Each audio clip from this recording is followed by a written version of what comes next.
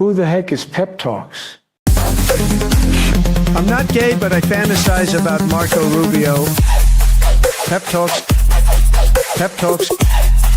Pep Talks. Let's eradicate the Kung Flu. I'm literally coming. Pep Talks. Pep Talks. Who the heck is Pep Talk? They want our women. They want our children. Pep Talk. Sometimes no means yes. Grab them by the Pep Talk. Grab them by the Marco Rubio. Obama is a racist. Pep Talk. I'm literally coming. I'm Pep literally coming. Pep Talks. We found weapons of mass Pep Talk. destruction. My fellow Americans, it has been confirmed today from Pep Talks that we are indeed all high on politics. Indeed. Welcome to the new week of PEPAGANDA on this space. I just realized my hair is all messed up. How's it going, everybody? Welcome. Hope you guys are all having a good time in life, because over here in Chicago, it is a little bit hairy. So if you guys have not been privy to some information in my personal life, I would like to just kind of go through that real quick. So I've been kind of having a wild month.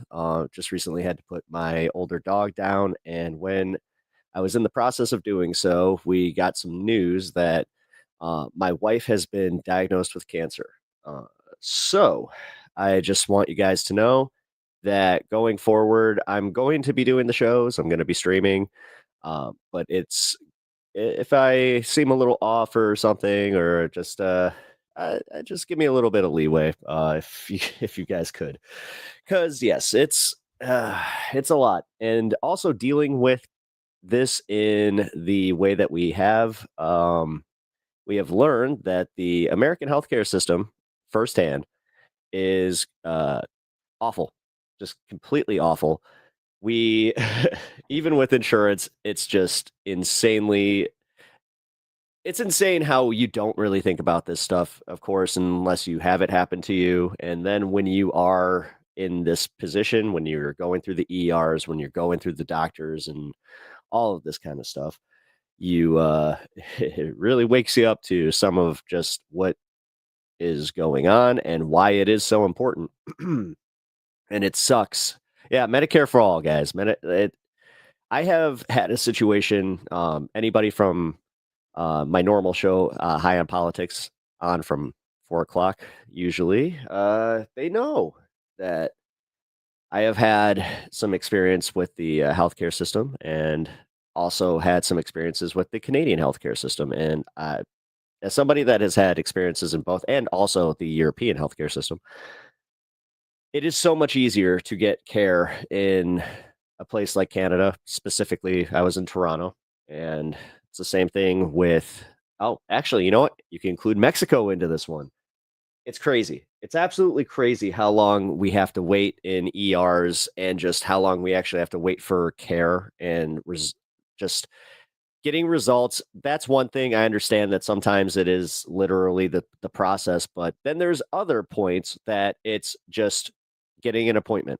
One of the most disheartening things that's happened so far is when she got her diagnosis, they told us to call a center, and then they kind of did this thing where they're like, oh, we can get you in a month.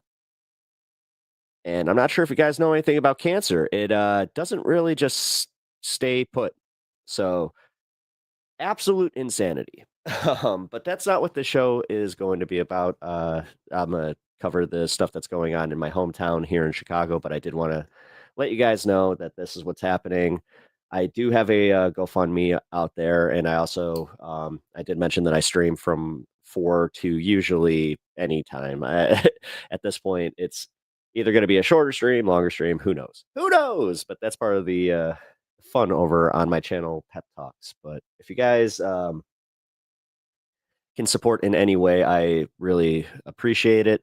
Also support this stream by hitting the like button. It helps out the stream, it helps out this space and everybody on it. So please do. You grew up in the Chicago suburbs. Oh, no kidding.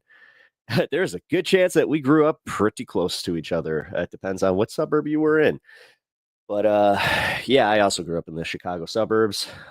Live in Chicago proper now, and yeah, things are happening, folks. This is why I brought up the situation that's going on with me personally, is because what is happening in my city is happening it's happening in my neighborhood. And it's weird. After I got like the news, it went from being the most important thing in my life to still being important, but definitely not the most important thing in my life. Also gave me a little bit of perspective where it's just like, okay, they're playing the fear game here. This is all to get us riled up and to do something stupid. And this is where I've been talking to a few protest marshals. I've been speaking with a few people that they're already planning to go to Broadview on Friday, and just saying that they need to keep their head about them. And it seems like that is the wider message here. They don't want any antagonistic actions being taken against these people because they understand exactly what's going to happen and how it's going to be used against them. But before I cover any of that, we're going to commemorate the anniversary of October 7th. And commemorate's probably a bad word for it, but we're going to remember October 7th. And they have some pro-Palestinian protests happening right now. And Democracy Now! Covered it this morning. So I wanted to cover that real quick. And then we will get to the rest of the news here about what's happening with the ICE raids here in Chicago. But first, let's do this. Israelis are marking the second anniversary of Hamas's attack, which left 1,200 people dead, including more than 700 Israeli civilians and 79 foreign nationals. Memorial events are underway in kibbutzim in southern Israel, where people were killed or kidnapped. Meanwhile, large rallies are being held in Tel Aviv and Jerusalem, calling for the release of the remaining hostages held in Gaza and a ceasefire. Over the past 2 years, Israel's indiscriminate war in Gaza has killed more than 67,000 Palestinians, including at least 20,000 children, though the figures are believed to be a vast undercount, with thousands of bodies trapped under the rubble. In Egypt, indirect talks between Israel and Hamas are underway for a second day on a U.S.-drafted 20-point Gaza ceasefire plan. This comes as Israel continues to attack Gaza. It is weird that this is the one that actually seems like it has the best chance of happening. With at least 8 Palestinians killed since dawn today. They're among more than 100 people killed since President Trump last Friday called on Israel to halt the bombing campaign. Meanwhile, a new study by the Cost of War Project finds the Biden and Trump... Anybody else see it? How he's just like, yeah, you know what? They want peace, but technically, if they don't, if Hamas doesn't do it, then we'll just give carte blanche to Israel to keep doing what they're doing. Trump administration's provided at least $21.7 billion. I don't know, it comes off as a direct threat, in my opinion. $1 billion in military assistance to Israel over the past 2 years. Swedish activist Greta Thunberg was among at least 170 activists deported from... I have been saying her name completely wrong. Israel Monday after Israeli military forces last week Thunberg? Is that Thunberg? Raided and captured dozens of boats in the global Samud flotilla, which attempted to break Israel's siege and starvation campaign in Gaza. On Monday, Thunberg spoke to a cheering crowd. Thunberg? She arrived at an airport in Athens, Greece, confirming she and other flotilla activists faced Amy saying it wrong? Abuse in Israeli custody. She also posted this message on her Instagram. Do not let me and other volunteers on the flotilla be a distraction.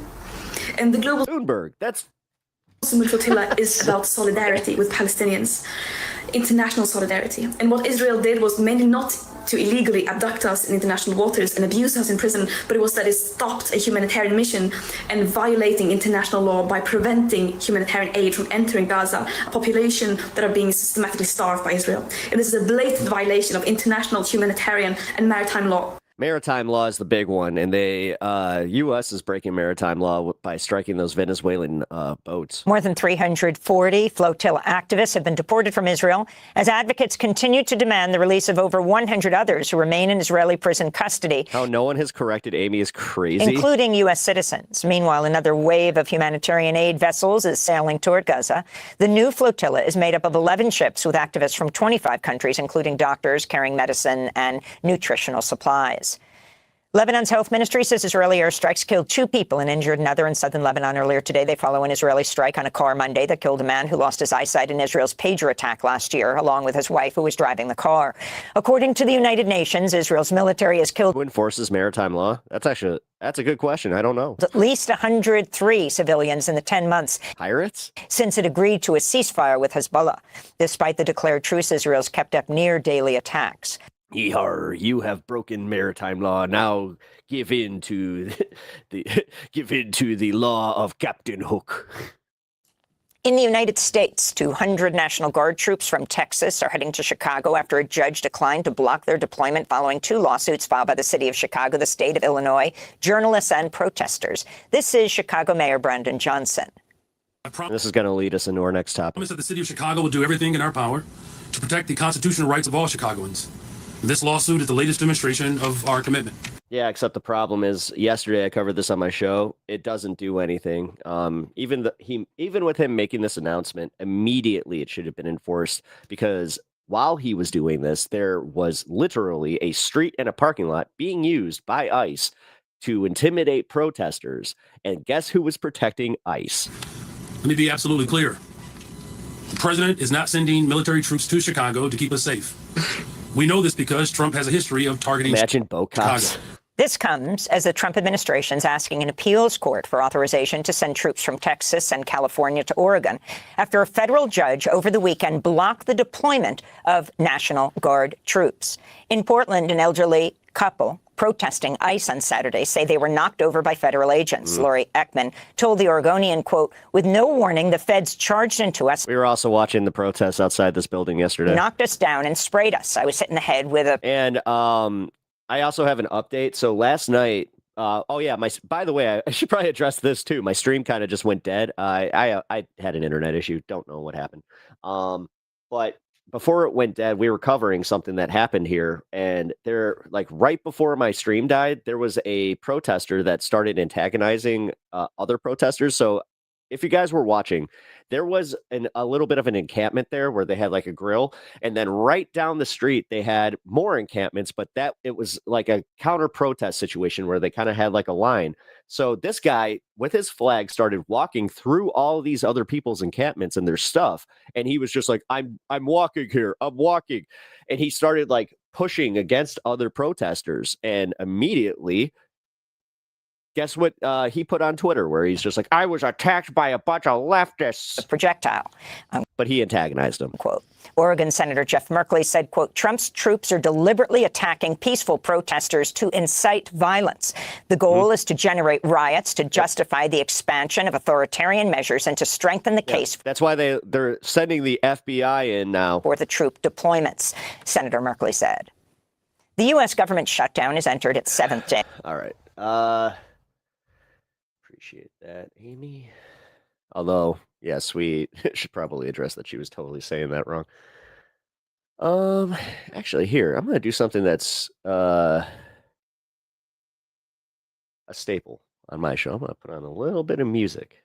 I kind of do that sometimes. So, while I get the next segment going on. So, I'm going to delete that.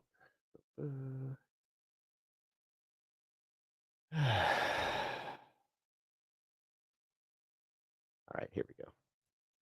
So Trump keeps coming out and saying that he's going to be sending the National Guard to Broadview specifically, and it doesn't seem that is the case, at least not right now. So let's take a look at what is happening over in Broadview today. We sent Lauren Victory to the ICE facility in Broadview to check for any National Guard troop action there. It's been raining all morning. Quiet, too. We didn't see anyone that looked like a Texas guardsman or woman show up. Only 2 protesters came to the ICE Broadview facility. That's in stark contrast to other days here in Broadview. It's raining. Cameras have previously captured several clashes between demonstrators and federal agents. Could today's sparse attendance be because of weather or because of a new protest curfew here? Mayor Katrina. Jesus Christ. CBS, they pivoted like that. Barry Weiss got appointed as the CEO, and literally overnight, their coverage became Fox News Light. Dennis Thompson signed an executive order last night. Oh, goodbye, CBS News Chicago. That limits demonstrations to Holy the hours crap. of 9 a.m. And you know what's crazy? One of their reporters got shot at by and targeted, by the way, not just accidentally. They were targeted by ICE last week. to 6 p.m. She says she's trying to balance her residents' rights to safety with protesters' rights to free speech, noting that many making noise out here aren't from Broadview. It's not in their community. When they leave Broadview, guess where they get to go back? To a safe, calm environment. This fence is also a topic of controversy and on the docket today. Broadview attorneys argue the feds put it up without a permit, making it illegal. We'll keep you posted on. Yeah, because guess what? If the fire department needs to go anywhere, blocking a public street, real smart. On what a judge thinks about that. Speaking of court, the Illinois Attorney General's team and City of Chicago lawyers will be busy today trying to figure out how to convince a judge to halt any military from responding here. Their attempts at a restraining order yesterday were blocked. Their next hearing is on Thursday. That's the very latest out here. God, she's like the evil version of the pink Power Ranger from the Psycho Rangers. Here in rainy Broadview, I'm Lauren Victory, CBS News Chicago. Lauren Victory? Oh my God. So. Don't be surprised if you see more of her just based on her name and the fact that she's willing to just be like, oh, is the sparse attendance from the rain or is it from the new curfew that they've enacted? Yeah, protest curfew. Again, that's that makes a lot of sense. I just absolutely love what's going on. But you notice how they also didn't cover, like, if they just turned their camera around, they probably would have seen the demonstrations that are happening on the roads getting to there. But to be honest, I don't know if they're there today because, yes, it is raining. The weather has been pretty bad. Woke up this morning and I was just, you ever have that? Just as aside, you ever have that whole thing where you plan on waking up early, you hit, you have that natural waking up moment where you're just like, ooh, yeah, you know what? I actually got some rest. And then you hear the pitter patter of the rain and a little bit of distant thunder. And you're just like, I am going back to sleep. And you let it lull you back to sleep. Wait, protest curfew?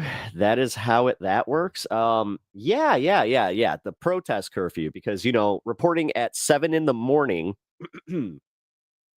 and saying, it's weird that they're not here protesting anymore. That's kind of wild.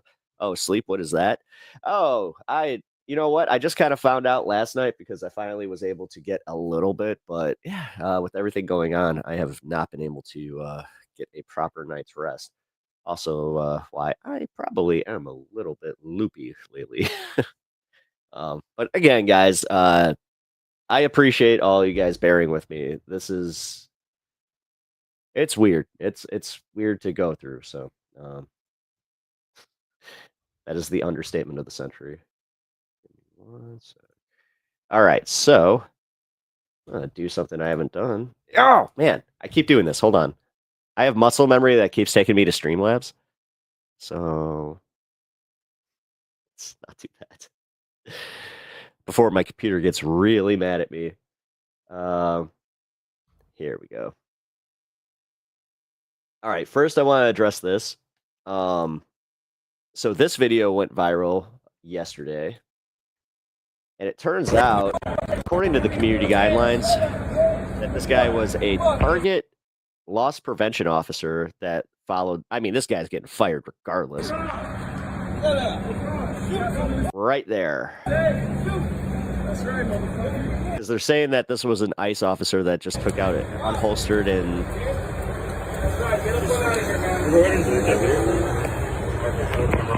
Can I help you with something, bro? Can I help you with something, bro? Whoa. And then he walked up on a guy that was, I'm not sure if I believe this community guideline. But the reason that I brought this up. Oh, wait, did they remove it? Oh, I was about to say. No,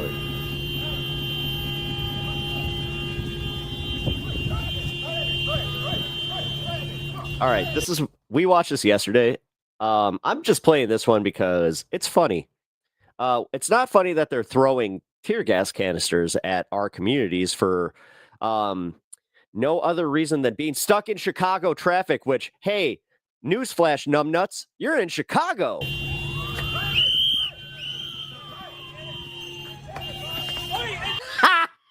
Right there. I love how it bounces and it rolls, and then it's just wafting right to his car. Now is he window goes up. Window goes up. Fuck you. Pussy. Meanwhile, you got this badass on a scooter. A scooter that's just taking it.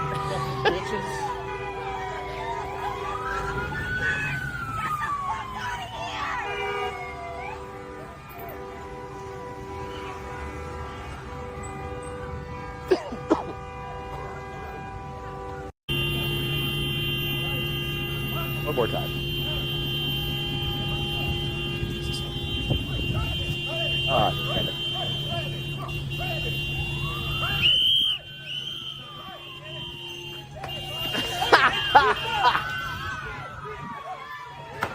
Fuck you, I love how stupid these guys are. That is the one thing. Like, at least these people have absolutely no adequacies, you know? Like they're inadequate at everything they do.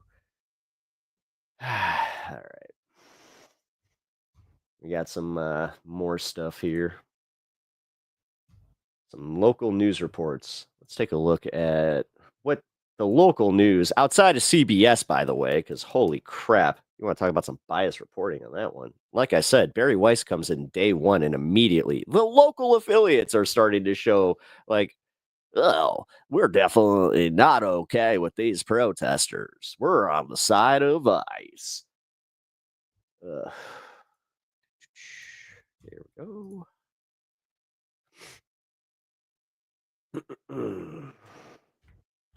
Come on. Images of immigration agents getting physical with people are becoming commonplace these days. And the fact, like, J.B. Pritzker, for some of his faults in this too, he's definitely got some. He at least did the smart thing where he let us all know to record, because in Chicago, technically, it's illegal to record somebody without their permission. But I have a feeling that they're going to be taking those, situationally. Maybe they'll even do the thing where they just codify it, where it's like it's illegal to actually record a Chicagoan. They make it like a local ordinance or something.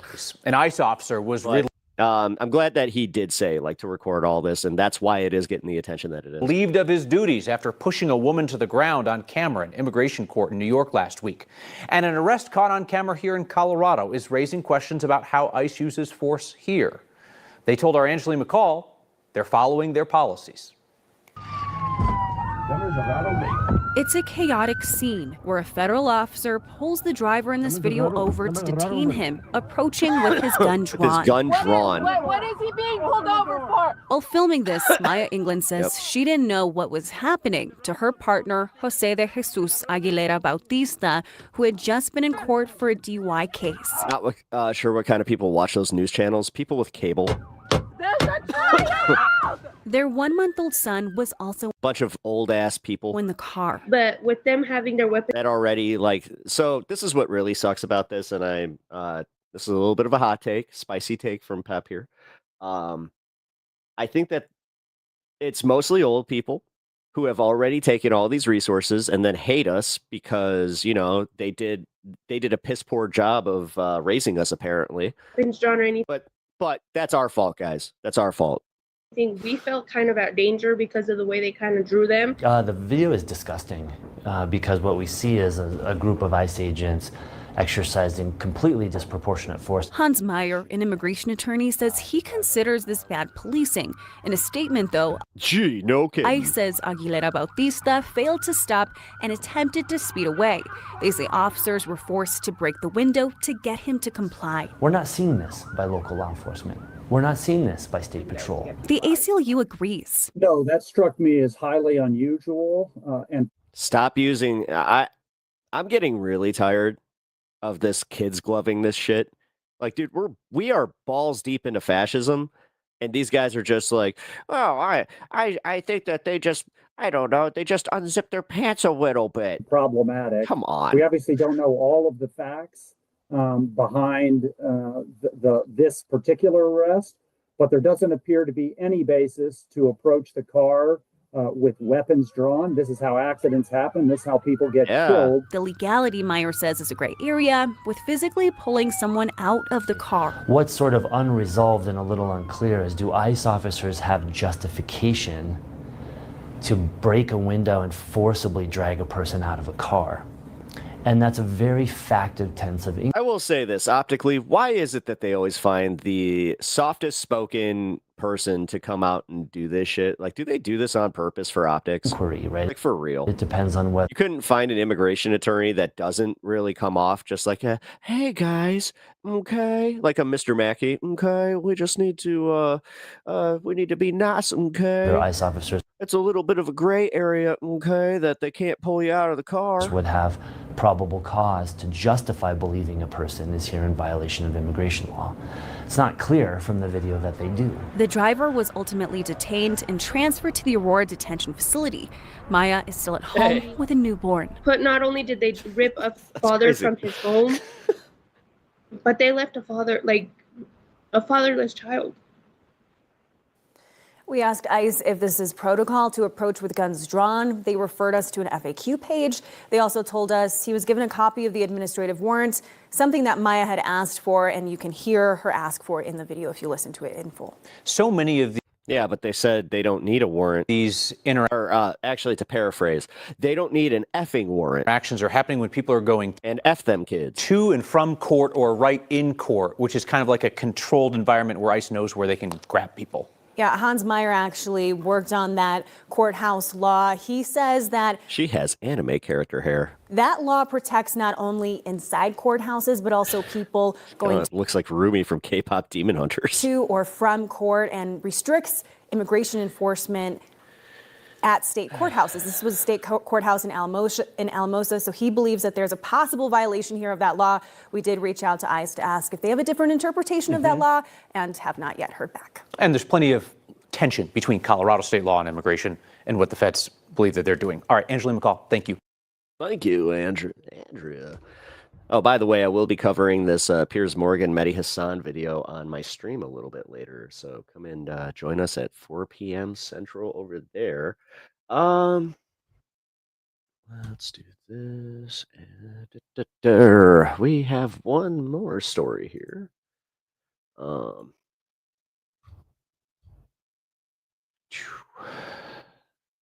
Now, I know how some of y'all feel about MSDNC and the mainstream media, but I'm going to be fair here.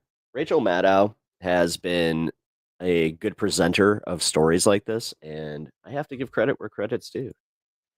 May not agree with her all the time, but good coverage is good coverage. So let's see what she has to say about everything going on in Chicago.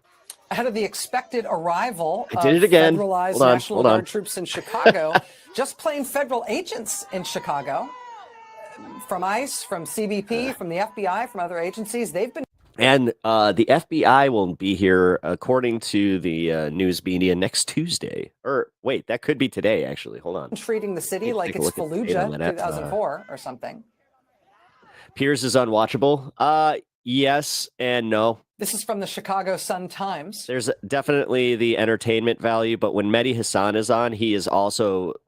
I love how he has learned how Piers is going to respond to things, and he shuts them down. He's gotten really good at it. Quote, armed federal agents in military fatigues busted down their doors overnight, pulling men, women, and children from their apartments in Chicago, some of them naked. Residents and witnesses said agents approached or entered nearly every apartment in this 5-story building. U.S. citizens were among those detained for hours. The next day, toys, shoes, and food were still in piles in the building's hallways. Property managers were seen throwing mattresses and broken doors into dumpsters. Neighbors said federal agents used flashbang grenades to burst through the building, and several drones and helicopters were deployed. One woman who lives across the street said it looked like hundreds of agents were outside her door. door. She said she saw agents dragging residents, including kids, out of the building without any clothes on. Yeah, they zip tied a fucking 2-year-old. And into U-Haul vans. Kids were separated from their mothers. This is from the Associated Press. Agents used unmarked trucks and a helicopter to surround this 5-story apartment building in Chicago. News Nation, which was invited to observe the operation, reported that agents, quote, repelled from Black Hawk helicopters. Agents then went door to door, woke up residents, and used zip ties to restrain them.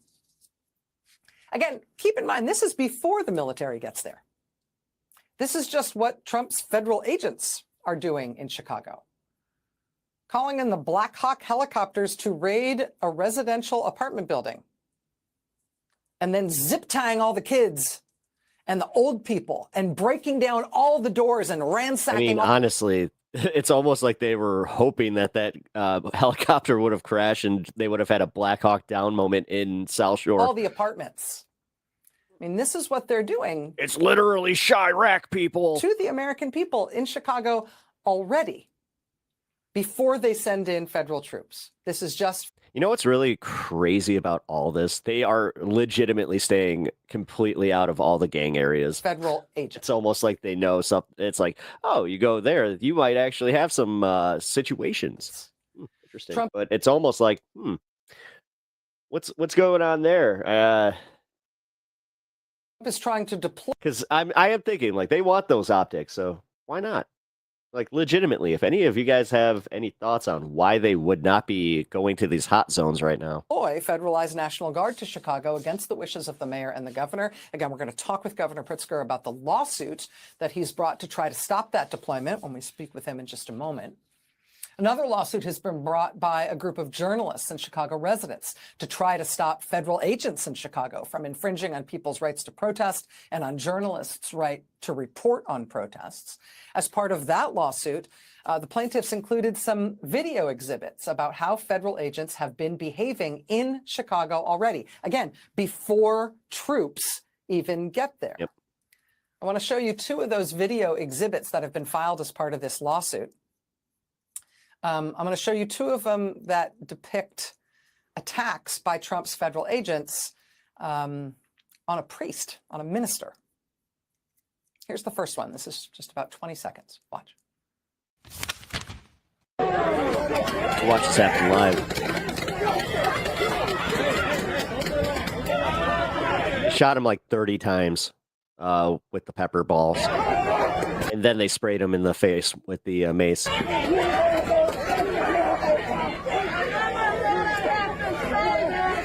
Again, a priest.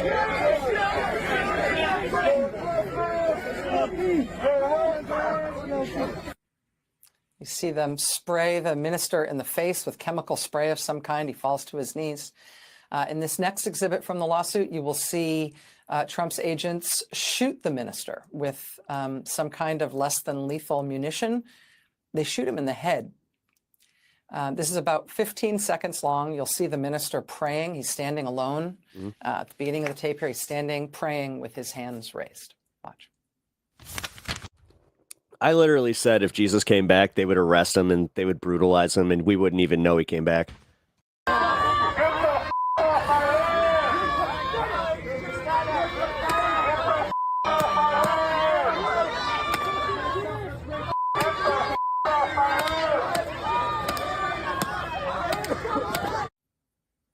He's a priest. He's a Presbyterian minister. Yeah. I mean, if the priests aren't safe here, like, what are we doing? Like, I thought that this was like, I thought people were Christians. I thought that like they actually gave a shit about this kind of stuff. But then they're gonna say he was a radical priest. Like, the fact that people are so willing to just embrace the idea of every single person coming out and protesting being some sort of radical, that tells you everything that you need to know about the people that we live with. They're just waiting, guys. Trust me. They've been the worst people you know are the happiest right now, and that sucks. Jesus would get deported in Trump's America? Absolutely. As I said, violently. He would get disappeared, and we wouldn't know about it. You know, the writings of Jesus would never make it today, and that's crazy to think about. Like, you ever again, if you guys are religious, good on you. But I'm gonna just put this out there. You ever thought about that too? Like, no social media, none of that, and just, but all of them conveniently tell not the same story. One of my favorite arguments I made in doctrine class was noticing that the Book of Mark just kind of obfuscated the entire virgin birth. It was like, wait a minute, that's pretty important, right? They're like, semantics. All right. Now here's another look at what's going on locally.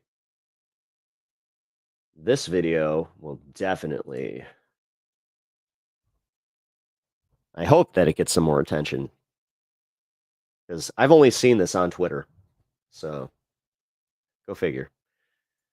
But here we go. Let me get some audio on it.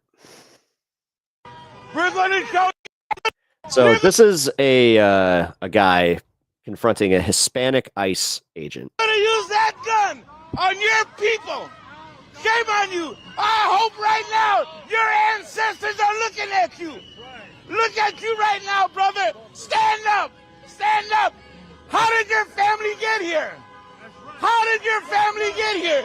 You of all people. You don't walk away, brother. I'm good. Stay there. We can talk. We can talk. My tax money put you in school. You came here without no papers. Now you're an American. Thank you. Out of way to pay us back. We love you, brother. Don't forget that. Everybody take a picture of you. You know why? The internet is so good. No, I'm on public property. You're going to be a movie star. You're going to be a movie star. We're going to show You're going to be a movie star. Wait a minute. Come over here, Mr. American. Sorry. I mean, if somebody said that to me, I'd be like, is that it? Wait, I am? You're going to use that gun on your people. Shame on you. I hope right now Generational your shame. ancestors are I looking hope he at takes you. it to heart. He has to. He had to go home knowing. Look at you right now, brother. I mean, being this self-hating, knowing that the other agents around you also hate you because they're actually racist. Stand up. Come on, man. Stand up. Again, they're just using these guys as tokens. How did your Notice how he's not wearing a mask. family get here? How did your family get here? You of all people. You don't walk away, brother. I'm good. Stay there. We can talk. We can talk. My tax money put you in school. You came here without no papers. Now you're an American. Thank you. Out of way to pay us back. We love you, brother. Don't forget that. Everybody take a picture of you. You know why? The internet is so good. No, I'm on public property. You're going to be a movie star. Sorry, I wanted to watch that one more time. So these are the signs that are going up around. I did it again. Give me 1 second.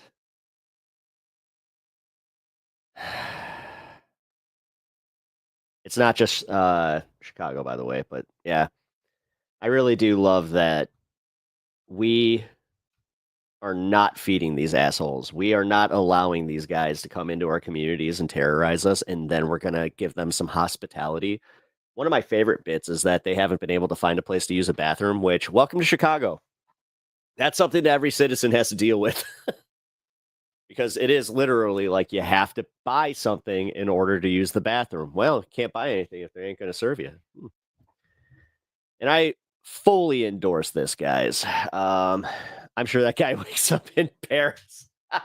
I wake up in, what was it? I'm from Brazil. I wake up in Paris. There was a protester last night in Portland. He was exuding confidence, that's for sure. All right, now we got one more thing to cover, and unfortunately there are no live feeds right now. Like I said, it is raining, so the live feeds over in Broadview are limited at the moment. Hopefully I'll have, excuse me, oh man, Hopefully I'll have some coming up on my show later. But all right. So they had a pretty heated debate on our local Fox affiliate about this, where surprisingly had somebody there to make the case that ICE just might be breaking the law and they might be overexerting their authority. But leave it to it also being a Fox News affiliate to have somebody that is very happy about this. Also, I just want to address that, like, social media, it's wild. It is completely wild what is happening as far as like these boomers going out. Now, I don't know how much of it is bot activity, because it really seems that it's just, with how consistent it is, it doesn't seem like it's real. It doesn't seem like there's a ton of real people that are just like, yeah, cruelty, woo! And if it is, it's like the most broken people. And we're sitting here just like amplifying that shit and then watching the algorithm amplify that shit. And then you have, again, people like me that go, I wonder if this is actually what's happening. Well, and then you have the other people that are like, that's what's happening. Whoa. Yeah, it's tons of fun, but let's take a look at this debate and get mad together, shall we? Who's ready to get mad? You ready to get mad? Let's get mad. People for no reason. You know, if you want to be effective in any law enforcement, you don't create hostility and provocation with the communities that you are working in. The provocation is coming from the Democrat Party. You politicize everything with you is politics. I'm sorry. Everything with you is coming Democrat, from our Republican. governor. All you want to talk about is politics. So, and the thing is, it's literally just playing into the whole Democrat evil. We need to get rid of Democrat. We need to get rid of Democrat and left. Talk about what is. I mean, they're literally going out there saying the pesky net that is the Democratic Party happening. And what is, look, no city police department would put on a mask. No FBI agents would put on masks and start. What is this in 21st century America? I'm from the South. You know who wears masks? The Ku Klux Klan. Oh, come on with this. That's nonsense. Who wears. It's not nonsense. You know what's going on. It's they are not doxing federal officers, and you know exactly what's going on. They shouldn't be wearing masks. They shouldn't be wearing. That's part of the fucking job, is to identify yourself as an officer. Their job lawfully. They shouldn't be wearing. They're being doxed. Enough with that. Can I bring you in here? Enough with that. Meanwhile, you're out there doxing fucking protesters. You're sitting there canceling content creators and any journalist. You're shooting journalists. You're shooting priests. You're shooting protesters. Shut up. What I want to bring up is that if this order to not again, what I said about the worst people. Respond. Like, look at how confident these assholes go out there and say this shit. By the way. Ostensibly because of the sanctuary city protection. So if they do respond, perhaps they run afoul of city code, and that's, I think, one of the things that Snelling was addressing. So that's we have to count this as hypothetical until we have more information. Right. However, that exactly is the inflection point, is whether or not that sort of directive might have been construed as a violation of sanctuary city policy. But there's a backdrop. 10,000% is to that. We're less likely to be in that situation if federal authorities and local authorities actually were in full communication and coordination with each other with respect to the field activities that the federal authorities were undertaking. And that seems to be something of a surprise in almost all situations right now. How can that happen when they're determined to undermine federal law enforcement and resist? And I can tell you what typically. Again, because federal law enforcement doesn't have broad jurisdiction over a populace like that, dude. This is why warrants are required in these investigations. Like, this is just giving people carte blanche to arrest whoever the fuck they want.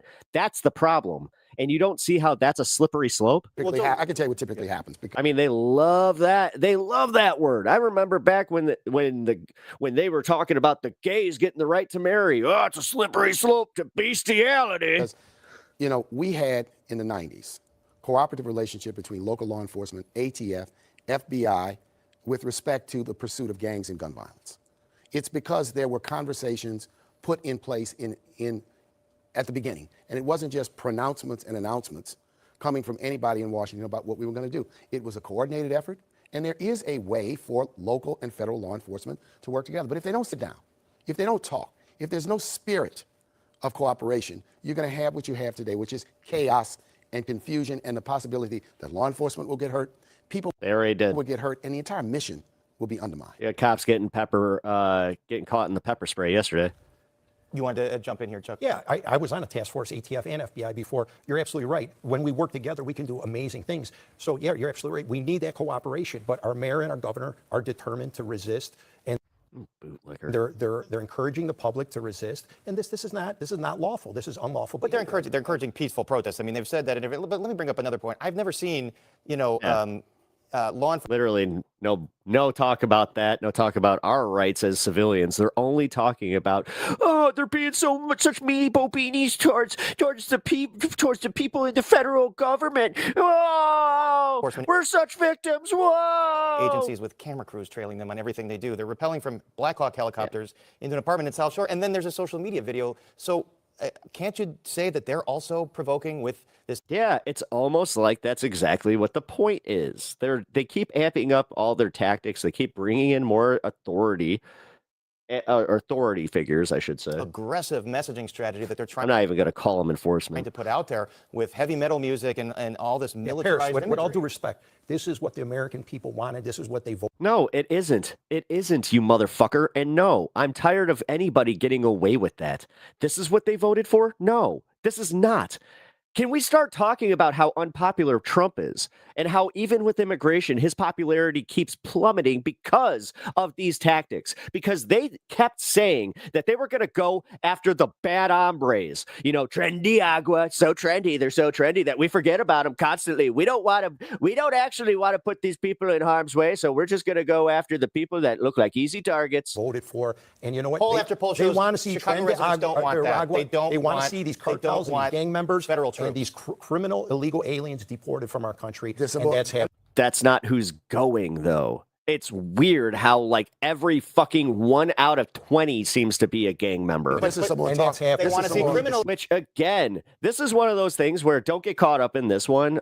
If they try to play that game where it's like, so you don't think that they should be doing this? It's like, no, but if they actually targeted gang members who were here causing chaos, you know what? Maybe this would be an entirely different discussion. Maybe the optics would be entirely different. But you know what? No, they went to Home Depot parking lots. They went and they did everything to show us that they are just going after anybody who is brown. They want to see criminal. I mean, hell, they keep using immigration. How come I don't see you in the Ukrainian village? How come I don't see you in Chinatown? I'm not saying that you should, but what the fuck, guys? It's almost like you're doing this based on color of skin. Undocumented, but that is not. And then they did the thing where they're like, but but apartment complex was actually black people happening. No, that is what's happening. Like that's their whole thing where it's like, but hold on. According to their own data. Oh, and then you find out that the guy who called ICE on them was the landlord.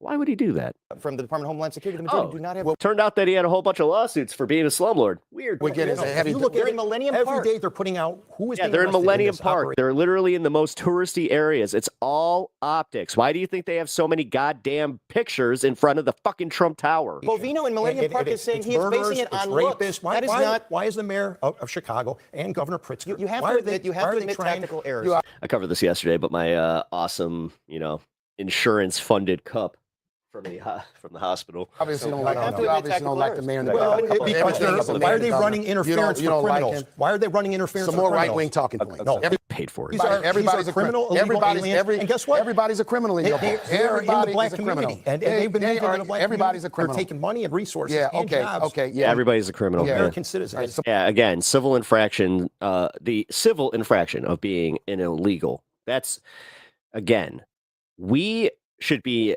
prosecuting every single petty traffic offense now against every single whitey. I mean, with the same enforcement tactics. What are we doing here? If civil infractions, they really matter that much, what are we doing here? Some more talking. Joe, let's get you here. So back to the law. Again, why am I not seeing a bunch of 50-year-old, white women getting pulled out of their cars? Is we are arguing politics and policy.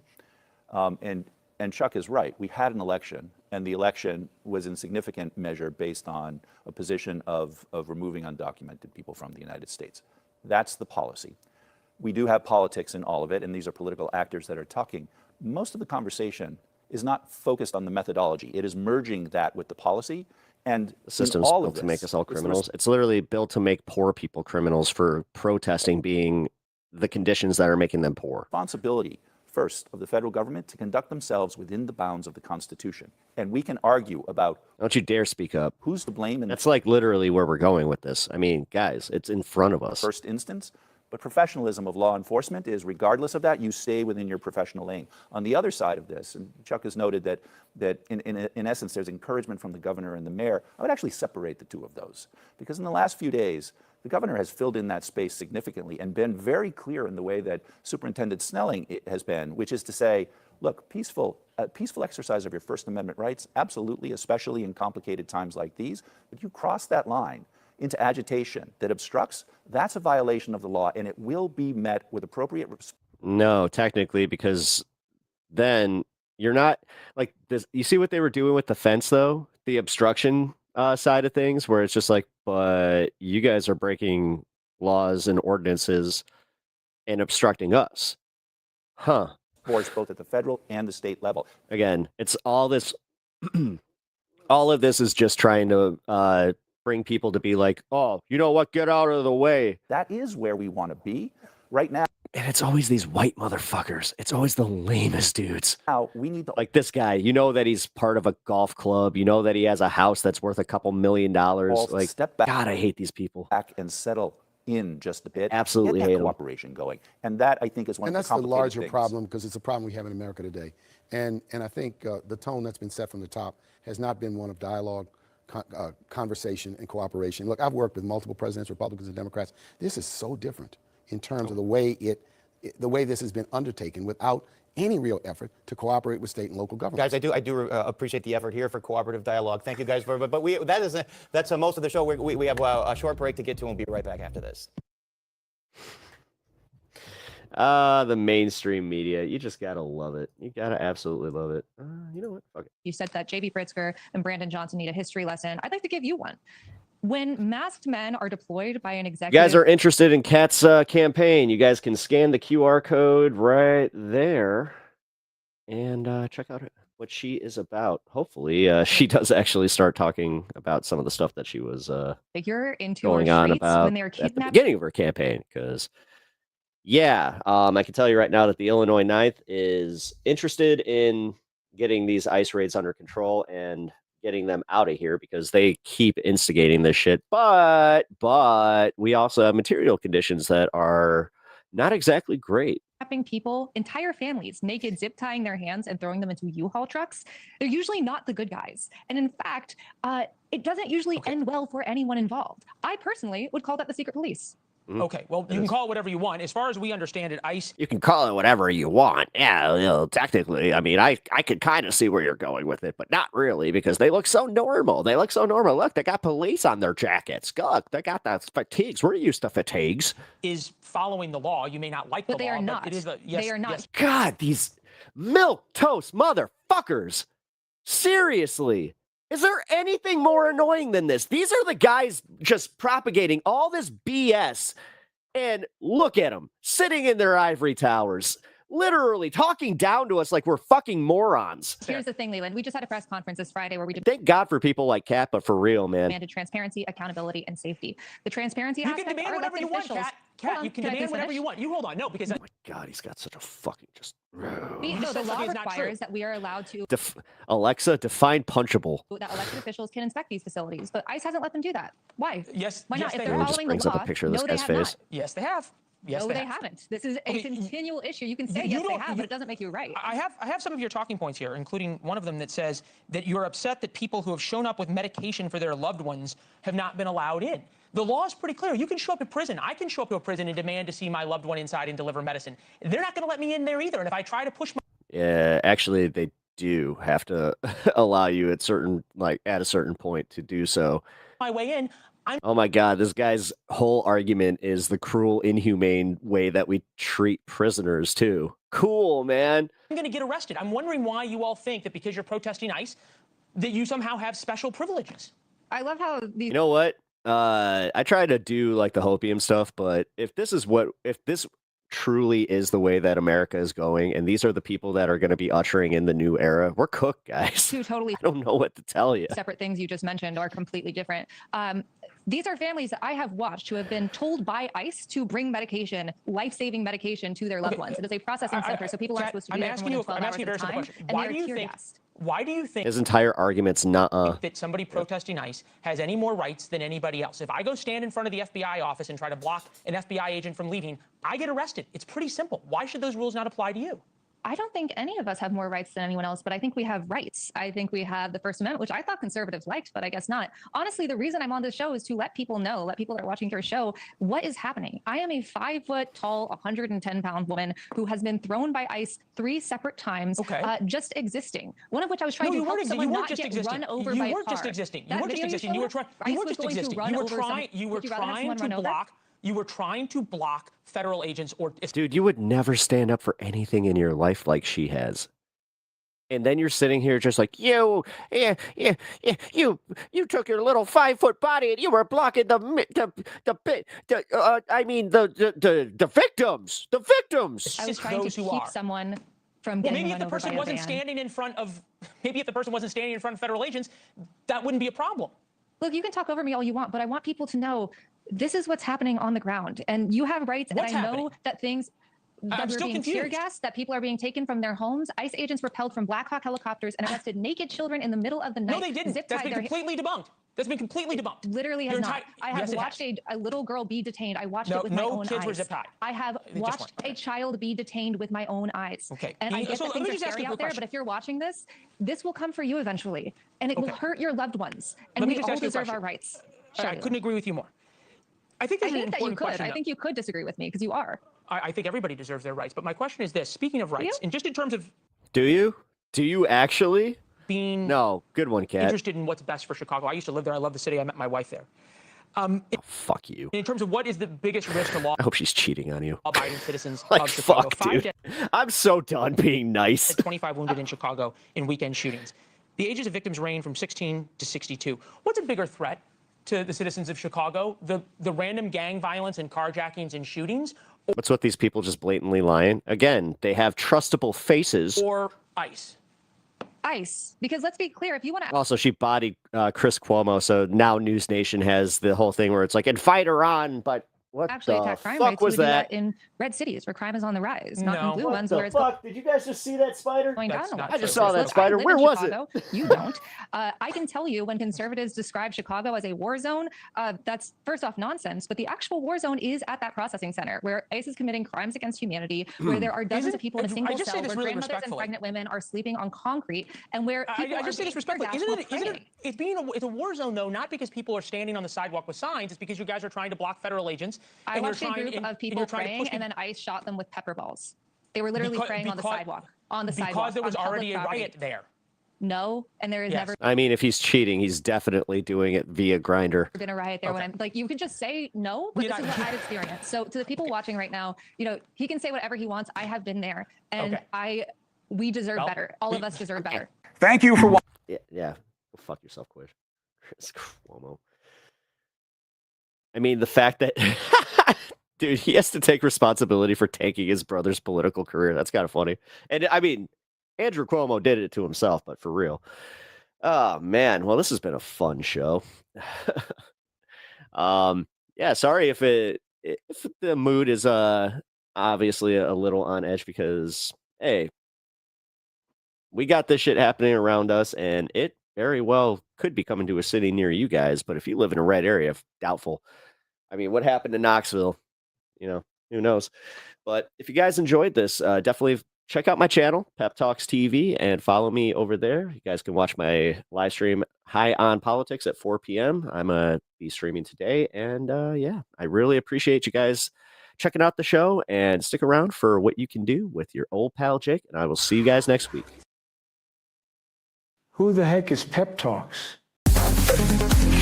I'm not gay, but I fantasize about Marco Rubio. Pep Talks. Pep Talks. Pep Talks. Let's eradicate the Kung Flu. I'm literally coming. Pep Talks. Pep Talks. Who the heck is Pep Talk? They want our women. They want our children. Sometimes no means yes. Grab them by the pep talk. Grab them by the Marco Rubio. Obama is a racist. I'm literally coming. I'm literally coming.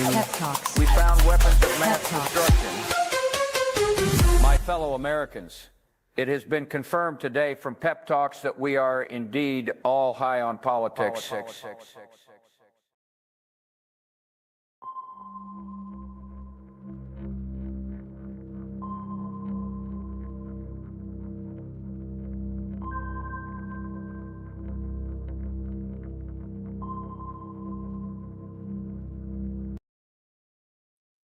Welcome to WYCD Wicked. That stands for What You Can Do. My name's Jake. And thank you so much to Pep Talks for a wonderful show.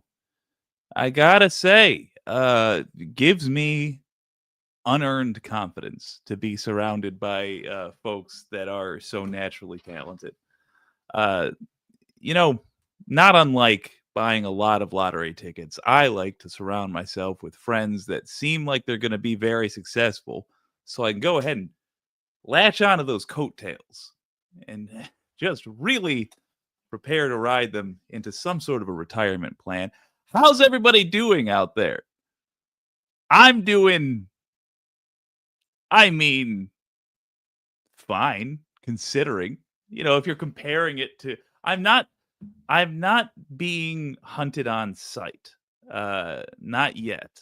They haven't found a way to identify the leftist by sight. And I do look like the sort of person who's got a couple of very racially charged jokes that they love to roll out when they think the butt of the joke isn't listening. But I'm not that person. My name's Jake, and here we talk about what you can do about the absolute disaster that is Planet Earth 2025.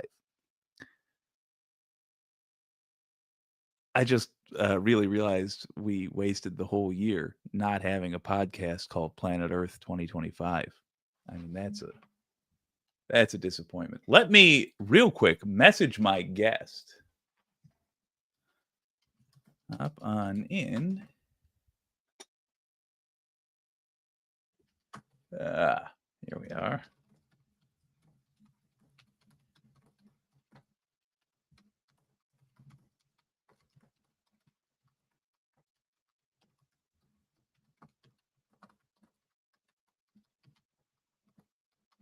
Cool. So we have a remarkably easy thing we can do. I mean, there's the downside is there's a lot of things we must do in order to literally save the lives of your fellow Americans, your fellow denizens of Earth. But the good news is when you have that many things to do, you can often fill your time with easy tasks. Because there's going to be so many tasks, a certain percentage of them will be easy. And this is one of them. In this modern era, and it feels like since 2015, so for the last decade, there has been so much news coming at you so fast, it's basically impossible to keep track of all of it. However, capitalism has responded. There is a rise in news aggregates, similar to how Yahoo or Google will arrange a bunch of relevant news stories for you. There are entertainers on the internet who will go over the news. One of those people is, they go by the name of Galactic Streamlord. And they were sort of like a nighttime counterpart to this space, all on their own. They had a, I think, Space Ghost Coast to Coast inspired show. They are technically, I suppose, a VTuber. And all they did was condense a year's worth of news into a day, because we have a year's worth of news happening every day now. So they managed to compress major news stories from all around the world over the course of an evening stream. And then they upload clips and such, standard YouTube channel. Nothing controversial, right? Well, they, not unlike Sandy, not unlike the Lucky Minute, not unlike me, not unlike a bunch of other creators, got kicked off of YouTube. I've invited Galactic Streamlord, aka Galactic News Network, to come on this show and tell us about why they think they have been bamboozled. And they may make it. But whether they do or not, schedules being what they are, whether they do or not, I want to talk with you guys about it. Because I see something else happening here that if we catch it while it's happening, we can maybe stop ourselves from getting hurt. And that is paranoia. A ton of people have jumped to the conclusion that this is part of a targeted plot to get the leftists. Now, admittedly, I am of the opinion that we, on the actual genuine left, were so ineffective over the last 10 years that our political enemies would be fools to do anything to interfere with how we conduct our business. Because we could not have lost more. We could not have lost to a bigger, dumber dope. I'm not happy about that. But that is, I think, a fair assessment.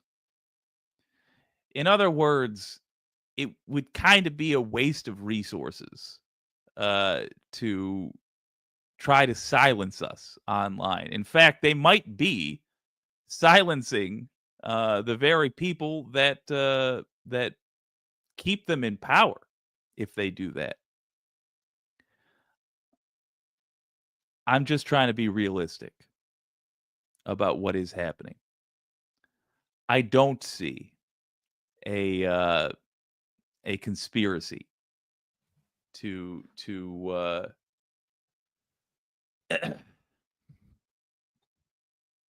I don't see a conspiracy to go after the left specifically. Hey, DJX, good to see you. However, what I do see is the left suffering from changes that have occurred since the Trump administration got into power. Heads up, guest, you've got to connect a microphone / camera feed of some sort. For the camera, you can just disable it so it's your avatar only, your thumbnail only. But it does need a microphone. Otherwise, I can't put you on stage. So why do I caution us against assuming there is a specific plot to target us? Because we will discredit ourselves by putting a narrative to this that is not there. And we will also fail to fight it properly. My assumption, and I look forward to hopefully asking our guest about this, my assumption is that with the Trump administration using, abusing their power to silence all critics, that what these major companies have done is simply turn up their sensitivity of their whatever algorithm they use to sort through the content that gets uploaded.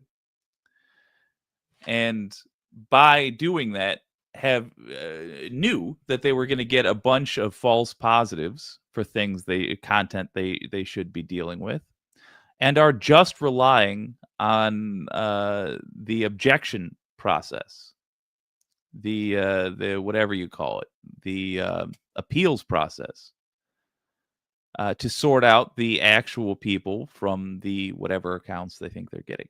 But I think they're just covering their butts. And I think they're being cowardly and choosing to let their customers, in this case, the streamers, I guess you could say, to some degree, their employees, suffer.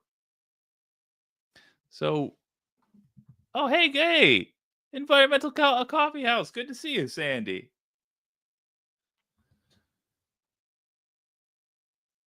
Oh. And Galactic Streamlord, if you can, just hook up your microphone to StreamYard. That's all you got to do.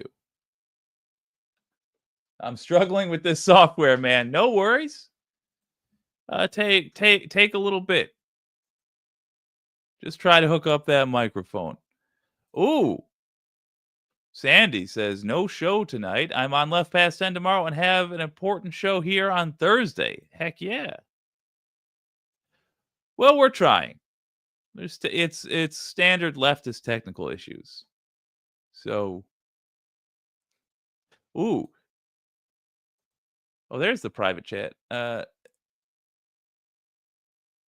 Yeah.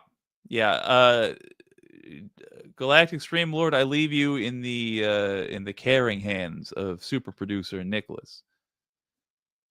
Interesting, Sandy. I'm trying to help Galactic Stream Lord. He is going through the BS of AI moderation. Yeah, well, I'm not sure. Well, no, you're right, it is. Oh, I need to send him the list of attorneys that may help him. Well, attorneys cost money, is the problem. And I suspect this will be solved without money. It's okay. I'm typing too fast, she says. That's all good. Yeah, us leftists have to be our own technicians when it comes to producing a show. Yeah. They're all pro bono, though, doesn't mean they do free work. It means they're paid from the settlement, you know?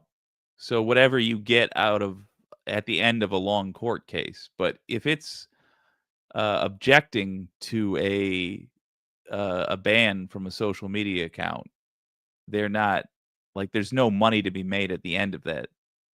But what do I know? Social justice type stuff, well, there you go. They might be the sort of folks that just work for free. Hell, that'd be awesome. Regardless. Ooh, well, look at that. Now, here's what I would love to interview those attorneys, because I would want to know, do we have a class action lawsuit on our hands? I doubt very much I could be part of it, but you could, certainly. Galactic Streamlord could. Absolutely. Can you do this through? Oh.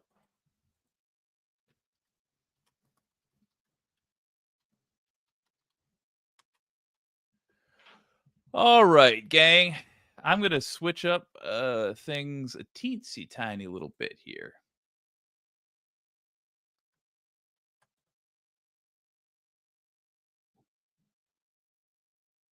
I'm going to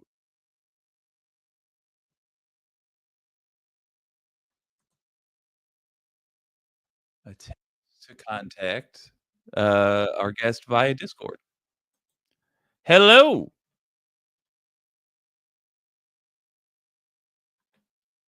Can you hear me? Sure. Yeah. All right.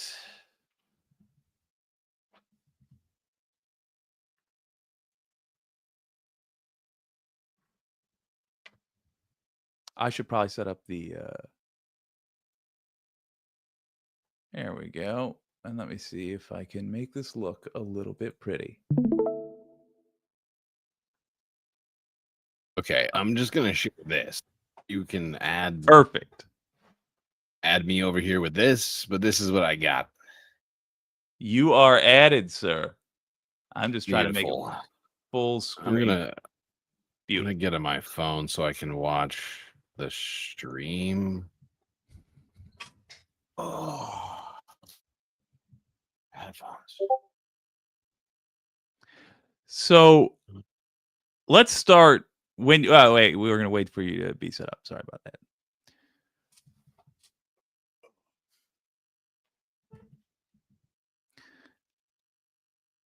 I like to think that when I get as fat as I've gotten,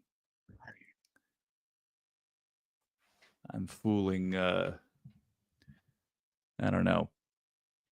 I can find an angle that hides the amount of food I've eaten without exercising. Not happening. Gang, I've recently invented a sauce that's delicious on vegetables, but Wait, unfortunately, are you not live right now? no, I am live. I just talk about sauces to the audience all the time. Unfortunately, I discovered it's also delicious on unhealthy things. So I've eaten a lot. I'm sorry, I missed everything you were saying. I don't know what sauces you were talking about, or yeah, I just talked about becoming a fat gentleman. How's how you doing? You set up? That sounds good. I'm doing all right. I've been better. Not gonna lie, Jake. How are you doing? Good, all things considered. I mean, you know, my country is becoming a totalitarian, fascist dystopia. But I'm a Tuesday, another Tuesday, of course. Yeah. I look. I have the good fortune of looking like one of the devils that's doing this, so I can sort of sneak about. Suppose that does come in handy to be able to walk about unimpeded. Yeah. Well, so wait, are we not live right now, or no? where We're are we live. We're doing a show currently.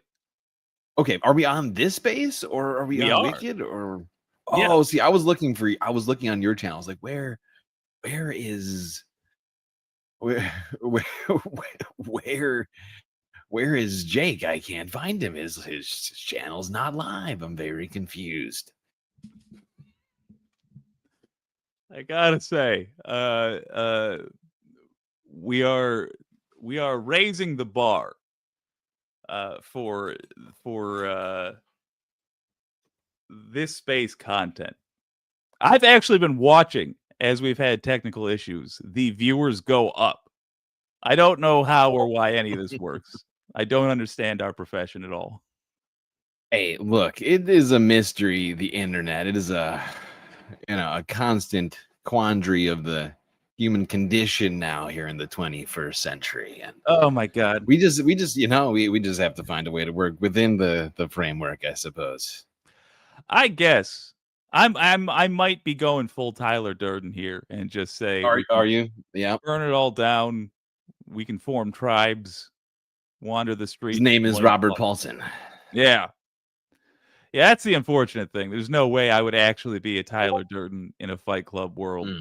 Way more of a Robert Paulson. I wouldn't even be that. I'd be the guy who gets blackmailed because he's the boss. I don't know. Right. Yes. He's a pathetic character boss. in the movie.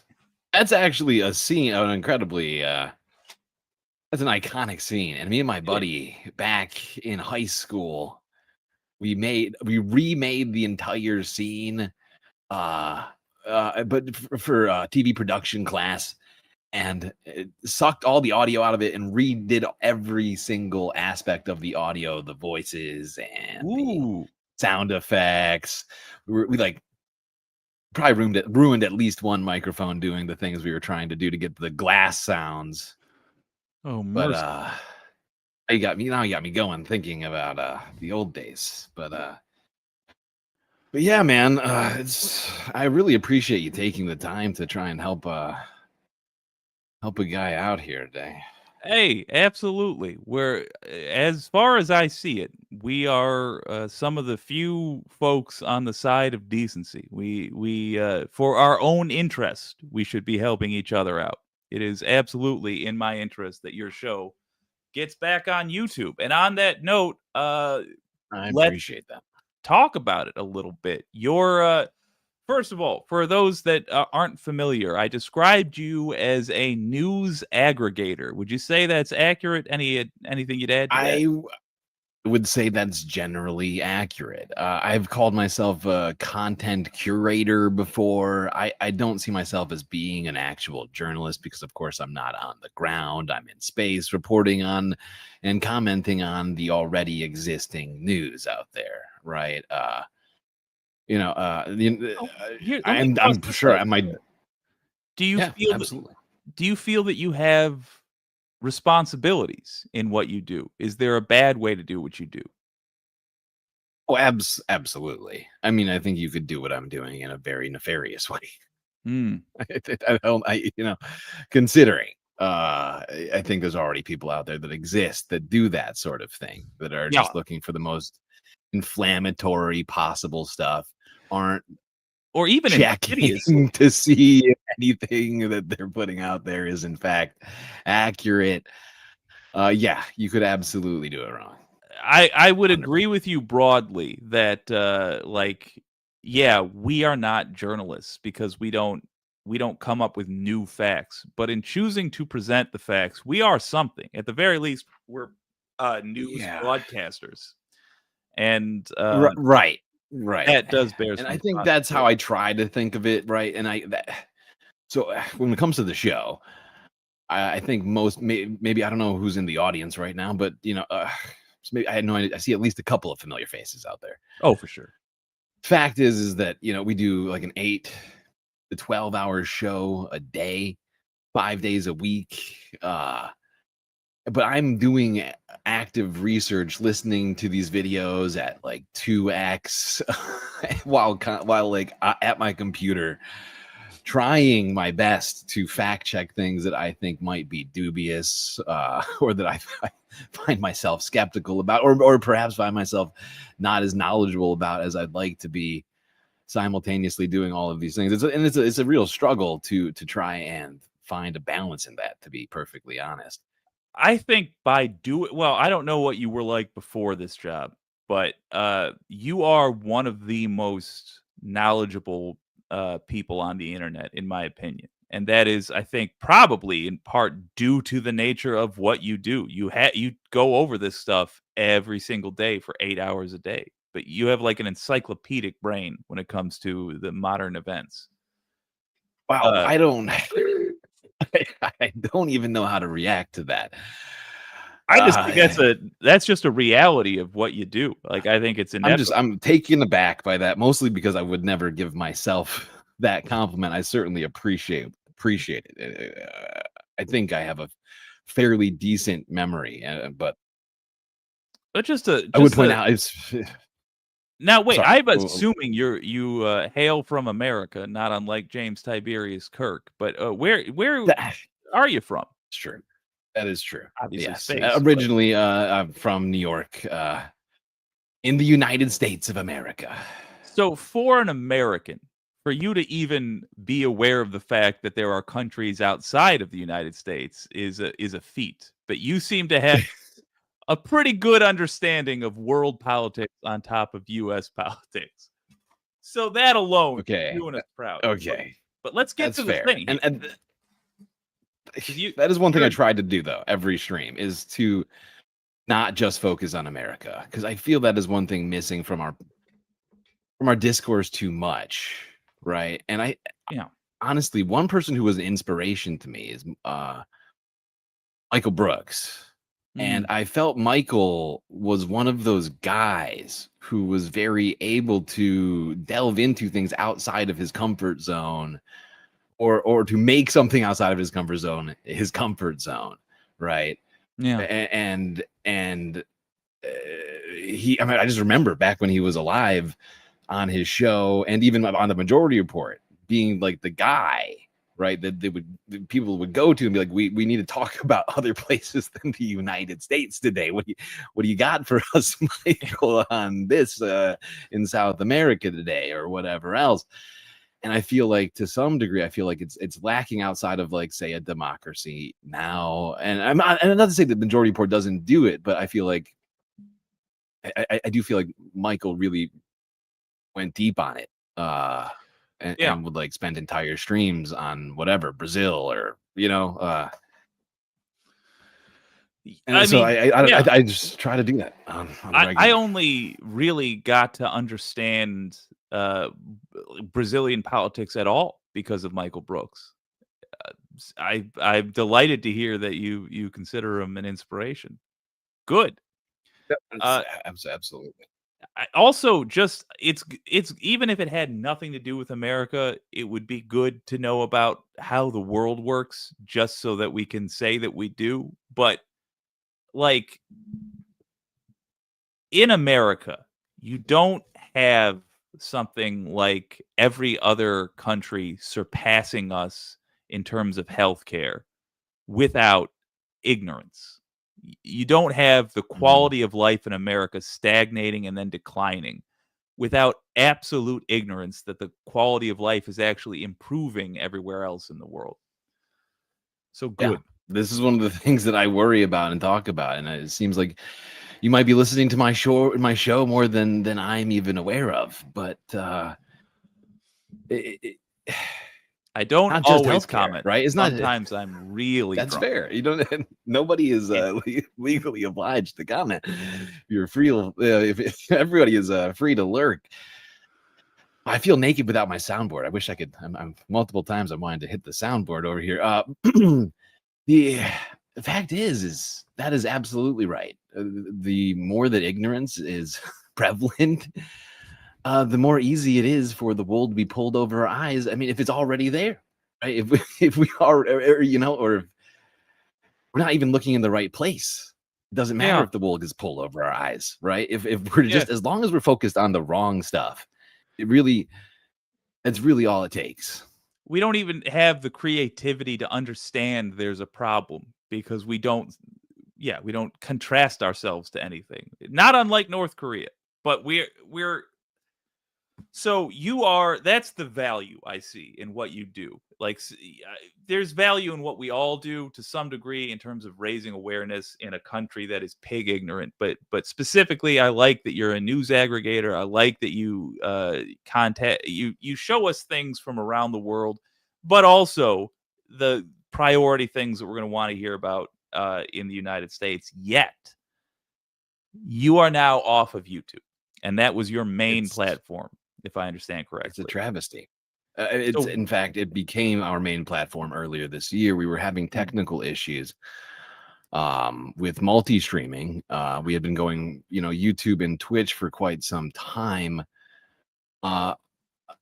since pretty early days, 2024, I want to say, around a couple months in, I think April or May, we started multi-streaming. But unfortunately, you might be familiar with a company by the name of Streamlabs. Yep. OBS. I had what is called a Streamlabs Ultra subscription, which allows you to multi-stream. When that stopped working, multi-streaming stopped working for us for whatever reason, and we started having massive problems. So we switched over to doing a single live stream on the YouTube. In June, I believe, of this year, perhaps May. It was either May or June. And so, yeah, we had completely stopped streaming on Twitch. And in fact, we really didn't have a lot of people on Twitch. We had been focused mostly on YouTube, even though we were multi-streaming the whole time. So to lose the YouTube right now is honestly one of the most devastating possible things that could be happening. So just to me personally, at least. So why is that? Why is it devastating? You had, I take it, your finances set up mostly through YouTube? Yes.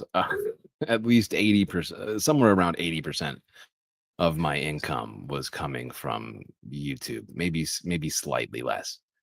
When you got kicked off, so when you got kicked off of YouTube, that was simultaneously reducing your income from streaming by 80%. So right. One would hope that you were kicked off for a really good reason. Can you tell us what was the reason they gave you? Yeah, that's the thing about hope. It doesn't always come to fruition. And in this particular case, I'm afraid we're following suit on that. It is it is incredibly vague what I have right now. What did my they say? understanding of what happened. And honestly, it's hard for me to even get the information out because of how upset it makes me to think about. But we were in the middle of a live stream on what was essentially Sunday morning. We'd been going for about 6 or 7 hours. Abruptly, I had just arrived at the topic of Israel. Now, I do not know if that's at all related to this. Maybe someone reported us. Who knows? But in the middle of me discussing the first video that we had on Israel for that day, the stream goes down, gray screen. Now, this has happened to us before, where a copyright strike, or a copyright claim happens in the middle of it, like a Jubilee video. And they're very adamant about that sort of thing. So I think to myself, oh, it must be that, right? And so I go to do something, and then I notice a strange message. This channel has been terminated for violations of terms of service. I think to myself, what have I possibly done to violate terms of service? So I go to my email, I try and I click this. It says you have been engaging in a spam and or scam like behavior, and so I am floored. I literally could not even think in that moment what I was being accused of. So I pulled. They had a little link in there for me to click. I click it.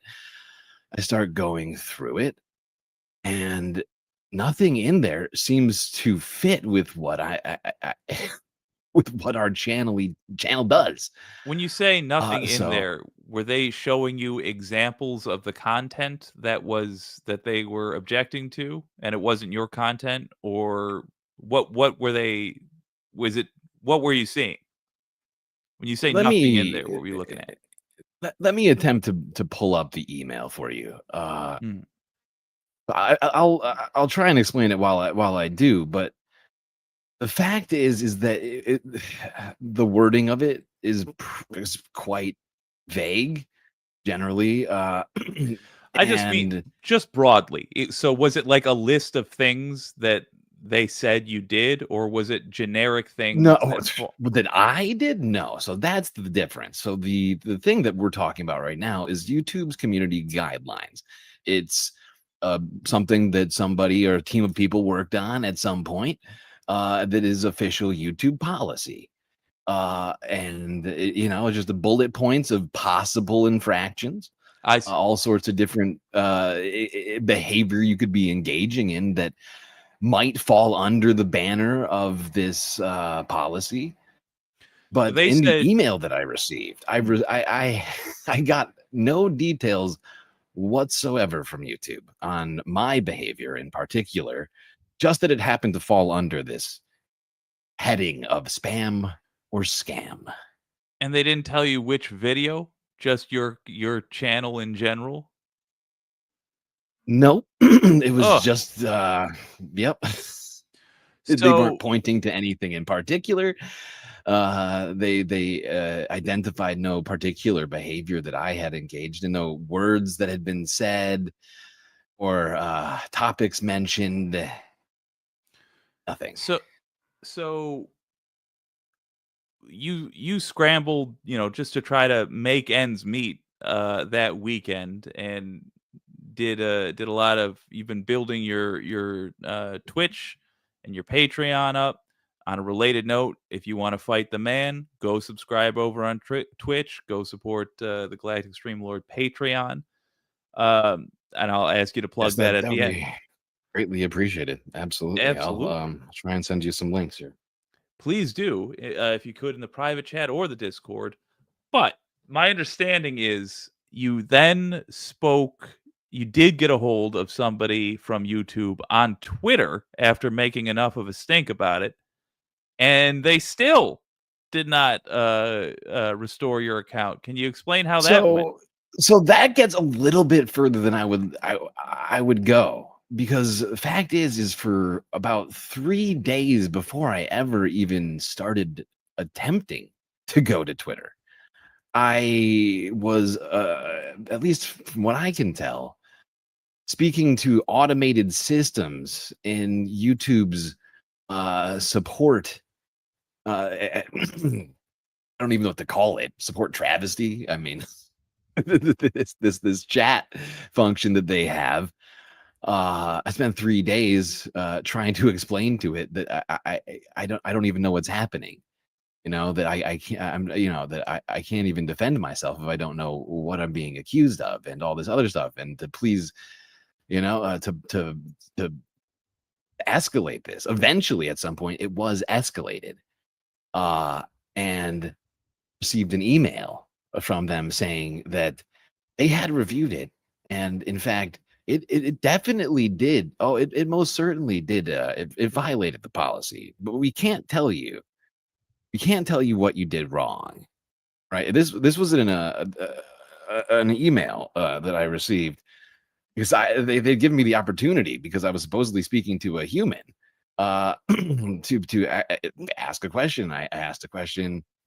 And they came back with, yeah, we can't actually tell you the infraction that the channel, and it's a YouTube policy not to tell our creators what they've done wrong, which I find fascinating, honestly, because I have been on Twitch before and I've streamed on Twitch before, and I've in fact fallen on the wrong side of Twitch's terms of service. And the fact is, with Twitch, in almost every case that I've ever heard of, you get a warning. Essentially, you get a suspension at the worst for maybe a day, maybe in a really bad or repeat violations a week, right? But they explain to you, generally speaking, that what you did wrong, and in this case, none of that. Immediate termination with zero explanation. So where is it now with YouTube? Where it is with YouTube right now is that we have been taking to Twitter, trying to spread the hashtag FreeGNN at all of YouTube's socials, at YouTube creators, at YouTube, and there's one other one, I can't think of what it is. Well, before we get to what the people can do, let's stick with YouTube. So YouTube has said, nope, that's our decision and it's final. We know it's not really, but that's where we are. They've said, nope, we're sticking by the decision. Yeah, absolutely. And that's when we took to Twitter. That's when I said, okay, this has gone too far. We need to raise hell. Tweet storm incoming, please. So thing number one, if you guys still have Twitter accounts, hop on those Twitter accounts and go find what is your Twitter account? Yeah, my Twitter handle is @StreamGalactic with the heading Galactic News Network.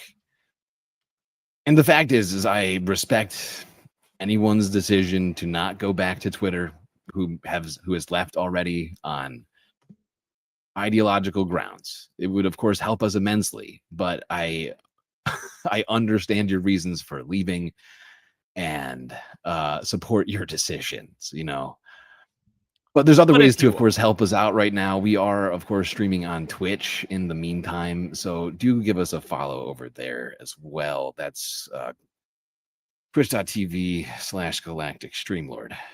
Absolutely, but sticking with Twitter for a second. Sure. Well, now I have to type it.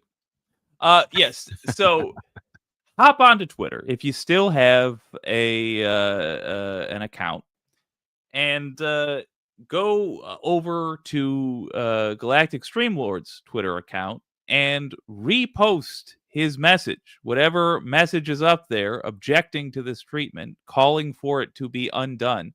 Repost it and at YouTube and make your feelings known. Say, I don't know that I can browse your service as opposed to the many other free video streaming services if my favorite creators are going to be kicked off arbitrarily at YouTube. And one thing I would ask people to do, not only use the hashtag FreeGNN, but I think one thing that they keep asking people for when they make this complaint is for the URL of the YouTube channel, which was youtube.com/ Galactic Streamlord. Is it channel/Galactic Streamlord? I can't remember how that actually. Hold on, I'll find that in a second. Yeah, I would recommend you post that on in a Twitter message so that people can Good idea. have it right there. Good idea. Yep. Now, on a related note, between now and victory, survival is necessary. So we can still see fine galactic programming, as the man says, on twitch.tv/galactic streamlord. So if you have a Twitch account, by the way, it's free to sign up for Twitch, just increase the guy's numbers, because we don't want to lose an important voice, and I don't want to stream for 8 hours at a time. So please let this guy stay in the business. I'm begging you. You know, 8 hours is, you know, we're like the space-based Hassan. You know, you are. I wouldn't say that me and Hassan have necessarily the same views on all things, but we certainly do leftist streaming for epically long periods of time. I will admit to that much. You and Hassan basically do. I would say you're in the same genre of streaming. You're definitely different streamers, but same genre. I would say that you're more.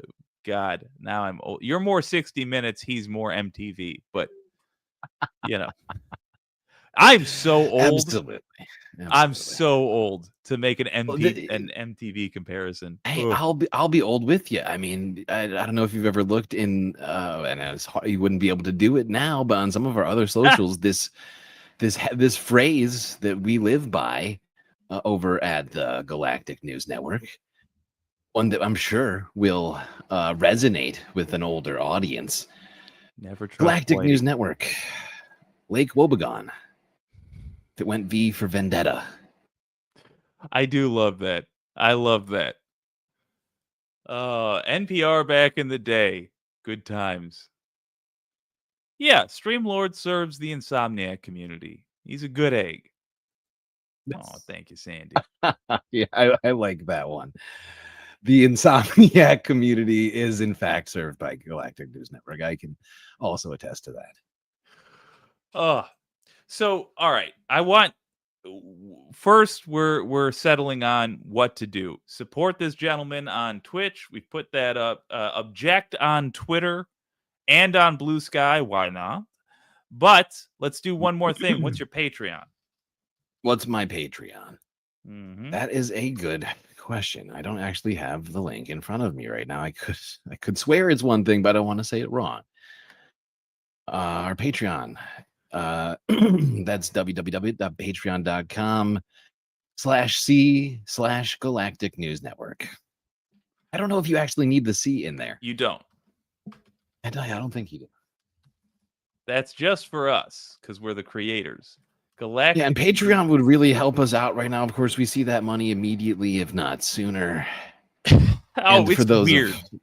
That's weird hearing you those say Galactic that News, live. Those Galactic News Network heads out there, of course, know the immediately, if not sooner, is a Donald Trump quote. It's a sound shot from the Galactic soundboard. It's a classic. It's a classic. So look, if you don't want to do anything else, boy, I can tell you as somebody who recently got defunded on YouTube, or demonetized on YouTube, it is a comforting thing to look at your Patreon and see, okay, there's a guaranteed cushion here, no matter what else. I personally think Patreon's the thing that makes you able to jump from I am just doing this as a hobby to I can seriously consider this as a profession.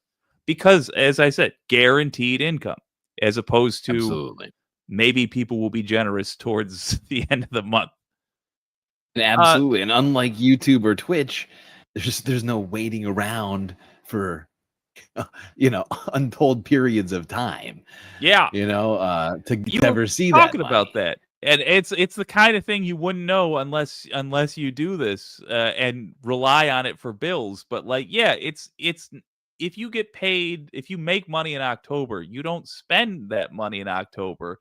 That arrives No. at the end of September, or excuse, at the end of And this is one of November. those things I not only find it endlessly frustrating, I just find it just like one of those incredible like corporate decisions that they don't have to do, but Yeah. like it looks good on the revenue statement at the end of the quarter, you know?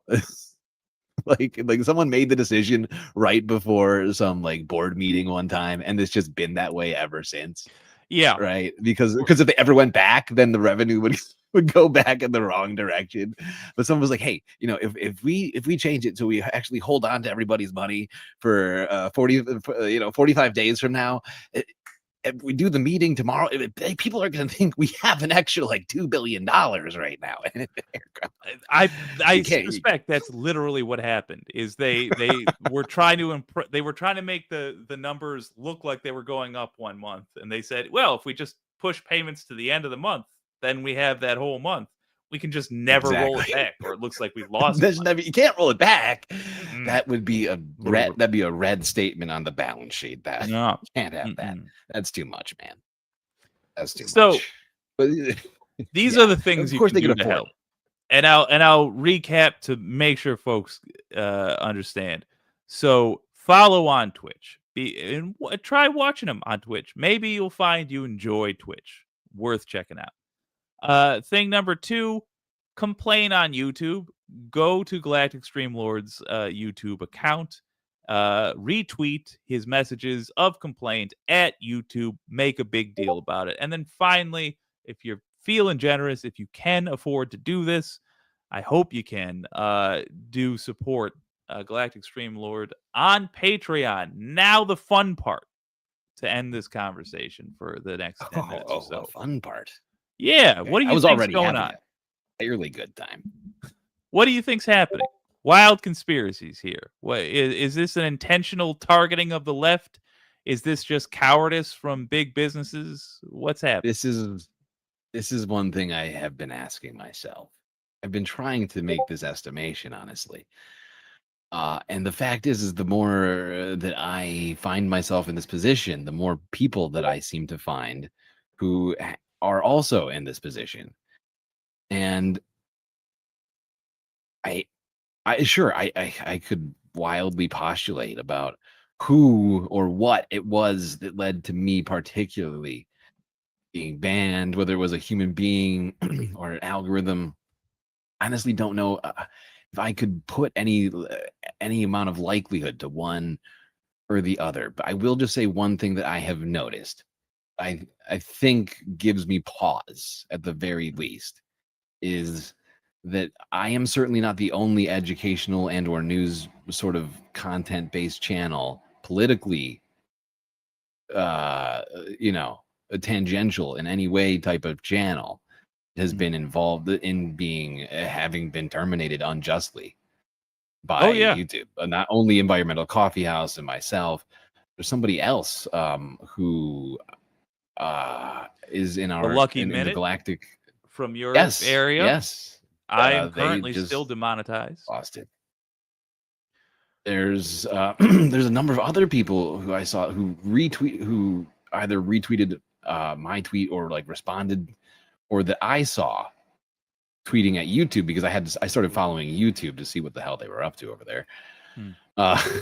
But I have noticed a number of other people who seem to be either in doing some kind of an educational thing, some kind of a news related thing, and especially leftist or at least very much critical of the Trump administration.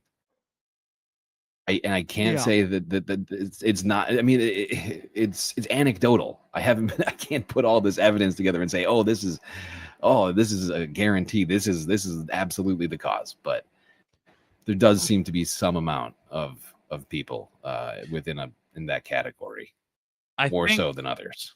We'll know one day far from now. But I think we won't, or if we know, it'll be far from now, but it certainly won't be until like an official investigation has happened or a journalist, gets a tip from somebody with a guilty conscience. But I think probably the Trump administration is going to have to be in prison before we are getting around to this. But I wonder the same thing is like there you mentioned that you don't know if it's intentional or like intentional targeting or not. And that's where my mind has been as well. Like you don't have to directly say we're going after black people if you are trying to knock off like trying to harass black people as police, for example. You can just say, oh, we're going to have a stop and frisk policy, and anybody who we suspect in the moment. Sure. I think we might be having something similar. You could but with- increase policing in a particular neighborhood. I mean, there's Yeah. all sorts of things that you could do legislatively. Oh, we're gonna that tell you know, we're on its afraid of face crime. could be innocent, or could be well intentioned, but What are I'm going to saying have is- negative consequences on a certain group of people in one or another case. I think we might have that with just keywords. I think it's possible. There's just a big list. Like, for example, I could not, like, Natchikit was having trouble entering, like, comments in my chat the other day. And then he'd try it again and it would work. I used the word mitzvah and I screenshotted this live as I was doing it, but I used the word mitzvah in a sentence and I got auto blocked and the comment was deleted. And so I copied it because it showed me a copy of the message that it said it was blocking, and I pasted it into the comment box, and I just changed the word mitzvah because I suspected, and yeah, it let that comment go through. Sashanda. Yeah. So my point is, there's not much rhyme or reason to what I'm seeing here. It seems like it was a panic move and sudden, and I think they're just going to gauge how much trouble I think not unlike ABC, they're going to capitulate first as a default and then see if they get in trouble from us for it. That is one thing that I have been wondering to myself this whole time. And I just don't want to rush to that and make it a purely political fight, especially in the environment that we're in right now. Right? I see what you're saying. But it's entirely possible. Yeah, Make it. YouTube is billionaires. YouTube is Alphabet. It's the thing that owns Google. If they can't, if they really can't afford the staff to look after these accounts, then this business just needs to end. Because I think I misunderstood what you were saying. So I thought you were talking something about else. But yeah, absolutely. And this is one of the problems right now with social media in general, right? As it's become as pervasive as it is, and to have as many users as it does, they just don't know what to do. They don't know what to do. They told everybody that everyone should be on their platform, but they never planned ahead to actually deal with these things in a real way, right? Facebook has essentially never had customer service, right? These companies are black boxes, faceless black boxes, essentially. I mean, sure, we know who Mark Zuckerberg is, we know who Jeff Bezos is, but but beyond that, you certainly are not going to be contacting Jeff anytime, right? So might as well just be a faceless black box in many ways, because it's cheaper for them, and regulators haven't attempted to push back on any of this. The FTC did a little bit under Lena Khan during the Biden administration, and they were digging us out from the pile of shit that we were under, right? Not even getting close to really any of the pressing stuff we need for the 21st century, essentially, right? They were just trying to finish the backlog of all the stuff from, really, like 20 years ago. Yeah. And at that level of change, we were going to need like a sustained victory with a Lena Khan type in that position for like 20 years. Now we're going to need somebody who's sincerely radical, who's going to rewrite the rules of the internet. And on that note, what do you think is the way this ought to be run? For example, I think you should be held to different levels of, or rather your account should be monitored differently depending on how many viewers you get. So if you get on a stream 30,000 views, I think that should have a high level of scrutiny. Whereas if you have 15 views on a stream because you're just starting out, I think that should have a very low level. In a somewhat in a sort of proportional basis, essentially. Yeah. Is what you're saying. That's interesting. I have never thought of it like that. Because you're looking at how I mean, many it would make customers are affected. It would make sense.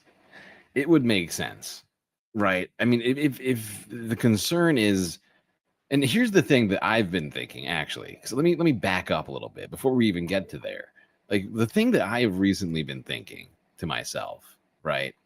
Because as we slip into authoritarianism, as we find ourselves feeling repressed more and more day by day, and with more and more community spaces being eroded and or completely taken away, the internet is becoming more and more the place to exercise the First Amendment on. Yeah. And to some degree,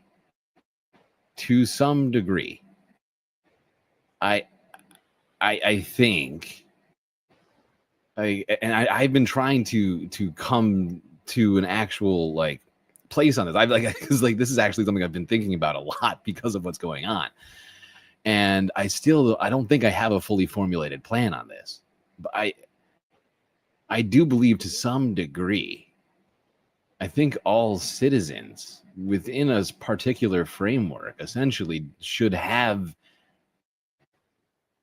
essentially like legal access to these platforms, right? I agree. And without some kind of formal process, shouldn't be allowed to have that right taken away from them.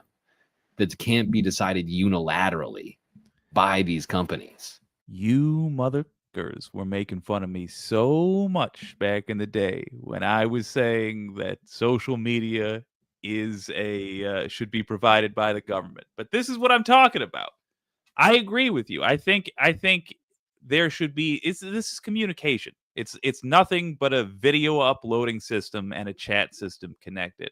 And in YouTube's case, it's also a payment system connected. But none of these places. YouTube is not really fundamentally different from MySpace or Facebook or Twitter. All of them are just media sharing services with no bar to entry. So you don't have to pay anything. And we can't forget that, of course, YouTube is really, I mean, it was bought up by Google. If I recall correctly, Google never came up with YouTube. They bought it in could be wrong about this. I could have sworn they bought it in 2014 or maybe earlier, but that's why there was that migration with the Google accounts, if I recall. I mean, I can't remember. Fuck. But the fact is YouTube is owned by parent company Google, and Google hasn't made anything new for basically decades. They've just taken their massive profits and invested it by engaging in monopolistic practices. And I think when capitalism demonstrates that there is enough of a use case and there's enough of a what would I say similar uses of a product, so they're all coming from one place, so there's a monopoly. I think that is the point wherein we remove whatever the industry is from capitalism. So if you've got that's the thing is with capitalism, with regulation and things where there are monopolies, government supported monopolies, what do we have? We have a right to access. The power company can't say that they don't like you and not give you access to electricity 100%. And that's basically what needs to happen with this at this point. So folks, keep supporting Galactic Streamlord so we can have a successful 2026, so we can actually have laws that make sense in this country. And oh, hey, by the way, maybe impeach the dictator. Can you plug your socials one more time? Much appreciated, Jake. No, you are the man, and I really appreciate you taking the time reaching out to me. I mean, you're the one who said, let's get you on the stream, and I really, you doing that made me, made me actually think to myself, man, maybe I should be doing more about this. And I just think you taking the time and the effort to do it is just an awesome thing to do, man. It's I really my appreciate pleasure it. Socials. to share Matt and Andrea's stage. I'm being very generous with Matt and Andrea's thing. Go ahead. I mean, you're part of the crew, are you not? That's true. I'm the Jimmy Olsen of this. You're a outfit. formative member. Well, what are those socials? Yes, the socials: Twitch TV, Galactic Streamlord, Twitter at Stream Galactic. You can find you can probably find it by just searching Galactic News Network. Patreon at Galactic News Network, and yeah, if you can find any of those things, you can probably find the rest of our stuff, I think. Absolutely. Ladies and gentlemen, this has been Galactic Streamlord. Thank you for coming on. We will free GNN and return you to YouTube. Much appreciated. I'll see you around, buddy. I'd take a bow if I could.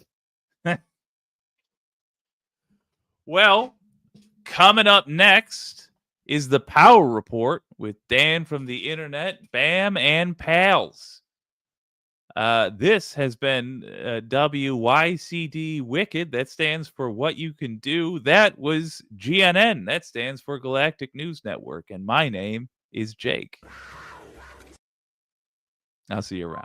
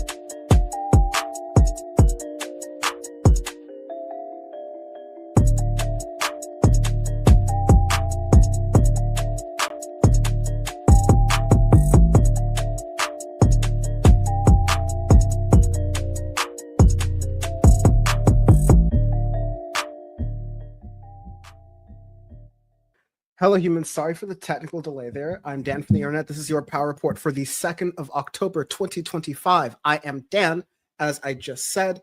Bam and Forrest have been patiently waiting here for me. Yeah, sorry about that. I am still set up, as I've been saying. For the I feel like it was that clip where it was Fox News and they like cut by accident to Hannity and he was hitting his vape pen. He goes, uh-oh, and then they hit to they went to graphic. That's just like a normal Tuesday anywhere else on the left, but like, you know, for Handy, it's a scandal. I remember when Sam Theater was upset that one of the Chapo boys went on the it was who was the creepy one? Virgil Texas? Yeah, that's the one. So I was gonna say his podcast with Brianna Joy Gray. He was vaping during his first interview with Sam Cedar, like the entire time. People were like, "Oh, that's so offensive." I'm like, "Oh, that's Tuesday." But anyways, Sam Cedar has a CBD as his sponsor. It's like that CBD company. You should have just played it off and been like, "Oh, you're smoking what is it, like something Lake CBD, Sebeda." Right. This week we have government shutdown news on the domestic report. We have bombs and bailouts in the international report. Lots of stuff going on when it comes to Gaza and lots of stuff going on when it comes to Argentina, which was really popping off during the beginning of the week. It seemed to fall off a little bit during the end of the week, but that's why we're here to talk about that. And yeah, of course, things that are happening. Gen Z is really rising up when it comes to either the flotillas that are going on or different uprisings that are happening in the so-called global South, as Bam would call it, those dirty ass third world countries, and and there's a lot of funny stuff to go over that I'll hope to go over with at least Forrest. I know Bam is only has a limited amount of patience for us, so he's got to leave early. But Eric Adams dropping out, a lot of stuff happening with comedy like hitting its roost point, and I got to make sure I get into this because I really want Bam's opinion on these things. And then if we have time, I can't Trump say much RX. about comedy because I've been invited to the next Riyadh Comedy Festival in Saudi Arabia, and yeah, so if I say anything bad about Saudi Arabia, they might not let me leave. I bet they're paying you good, Forrest. Actually, I'm doing it for. I didn't know anyone else was getting paid. I just thought we were doing propaganda for Saudi Arabia for free. So they said they'll give me a really nice dinner, and I said, sure, that sounds great. Mohammed bin Salman or whatever. Do it for the love of the game. I'll have my steak Khashoggi style. That's a good one. I dismembered that steak. It was the anniversary of Jamal Khashoggi's dismemberment that they did the Riyadh Comedy Festival. I thought it was also, 9/11 was obviously on 9/11, and I think that's too big a flex. That's too big a flex. It's like if they did it on 9/11, I feel like maybe that would be too far. They're dunking on us too much. But I mean, that's comedy. That's you got to be a little bit on the nose. That's you got to push boundaries. If what's freedom of speech in a country where you have to cover your head most of the time? Anyways, this is your power report. Not anymore. This is your Saudi report. You sold it like EA Sports sold to the Saudis. You got to sell all of our podcasts to the Saudis. EA Sports, it's in the money. And then you just hear the sound of a bone saw in the background. EA Sports. Bam.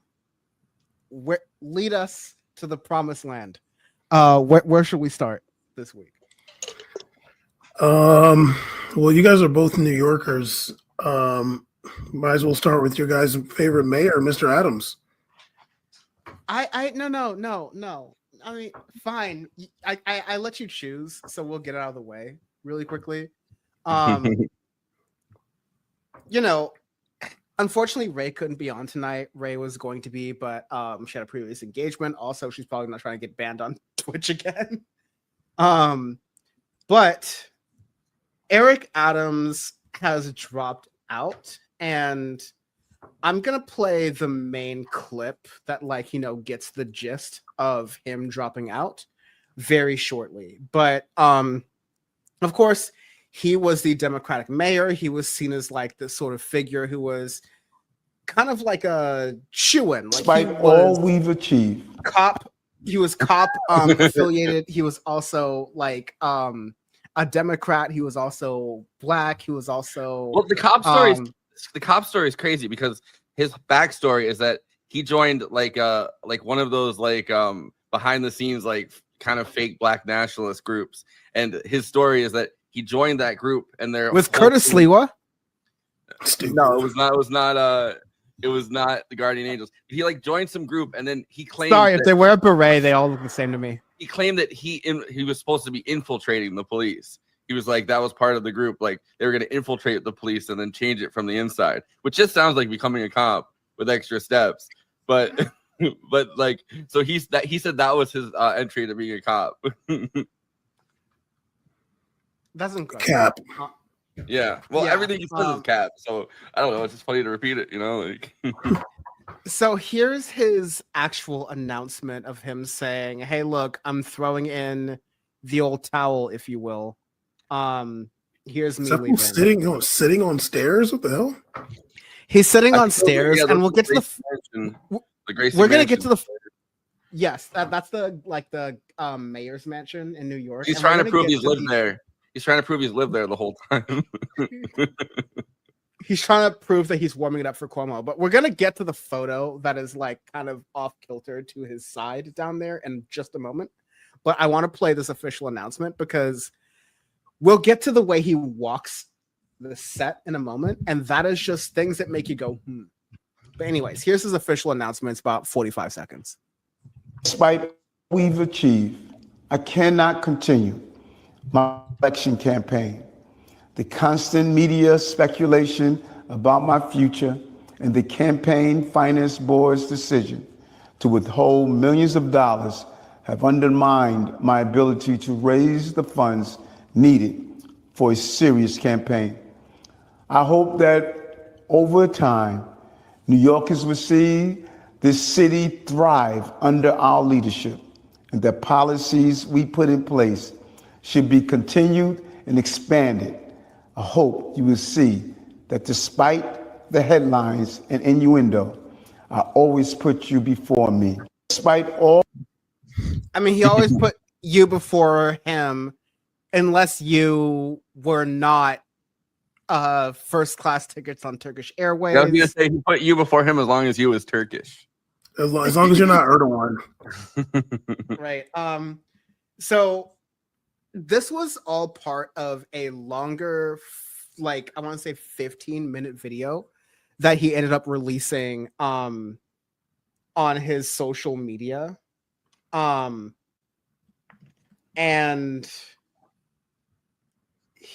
you know, like it was just like completely insane what he did. But I also wanted to really fast, just to get some of your initial thoughts as to his dropping out. I also wanted to play this clip of it's today that was the anniversary of the 7th anniversary of Jamal Khashoggi getting dismembered by a bone saw. October 2nd. And you know, this is the perfect time to play what Eric Adams has to say about the magic of New York and what can happen in New York City and what makes it great. Here. If you had to describe it, and it's tough to do, in one word, what would that word be, and tell me why? New York. This is a place where every day you wake up, you could experience everything from a plane crashing into our trade center to a person who's celebrating a new business that's open. This is a very, very complicated city, and that's why it's the greatest city on the Wait, the best part, he said that it's the greatest city on the globe. On the globe? On the globe. Also Khashoggi was killed in in Turkey in the Saudi embassy. Yeah. So Eric, where were you, buddy? that's how they made him get those plane tickets. You just see Eric Adams. He's like, "Welcome to the embassy." that was in Turkey. By the way, it's not fair that they make him read because he's not very good at reading. It's not fair they make him read they made him read his campaign announcement. He's not I don't think he can. He's very, very bad at it. So he's like squinting while he's doing it, and he's like, "It was an honor to be your mayor," or whatever. And then how long this is something that Dan would ask, so I'm gonna just do it before Dan can say it. How long before Eric Adams is in a Tyler Perry movie? Medea's mayoral campaign. Because he be having them ratchet ass movies now. I just be seeing clips of them. Like, how long before Eric Adams is beating up some dark skinned black woman? No, they're going to buy that woman's this woman that was his sports person, like his sports czar, is publishing a book about how she fucked that Eric Adams. His big sports person that was working inside of his administration published this thing in the New York Times about how she's going to publish her tell-all novel or tell-all book about how she fucked Eric Adams and they fell in love. I bet Tyler Perry buys that. That's gonna be So Tyler Perry's like, and then he tries to create like a steamy the black woman working in this. She's like, "I'd like a job, Eric Adams," and he's like, "Oh, I bet you would." I never thought that when I was born that I would be doomed to live in an infinite loop of like the Corinne Stevens story, but nevertheless, here we are. Well, the whole thing with Eric Adams at the beginning is that they knew they didn't know anything about it. So like obviously they didn't know where he lived. They don't know who he's in a relationship with. There's several people that he's been like romantically linked to because he's single. And then he has his son or whatever, and he's claiming he lives at his son's house, but it's clearly his son's house. He's all his son's Jordans on the ground, like next to the bed, but he said it was his bed. And the crack pipes. Yeah, but that's the thing. Like, I feel like he was fucking his way through New York, and he was hanging out at a Zero Place or whatever, like that like fancy Trump supporter owned like club or whatever that you have to have. So what you're saying is that it wasn't Kamala Harris who was fucking her way to the top? No, it was Eric Adams. I mean, maybe if Kamala Harris was younger, she could have fucked Eric Adams. Who knows? I don't know.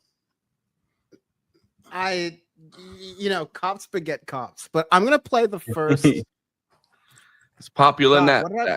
What did I want to do? Yeah, I want to play the first minute of this clip here because this is how. So Eric Adams, his dropout speech goes on for 9 minutes, which is not that uncharacteristic. Yeah, I had to stop watching after like the first 3. Dude, I don't care enough at this point to like watch that. But I think the first minute, like, I want Bam's immediate thoughts after I finish playing this clip. And let me try to get the full thing. It's gonna be a minute long, but I just want Bam's thoughts off the rip because you haven't seen this yet, right? Have you? I have not. Okay, awesome. So remember how I said there was like a thing like to Eric Adams' side that he was talking about? Okay, Bravo TV, watch what happens.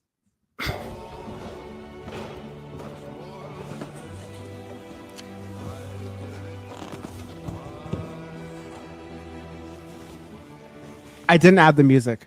Nearly 4 years ago, Gracie Mansion became my home. Who would have thought that a kid from South Jamaica, Queens, growing up with learning disabilities could one day become the mayor of the greatest city in the world?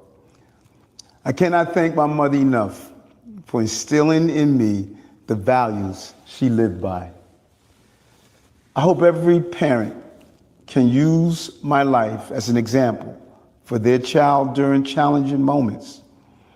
Only in America can a story like this be told. When I was elected to serve as your mayor, I said these. So that's this whole thing. It's like, I am here with my mother as a photo, and I'm like, I'm black, my mother I'm disabled, I'm gay, I'm trans, I'm Jewish, I'm Turkish. He's doing the Andrew Cuomo thing, but in an Eric Adams way. Like, it's kind of amazing.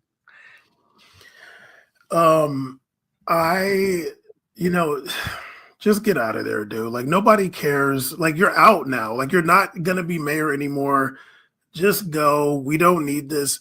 But I never really heard him like slurring like that before. I guess he does have some kind of, I don't know, like, I never really heard him talk that much, but he is kind of slurring right now. So maybe he do got some issues, but I'm assuming this was like on Twitter, maybe, I don't know. Like, and I'm just like, dog, like, you put this picture of your mom and people are about to flame her up, dude. Like, your mom is getting flamed right now in the comments.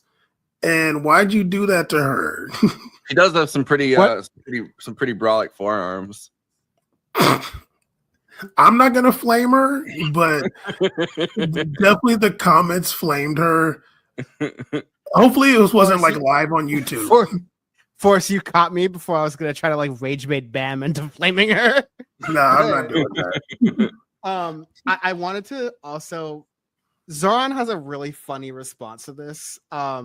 Wait, the best part before about we get into that, the best part about this video is right before that, right after this part, he says, "I hope my story, you could tell your kids about it so that they can." He's like, it's right after this, he says like he hopes that parents tell their kids about this story to inspire them or whatever. Yeah, Like, I literally.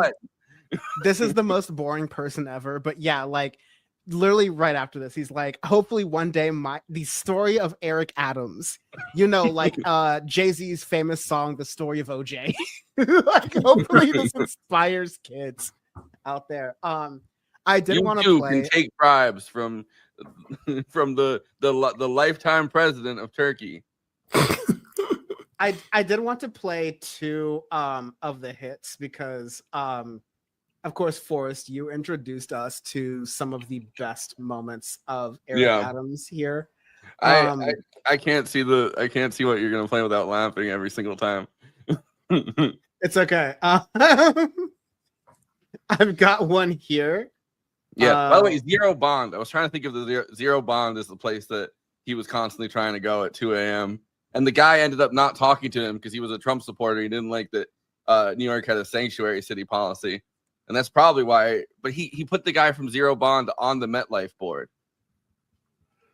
Yeah, the same way Obama put people from Citigroup on his cabinet during the financial crisis. But at least like you put people from Citigroup, it's like, all right, that's like normal corruption. I feel like putting the guy on the Met board from like your favorite that has no experience, no kind of like, no story or anything, like that guy who's like a Trump supporter, putting him on the Met board is like, I don't know, that's like a level of just gaudy that you don't see too much these days. We'll play this.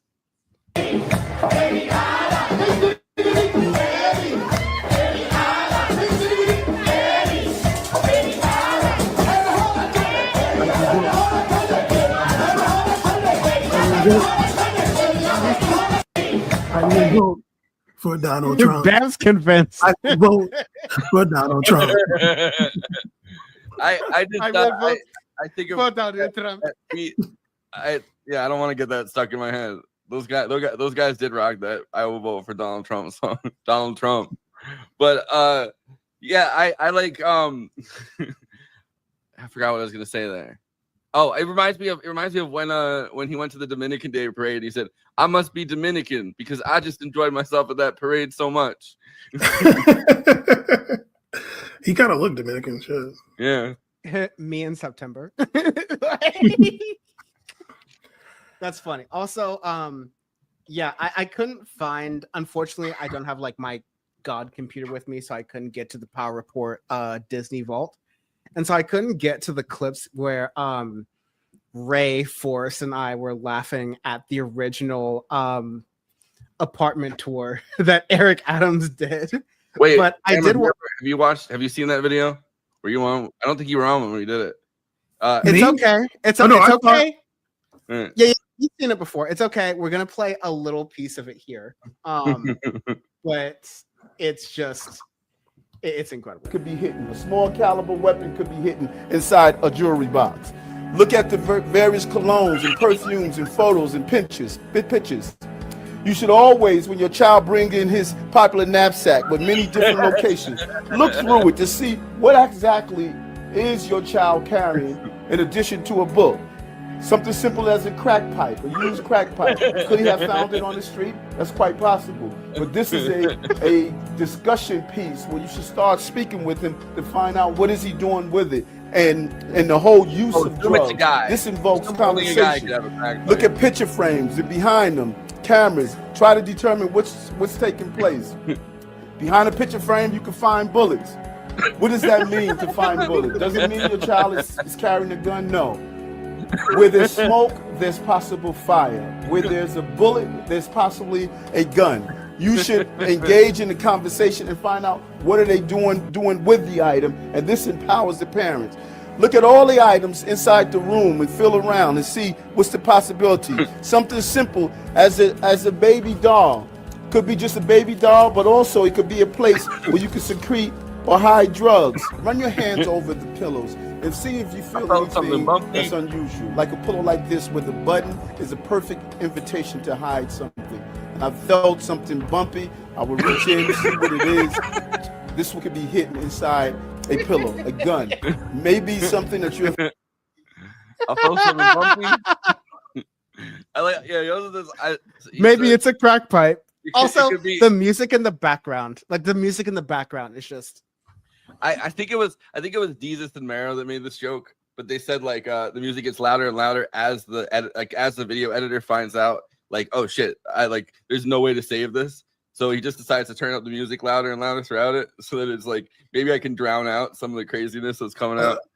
Also, like in today's day and age, are you tripping that hard if your kid's got a revolver? Like your kid's only doing something if they got a switch or like a AR-15. Like that's when you need to worry. But a fucking 6-shooter revolver, like not even like a 38 snub. This is like a little bullshit pea shooter. I'd be like, yeah, just keep that. You're good. It's like He also says later on that like he's like, let me show. He's like, a kid could get the gun. Let me show you what a kid would do with a gun. And he like points at himself. Like, unless you see your kid coming home wearing zoot suits, I don't think you have to worry about a revolver. Nah, see, everybody, put your hands up in the club. See, and it's like, oh, I should have talked to my kid. Also, like, did Eric get on that big O Zempic? Because he was looking chunky back then, and he's looking fit these days. Yeah, I mean, I think it was like I feel like it was a little bit before it was like between when he was a state senator and when he became mayor. Because he's been state senator. He's doing Pete Hegseth's presidential fitness challenge. maybe they're like, all right, look, we'll put you in the fitness challenge, and then you're gonna be our ambassador to Saudi Arabia. I mean, they said Saudi Arabia first, but I feel like maybe he held out for ambassador of Turkey. who is those are cushy jobs. Turkey's a good one, dude. Like that's a good one. It's NATO. You know, a lot of trafficking goes on Turkey. Right now, the ambassador to Turkey is that Tom Barrett guy. That's also the one that handles Syria, Lebanon. Like they could throw that to Eric Adams. Maybe. That guy has like 6 jobs. He was the one that was talking to the Lebanese government because he's Lebanese about Hezbollah or whatever. Like he was just there. Bam, I threw this segment to you, so I'll give it to you to close it out. You know, this is Eric Adams. This is Zoran Mamdani. This is how it's going. You know, I'll say this. Where I'm currently at right now, the elevator is out, and it's a very tall building. And someone came up the stairs to the very top floor and then work their way down to drop Zoran Mamdani literature in every single door in my building. And I live in one of the areas that was like, you know, leaning Mamdani, but Cuomo ended up actually winning this area that I'm in right now. So I think the ground game is there. I think the fact that Eric Adams is dropping out of the race after the deadline so that Eric Adams's name is still going to appear on the ballot. So he's basically going to just waste votes. He's going to waste votes. Crazy. I didn't know that. Yeah, he did that, and that one guy that has like 6 voters voting for him, like Jim Walden or something. That's like his one thing that he cares about in life is like destroying Zoran. He dropped out and made like a whole long statement about it, and it's like, dude, 6 people are gonna vote for you. Like, what are you doing? Yeah, like completely irrelevant, barely even worth your like speaking time on that. But like it's the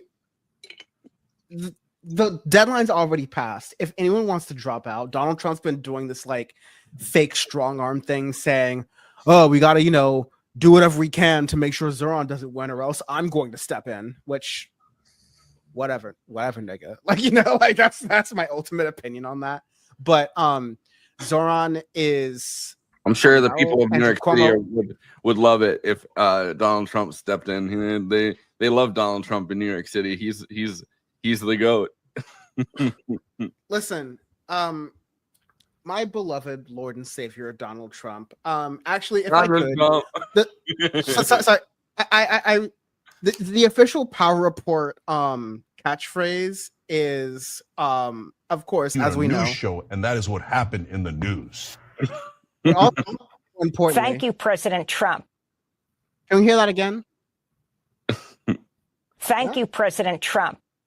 There we go. And so, President Trump, please, if you could remove New York from democratic socialism and publicly endorse Andrew Cuomo for the next mayor of New York, I think that would save New York from socialism. That would save New York from, dare I say it, that would save New York from communism. My dear Lord. Thank you, President Trump. Thank you, President Trump. And you know what? If you do that, President Trump, Thank you, President Trump.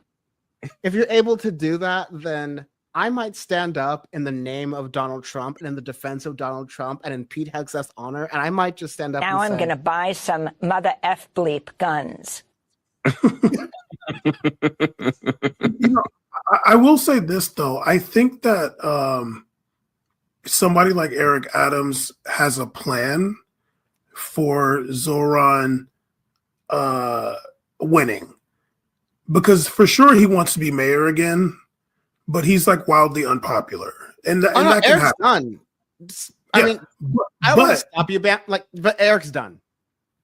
No, for sure he's done right now, but I think what he wants to do, because it's like the oldest trick in the book in politics, especially, is like the other guy gets in office and you just point out whatever could be potentially conceived as a failure. Like you just, he gets on TikTok or whatever, and he's just like, oh, look, there's a rat still. We still got rats. I thought he was going to get rid of the rats. So, like, listen, I agree with you in that, yes, that's going to happen. Like, I've been saying on this show already that Zoran Mamdani's best days of his life are behind him. The best day of his life was when he ran that primary. Every day after this is going to be increasingly worse, even if he wins, and especially if he wins. Because being the mayor of New York is one of the top 20 worst jobs on earth. Honestly. Yeah. Because like you're just blamed for everything, regardless if it's your fault or not. And like I think Zoran can still win the election to that, but he's going to, and he and his political project and whatever that represents, which is why I don't agree with us taking too much stock into all this. It's going to have to carry that weight, and it's just only downhill from here. It's only scandal from here. They're already trying to hit him with like, oh, you're pro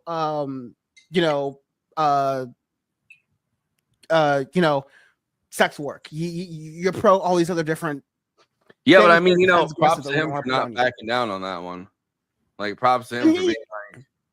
But you're already saying the left, like, oh, he's already kowtowing, and he's like, about what? Stepping back from. They're saying, oh, he's stepping back from the whole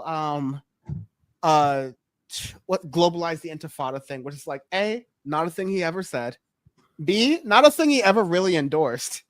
C, the most thing he said was like, hey, listen, when some people say that, like, they're just talking about resistance. They're not necessarily talking about like, violent action, like a homicidal action against a certain group of people. If a certain group of people take it that way, like there's a conversation there. And I think that's where Zoran is sort of started to move for. Maybe he believes it, maybe he doesn't. But, for the sake of a campaign, especially in New York, happy Yom Kippur and Rosh Hashanah to all those watching. I doubt you're watching, because generally you should spend the high holy days with your family and not watching political shows. But he's appealing to the broader segment of New York and the broader people of New York, and also the broader like Democratic politicians who maybe in a vacuum, Hakeem Jeffries endorsing Zoran Mamdani doesn't matter, but the fact that Hakeem Jeffries has run his campaign being AIPAC Shakur, which more on that later, makes it so that if he endorses Zoran Mamdani, then all of his supporters who think and know that Hakeem Jeffries is a Zionist are going to look at that and go, hey, are you really with us or are you actually against us? And that's going to be like what Hakeem Jeffries doesn't want, because he has no spine, no balls. He's just a bulbous blob of platitude, and that's the way he governs, pretty much. Yeah, I mean, the one thing that kind of bummed me out during the campaign is that Zoran said he'd apologize for saying the NYPD is racist, anti-queer, and corrupt or whatever. And it's like, those things are like provably true. Like all of those things, like the NYPD has decades and decades of history of like the worst fucking racial incidents that like any really, I mean, not any, like not the South, but like, like a lot of like northern cities at least have had, like they've had more of those unfortunate racial incidents, to the point where like during David Dinkins as the first black mayor, like during his term, they literally called him the N-word, and then he came out to talk to the cops because they went on strike.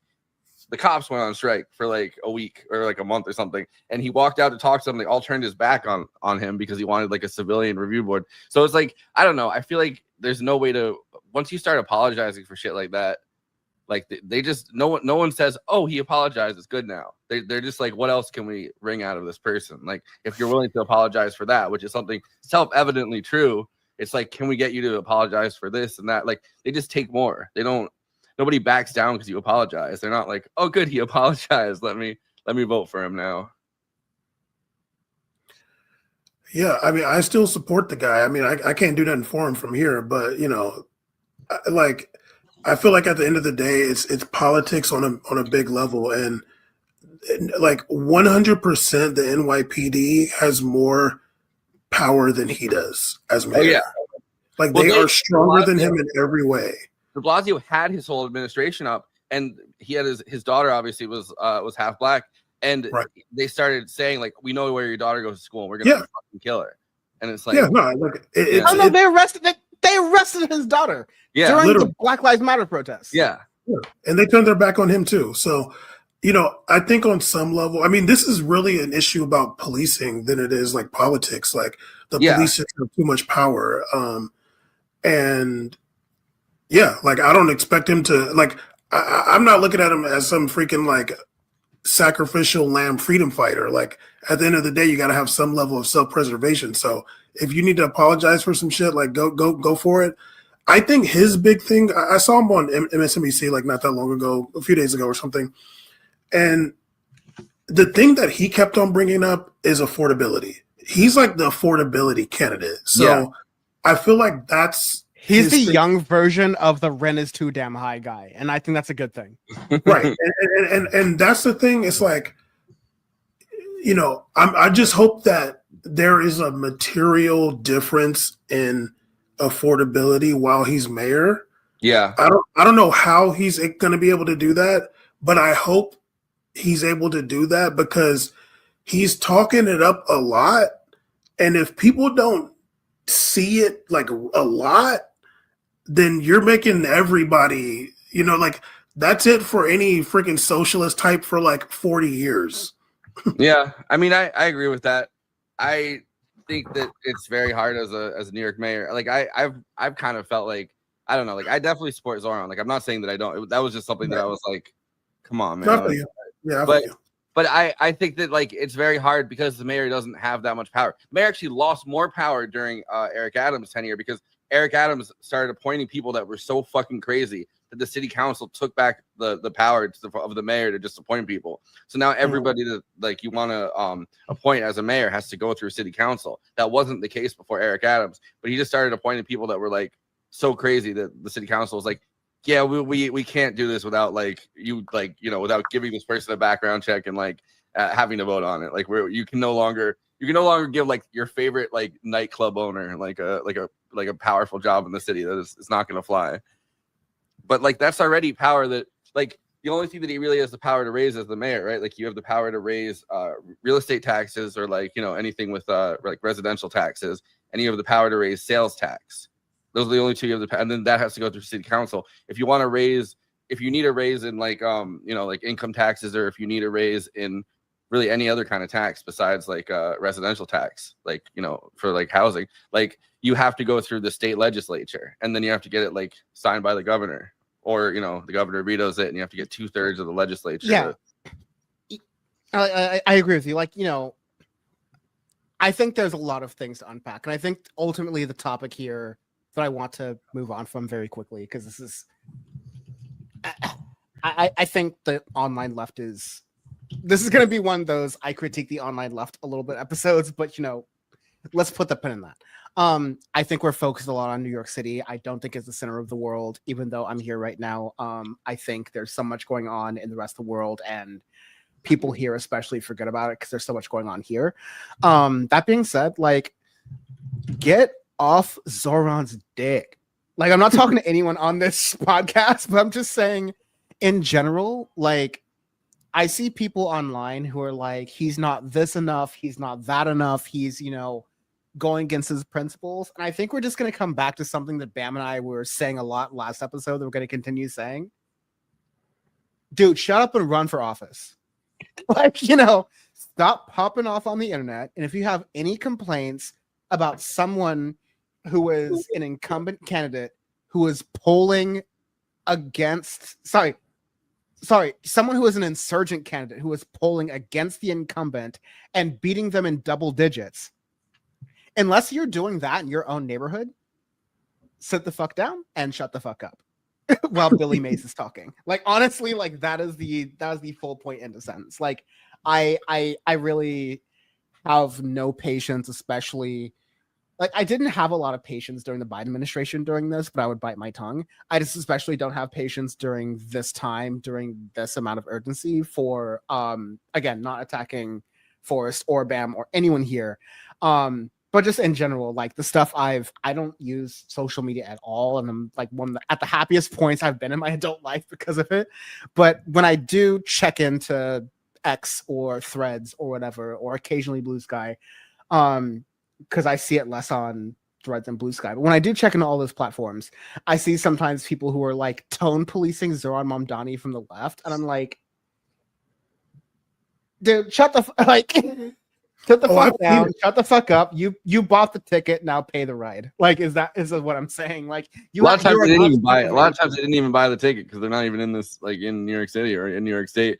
It's like people from a different part of the thing. If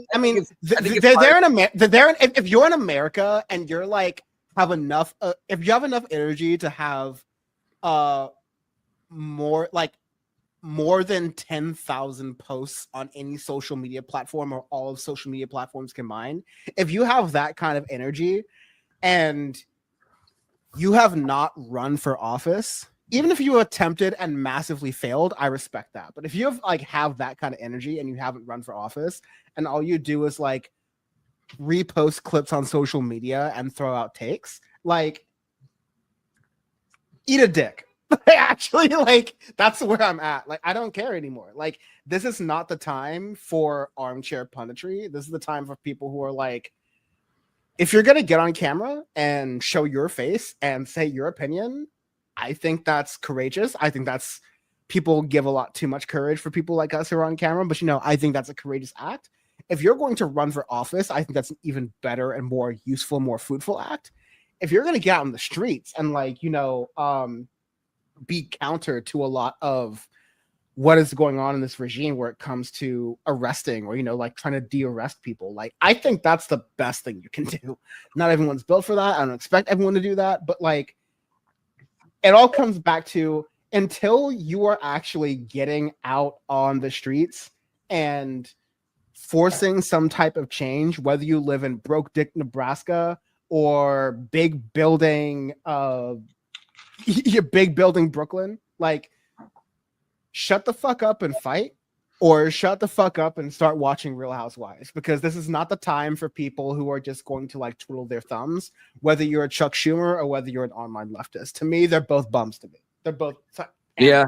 I think also just go get trichinosis and die, you pig. I'm sorry. I'm not gonna go all Michael Savage on him, but there is like, just like, I don't know, like, politics is a bummer. Like, any political race is a bummer, right? Like, anybody that has any kind of like real radical edge to them or whatever, it's gonna get bled dry. And like, you have to know that's gonna happen. Like, you have to know that's gonna happen to pretty much everybody that runs for office. And then you have to just hope like the Overton window or whatever moves further and further in your direction. But like, there's also reverses to it, and it just feels like people project, like, when there's any kind of like left-leaning candidate of any kind, right? Like, people project like the I guess just, I don't know, just like the overwhelming like dread and like panic and like just the feeling of like the whole thing being like bumming them out, right? Like, it just gets projected onto those candidates, like the ones that are actually doing well, rather than the ones that are, like insidious goblins or whatever that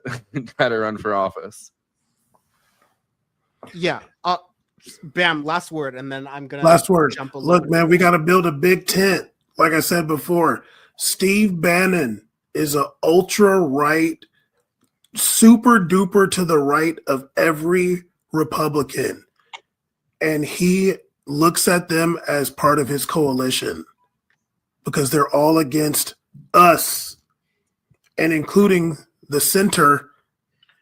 So we got to build coalition, dude. Like you got to put your pride to the side and fight a fight that you can actually fight. And these goblins, I think Forrest just said that. Yeah. There's goblins out here, dude. So we got to, put your pride to the side. Put your pride to the side, fight for what you know is right, and we've got to actually really get serious about that. I'm sorry, Forrest, but I want to, we're on this space for the first hour. I want to make sure that folks know to check us out on youtube.com/Dan from the internet to get the rest of the 3 hours of the show. But in this whole main piece here of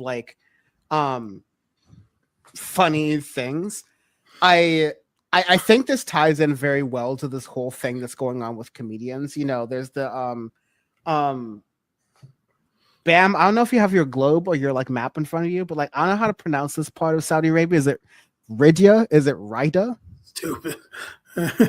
What can you help us here? Is it Rhodesia? Riyadh? He knows, but I will say this: Riyadh is part of Saudi Arabia called Ryan. You mean Ryan? That's how I anglicize it. It's called Ryan.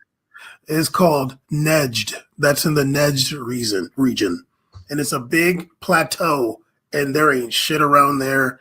It's straight rocks and desert. I renege on that. Nejd. But I mean, that is there's this weird thing, right? I mean, about Israel too, where it's if you can make the desert bloom, if you can build a metropolis in the middle of the desert and quote unquote make the desert bloom, it's almost like a power, it's a power move to certain countries or whatever that are stuck in the middle of the Middle East. They're if you can literally create a metropolis out of sand. You ever heard of Las Vegas? Yeah, well, but it's not as impressive here for whatever reason. Well, yeah, because you've ever been to Las Vegas? Yeah, no. It's Atlantic City in the desert, and Atlantic City has a beach, and look what happened to that. I just think about casino where every time they want to have a meeting and it's you're probably going to get jumped into a hole or whatever. They have to go all the way out into the desert, and those long shots where you're watching Joe Pesci come up through Robert De Niro's sunglasses. I'm still why are we treating Donald Trump as I don't know, maybe he has a good take on the economy when he bankrupted casinos. The house always wins is the rule with casinos. I mean, that's not the rule.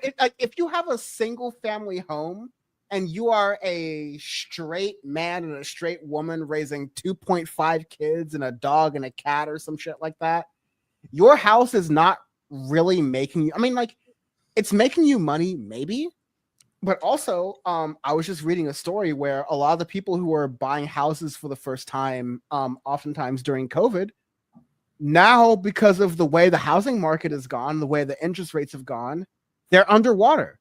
So the price they bought their houses at is higher than the value of the place they're living in. My brain just thought you were going to say because of woke. Now because of woke. Yeah, and if only there weren't fatties living in those houses, and if only they can do their push-ups and sit-ups and the presidential fitness challenge, then maybe we'd be in a better spot. But it's a broader failure of systems that brings us to this point that I think we're kind of getting to here. But also I do want to focus on this this comedy thing. I've kind of said this in a different point, but people are upset that a bunch of comedians are playing this comedy festival in Saudi Arabia. In the city of Rhodesia, right? Rhodesia City. Yeah, I refuse to say the name of it because they behead people. But yeah, if you go there. The main point is that the Saudi embassy. I think the main point has been said. I don't think this point has been made the most eloquently because not every comedian has been both perfectly on this, but most of these comedians are the people who've been complaining that in America they are being chastised for their freedom of speech. And not only are they being paid 6-figure, 7-figure salaries, some of them even 8-figure salaries to be able to do year-long tours around the country, spending an hour and a half of time talking.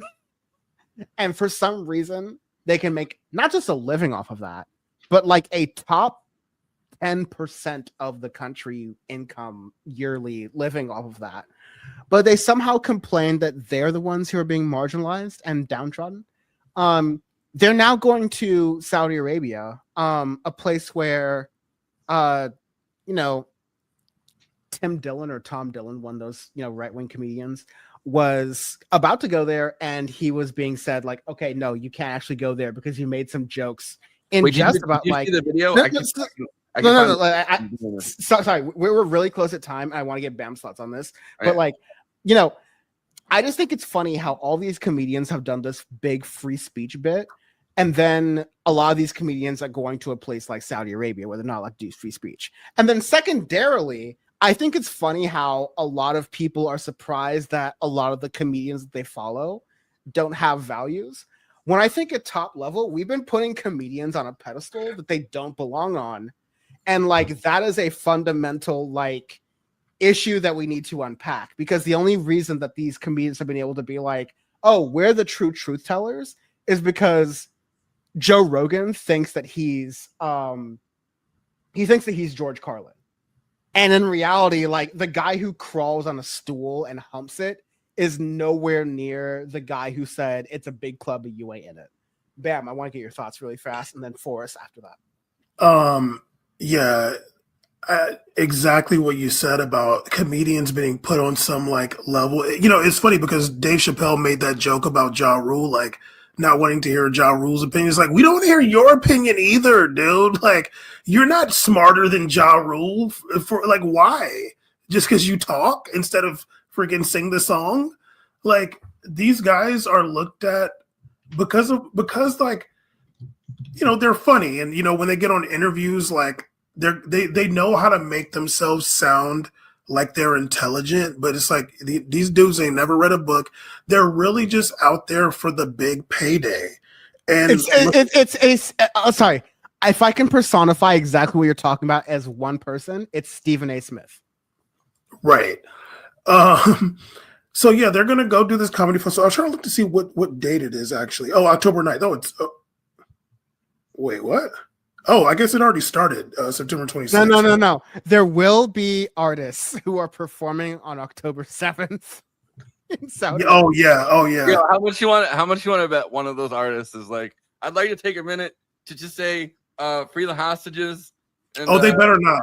Oh yeah. They better say free the hostages. You can't even have like Palestine flags in Saudi Arabia like that. Yeah.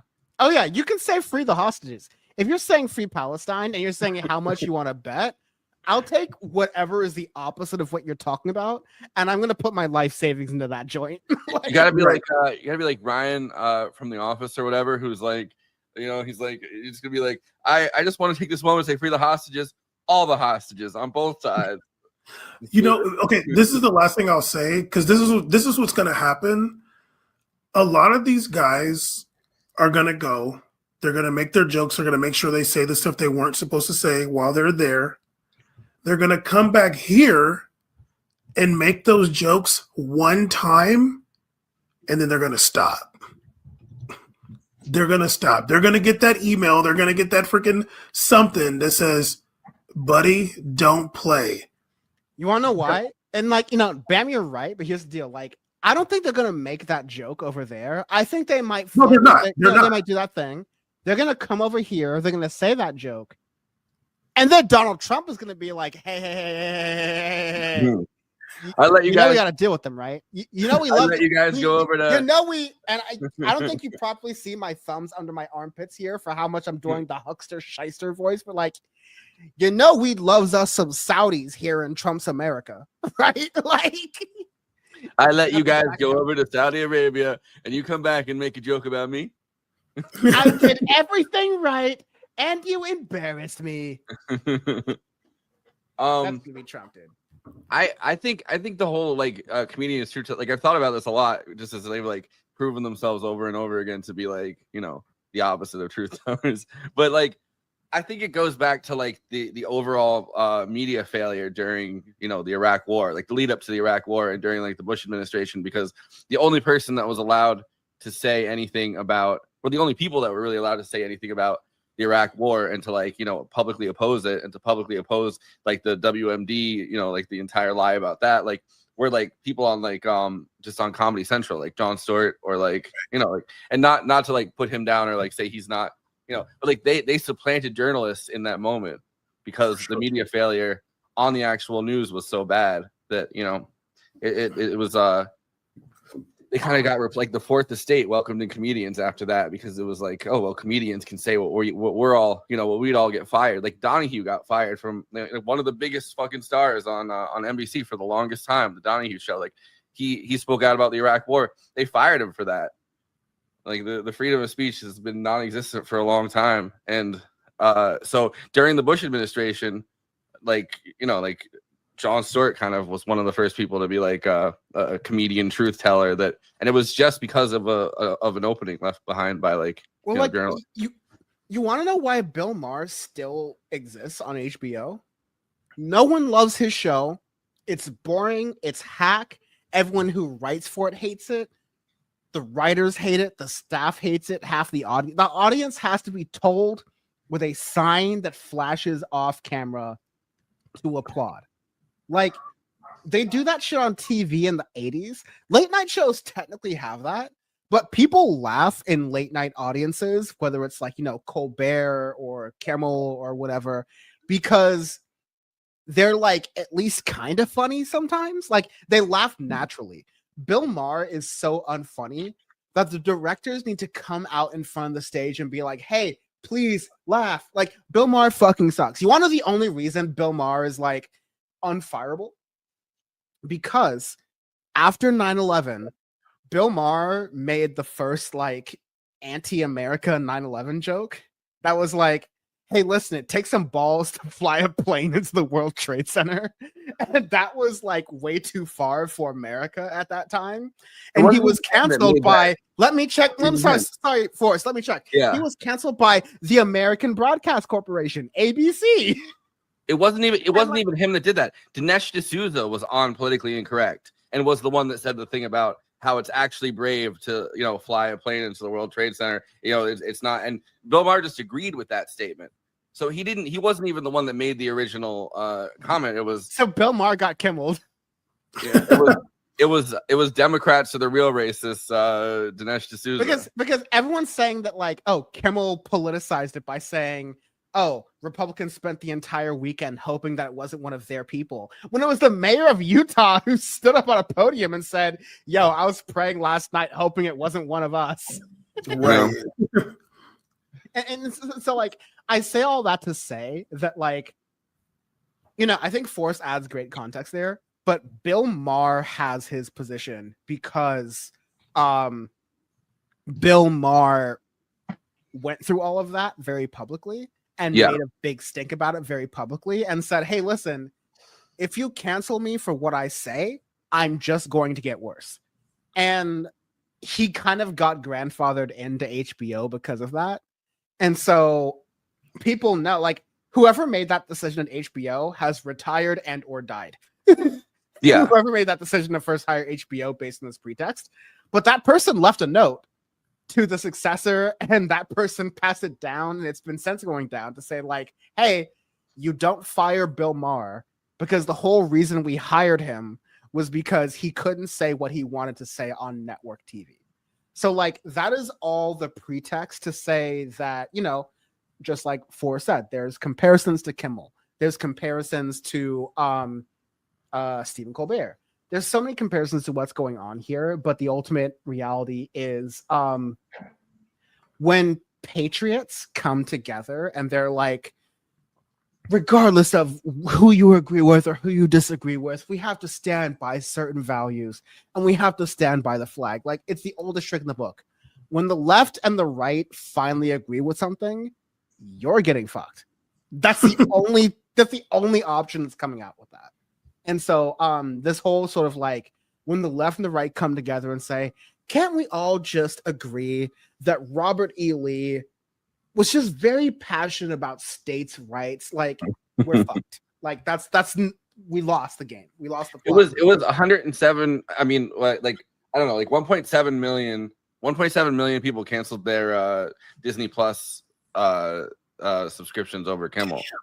So they're like, it's real, like that's real numbers. Like that's not like, you know, like that's crazy. Yeah, and I guarantee you it wasn't all, you know, just libtards doing that. Like I feel like, you know, free speech does transcend to some degree, even if it doesn't feel that way in the moment, or like on Twitter where it's like bots telling you, you know, like there's consequence culture. It's like not for being a bot, I guess, but like I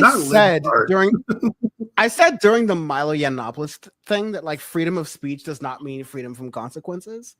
And I hate that like the right wing is now using that when they said that, oh, no matter how white supremacist and Nazi the opinion that we have is, we have the right to say it because that's free speech in America. And then you're like, my grandpa fought in a war to delete people like you.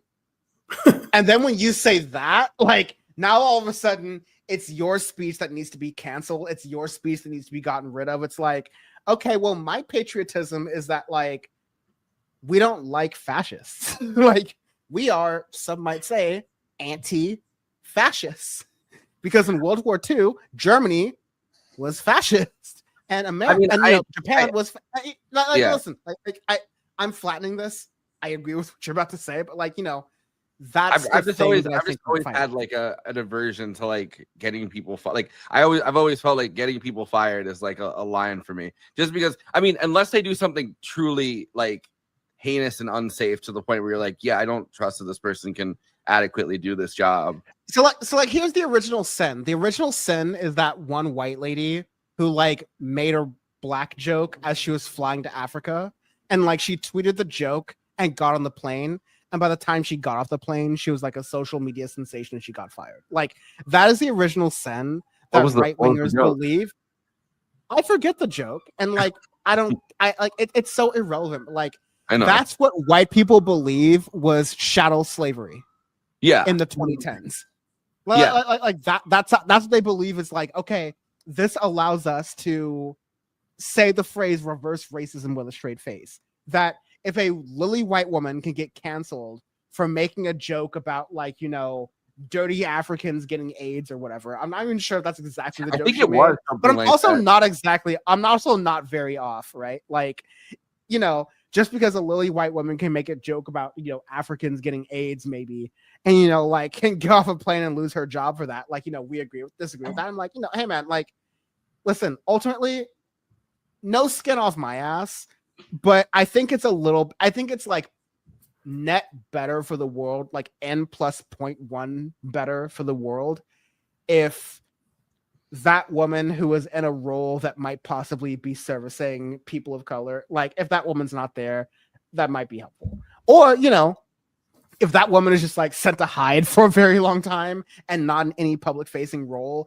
and doesn't have to deal with any, like, you know, people of color or like decisions that may impact their lives and, you know, does something else, and, you know, like, sure. But yeah, I mean, that's the thing is that like, my last point is like so much of Republican culture is self-victimization. They will accuse college students of like, oh, you're just playing the victim. Oh, you're just bringing up history like from 200 years ago.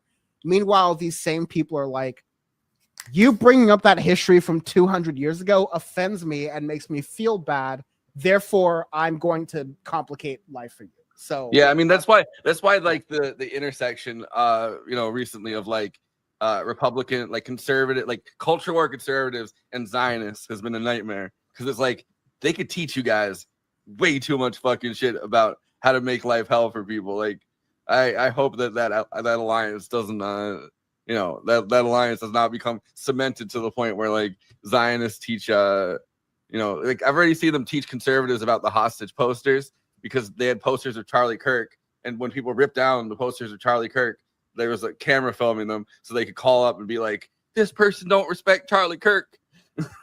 And they did the same thing. And sorry, they did the same thing in New York, even before I was like, around here. They did the same thing when, like, people would rip down posters of the hostages that were like posted in New York, like, wanted, you should care about them. It's like, what does anyone in New York City have to do with Hamas? Unless you really think like that, which a lot of people did. And when people would rip down those posters, there'd be a bunch of other people who'd be like, oh, I'm sending this to libs of TikTok. You're going to get canceled and you're going to lose your job, which makes it all like, okay, so like, this was never about like a principle thing. This was more like a, you scratch me, I'm going to punch you sort of thing, which is what we always warned about. I would also say, like, my thing about like having an aversion to getting people fired, there are definitely jobs like nursing. Like if somebody said something racist and they're like in nursing, like that person absolutely should get fired. Or like if they're working like a job where like they're like touching food that like that people of color touch and they say something racist, like there are definitely exceptions to my thing where I think like the people should not be trusted in a role where they actually directly affect stuff. It's just in general, I think that getting people fired makes them insane, and it doesn't help the situation. Like you have an unemployed person sitting at home for an extended amount of time. Eventually, another racist person is just going to hire them. You know what I mean? Like, look, I disagree. If you're out here being racist, we're trying to build a civil society where people get along with each other and can tolerate and love each other potentially, maybe. If you're out here being racist in public and shit, you're not contributing to that. That is antisocial behavior. There's somebody who's unemployed that is a decent person that should be in that role. Because, and this is a thing, and I'm not directing this at you, Forrest, like, because we do have freedom of speech in this country, racism is just so, it's like, it could seem less taboo than it should be, but like it's not that the person said something racist. It's that they're like hateful internally. Like you are an internally hateful person, and I'm not talking about the jokes because I'm racist jokes all day, and like I'm like the jokes, like let's do it. Like we can do that all day. White, black, anybody, we can do that. But when somebody's like dead ass, it's like, no, dude, like, I think that when you're, and not just racism, if you're sexist, you say anything, homophobic, sexist, racist, whatever, I think that you are actively trying to reject yourself from society. So if that's what happens to you, I'm not really feeling sorry for you. There's a gazillion other people out here that just look at people as human beings and aren't being prejudiced and aren't being hateful. Let's promote those people. If you want to be a piece of shit, go do that somewhere on your own time and figure it out. We got one of them as the president. You'll be okay. Yeah, I mean, I agree with that. I guess I was thinking more in terms of jokes. I wasn't thinking necessarily in terms of like somebody that's like legitimately like, oh, I like hate black people, and you know that for like certain, right? That, like I don't know. I think that like a lot of people felt like were afraid they were going to get canceled over jokes. At the same time, though, there's like consequences for stuff, and like I do think that like it is like I don't know, like people get punched in the face all the fucking time for saying something racist. You know what I mean? Like, and you have to know that if you're going to do it, that probably is going to happen at some point. It could happen. I've seen plenty of videos of a gay dude or a trans woman beating the shit out of some dude who thought he was funny. I've seen plenty of videos. I don't condone that personally. I don't condone violence. And yeah, when it's jokes, and like I can tell the difference. I mean, quiet as kept, maybe in my top 3 comedians is Louis C.K. And like he literally just say the N-word, I'm not offended. Like I get the context, it's jokes, it's funny. But when somebody is like out there, and whether they're enraged or whatever, I don't know, but like they're being dead racist, you fired yourself. And yeah, no, but just to but again, I don't think we're arguing here. I think we're just like no, of course not. layering onto a point. But like just to buttress onto Bam's thing, like behind every black content creator, no matter how big or small, is a problematic, funny white dude. Like every black, especially men, every black male content creator, Bam and I and Lil Bill and FD Signifier and iShowSpeed and all these other different people like included, like behind all of us is a funny, problematic white man that we like. And like it depends. It may be the one dude from Blazing Saddles. It may be Louis C.K. It may be for me, it's Jim Jeffries. You know, he will be in Saudi Arabia. He will be in Saudi Arabia. Wait, is Oh, Jim no, I was Jeffries going to Saudi Arabia? Damn. I was about to shout out Bill Burr, who's definitely going to Saudi Arabia. And that's He'll the be thing, there. I was like- and that's the thing is I was gonna be like, you know, I want to wrap this up because like I didn't want to spend this much time in this segment at all. But I said this in the beginning. And I've said this on the music podcast Audio Faced. I think I've even said this on Moving Extravaganza, but like reject false icons.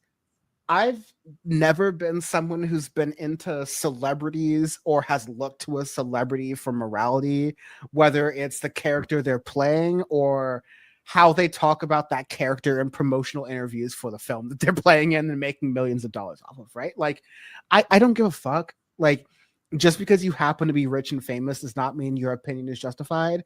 Just because you're a political scholar doesn't mean your opinion is justified. Like an old head joke on Power Report is me making fun of Francis Fukuyama. All right. Like not necessarily a famous person unless you're a political scholar, in which case, you know, he's a fucking dope. So like all of that stands out there. But to what Bam was saying, there's a thing you can tell as someone who's from a marginalized group when someone who is making a joke with you versus someone who's making a joke at you or towards you. And it's like it's not even one of those like Supreme Court like pornography, you know it when you see it type of things. It's like, no, like there's a mathematical equation that I can show you to very clearly describe when it's appreciation versus when it's appropriation.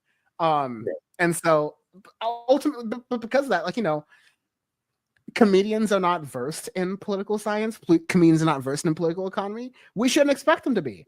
We should expect them to make funny jokes. But I've been consistent. My main annoying thing with not cancel culture, but like comedians that are of this cancel culture ilk of the past since 2015, like the Rogan sphere, is just like, you're not funny.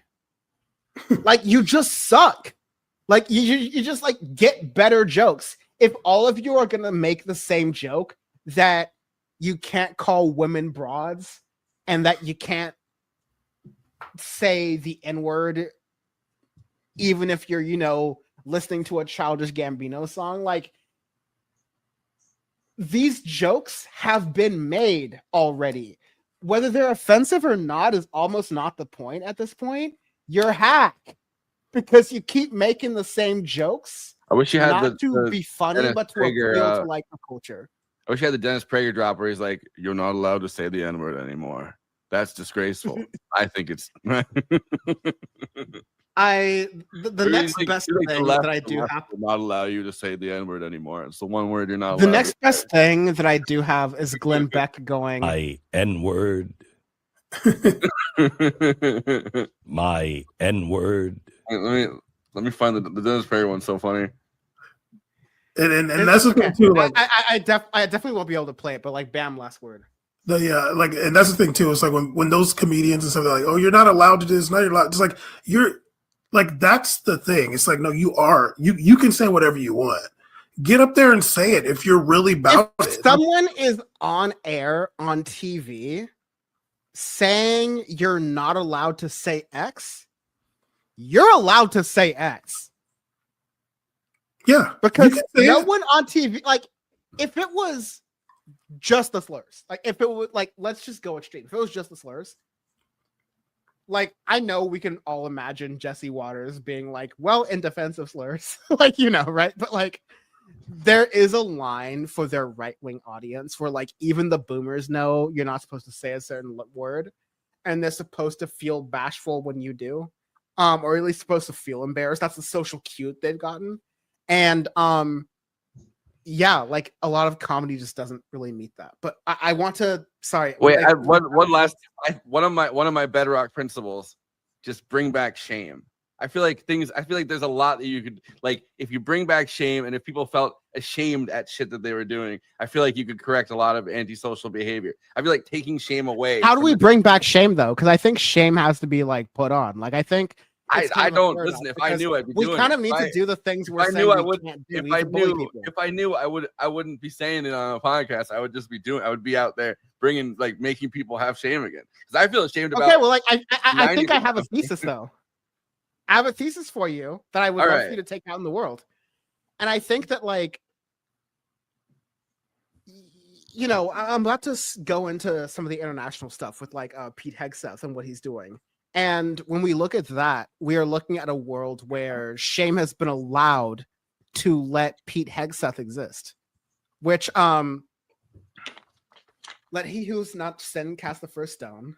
Let he who is not drunken on TV cast the first stone. Like, you know, right? Like, I'm not one to judge here, but if you're going to let someone who is more a TV performer than someone who is actually able to do the job go, and if we as the audience are not actually going out in the streets and, like, you know, even going out with our voices and saying, yeah, we don't care about this stuff. Like, fascism only works out of fear and silence and confusion, especially if we're all confused and we're looking like, oh, my neighbor is not talking about this, so I guess they must assume that everything's going okay. No, that's how it works. If we all stand up and someone goes, especially right now, while there's time and space for us to speak to our neighbors and feel somewhat safe about it, but if we all go, hey, yo, this is kind of bullshit, actually. Then we can all start saying it and feel more empowered to say it publicly. Because if you go out on a limb and say this is bullshit, you can be like, hey, you may disagree, but I've just talked to 30 people who agree with me. And so that's to come back to shame. I think, like, it's not that we haven't been enforcing shame, but I think when you come to, like, how the Democrats are thinking about this, especially, like, Democrats in leadership, they are too afraid to enforce shame because they themselves have shame for their own position. Yeah. Well, they're the ones that have shame, right? Like, the people that I'm not saying Democrats shouldn't have shame, because there's obviously they should, but, like, they have shame about, like, the wrong things, right? Like, it's like, you know, they're ashamed they even have to ask for minorities to have rights in Trump's America. It's like they're ashamed, like they didn't want minorities to have rights in Biden's America. I know, but like I don't know, as the culture turns, or as, like, you know, the culture becomes more right wing, at least in, like, the DC set, like, it's almost like Democrats are even more embarrassed to, like, you know, be the party of woke or, like, diversity of any kind, or, like, anything that could actually help people, as long as Republicans get dunk on them over it. Well, I think that also, like, when you have Donald Trump came into politics being shameless, yeah, and that changed culture. Like, it did, you know, like there was a lot of things that shifted at that time, and I think there were a lot of people in America realized that the person, you know, maybe their neighbor or coworker or whatever, they didn't realize that they felt seen by someone like Trump, who just doesn't give a shit and says whatever he wants and is mean and crass and rude. Like, that awakened a lot in people, and especially white males. Like, they were like, oh, I can act like that? Like, that made them put on that hat. Like, they weren't wearing freaking Bush hats before, Yeah, but it's You because saw Trump. you saw the pictures of people, like, you saw Wall Street people being like, it wasn't pictures, but it was reports of Wall Street people being like, finally we can say the R slur and we can, slap women on the ass as they're walking around in the office. Like, finally Right. we get like you cannot do that. Not yet, to not be yet. clear, you cannot do God, you cannot do that, and wanting to do that just kind of, it's a self-report, because like, Yeah. Right.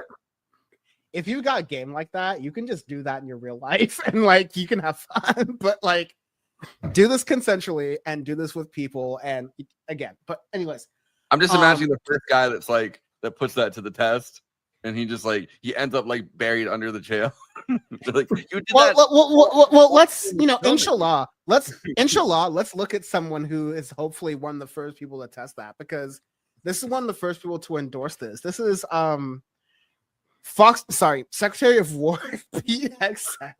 He's already done it. Speaking to and that's a fact. He is speaking to a bunch of generals who, like, imagine flying out from Guam and having to watch this. Okay. Because like that really happened to at least 3 people. Right. Watch. This also means grooming. Sorry, let me replay here. This also means grooming standards. Whoa! No more beards, long hair, superficial individual expression. We're going to cut our hair, shave our beards, and adhere to standards. Because it's like the broken windows theory of policing. It's like when you let the small stuff go, the big stuff eventually goes. So you have to address the small stuff. This is on duty, in the field, and in the rear. If you want a beard, you can join Special Forces. If not, then shave. We don't have a military full of Nordic pagans. But unfortunately, we have had leaders who either refuse to call BS and enforce standards, or leaders who felt like they were not allowed to enforce standards. Both are unacceptable. And that's why today, at my direction, the era of unprofessional appearance is over. No more beardos. The era of rampant and ridiculous shaving profiles is done.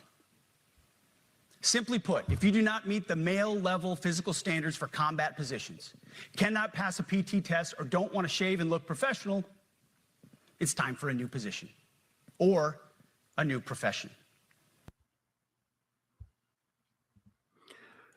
Now let me be clear. There's no need. Not the new Amsterdam. No more beardos. Yeah, I'd like in my administration. I'd like no to more believe that beardos. With his salary, at least he can hopefully afford better than Amsterdam. Like, somehow it would make it worse. I'll say this about that whole thing that happened with him and Trump with the generals. You know, whatever the military, like whatever. But like the thing that made me happy actually about that whole thing is that they weren't up there cheering for Trump and shit. Yeah. Like, Well, they're not. They wouldn't cheer for any president. Like no. That's what I'm saying. Like that's what I'm saying. Like the fact that they didn't do it. Like I'm like, okay, I'm glad that these people have like some standard still, because if they were up there cheering and acting like a MAGA rally, it's like, oh, we're cooked for real. Yeah. No, I agree. I agree with that. It's like half of them are fat and they have beards, but look, they didn't clap, so there's discipline. There's discipline in the ranks. Yeah, right. Because it's like, because he's over here talking, like Trump is saying, you know, we're going to use the cities as training grounds, whatever. Like he wants to invade every fucking black person in America and immigrant. But it's like these guys are not just like Trump nut huggers, and that is good. Well, I mean, it's been pointed out like by people like I didn't come up with this off the top of my head, but like the military, out of all the institutions in the country, right? Like the military is the most diverse institution in the country. Like it always has been, and like so it's kind of going in there to it's like really quickly. Yeah. Has been since World War II. Yeah, like the military, like, you know, like there were people who fought for the military not willingly. And then in World War II, even, you know, people who were the Tuskegee Airmen story, there are people who are treated in the military who like didn't have their full white rights. I mean, Yeah, you can, it was segregated. Yeah, there I'm were not. Japanese. There were It's not interned that- Japanese people who fought in World War II in fucking Okinawa. So like, you know, there's history there. I'm not saying like, again, not attacking you, but like I just want to add that context. So like, you know, Yeah, what I'm saying is not that the military is always treated. I mean, they're going in to kill brown people most of the time. So it's like I'm not like, oh, the military is anti-racist. I'm saying that it just in general, right? Like it's the most diverse institution. So going in there and specifically attacking like diversity and assuming that everyone's on the same page or is going to be on the same page when you're like, oh, diversity sucks. I don't like, you know, this thing about it. And the implication is that like it's like an all-white military. You know what I mean? Like the implication behind a lot of what somebody like Hegseth obviously envisions is like the white military. And it's like I do think that there's like a level of like disconnect that's going to be felt at some point when it's like clear that what they're asking for is what they're asking for. No, yeah, it is you know, a diverse institution. And I'm sure there were a lot of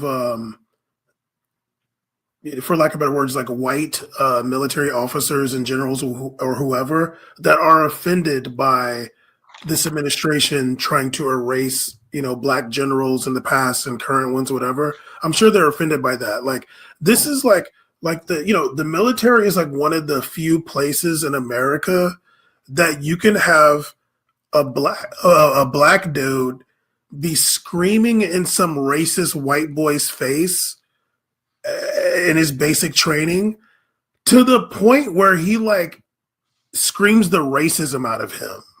Like, yeah, he's like, that dude like came in some fucking redneck, and this like his drill sergeant checked his shit to the point where he's like, oh, like that was stupid. Bam, are they hiring? I'm kidding. For the drill sergeant position. Bam knows I'm ROTC Dan over here. Definitely drill sergeant Dan, straight from Madagascar. Yeah, I mean, look, there's disconnects all over it. I was just reading that the Fort Bragg cartel book, and like which I think that actually is where I got like the like I was thinking about the diversity of the military because of that, because whereas the military itself is like the most diverse institution in the country, like Delta Force is 90% white.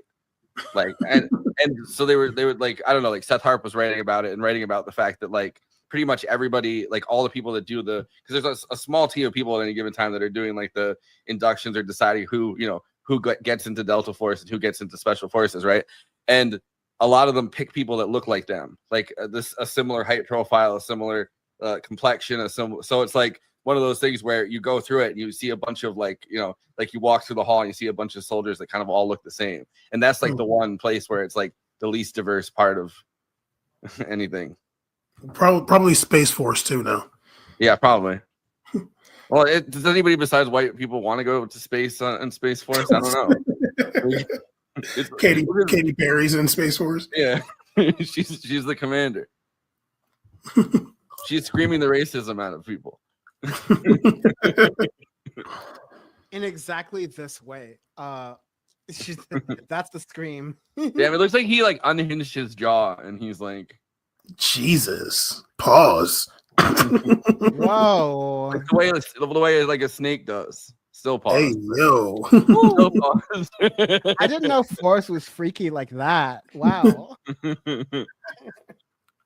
It's just also funny too, and I've heard other people say this too, but it's like you're talking about fat generals, like the commander in chief wears diapers, homie. Like, what are we talking about? Yeah. And you know what's funny? Like Caesar like sent me one of the reel where Trump was talking about the N-word shit he said a million times. And like I couldn't get past how like just sleepy and freaking lethargic he looked. And then like I saw the other people talking about it like on the news. I'm like, okay, like I wasn't tripping because I'm like, this shit is like looks like he's about to just fall over, yo. Like, well, he spoke after. I mean, it's kind of probably torture. Hegseth made himself go first, I think, and then Trump spoke after him. So he had to wait through Hegseth slurring through an entire speech. But Trump gets up there and he's in front of that American flag, and it literally sounds like he's half asleep. He's like, "We must enforce standards for the military." Crazy. Yeah, it sounds like, I don't know. It sounds like him and Tom Homan be doing pre-games together. Yeah, Dan, Tom Holland. Yeah, that guy fucking does sound like Tom Homan. That I've always felt like if I was an alien, right, like Tom Homan would be like the perfect alien name because it sounds like human. You come down here, you're like, yeah, my name is Tom Homan. Homan. Homan. I've done this before on PowerPoint before, but like at one point there was like an American baseball game coded by the Japanese, where it was like they made a bunch of fake American names that was like Jim Ballman. I remember that, Dan. I remember you posted that on here. That shit was I can't remember if it was funny for real. I think it was though, but I just remember the text being on the screen. Japanese, at least during World War II, right, when the Japanese like seemed like they were fucking killing it, like before everything kind of collapsed, they talk so much shit. I mean, besides just the Tokyo Rose thing, like the Japanese would just like stand on the beaches and just be talking shit to like American soldiers who like obviously didn't have to say back. Okay, yeah, it's funny. Yeah, no. I'm no longer calling you Forrest. I'm calling you Mike Truck. Raul Chamberlain. Dean Restry. Oh man, I hate that. Bobson Dugnut. Oh my god. Bobson Dugnut. Not Dwight Rorschach. Yo, the Japanese were cooking us when they made this game. Tony Schmerich. Not Todd Gonzalez.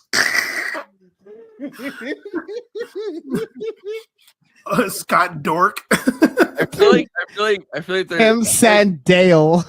I feel like they made this that anyone that reads the names that they came up with sounds racist. Right, literally. Dean Westry. No, dude, Ray McSriff makes me feel bad to say out loud. Wait, there's one you just said. To me, when I say Ray McSriff, it's the same reaction I get when I say the phrase "paddy wagon." Like it's just not right. Mario McRowain. What the? Ray McSriff. That shit is too funny. I don't know why this. I is haven't funny. felt this racist since I was pronouncing Sarah Palin's kids' names. What? Trip. I actually know it's Trip. It was kind of mean for them to name like the Down syndrome kid Trip. Oh, she didn't do that, really? Well, it was the governor, I think, that did it. Damn, not Sarah Trip. Palin was the governor of Black Dynamite.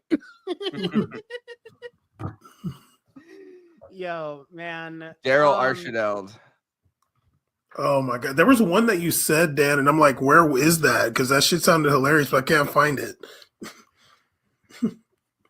I want to just say really quickly, the initial reactions. I was showing this photo. Oh wow, it's not. Hey yo, screen. That sucks. Oh, there we go. Looks like when Beetlejuice became a snake. I was showing this photo, but basically, one general said, "I traveled 8,000 miles to hear this." That's crazy. I think it was Chapo that made this joke, but like they were talking about how like just deciding out of nowhere, pretty much everyone has to come in and listen to my speech. Like it's like a drunk guy move. It's like you're drunk and you're like, everyone's gonna love this. Everyone's gonna want to hear this. Everyone's gonna want to hear this. And everyone comes in. You're like, guys, stop being so fat. Stop being so. It's like me interrupting. It's like me interrupting Forrest. Who could believe it?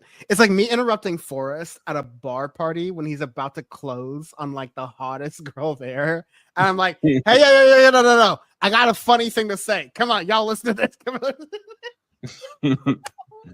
But Chapo Trap House had this like bit where they're talking about like one day Pete Hegseth is going to realize he can use the Amber Alert thing to send messages to everybody in America.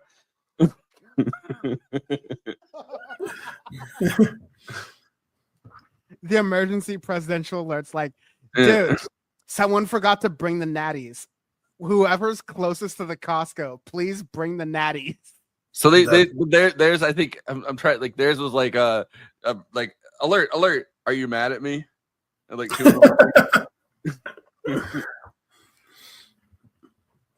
Bam, we are limited, extremely limited on your time today.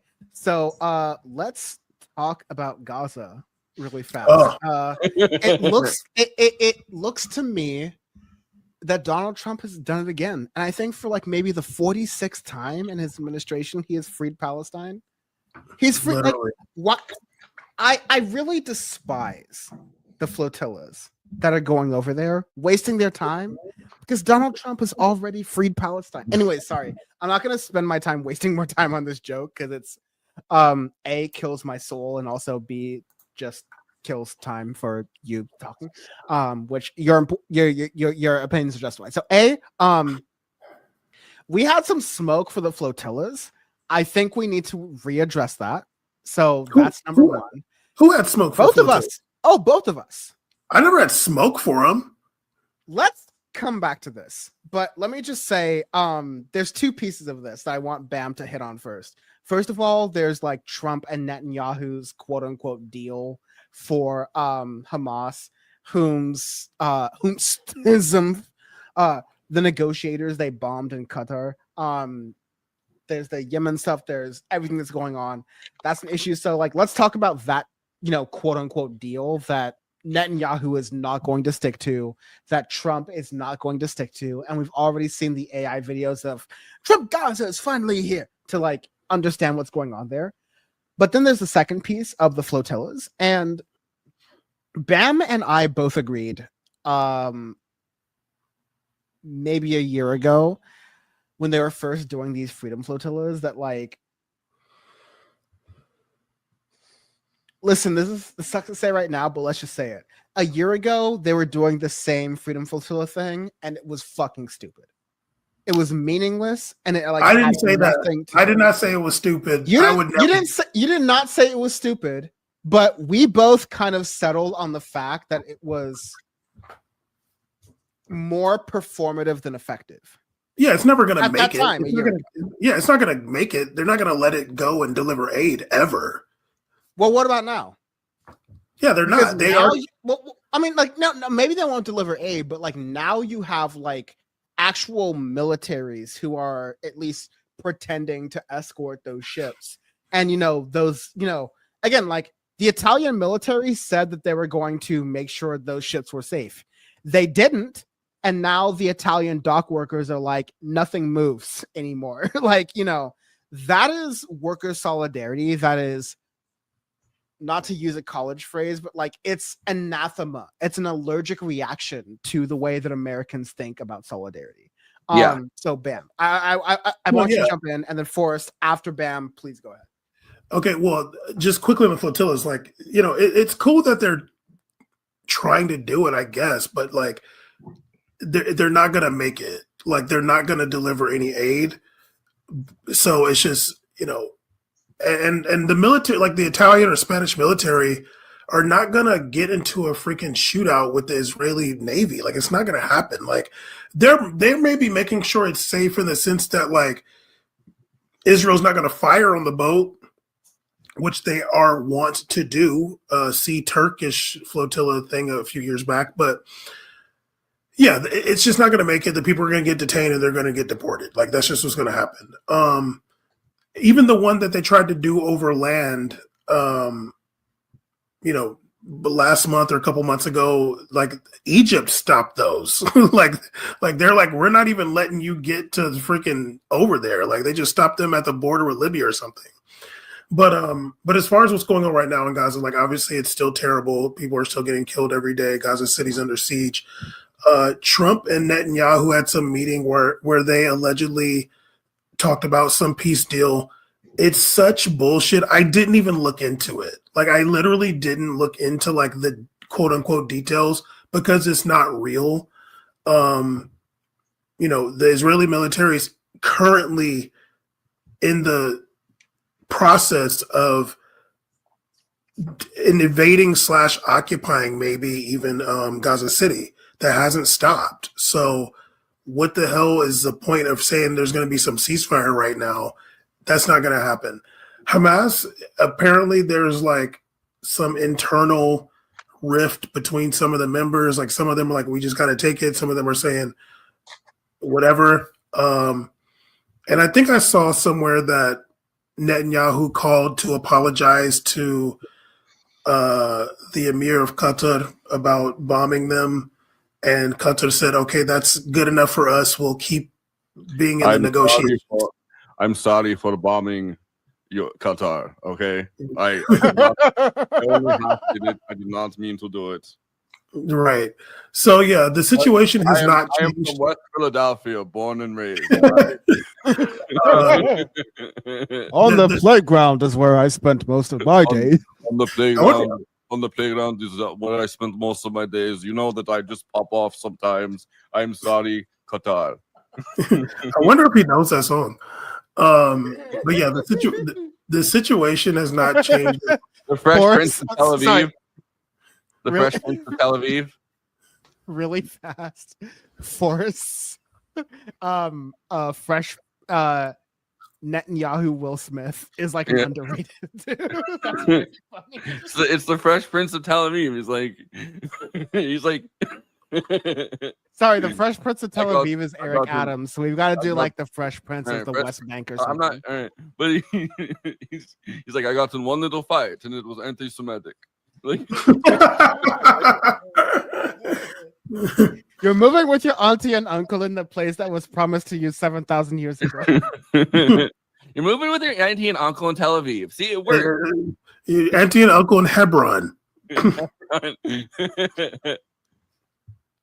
But yeah, I mean the 21-point plan is terrifying. They're trying to put Tony Blair. Tony Blair would be the guy in charge of managing Gaza under that plan. That's giving Iraq war. I forgot that guy's name. He like showed up with some freaking like Dockers and like war boots. I forgot that guy's name. Some crazy libertarian. It's like, what the hell? Nobody even likes Tony Blair. I like know on a Tony personal Blair level. was not a libertarian. Like Tony. No. Blair- I'm saying there's another guy in Iraq that they sent him to like govern Iraq, like during the war, like after the Ba'ath Party got taken out. It's like, what is he supposed to do? Like, he's gonna govern Gaza? Like, shit is goofy. Yeah, well, he'd be like the viceroy of Gaza. But he's always been involved. The more recent pictures of Tony Blair, he like grew. He like looks like a weird, like he looks like a Lord of the Rings character. Like he has his hair is now gray and it's slicked back. And when he puts his hand, like there's a picture of him holding his hands like this that Michael Brooks used to have, and it looks like he has claws. Like he's a scary looking dude now. Yeah, he's always been involved with the Middle East in some capacity or another, though. Tony Blair, I don't know why. Like I don't know, he loves it. But even that aspect, the Israeli government military apparatus is not going to allow Tony Blair to be some like person making any decisions. Like this situation is like, the more and more, like the longer it goes, it's like I'm thinking that they really are trying to turn it into some kind of Riviera. Like, yeah, like I think that, like I wonder if Trump could just bully any other Arab country into like accepting hella Palestinians. I don't. Well, the thing was, they were going to try to bully Egypt into doing it, and then they were going to put all of them in the Sinai. But Egypt has enough like power to not accept it. Like, but I feel like that was like the Trump plan was that they had it planned out so that in the Sinai they would like set up refugee camps all throughout the Sinai. That's what they wanted to do, because I mean that's part crazy. of that is also that Israel thinks that it rightly owns the Sinai. Like, yeah, exactly. And all the Israelis party on the beach in Sinai, so it's like that's I heard Libya, but I'm just like Libya is like weird now, and it's like not Here, safe. Sinai has great physicians. Yeah, they're sending all the Palestinians to Cedar Sinai. That's why Laura Loomer freaked out about that they were bringing Palestinian kids into the U.S. to get limbs put back on. She's like, not Cedar Sinai. Liz of TikTok is like, they're getting the best care in Los Angeles.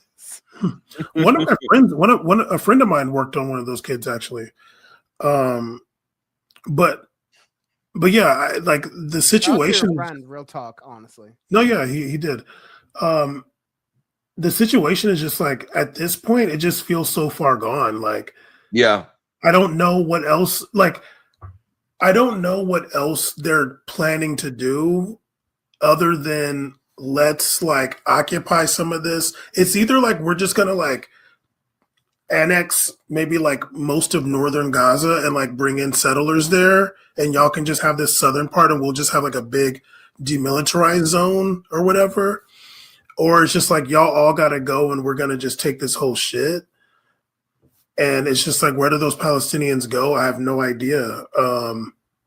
They're also building more settlements in the West Bank currently as well. So yeah, they want to annex the entirety of the West Bank. I mean, Smotrich is like the person behind all of that, and he's the fucking finance minister. Oh yeah, and he's terrible. But there's the thing about I wanted to say about the flotillas. The point of the flotillas was never to actually deliver the aid. The point of the flotillas was that it's photography of Israeli officials or like the IDF arresting white Europeans, because the one time, I mean, not the one time, because they've had like Turkey has sent flotillas before, and they just massacred them. But like, you know, it's the image of watching the IDF arrest, you know, white Europeans of like stature that they've always felt like would inspire European governments to somehow get involved when pressure is placed on them. But I mean, you see what happens. It's like they get within 150 miles and the Italian Navy turns around. I hate to do this, but I have to do the last word because I need to move us on. And Bam, you have limited time, and I need your thoughts on one last thing in your last period of time. But my last thought on all of this, let's just note, for the record, audience, I let them both speak for a very long time. So I'm going to just say this last thing is that I just like I sit in the place where and it's not a middle ground either. Like I don't necessarily think that the flotillas are getting attention right now because of white Europeans being on them. I think the flotillas are getting attention because there are white Europeans on them in the second year of this genocide. And there has now been pictures of the starvation that's been going on. And now that foreign government, like Italian and Spanish and Greece and other governments have like put their navies behind this, now they're starting to get more attention to it. I agree with that.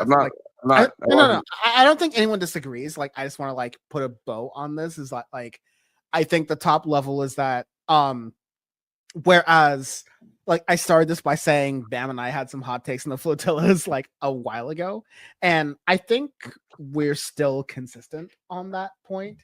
I think the main thing is that like now that you have governments who are backing the activists, now there's a little bit more of a not necessarily justification, but I think there's like more plausibility for the flotillas to work. I know we want to talk about this. I want to like, you know, have this conversation, but we can't do it. I want to do it this bit really fast. Argentina. Afuera. Afuera. Bam, this is sorry, but I gotta do a little bit of flexing here. You know that libertarian show that I always go on, Larry Sharp? And we were talking with I did a panel with some women a long time ago. And I remember afterwards you were like, I'm not going to say like with some women because that's like very loaded in charge, but like, you know, with some libertarians, some other libertarians, they happen to be women on the panel. And one of them who I've since followed and kind of kept track on, and I don't really care because like the point doesn't matter, but like, you know, respect one to of my those, governor, Larry Sharp, by the way. One of the women, that's so funny. One of the women on the panel was like, oh, watch out for Javier Milei because he's got this libertarian angle on. He's got this thing going on. And like, you know, he's not Trump at all. He's like, you know, totally different. And he's embracing new things like crypto. And fast forward, shit's not working.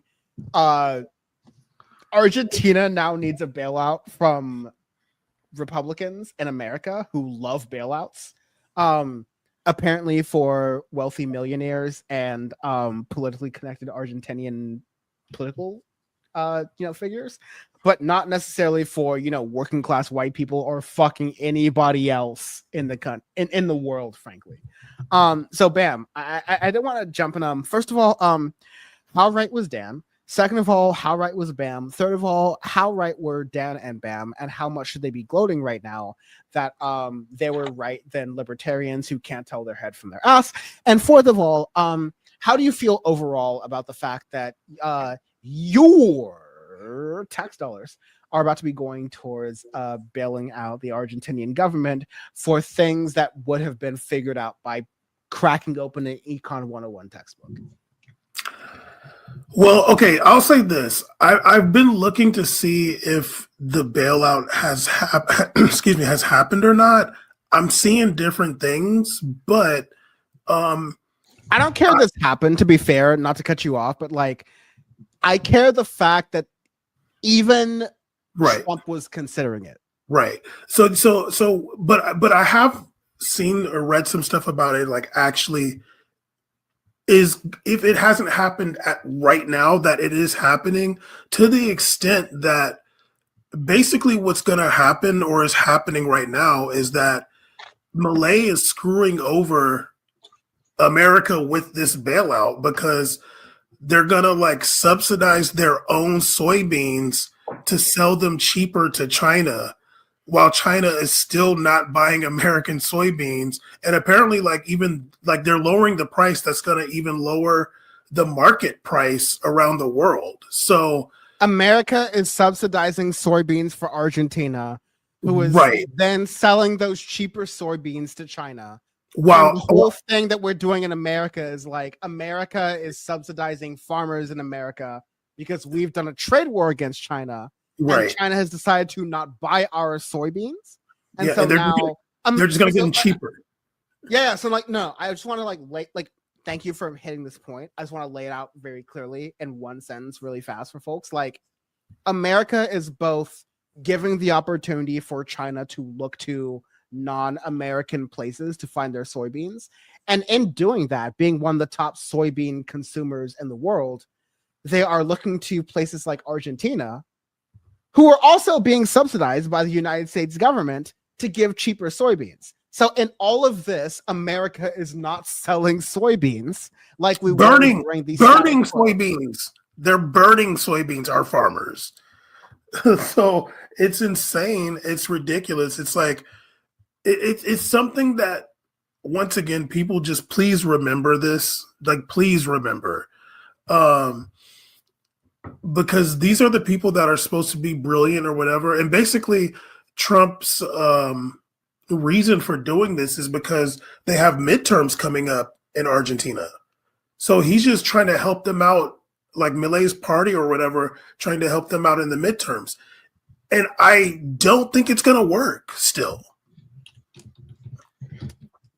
Yeah, I mean, I for a while Malay was like weirdly popular, and I was like, what the fuck is like, even after he did that rug pull, he still had like broadly popular, like whatever, and like they had that one influencer or whatever that like killed himself over in America over betting everything on the Malay coin, and they did the rug pull. What? Can I watch? I think there was like a video where I don't know, I think he lost everything, and I feel like I heard the guy kill himself. I didn't look up the video, but there was like that one guy that was like, I bet everything on this. And he was like screaming into the camera. I think that like it's crazy, but that is what I mean, you know, like taking down like USAID, right? Like it's so that Trump can kind of just go country by country and like decide what he wants to do vis-a-vis aid of any kind, like taking down like, you know, any kind of soft power channels or whatever. It's just so that Trump can do like his own version of soft power country by country, like literally. Sorry guys, I gotta run. Dan's kicking me off early, but I'll be back. Eventually. Bam, thank you very much. Peace. I'll see you soon. Now, Forrest, now that we can kick off the festivities, it's just you and me. So we got through I didn't do the chyrons at the bottom. Sorry. We got through the global report. We got through some of the hee-haws, the ha-has. let's talk about some domestic things. But first, were there any comments that you wanted to highlight? There's a lot of comments that folks have been saying, and I've been putting them on the screen. Sorry, I'm really bad with responding to comments. I'm going to do a show very soon. I know I've been saying this for a while, but like I've been moving, so I'm set up right now. But I want to do a show very soon where we're just like talking to commenters as well. But yeah, what's up? Anything you've seen so far?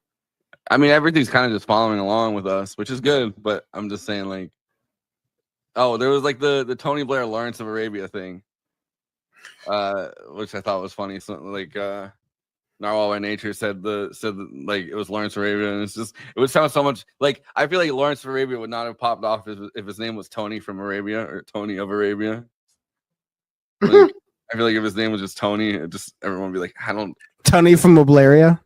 But like, imagine like they're just like, oh, this guy really gets like Arabs. Like, yeah, what's his name? Tony Blair, and it's like, yeah, that doesn't have the same. It doesn't hit the same.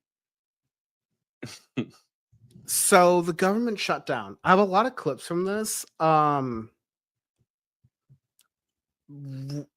we do you? Let's start with Bernie speaking on the shutdown. I thought this was like a very poignant piece when he was. Is it the one of him and AOC talking about it? Actually, no. This is him on CNN the night of the shutdown actually happening. So I'm going to play this clip and we'll discuss it a little bit further. I'm going to find this, but there was a good clip of him and AOC explaining the shutdown. I know. I have that clip too. Don't get me wrong. I have that clip too. So we can play that later, but also other places have played that. So I'm trying to think about the audience. Yeah. I'm like, what have y'all not seen? So I like here's his thing with AOC. He's like, I bumped into an old friend here in Washington D.C. and some of the comments are people like right wingers trying to figure something like just trying to figure out some shit to talk. It's like, you did not just bump into her with a cameraman. And it's like, obviously he didn't fucking just bump it. What the fuck are you talking about? It's funny for people who like love TV President Donald Trump that like they don't understand how this stuff works. Like, no, they didn't, but no, they planned this. Of course they planned this, but you know, like he probably scripted it too, like at least what they were gonna say. You know what I mean? Like there is someone with like a light bar and one of those like jib cameras that like, you know, one of those stabilizer, you know, like one holders for your iPhone. Like they're holding that, talking to both of them like during the entire thing. And so we'll play that in a bit because I did want to play that and that's really relevant, but like we will also show this piece right here. So let's run it. Like House Speaker Mike Johnson and others who say the subsidies don't expire until the end of December. We have time to negotiate on those and we could find some common ground. Well, for a start, common ground, really. They have had months. And for the first time in modern history, they have not sat down. What has always happened is the majority, you know, he talks about how 13 occasions they worked with the Democrats. It's true, because the Democrats in that case sat down with them. So what you need is a bipartisan solution. What these guys have said, it's my way or the highway. This is the way it's going to be. And that is kind of what Trumpism is about. That's that authoritarian tendency that we're seeing in America right now. So are you telling me you're willing to vote no every time Leader Thin Damn brings right. this I am up? not going to allow. Let me be clear. All right, you can quote me on this. You can quote me on this. We say in Vermont, till the cows come home. I will not let tens of thousands of fellow Americans die because they're thrown off of healthcare. In my state, people cannot afford a doubling in the healthcare premiums. We are already the highest prices in the country for healthcare. People just can't afford it. And what the Republicans have got to do is go into their hearts and go back into their constituents. Ask their constituents in Louisiana, where Johnson is from, do you think it's a good idea to give $1 trillion in tax breaks to people like Bezos and Musk and Zuckerberg, the richest people in this country, in order to throw people off the health care they have? I think the answer will be a resounding no. So I hope the Republicans develop a sense of morality, listen to the people of America, and do the right thing. Back in 2018. Forrest? This is unrelated to just that clip. Caitlin Collins is like a low-key, like right-wing freak, right? Oh, I thought you were gonna say she was a low-key baddie. No, I don't believe that. But she is. Forrest got real political there for a second. He was like, let me be clear. I treat her in the most respectable fashions. I would not, think of her in that manner. I don't. She skeeves me out. I don't want to treat her like anything, but I don't know. There's something about her that kind of skews. She started out at like the Daily Caller though, like the Tucker Carlson owned. Oh yeah, like I don't like if you have that job in cable news, like I kind of assume at this point, like you're from the Daily Caller, like at best. Yeah. Honestly, like Well, I'm just saying, like that's just something I've always like I've constantly been like tried to parse out because I think that she's farther right than the other ones. But yeah, I think that Bernie fucking standing up and saying that is good. It's really been pissing me off though. And like I mean, Democrats have not had a good answer to this question. The thing earlier with there was an AOC clip where she did have a good answer to this question where she was talking about how like there's literally laws that illegal immigrants, I even hate using the term illegal immigrants, but illegal immigrants can't get Medicaid. Like they're not able to apply for Medicaid. There's literally laws that say illegal immigrants can't apply. And that's the top lie that they're like, Yeah. oh, Democrats are holding up the government and they're shutting down the government because they want, I hate the term, illegals to be able to use health insurance. When on the federal level, that's not possible.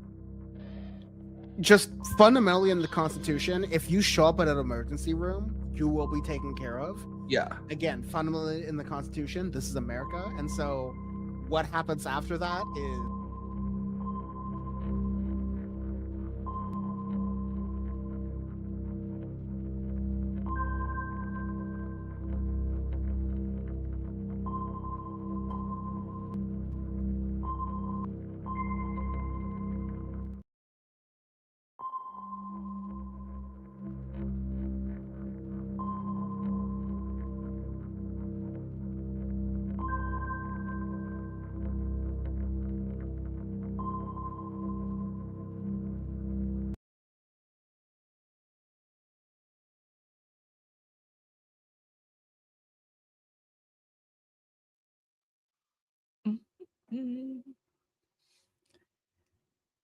Hey, hi.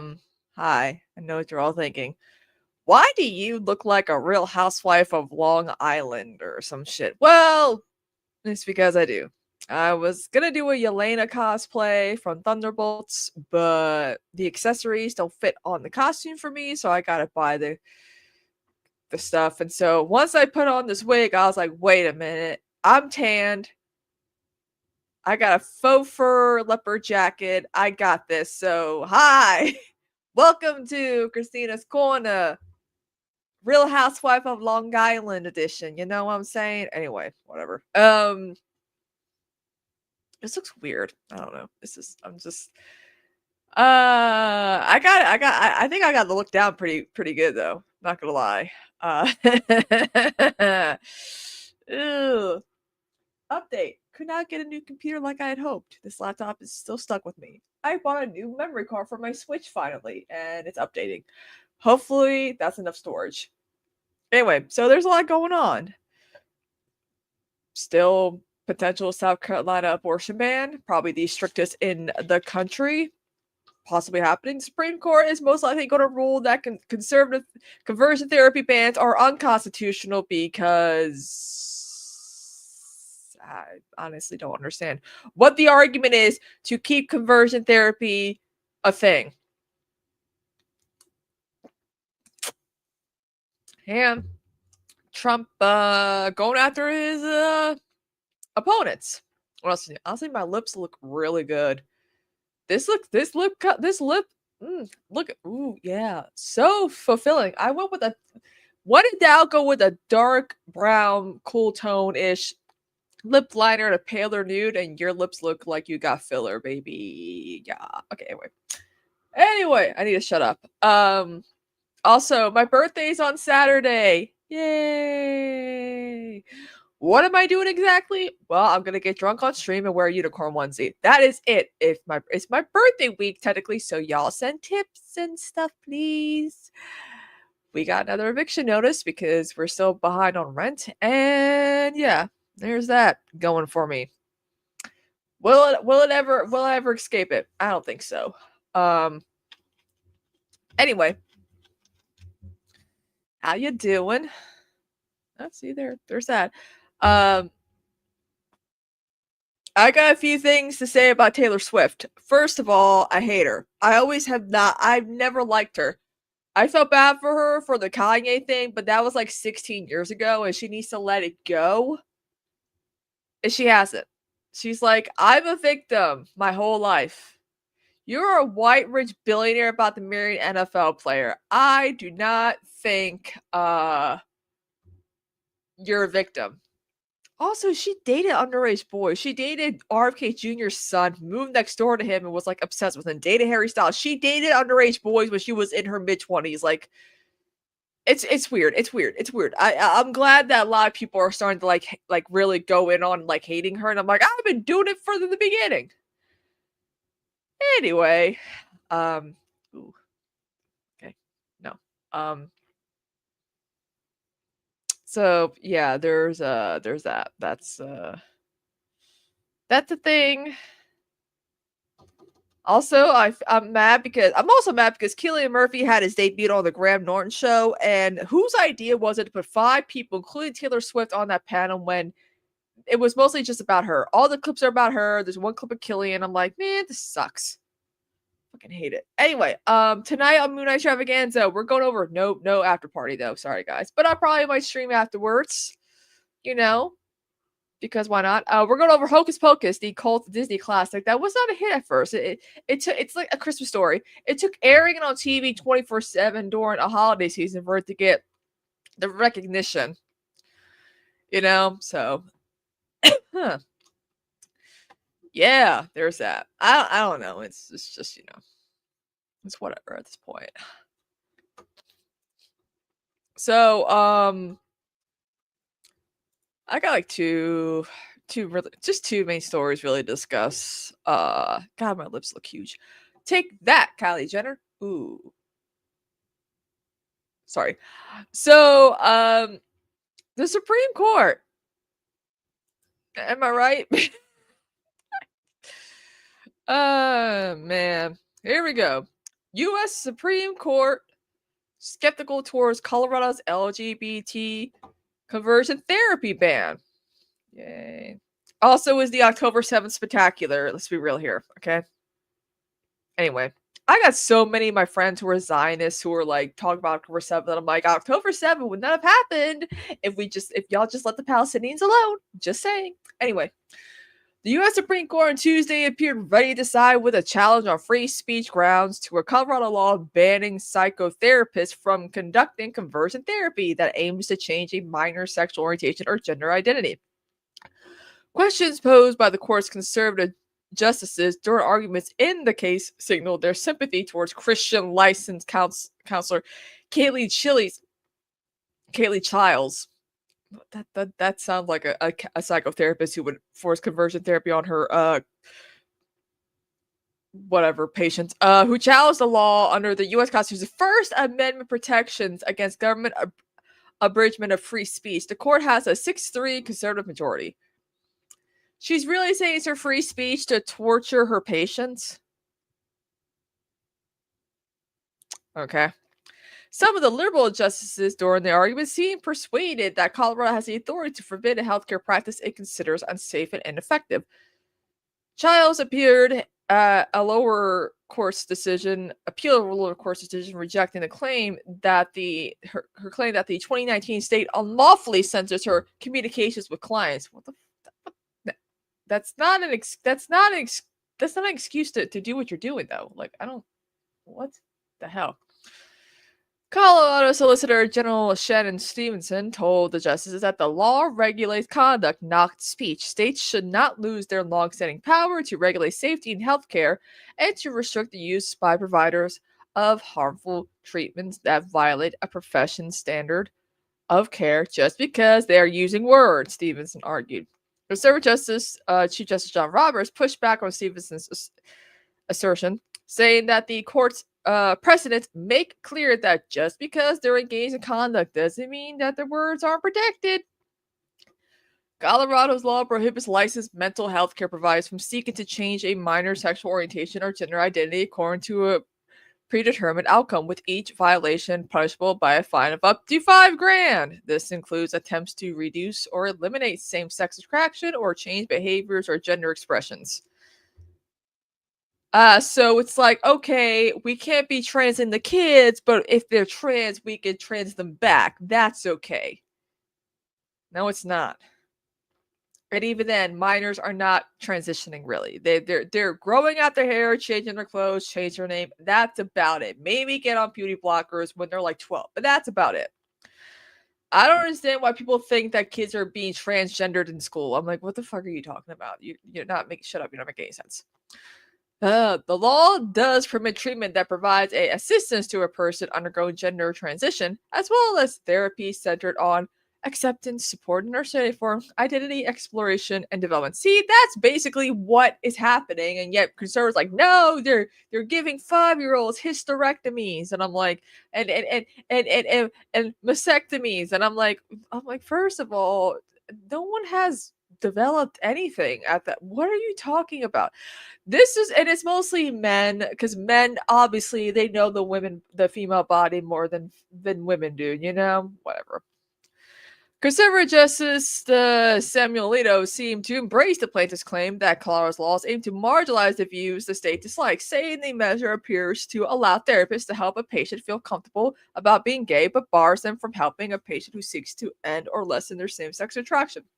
It seems to me your statute dictates opposite results in those two situations based on the viewpoint expressed, Alito told Stevenson. Democratic Colorado Governor Jerry Polis, the first openly gay man to be elected as a U.S. state governor. Wait, he's gay? Okay, cool. As a U.S. state governor, under critic of convergent therapy, signed the measure into law in 2019. Republican President Donald Trump's administration is backing Childs in the dispute because, of course, James Campbell, lawyer for Childs, told the justice that Colorado's law forbids counselors like Kaylee Childs from helping minors pursue state disfavored goals on issues of gender and sexuality. What the fuck does that even mean? The law practically bans voluntary conversations, censoring widely held views on debate moral, religious, and scientific questions, Campbell said. Who? What? No. Who? That still doesn't make it right for you as a doctor to force and push your beliefs onto your patients.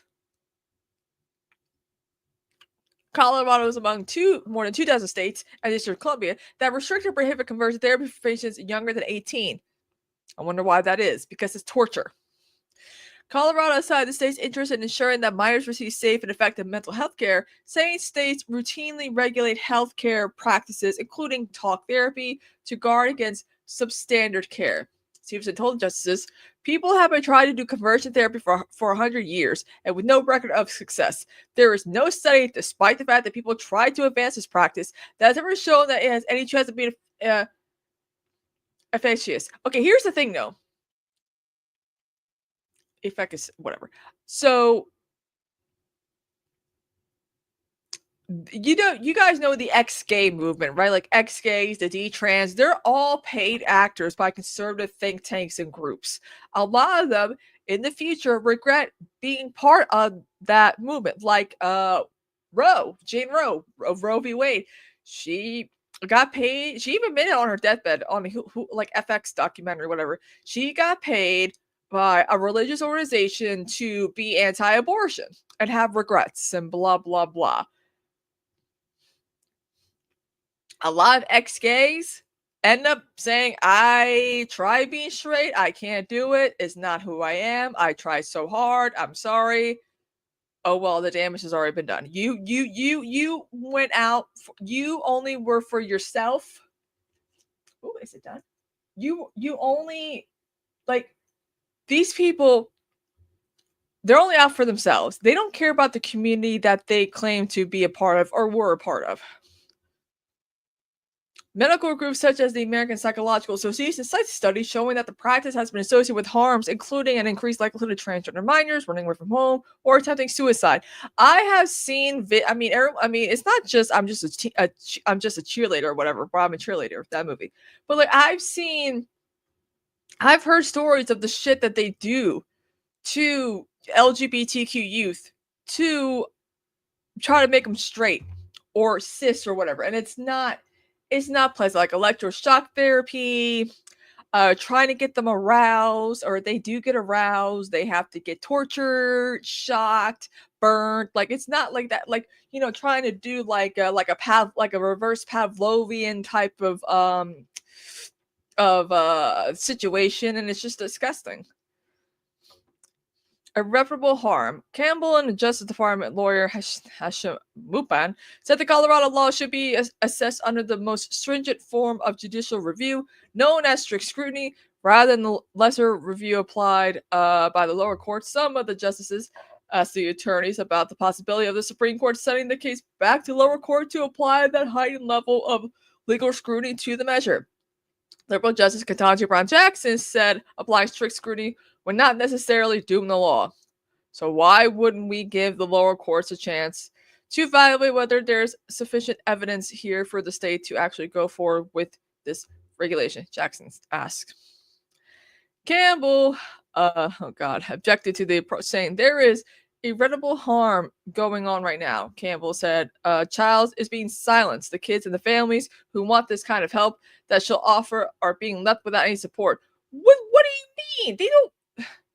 What care? She wants to torture these poor kids. The case gives the court's conservative majority another opportunity to elevate the interests of a conservative Christian litigant at the expense of protections for the LGBT people. Childs has said she believes that people flourish when they live consistently with God's design, including their biological sex. Oh yeah, this woman should definitely be in the psychological profession. Childs is represented by the Alliance Defending Freedom, of course, a conservative religious rights group that has secured high-profile Supreme Court victories on behalf of a baker and wedding website designer, of course, who refused, based on their Christian beliefs, to serve gay couples. Even though the gay couples did not exist, it was just a hypothetical, and she still won.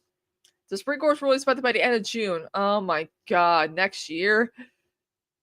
Oh God, I hate the summer. I hate the summer. Not only does my seasonal depression kick in, but like that's when the Supreme Court makes rulings that you either love or you hate. And most of the time it's hate. It's hate. It's hate. It's hate. It is hate. We hate it so much.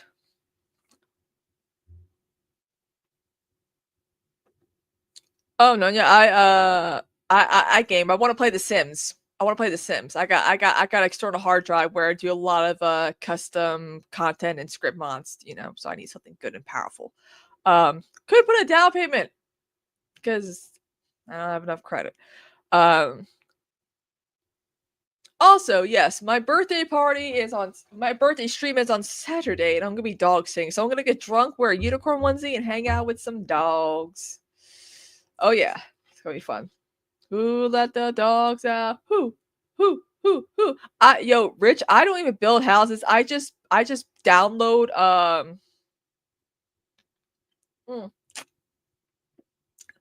I follow quite a few you guys, the amount of Sims creators on Patreon who make a living off of just making custom content is insane. And like the houses I would download, the clothes I download, the makeup, the everything.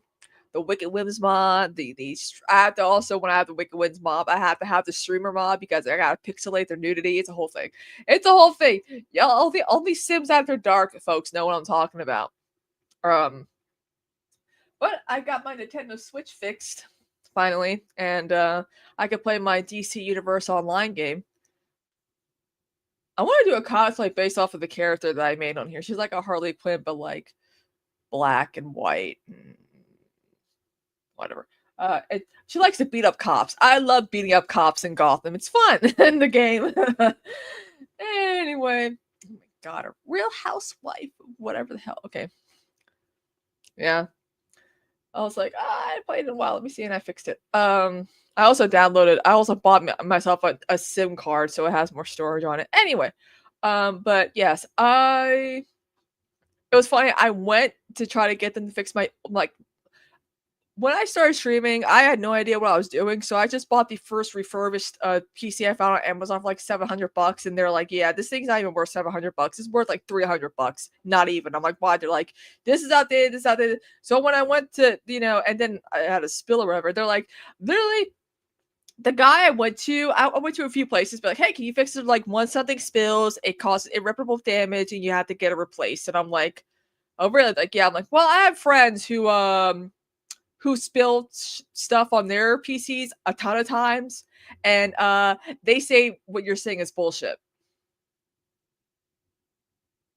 And then they get quiet, and I'm like, "Yeah," but I don't know what the anyway. But also too, my old PC that I used when I started streaming is like so outdated that like the only thing that's new is the glass. Like, it's crazy. Anyway. God, I just can't stop looking at myself in the monitor. And this, oh man, what is wrong with me? The reason why I want to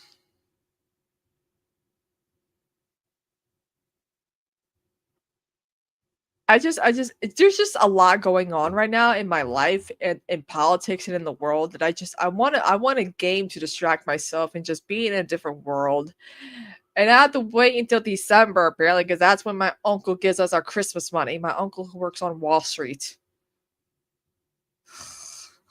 Can't wait another 2 months. Christmas be here already. Oh God. We're 2 months almost into the new year. Kill me.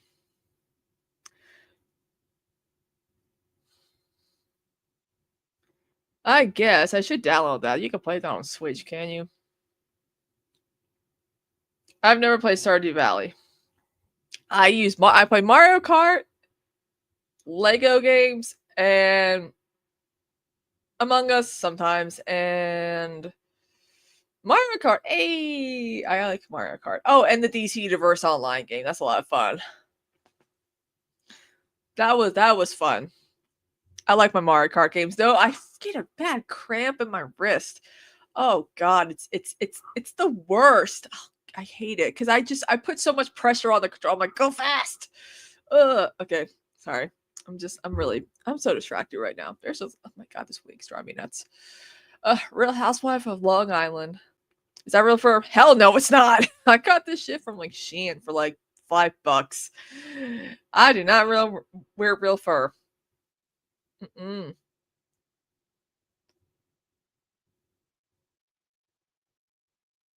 Yeah, because the problem is no one was there to help me when I started streaming. Like I bought myself a Mac thinking that would be good for streaming, but everyone's like, no, you gotta get like a gaming PC. I'm like, okay. I sold that was brand new to my cousin, and then I bought like the cheapest PC I could find, but even then a lot of people are like, that is not worth $700. I think the next one I want to buy is like, I want one that's like worth like almost $2,000, because so I can have a really powerful GPU and a motherboard and whatever, so that I can stream. Because when you download custom content, it slows down your game. It slows down your game because your system's really trying to like produce it, hold it. So I want something good and sturdy that it won't be as bad. If that makes any sense. I know I want an MSI, because MSI, or even like an iPower, whatever. Like I buy power. Like I know the brands that are really good. I know MSI is very reliable, because that was my other PC before I had to sell it for money. Brand new PC I had to sell for money because I wasted $2,000 on my Uma's money for a new PC, only to be like, oh fuck, we're in so much debt that I had to sell it.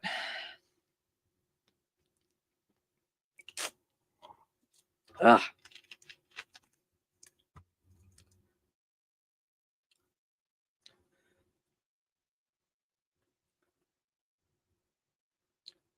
Yeah, but I'm not good at pre-building. I'm not a tech gal. I cannot put a PC. Everyone's like, oh, it's so easy.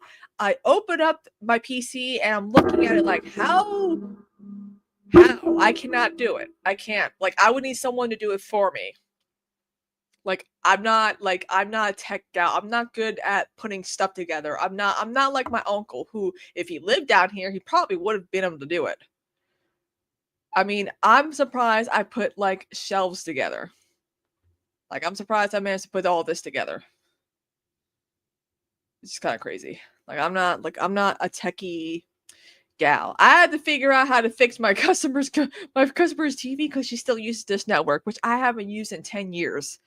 I'm like, I know how to work a Roku. I press a button and I fix them. I don't know.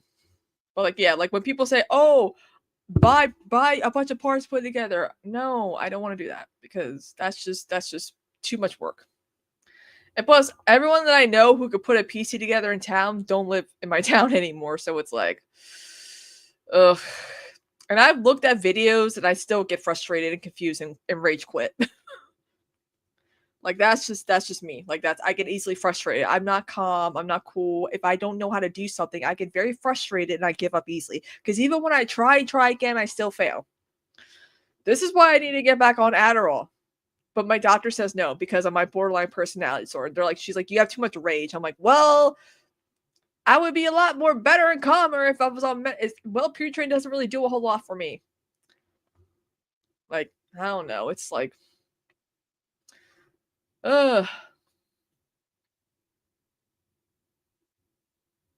I don't care about my personal data being stolen. Like, I don't care about that. Like, it's like with TikTok. Like, I don't care China was spying on me. Now we're gonna have Israel spying on us. I think that's worse. Like,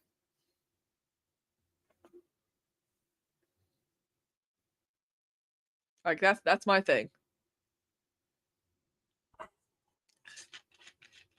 Yeah, I've been on the internet since I was 11 years old. I don't care about my personal data being stolen. Like, also too, I've wiped off my address and phone number from the web.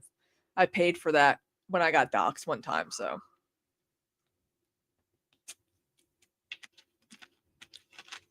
I mean, most of our media now is being owned by conservatives, so it's like, that's great.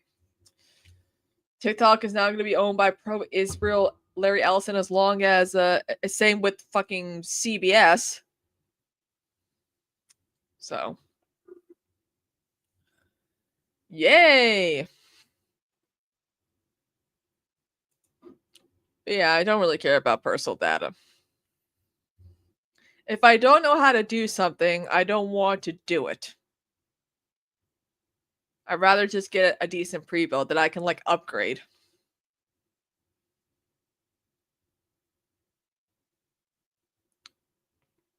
Because everyone keeps telling, like, I have a few friends who are like, if you want to play, like, you know, hardcore games like The Sims the way you want to play, and I don't even play Fortnite, or even like the Marvel Rivals or whatever, I'm going to need something very, very powerful. And unfortunately, that means splurging. At least, well, also too, I started streaming when like the GPU farming debacle was happening, when when GPUs were like God knows how much money. That was crazy. I literally was like, what? Huh? But now GPUs are not that expensive because that came and went. Like, oh, thanks, Don.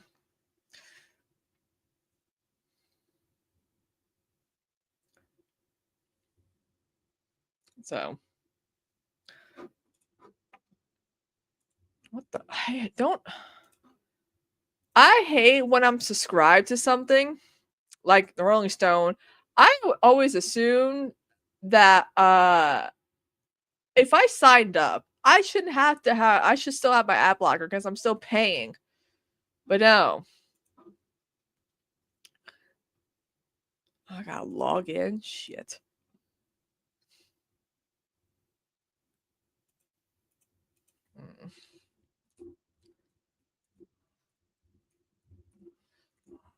I'm excited to get drunk on stream and have a birthday party on Saturday with you guys. If you guys show up to my stream.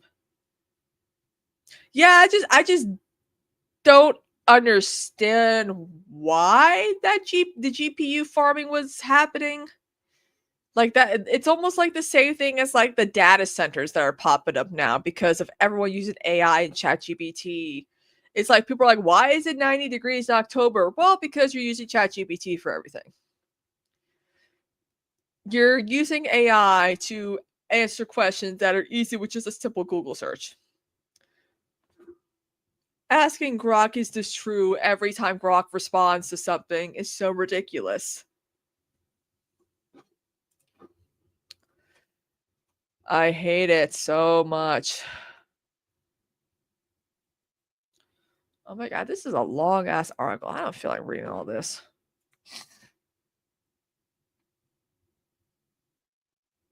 Yeah, exactly. Like it's so like it's, I mean, it also too, what was happening at a time when a lot of people were streaming because of COVID. You know, it's, I don't know. I hate it.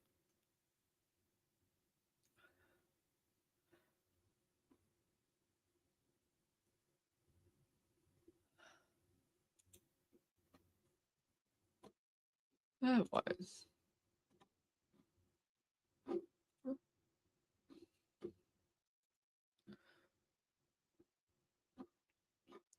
Also, just a reminder, guys. Tonight, 8 p.m. Hocus Pocus on Moon Knight Extravaganza. I'm excited. That movie came out in 93, the year I was born. Oh my god, it's 32 years old.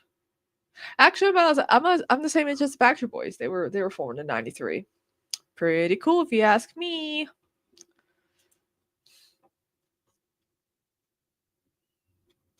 Also, what's with Dick Van Dyke joking that he's not going to make it to 100 in like his birthday's in 2 months? Don't be playing with me, sir. You gotta live to be 100. We didn't get Betty White to live to be 100. Okay, you gotta make it. Mel Brooks made it to 100, I think, or is he 99? Anyway.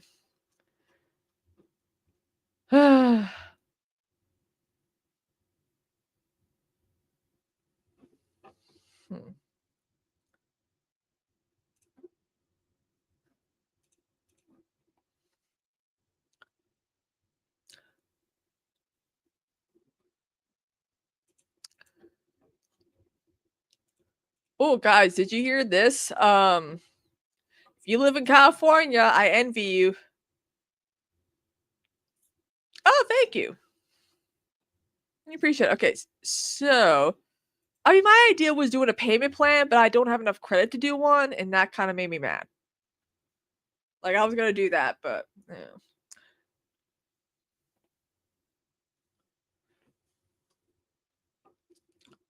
Okay, so if you live in California, guess what? California banned streaming services from increasing audio levels during commercials. Gavin Newsom says, we heard California is loud and clear. And what's clear is that they don't want commercials at a volume any louder than the level they were previously enjoying the program. Why was that? They still do this, though. I can't. That's why I have no ads. That's why I don't do ads. But, like, at the same time, it's like, why are the volumes of the commercials so much louder than the program? It's like even local news does that. It's like, whoa! It's like, wow! Like, I'm like, what the? Oh my god! It's so crazy.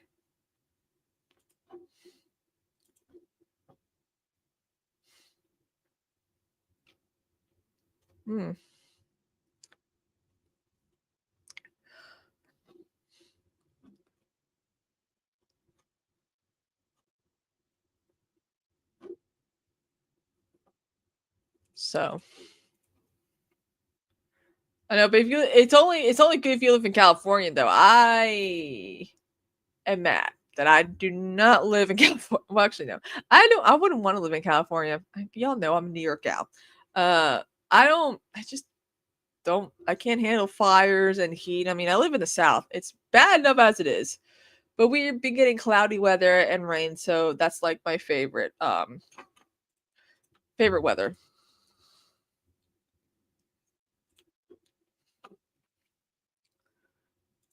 Ooh, so I don't know why I took this long. Did you guys hear about the first confirmed EF5 tornado in like over a decade? Which is crazy. So, accurate weather. Let's go. So, the first EF5 tornado since 2013 has been confirmed in North Dakota. This tornado, which knocked a train off its tracks, ends the 12-year drought of EF5 tornadoes since the Moore, Oklahoma storm in 2013. A 12-year EF5 tornado drought ended Monday morning with the National Weather Service in Grand Forks, North Dakota, announcing that a twister in Enderlin, North Dakota on June 20th had winds greater than 210 miles per hour. That classifies it as a monster EF5 tornado, the highest rating possible. The tornado killed 3 people and was more than a mile wide, leaving a massive scar on satellite images. Damn. The unusually high forensic damage wind speed estimates came from the twister tipping fully loaded grain hopper cars from a train and tossing one empty tanker car nearly 500 feet, the NWS said. Trees were also uprooted and tossed by the tornado with root balls. Other trees left standing had only stubs or trunks and were debarked. A local farmstead was swept clean off its foundation. The tornado was one of 25 twisters that night. 25? Which also featured in Derecho and post-Derecho high winds across much of the state. On May 20th, 2013, an extremely powerful tornado destroyed a huge part of Moore, Oklahoma. 12 years later until today, it remained the most recent tornado to be rated EF5 strength, compromising the longest gap in between EF5 tornadoes since the official United States record began in 1950. Whew. Damn, that's insane. That's insane. See, we've had a few tornadoes in my town. The way my town is like laid, I don't know what to say, like the foundation is just not good for like a tornado to last for now. One time we had a tornado, it was like, I think it was on 420 literally one year. My mom was all excited until she actually saw the funnel cloud behind our house and she was like, oh no. Meanwhile, over at my Umas, where you would think it's very rural, there would be the tornado would get there. No, we had sunshine and clouds, no rain. It was fine. I'm like, wow. And she lived in a trailer, so we were freaking out about that. And then one time, it was like 3:00 in the morning. We heard what sounded like a train going by, and we had no idea what to do. A few hours later, we learned that there was a tornado down the road from us, and I was like, "The what?" It barely missed us. Like it kind of hopped over us. I mean, there's a tornado when it sounds like a train is going by. Like goddamn. Ooh.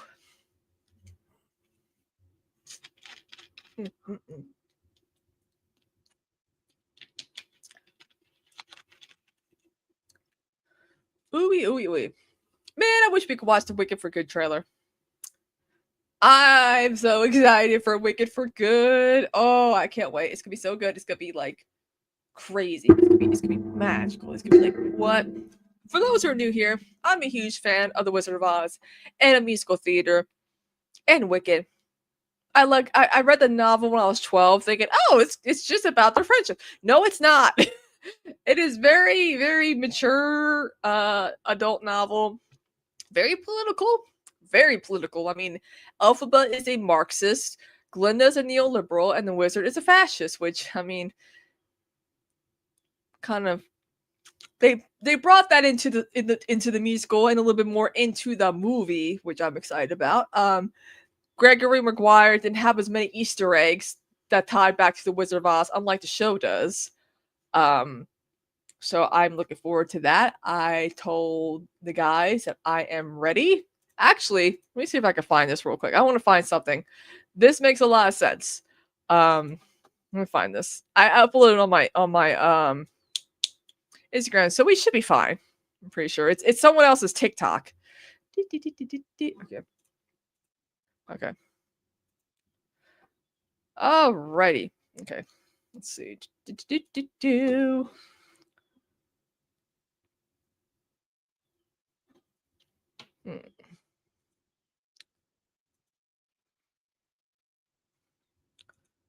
Here we go. This is what I'm talking about.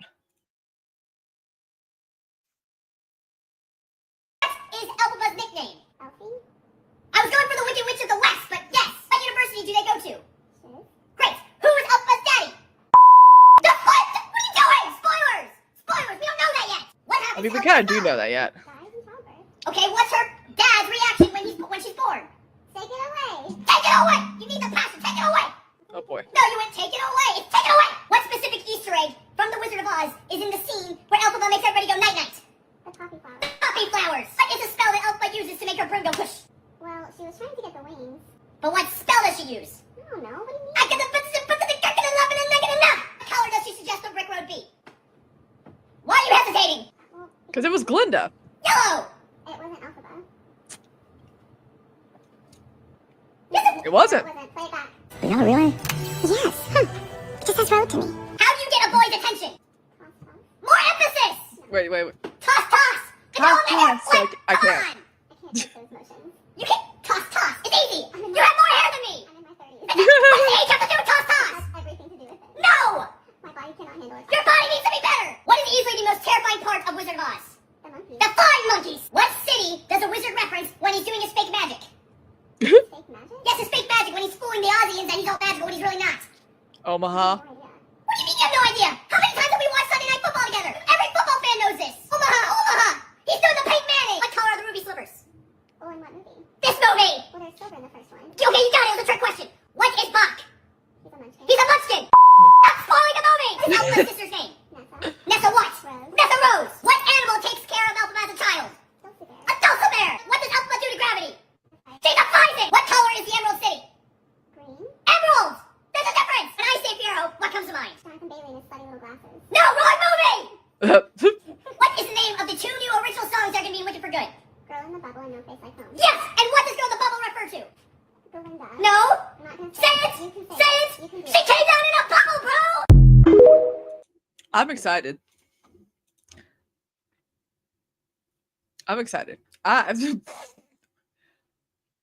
I think is, you know what's funny? Okay, so you know what's funny though is, like, again, they added all these extra Easter eggs to Wicked from the Wizard of Oz that I can play the Wizard of Oz in my head fully. That I was like the Leo DiCaprio Once Upon a Time in Hollywood being, where I was like up, like I was like up.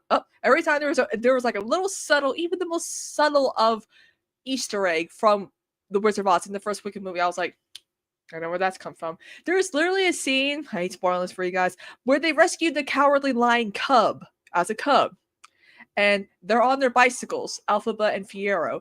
And the Cowardly Lion peeks his head out of the basket of Elphaba's bike, like Toto does in Mrs. Gulch's basket, like in The Wizard of Oz. I was like, oh.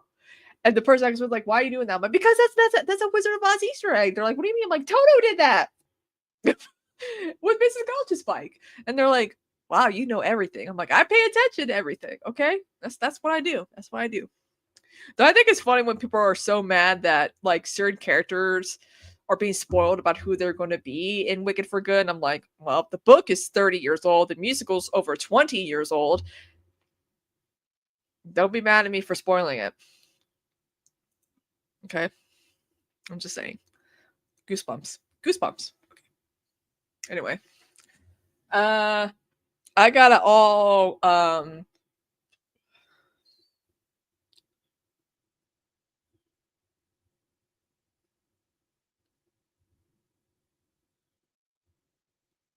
Ew, I don't know if I want to do that.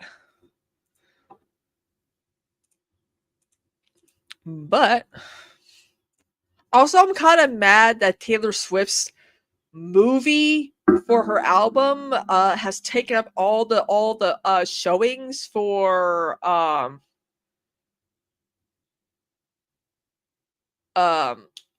her like all the showings for like Caught Stealing, One Battle After Another are now gone at my local theater because they'd rather play out like Taylor Swift's movie that goes with her new album. It's making me mad. I'm so like, ugh, that woman ruins everything. Oh, also too, my mom wants to do, well, since we're gonna have an episode on Halloween, so I gotta figure out what I'm gonna dress up as. Maybe Harley Quinn from the Harley Quinn show. I did that one time. Everyone loved that.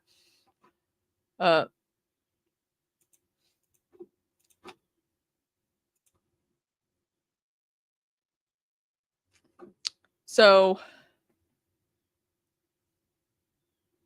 my mom and I are gonna watch the first Omen on the 30th, Mischief Night. So that should be fun. I recommended the first Omen because I love that's like one of my favorite horror movies in recent years. For those who don't know, the first Omen is basically a prequel to the Omen about how Damien was conceived, and I highly recommend it. It's very good. It gives like homages to possession. Really good stuff. Really good stuff. I highly recommend it.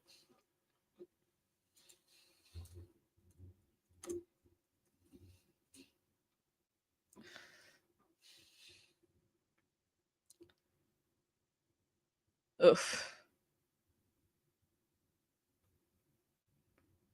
Why is Jared Leto still getting work?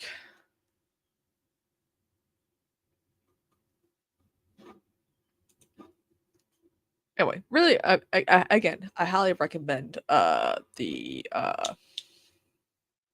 first Omen.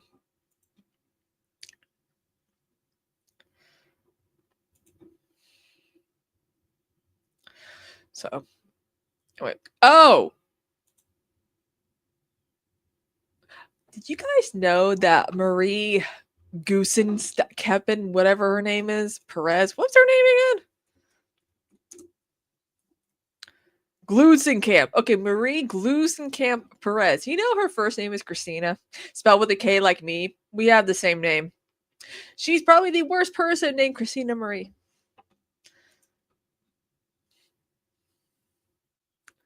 She's like a Kirsten Cinema, but I don't even think she has like a background in like Marxism or like Green Party like Kirsten Cinema did.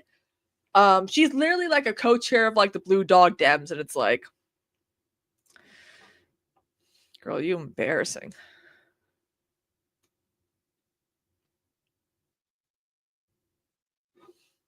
Like, this is bad.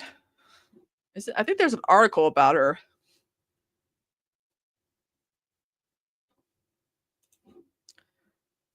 Let's see. I posted on my Facebook page.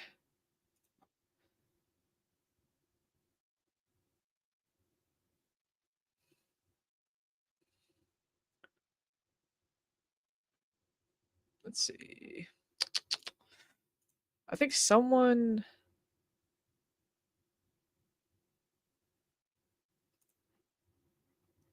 Okay, no, that's not Barry Weiss. Oh my god, I'm very, very pissed off about so many people that are like glazing Barry Weiss, who's like, she's like, I'm queer, but you're also anti-woke, so whatever. She has no experience in journalism and has got Palestinians killed. And yet she's gonna be like the head of CBS News. And a lot of folks who work for CBS are like, no way is this woman gonna be my boss. Nay, I say. And I agree. Like, I don't, no. No.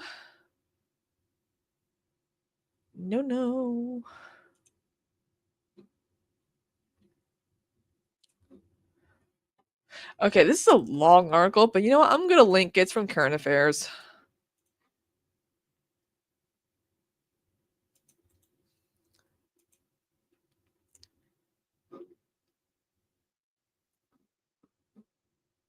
If it'll let you do that. Okay, I don't know if it did it right. But it's called like The Betrayals of Marie Glusenkamp Perez.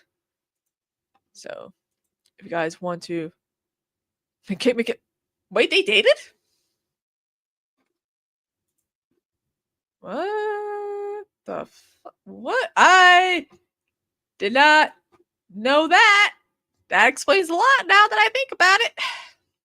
That's crazy. That's what?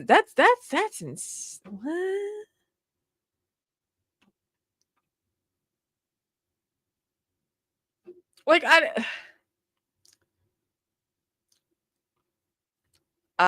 yeah, I guess that does explain a lot. But like again, guys, just a reminder: the TikTok ban was made possible by the Democrats.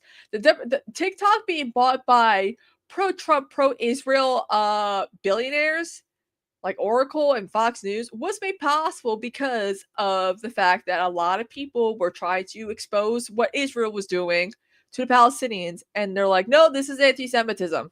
And it's like, I hear a cat meow. We were gonna have, fun, TikTok's fun, but now it's like, oh god, all I see are fucking liberals who like shit on leftists for, I don't know, protesting, doing community outreach, doing activism. Like, what the fuck do you liberals do? Nothing. I said that last week too. It's like, oh my god, I just keep blocking because I need to fix my algorithm. Like, I got like this 4-year-old on TikTok who's cooking food, and I'm like, with the help of his parents, and I'm like, whoa, how, what? Okay. He's adorable. He's a little British kid. He's like, today we are making strawberry crepes. It's adorable. And then there's that one chick, Teeny. I think you guys know about her. She was known for her mac and cheese recipe, which, by the way, is actually delicious. You guys are just not making it right. She actually lives in Augusta, Georgia. Like, when I didn't know she actually lived close to me until she talked about Hurricane Helene, and my sister's like, you do realize she lives in Augusta, Georgia? I'm like, wait, that's like across the river from us. And my sister's like, yeah. And I'm like, what? Cool. Teeny, come on, whatever. She's cool. She's cool. I love her because that mac and cheese recipe fucking slaps, man. What is the mac and cheese recipe? All right, let me post. Actually, you know what? Fuck it. We got time. Let me find the video if I can. If TikTok will let me TikTok. Something. What the? Teeny. Okay, here we go. Teeny mac and cheese recipe. Let me find it. Here we go. If it'll load. Aha! I found it. This is such a good recipe. Okay, I don't care if people say this is really good. This will definitely come in time, like come in handy for like the holidays. I use corkscrews because all that cream gets all in the hole and it gets all up in there, so you bite into the cream and the cheesiness. It's better than elbow pasta. Next, you have to shred your own cheese. Do not use pre-shredded cheese at all. 1 pound of mozzarella. I don't remember if I said it or not, but I'm using a pound of pasta. A pound of Colby Jack. Half a pound or 8 ounces of sharp cheddar. Toss it all together, mix it up, then divide half of it. Okay, now for seasonings. Some salt and pepper, a little bit of garlic powder, a smoked paprika because I like that smoky flavor. There we go. So I got this thing that's specifically for food videos, so hopefully it works. You can't see my face, and I'm not sure how I feel about that. In a pan, 3 tablespoons of butter. We're gonna make our roux. Always make the roux. You can see the dirty stove. When the butter is melted, add half of your seasoning. Make some more flavor. 3 tablespoons of flour. Gotta put on low, by the way. I'm trying to cook all the flour out. Next, 1 can of evaporated milk. That's a lot of evaporated milk. You're gonna immediately start whisking so you don't get clumps of flour. See, now it started getting thicker. I'm gonna add 2 cups of heavy cream. Mix the rest of your seasoning. Okay, my face is back. I just felt very bland without showing my face. But you can see it's a good angle. Okay, next I'm gonna add a tablespoon of Dijon mustard. Trust me on this, it makes it taste so much better. I don't want to hear anyone in the comments saying ew. No. Yeah, you got it. This I is don't good. like mustard, I don't but the have Dijon Dijon in there. mustard, then I'll use ground mustard. I'm gonna let this thicken up a little bit more before I add my cheese into it. Now I'm gonna start by adding my cheese. I'm gonna let it melt before adding more cheese. So now my cheese sauce, it looks like this. Now I'm gonna add my pasta, and I'm gonna mix it so I get all that cheese all in there. Okay, she lives like 20 minutes away from me. So I'm gonna layer my mac and cheese. I'm gonna do a small layer first. Then No layer breadcrumbs, this by the way, y'all. generously. Last layer. Or bacon bits. And then layer the top with a bunch of cheese. I'm gonna put it in the oven at 350 for about like 25 to 30 minutes, whenever the top is melted. And then broil it for like 30 minutes or something like that, I think. This is what she looks like. I forgot to mention I broiled it as well. I broiled it for like max 2 minutes just to get that nice little crust. I like to add chives on top of it too. Yeah. The crust. Oh, I like to I purposely love the upset sound of people it. by going in the middle. Yeah, corners be damned. Look at it, look at it. Ah. Oh, I need a plate. Okay, get a plate, girl. Oh. Oh, bam, bam, bam, bam. Oh, candles. Oh my gosh, oh my gosh. Oh my gosh. Also, I don't want to hear anyone talk about putting breadcrumbs on the mac and cheese. I will never do that. Huh. So, yeah, that's, ooh. Yeah, but Rich, here's the thing, though. It doesn't come out dry, the mac and cheese, when you bake it, because she makes the roux. See, a lot of people don't make a roux with their mac and cheese. They just boil it, melt some cheese, and just like that's it. Or do like a Velveeta thing. Like, they don't do it like that. So, like, I love her mac and cheese because it's not dry. It's very creamy. I guess putting all the cream and the evaporated milk is what helps it. But if you are lactose intolerant, I even showed this video to some of my friends who are lactose intolerant. They're like, I would be in the bathroom for like an hour, and I'm like, whoopsies. She even did a buffalo chicken mac and cheese, which is pretty good. I like buffalo chicken mac and cheese too. Yes, there are people who make their mac and cheese without a roux, and I'm like, ooh, what are you doing? What are you doing? Like, what? No, you got it. That's what makes it creamy and moist and so good. Every time my sister's here, we make Teeny's mac and cheese. Hey, J-Rock. We make the good we make the mac and cheese. It's so good. It's really good. But then there are people who are bitching about how their stuff curdled. First of all, they were using pre-shredded cheese. She said it yourself. They were when you're cooking something on the stove like that, you have to have it on like low, very like low, medium, mostly low. Otherwise, the roux gets burnt. Like, it was just like she came up with an updated version of the recipe to really break down how to like make the roux. And I'm like, do you really need like to like? I mean, I guess some people needed to have their hand held. Yeah, like my mom be like, okay, let's just I make the mac and cheese now because my mom's not a cheese gal. I don't know why. I love cheese. Like if I was lactose intolerant, I wouldn't know what to do with myself. Fried mac and cheese balls. Such a good bar appetizer to have. Exactly, baseball fan. That's why a lot of people think that if you want to make a cook's or chef's like recipe, you can't be getting like pre-made, whatever. You have to make it from scratch. You have to do it that way. Otherwise, it's not gonna work. It's not gonna come out the same. You gotta get it straight from like the deli or whatever. You can't be getting it like in the cheese section at the the grocery store with the eggs and the pork roll and the hot dogs and bacon or whatever. Oh, it's so good. Okay, now I'm craving. Well, actually, I'm gonna have mac and cheese later. So for dinner, yummy, yummy, yummy.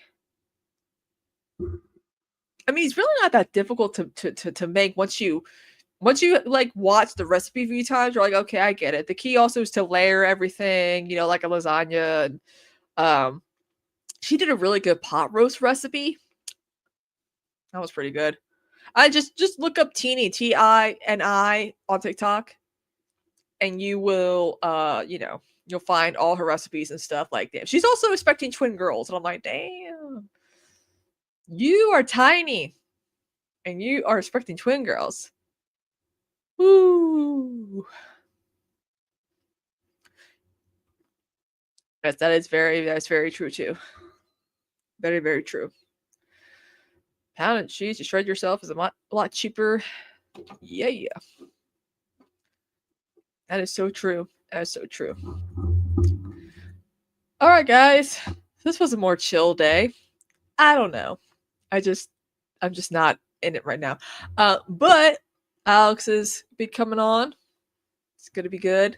Don't know what he's gonna be talking about. Maybe he'll talk about Peacemaker. I don't know. But Augie Smith, I had a feeling he was not that much of a piece of shit like his real world counterpart, but even that surprised me. Peacemaker season final on Thursday. Oh boy.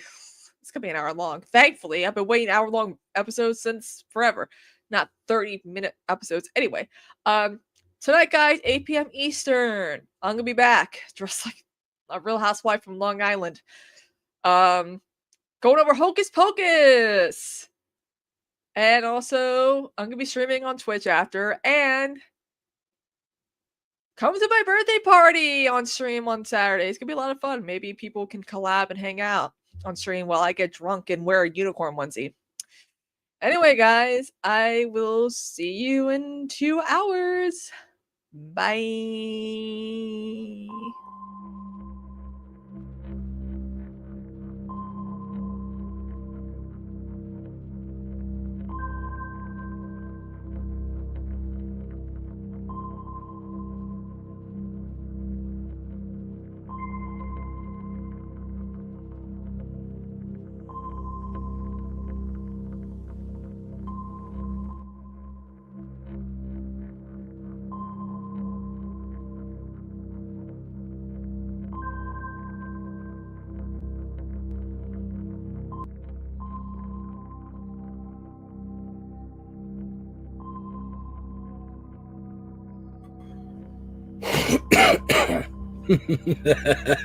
Welcome, folks. Welcome.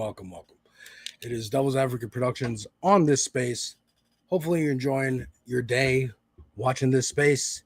And we got some guests today. If they can figure out the link and jump in. My Twitch buddies, Warhite and Larry, should be joining us in a little bit. But I'd be remiss if I didn't mention it's October 7th. 2 years now Israel's been committing a genocide in Palestine. So that's today. We can start before they get here. We can start with I want to talk a little bit Love is Blind, because Love is Blind is back, folks. Season 9 of the US season is here, and they dropped the first 6 episodes last week. There's more coming out tomorrow. I don't make videos on this because it'd be too time consuming and like anxiety inducing to try and keep up with them. But me and my wife love this show. We're addicted to this show and 90 Day Fiance. And this, the last couple seasons been pretty boring, but this one's a little spicy. So there's 2 clips I want to show here. This is from Nikki Faces Reality. She covers 90 Day and Love is Blind, which is how we know her. And this is a longer video on episodes 3 and 4. If you don't want any spoilers, don't watch. But it's just a small little clip. This is 2 people, Nick and Annie, in the pod. So if you don't know how Love is Blind works, it's a dating show where Netflix gets 15 men and 15 women, and they live in hotels, and then they're brought to like dormitories where they hang out until they have dates, where they go into pods, which are just rooms on either side of a opaque wall. It looks like a lava lamp sometimes, where they talk to the other person sight unseen. And the whole point is within 10 days, you propose to the other person. They date everybody. So there's drama of like, oh God, I'm dating two guys and I don't know who to pick. Or this girl I'm dating is also dating this other guy who I know. And I got to try to beat him out while also not coming off like an asshole. And then they propose and then they get to meet each other in person.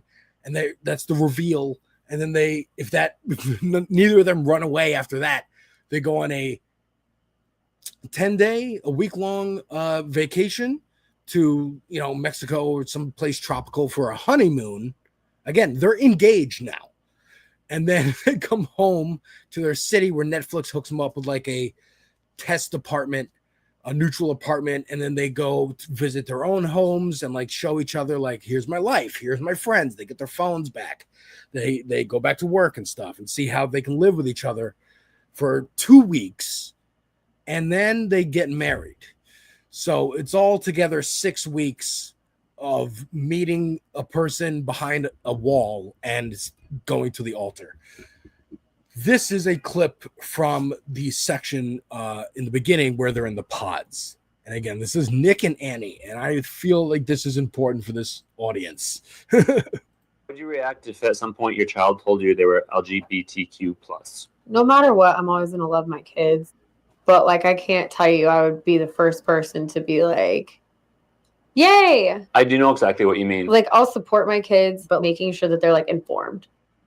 Like, do you know what you're doing? Like, do you know what you're getting into? Like, do you know what you're signing up for? Do you feel like it's a fad? Something 100%. that's like... Friday is company karaoke, 90s pop theme. Who would choose? Right. So this is Nikki, by the way. She's great. A hard life. People aren't choosing to be gay and to have their lives dissected like the likes of you. No one would choose that. No one would go out of their way to choose the hard level. So to act like sexuality is a choice, it's a dangerous thing to spin. But the fact that he's like, yeah, totally. Like, oh, I'm so glad you agree. Oh, Kate and Brendan could do so much better. And then he gives this lame story. We got our first official, like, MAGA people on here, because there's been allegations in past seasons, notably Sarah and Ben from I think last season 8, Minneapolis, where he was just like highly Christian, and she was like, well, my sister's gay, how do you feel about that? How does your church feel about that? And there was a lot of non-answers. So there's been suggestions before, but this was the first time it's just flatten out, I am we're homophobic. Yeah, they're the perfect people they really are, because again, they're dating everybody else, right? So she had another connection with a dude who, from what we've seen here in the first 6 episodes, seems like a good dude. Again, we've been tricked before. Me and my wife, like, sometimes you start out hating someone and then you're like, oh, they're actually kind of reasonable.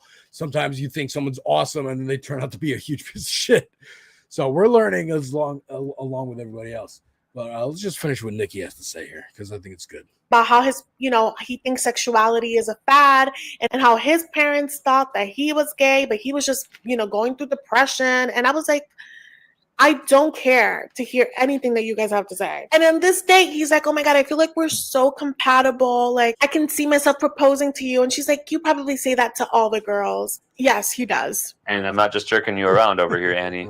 I could see myself proposing to you. I'm going to fight for you. And I'm like damn straight that I'm saying that to you, and I mean that. Oh, just gross. And then we see Annie with... All right, so by the way, this guy also earlier was like, I'm told a story about how when he was younger, his mother thought, like, he was depressed, and his mother was like, are you, like, maybe you're gay? And he was like, no, wow, that's the craziest thing I've ever heard. So it's already like in the bake of the show that he might be. And first of all, I want to show this next clip to a good friend of mine.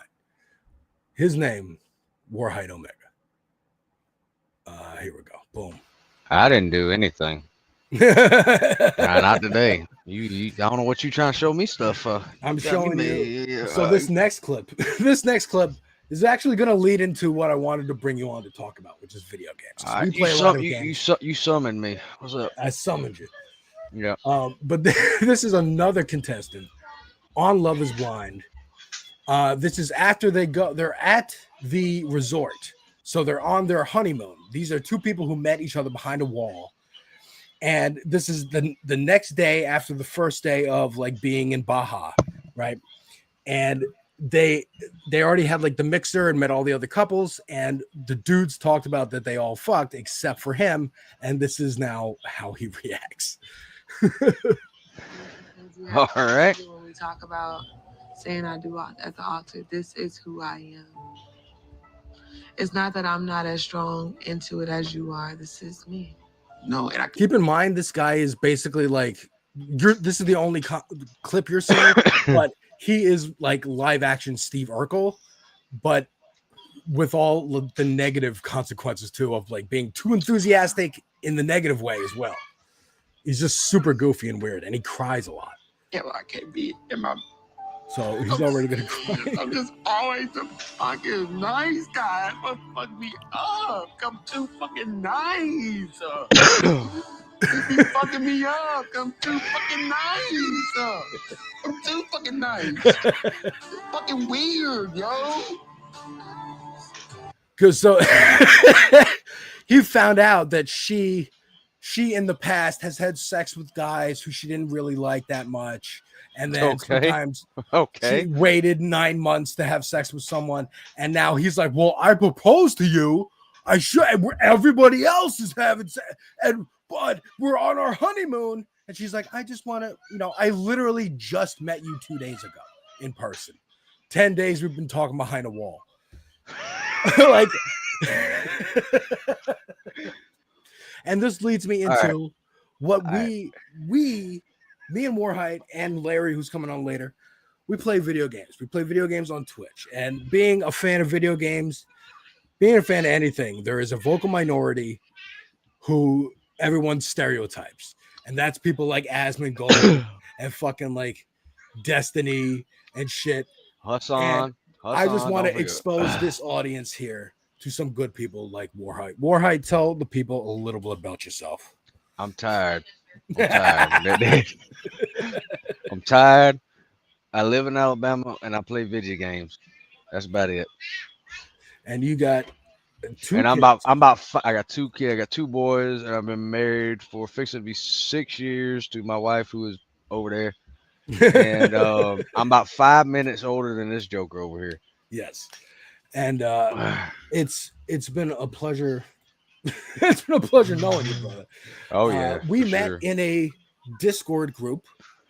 It's the season too, not the pumpkins now. Don't bring the pumpkins. Don't bring the pumpkins into this. Pumpkin patch. But like, I bring it up for a reason, because this space is also just a random collection. Not random, it's purposeful. Matt and Ben have a plan. I've lurked on some of the videos. This is way more organized than that pumpkin patch. Right? That's what I'm saying. Yeah, like, man. I worry, because like a Discord can fall apart. Someone has an ego, a mod has an ego, whatever, and then they start banning people infight. We've been going now on this space since I think April, May. No. Yeah, I remember June, you telling me. I remember you telling me about it around June. Yeah. So June, and we're still going. And we plan to keep going and expanding and whatnot. So we do all sorts of shit here. Dude, first of all, let me get your take on EA getting bought by Saudi Arabia.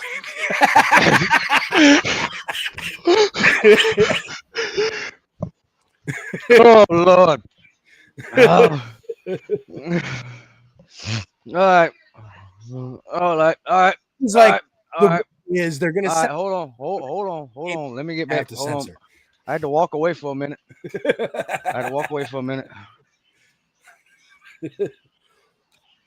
What games do they even have to censor, man? Dragon Age, Mass Effect, Dead Space. Is there heavy political themes in those? No, it's other than fuck corporations. Keep going somewhere. It's not really like Mass Effect was like one of the really big ones back in the day. Yeah. That allowed well, no, even now, it was like the one that I can remember, like started it all because they allowed like lesbian relationships and whatnot. Right. And I remember that Dragon Age did it too. And Veilguard, I believe, I may be misquoting here, but Dragon Age Veilguard that came out in October was the first one where they had not only could you be a trans character, but there was the Canary. I can't remember that person's name in the game.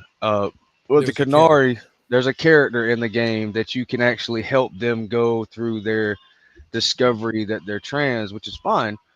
But that was like a huge thing, and I don't care. The Saudis ain't gonna go for that. I don't. I mean, so Man. Mass Effect just remain a dead franchise as it is right now.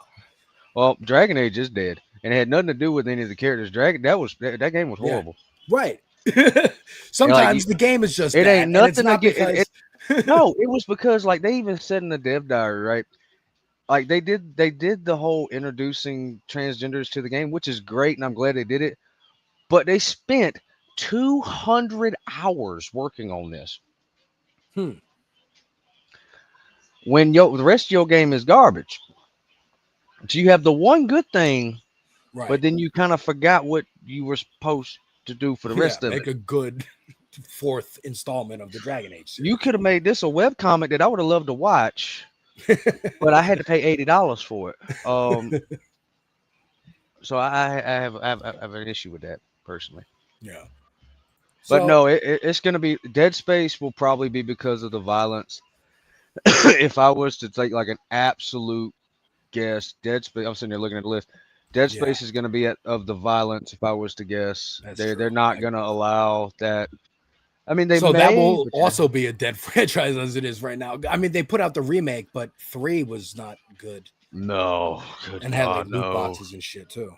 I don't think. I wonder if they do make a sequel to Jedi. What was it? The new Jedi, the new Jedi game, Jedi Survivor, or whatever it's called. I do wonder if they will continue that one as well. And they've got what UFC, Madden, FIFA. They got all of them. Yeah, they got all the sports games. That's gonna be what makes the money. Yeah. So You and how are you going to like censor? You can't include certain players in a sports game. Like it'll be fine.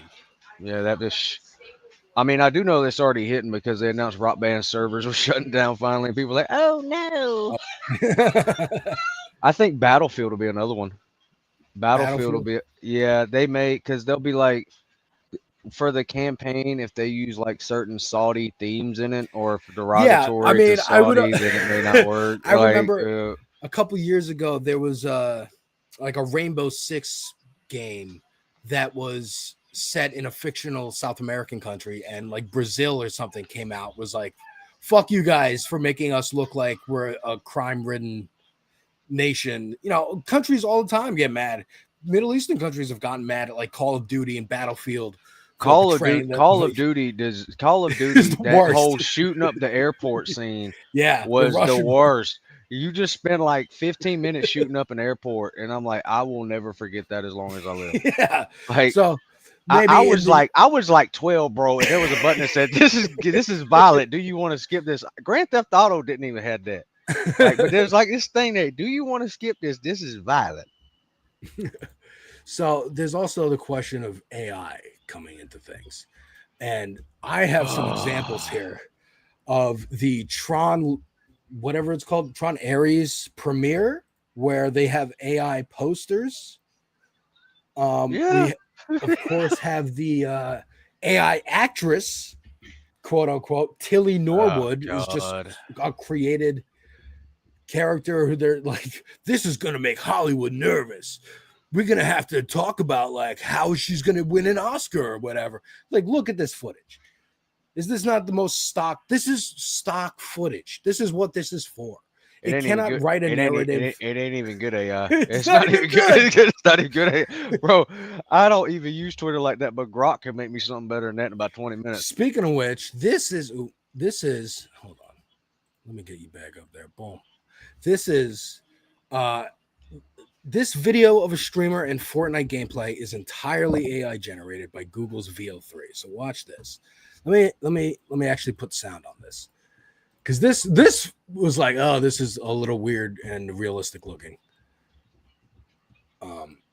Because it's, again, nobody streams footage of their TV.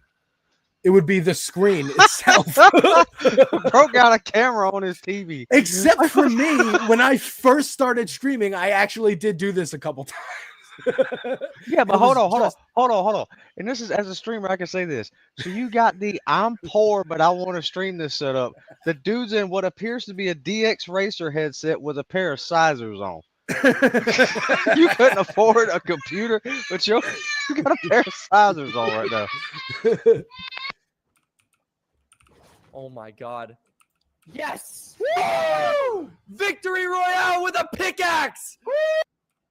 So this Don't nobody who plays Fortnite say Victory Royale. Let's get that out of the way. Ain't nobody ever said that. Yes. But also you can see like the wiggles on things. It is horrible, man. It's terrible. Oh my like, god.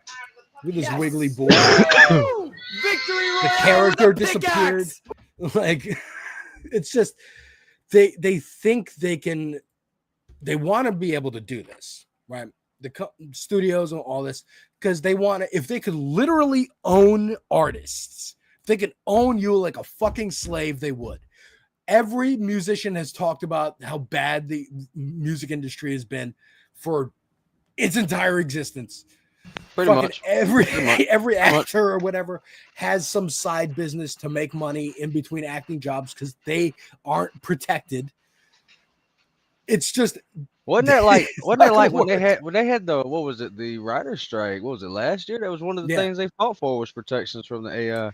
That was one of the things that they never really like stood that firm on.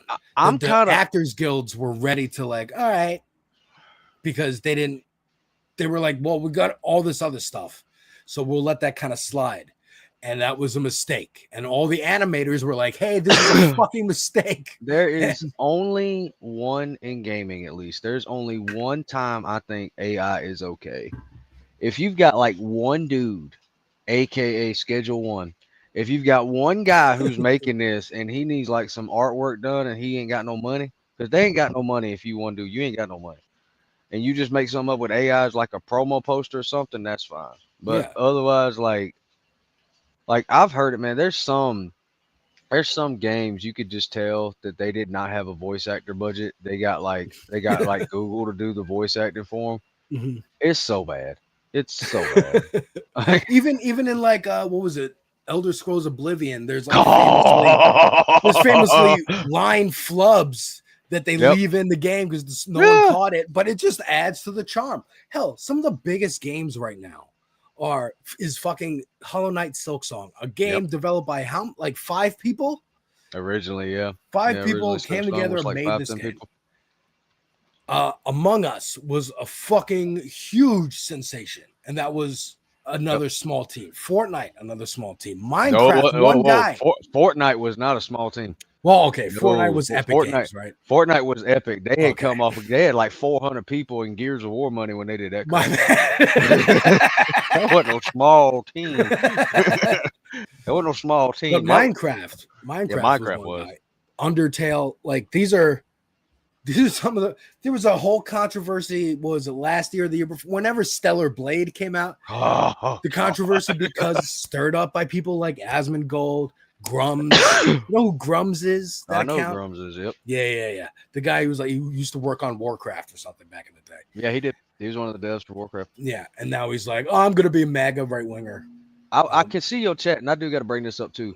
Like the best game I have played of the last 10 years was Claire Obscure Expedition 33. They had like 30 people making this game, like 30 people, and it's phenomenal. We got it for my wife's father because he loves like the Witcher style games because the Witcher's Polish and he's Polish. So, you know, he's grew up on the novels and stuff and Lord of the Rings, so he loves that kind of stuff. And so I was like, I don't know, maybe you'd like Expedition 33, and he's been playing the fuck out of it. He loves it. I got it. And again, 30 people. Yeah, I got it on a Tuesday, and I had 90 hours in the following Wednesday. I could not put it down.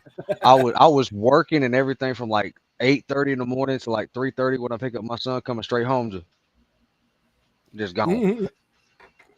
It was really fun. I played it for a while. It was a lot of fun.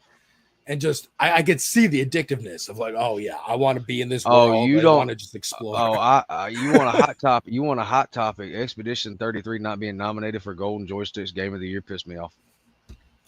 It's not? No. Wait, not the Game Awards, different awards. No, Golden Joystick. The first set are coming out. Expedition 33 wasn't on there. I was pissed. Well, speaking of Game Awards, Warhite and I, every year, we do a collab Twitch stream where we stream the Game Awards. And this year, it is December 11th. So mark that in your calendar, folks. You had to go look that up, didn't you? I definitely did. I was like, it's somewhere in December. Yeah, because they decided Game of the Year this year was either, if it's on PC, it's Hollow Knight, Altars, Kingdom Come, Peak, Robotic Factor, or Dune Awakening. Dune Awakening is garbage. Don't buy it. Really? You were super into it? Yes, I was, until I realized you get the ink. Dude, I have not played that game in 2 months and I have to log in every 14 days to pay my power bill. They have a power bill in that game. I feel like I'm paying taxes. Because if it's with on a in-game server, currency or like yeah, you have to get on because every 14 days, like you'll have shields that protect your base and whatnot because you built your pretty base. And so if you don't, and you log in, they'll cut it off. They'll cut it off. Your whole and base. then the sandstorms will destroy your base. Yeah. Pay taxes every 14 terrible. days. There's no way to save it either. There's no there's no like lock in it either. That's a next level trying to get you addicted to a game. But here's the other thing. The console game of the year, which also didn't include Clair Obscure, was Monster Hunter Wilds, Sonic Racing Crossworlds. Come on. Mario Kart, again. Okay. Donkey Kong. Yes. And Death Stranding 2. Okay. And Ghost of Yotai. Is Ghost of Yotai out? Have you played it? Oh yeah, I've got about 30 hours in already. It's sick.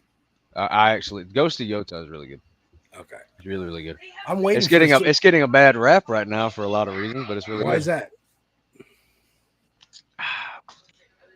Let's see. Is it because it's a girl protagonist? No, it's not that it's just a girl protagonist. It's a girl protagonist with a boring story.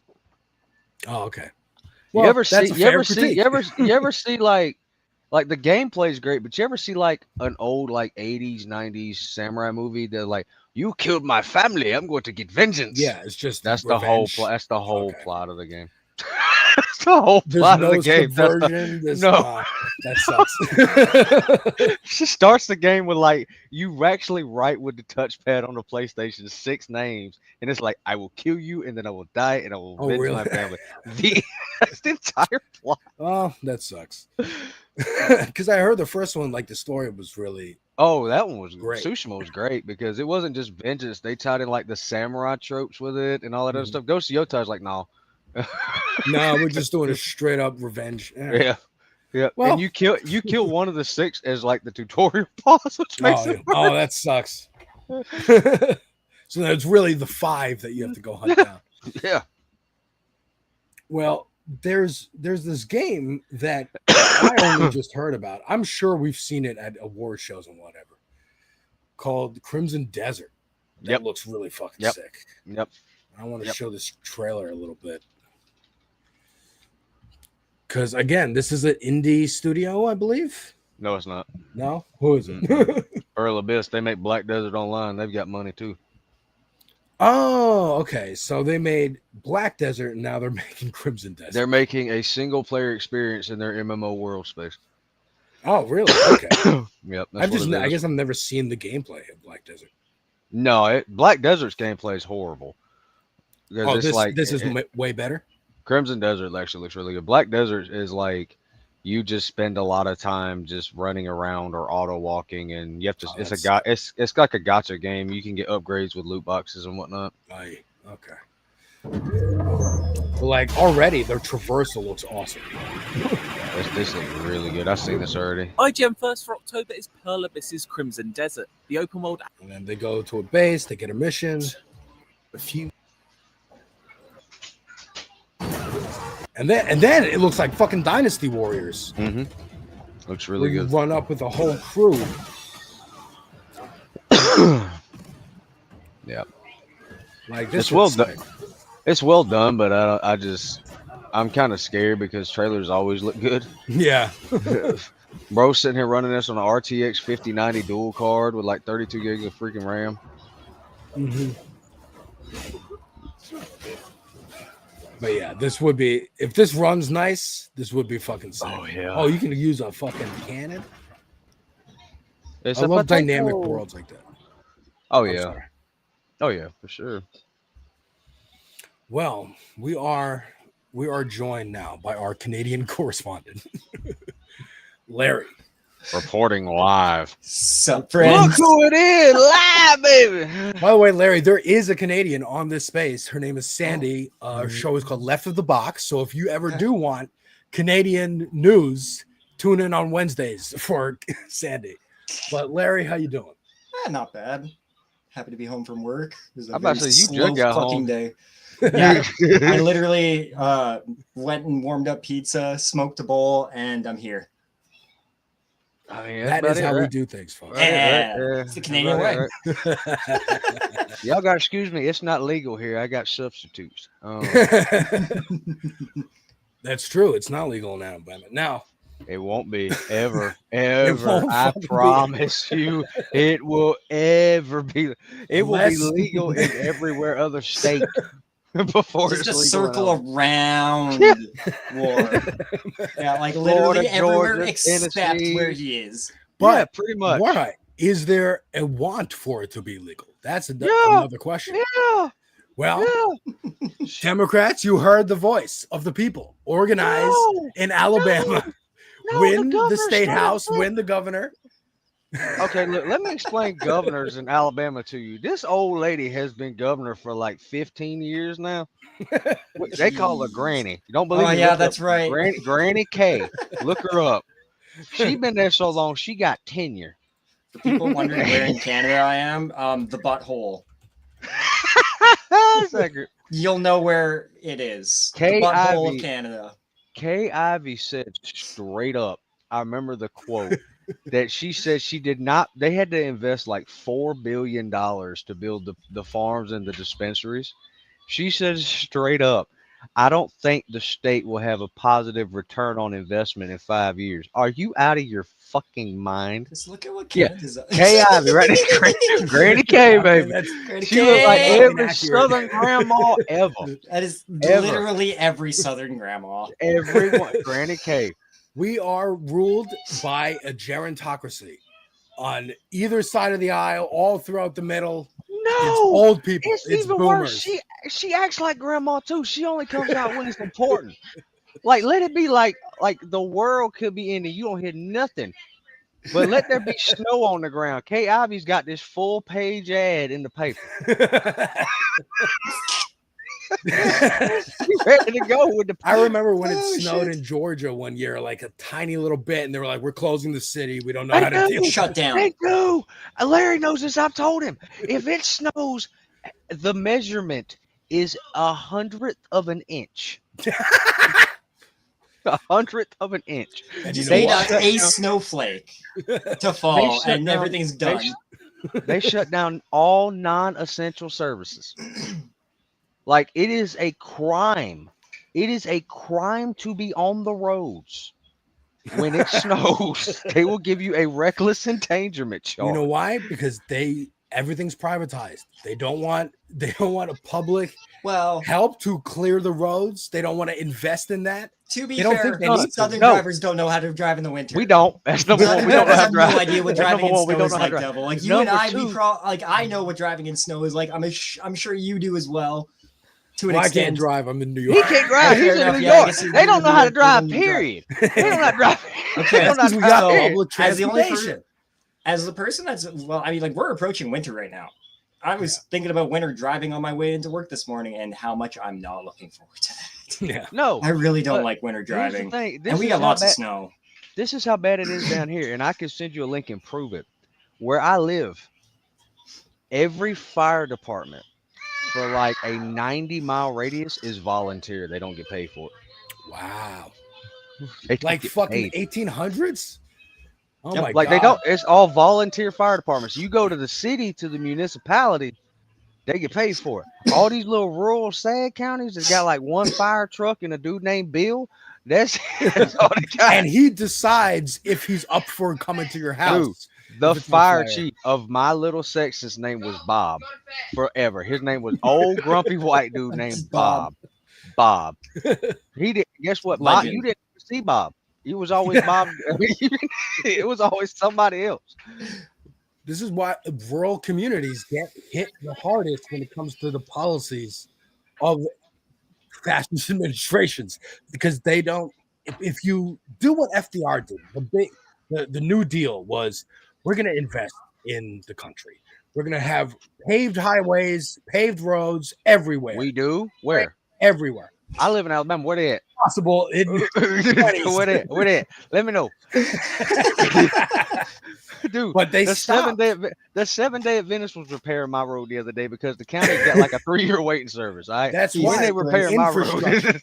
Infrastructure is the core of like what the Democrats or progressives or anything on our side, and we don't talk politics that much. We've never really talked politics that much. We always talk about gaming and stuff. Yeah, but like, I know you guys are good dudes, and I know what policies would help both of you in your lives, in your communities, even you in Canada. I don't know how the system works up there, but I know that the policies that I want here would work everywhere. No, they wouldn't. No, Why not? Because my county is poor. When I tell you beyond poor, I'm pretty sure there's people in rural Kansas that have more money in my county. Well, that's where the federal government can help. No, they won't, because they do. Well, they could. They have the ability to. They choose it. No, because that money goes to the state, so they can do BS like expanding the highways. And where I live specifically, the mayor of Phoenix City, Alabama, works at the bank because he don't make enough of a city salary. Wow. The mayor has another. The mayor has 2 jobs. The mayor so has he can 3 afford jobs. his The mortgage. mayor has 3 jobs. Shit. The mayor is the mayor. Come on, boy. The mayor is the mayor, works at the bank, and actually green lights doing buggies at the Piggly Wiggly. I shit you not. I've seen this man. I've seen this man. The man is broke. The starting salary for a police officer in the county is $22,338. Wow, a year? Damn, dude. A year. That's abysmal. I'm telling you, infrastructure. If I got my wish, of President AOC, where she's the center of the party, and there's people way further to the left than her, the policy, you have no idea how much it could help our situation, and globally, because the foreign policy, I'm sure, would be great. Larry, in where you live in Canada, you don't have to give it away, but what is, like, I don't even know if you have a governor. Does each quadrant of Canada? So essentially, like so we have like our prime minister, which is the head of the Canadian government, right? Similar to like the president oversees it. But really, the prime minister isn't the head of the Canadian government. They're the one that's appointed by the cabinet. It's a whole thing. It's like a spokesperson. And then, yeah, exactly. A spokesperson for one side of the government that got voted into power, essentially. And then in each province, we also have essentially a governor, which is our premier. The premier. And you're not in the one that Doug Ford was in. Not in Doug Ford's. I watched that. No, he got one better. He got Daniel. He got one way better. He got Danielle Smith. I got Miss Danielle Smith, which for all Canadians, it gives it away. But hey, what a fucking delight. Actually, sorry. Let me call her by her legal government name, Marlena Smith. Her name is not Marlena. You're lying. Her first name Marlena is Daniel Smith. Marlena Daniel Smith. Yep. Okay, so it's the Conservative Party. Yep. The United Conservative Party. All right. It's bad. Things are bad. Let's see what's happening right now. How many parties are there in Canada? There Like is 5. so federally there is the Conservative Party, which they're the I think it's the UCP still in the federal, so it's the United Conservative Party. Okay. Then you have the Liberal Party, who has been in power for the last 10 years, something like that, plus. Right. Then you have the NDP, which are the New Democratic Party. You have the Green Party. You have the Bloc Québécois. You have they are a Quebec. They are the Quebec. Okay. They're the Quebec Party. It's literally their only riding is Quebec, but they do sway the House quite a bit. To be fair, like they have the Bloc Québécois typically have a fair amount of power when it comes to who they're going to side with, because they're like the French representatives. Yes, essentially. We're connected to the colonial power, so there's more to it. But I don't know a ton about the Bloc Québécois, but they are essentially the Quebec Party. So how's Danielle Smith doing as the United Conservative Party? Well, our healthcare system is on fire. And Alberta's on fire. Alberta as a whole has been on fire. Literally on fire. As of yesterday, all of the Alberta teachers are currently on strike. And because all the teachers are on strike, the UCP government has decided to pay parents $30 a day. I'm sorry, what? What? Oh, to do homeschooling? To be so their kids can be at home because of course kids can't go to school because the teachers are on strike.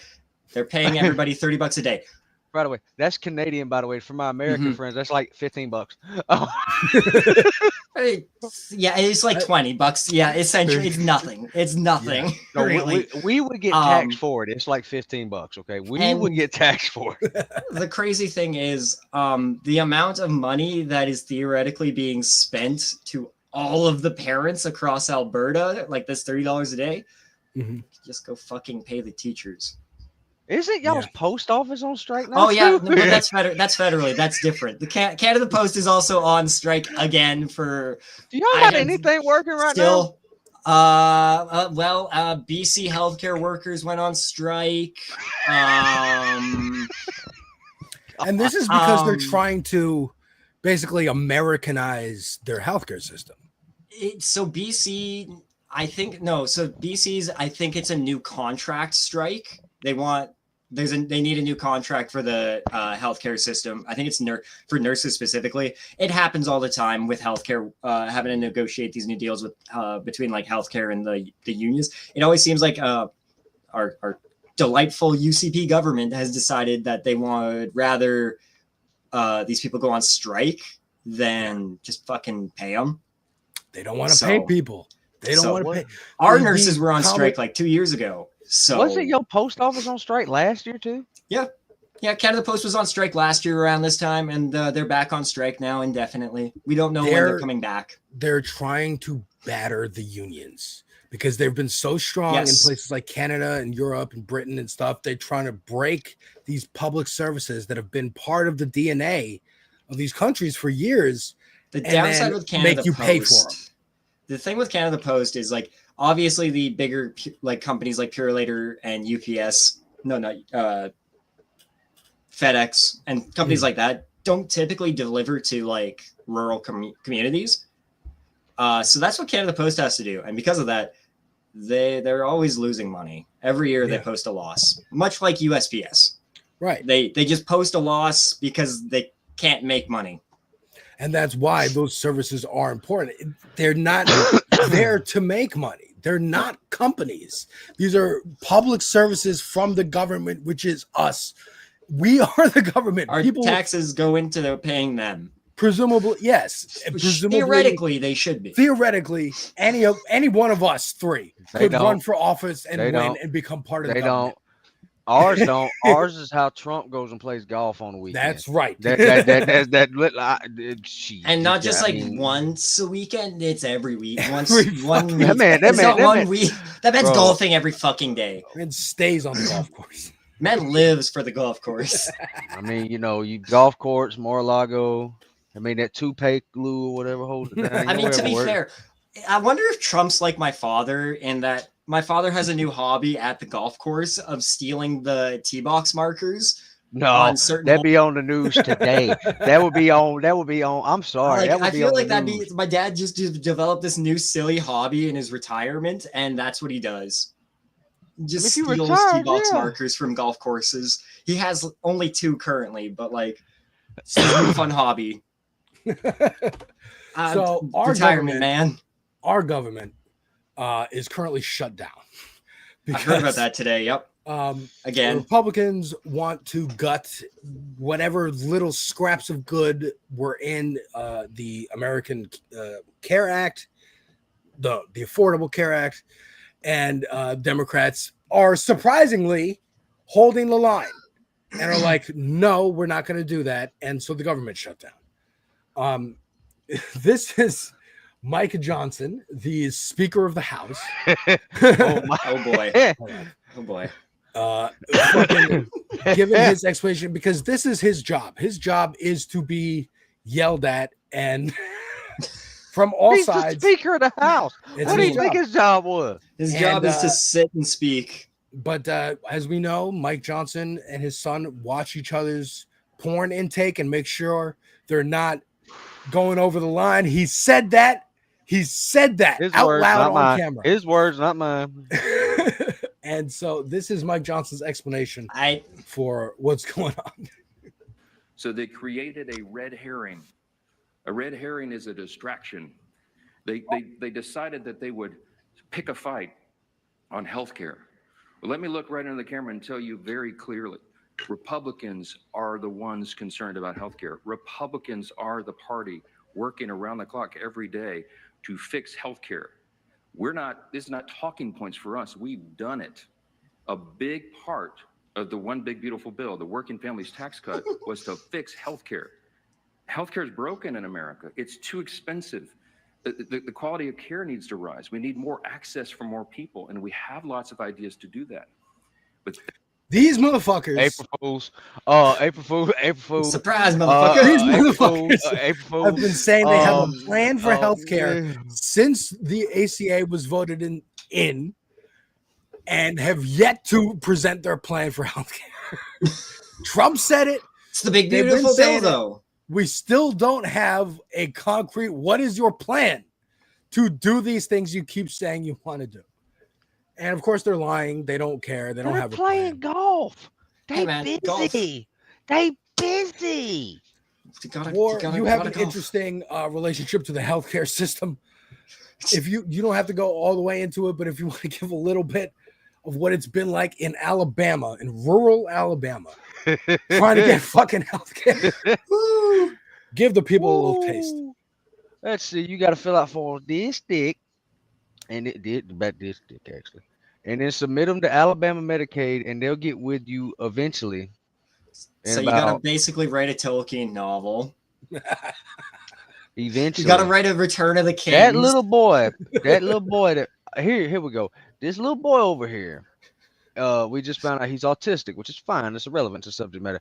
They did his and Larry knows this. They did his original autism evaluation in January. And you just found out now. Yeah, 3 weeks ago. I was telling Larry was actually there that night. They did his test in January. My God. Yep. The at home one, the original thing. No, the muted. the Jamie conversation in the background. No, they literally came out of the house to assess him originally for his first part of his therapies in January, and it took them that long to do. And then we finally got a call back from the pediatrician, and they didn't send us to a doctor's office. Where did they send you? Auburn University, because Auburn University has this like building set up for like the study of autism or whatever. Mm-hmm. And after reading the notes, I can tell you the people that assessed him was not a doctor either. They were a student. They were somebody that's knowledgeable, but what it is they basically gave their results of what they seen to his pediatrician, and then his pediatrician made the assessment. It has taken like 9 months to figure out what's going on, because we would have been figured stuff out, but it took that long with them.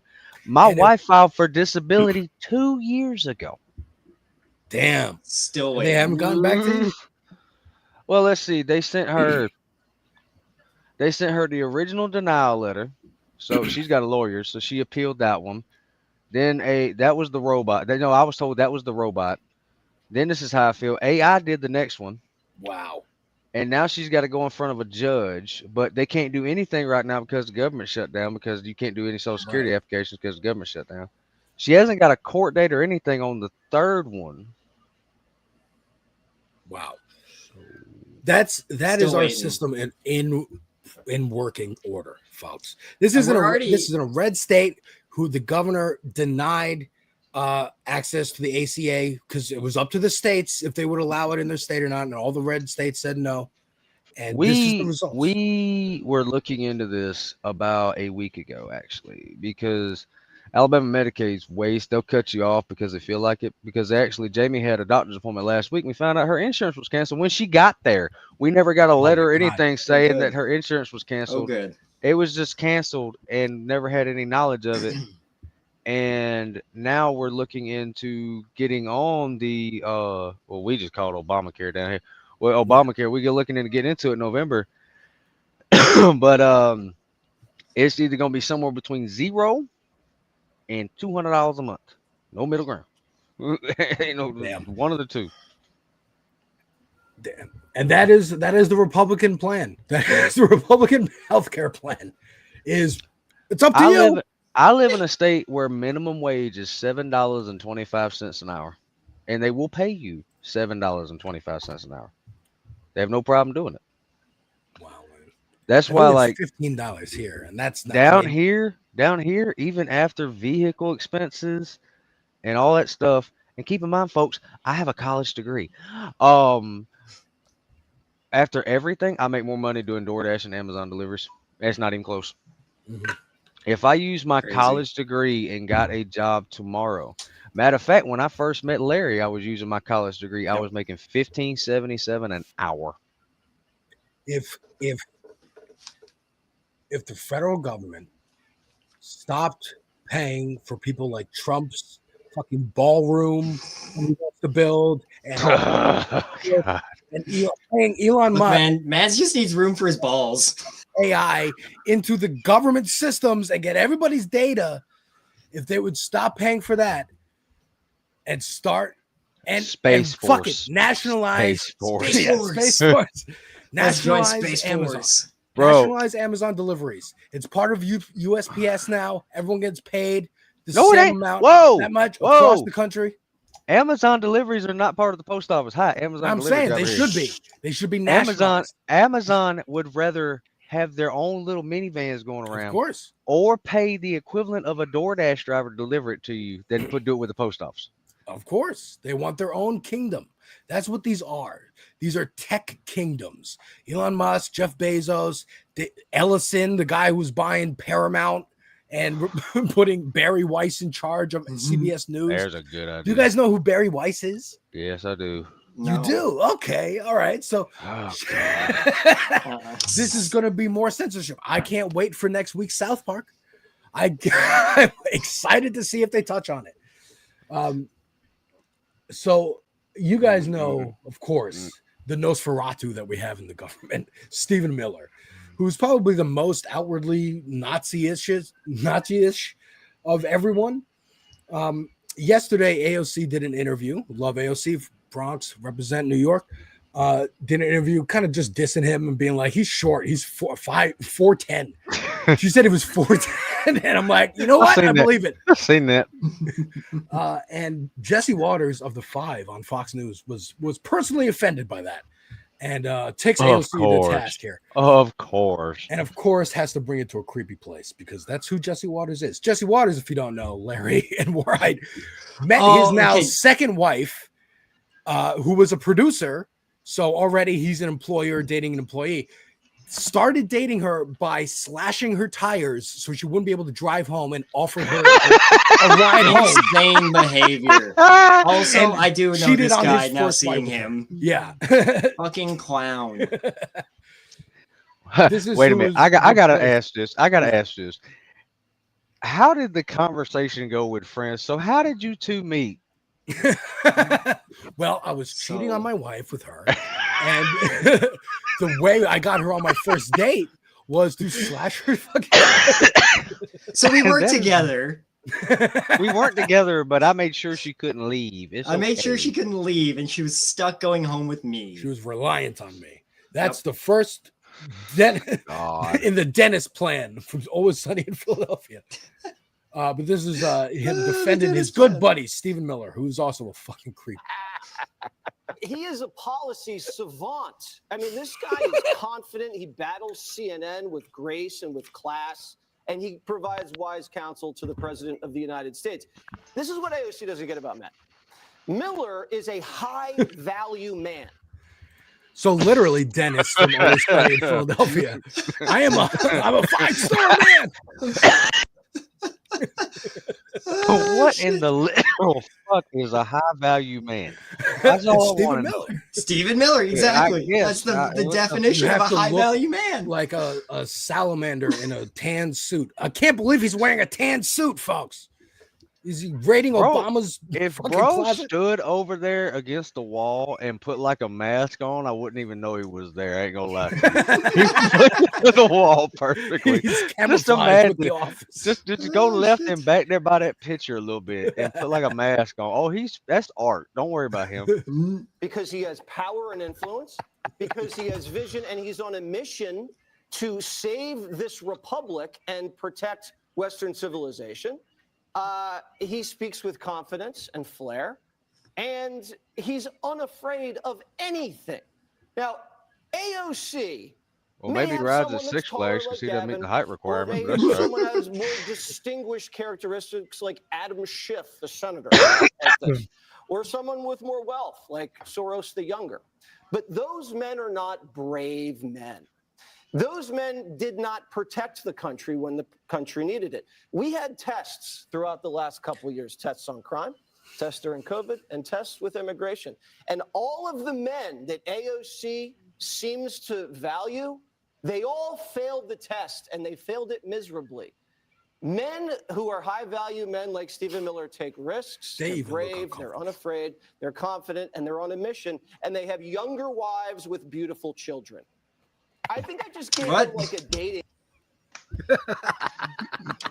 What? I have to say this straight up. Why?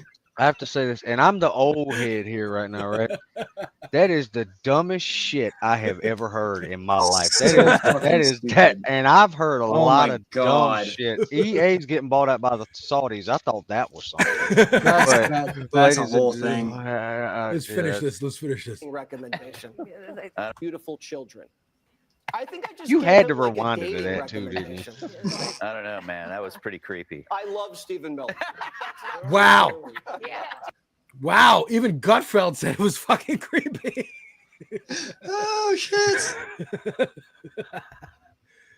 What in the hell? This is what we're doing here. This is what we're doing here. Fucking trying to, again, they're trying to speak it into existence. Jesse Waters is trying to forcibly change people's minds that Stephen Miller is a manly man. You could just look at him and see he's not. I'll show you a manly man. I'll show you. There's a theme song about this. He's a man. Oh boy. Pull up the old Steven Regal theme song from WWE in like '92. That's his theme song right there. This is a manly man. This guy's a manly man. This is Graham Plattner. He's running for Congress in Maine. No, Senate. He's trying to unseat Susan Collins. So what's your plan for the illegals that are in this state that get free benefits? They don't. Hold on, Warhite, is that a relative of yours? Is this guy your brother who lives in Maine? First off, Princess, I'm not that old, okay? I'm not your that older old. brother. No, that is one of them people from Duck Dynasty, right? One of them Duck Dynasty folk. He's in Maine. He's up there getting the lobsters and stuff. Leave him alone. Man just loves fishing. So he gets asked a question about illegals getting free health care, and the whole room is like, that's not true. but Graham takes it and runs with If you listen to what she was saying, just hear me out. If you listen to what she was saying, at its core, she's angry about the exact same things you are. People are propagandized, people are misinformed, but people are not stupid. And we shouldn't treat them as such. People are angry because they know they're being screwed. They might get lied to, they might get taken in. If somebody robs your neighbor's house, you don't go over there and laugh at them afterwards. They've been taken advantage of. And that's what this is. People are being robbed. They're being robbed of their critical thinking. They're being robbed of their empathy. The answer to that is not shame. The answer to that is not anger. The answer to that is empathy and compassion. That's a man. And also, just physically, compared to fucking Stephen Miller. Stephen Miller, yeah. This is a dude. This is a fucking like action hero. This is Reacher walking him from town to town, flipping cars with his muscles. No. Like, how does that strike you? Would you support a candidate like that in Alabama or in Canada? Hold on. Pop quiz. I haven't voted once in my entire life, so I couldn't tell you. I haven't voted. But if someone once. like this came along, I don't. No. So no, I'll tell you no. Okay. The reason I will tell you no is that I have tried to get up to them polling booths when you're supposed to at 6 o'clock in the morning, and that line is legitimately about 4.5 hours long, and I have children. By design. Yep, By I design. have children. That's Well, why- considering that the voting station for down here is 100 feet from my son's school. It's by design. It's by design. If we made Election Day a national holiday where you don't have work that day, no one has work that day. Oh, I You don't. can- I don't and drive in that's that crap all you anyway. do.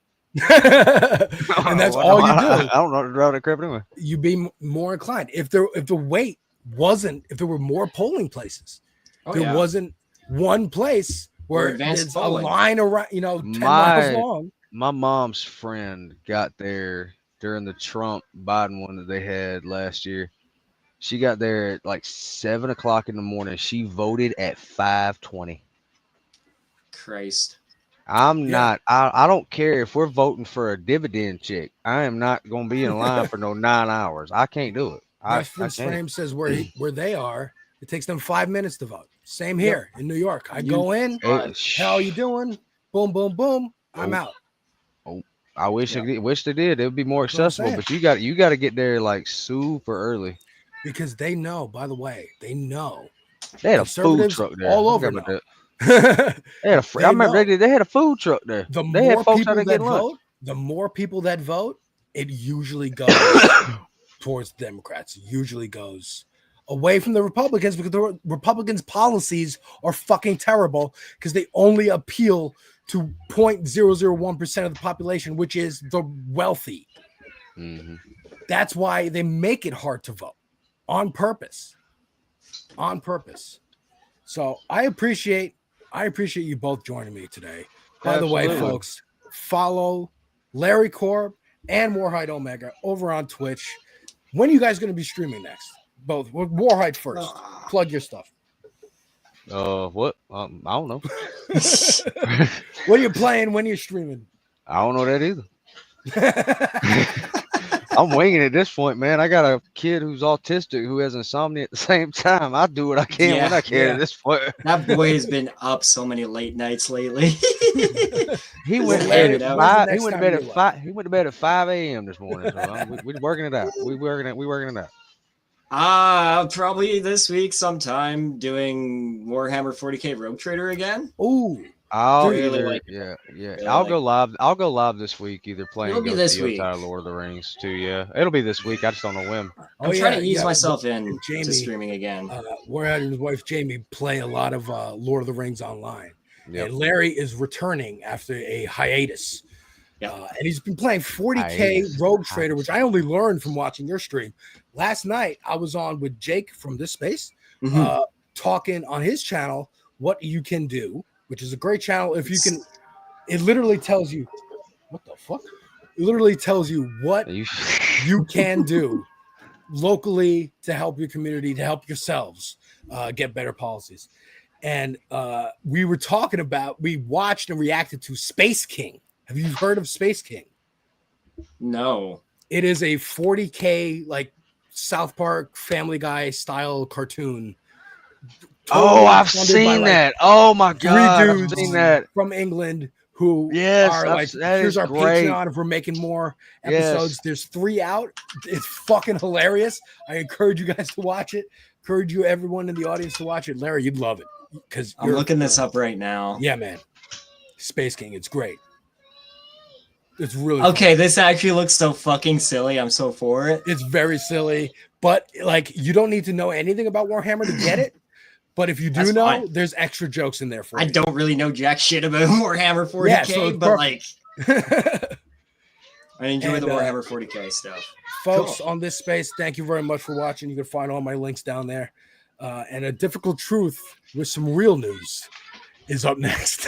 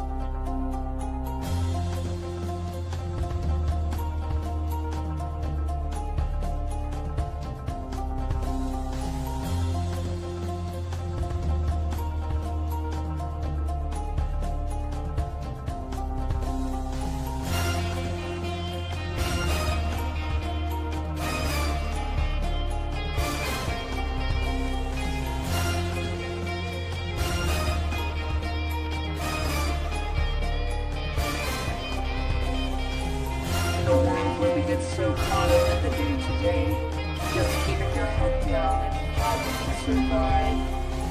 We float by each other like ghosts every day, ignorant to the struggle, the fight with one another, complacent with the fact that our systems are broken, with the fact that the top 10 will always be first in line, with the fact that we are killing our planet and allowing them to keep us divided. We must stand together and rise up. It's time we wake up, and that is a difficult to cruise through.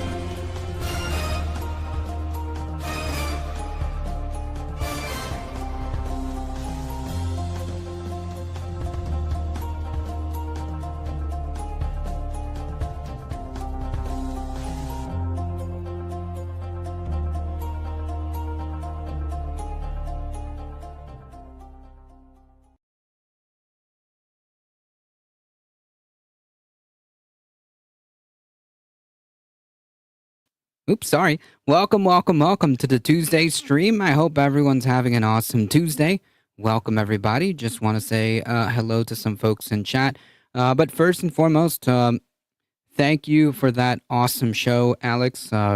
Huge shout out to all the folks from Alex's show. That was really great. Good stuff there. Nanya, Devil's Advocate, welcome, Alex. Johnny Etchbox, Manda, John Lithium, welcome. Rich P, Chuck, the reference frame, welcome everybody. Ladybug, welcome. Yeah, that was a pro streamer moment right there. Forgot to unmute the thing. Pro streamer moment right there.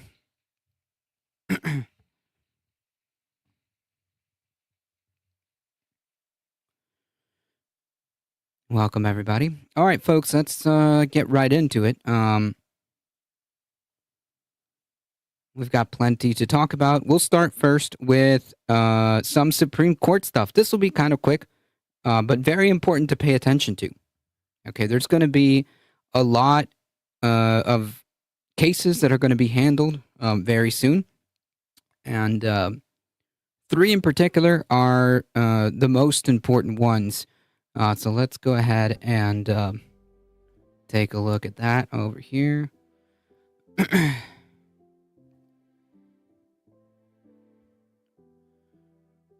The Supreme Court term will tackle executive power, and executive power. The Supreme Court opens a new term on Monday, yesterday, which promises to be hugely, one can even say bigly, consequential and focused in large part on how much power the Constitution gives to the president. Among the issues already on the court's docket, a case that could end what's left of the landmark Voting Rights Act. That's right, the Voting Rights Act is on the table, or whatever's left of it. A case that could do away with one of the few remaining laws that limit campaign fundraising. So, more money in politics, as if we really needed that right now. A challenge to the tariffs, which will be another big one that will impact the economy across the board. A challenge to the firing of independent agency commissioners before their fixed terms are complete, and much more. They're going for the finisher. Indeed. Gutting away most of the Voting Rights Act wasn't enough. Gutting away the idea of limiting campaign fundraising wasn't enough. They want it all. Anyone with a 5th grade reading level can understand how limited the powers are supposed to be. You have to intentionally be bad faith to interpret it any other way. Yep. Indeed, coming soon is likely to be the unanswered question from the last term. Did President Trump exceed his authority when he issued an executive order barring the constitutional provision that guarantees automatic citizenship for every child born in the United States, i.e. the 14th Amendment? So that's also on the docket.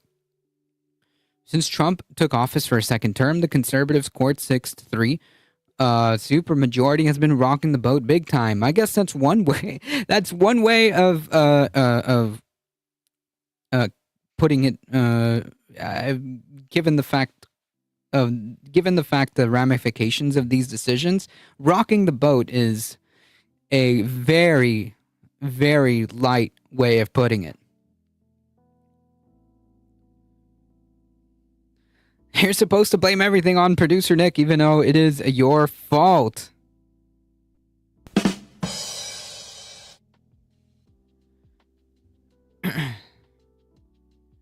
In just 8 months, it has broken all records for granting a president's wishes on the emergency docket. And, among other things, like giving the president unlimited power, essentially, or rather protection from consequences.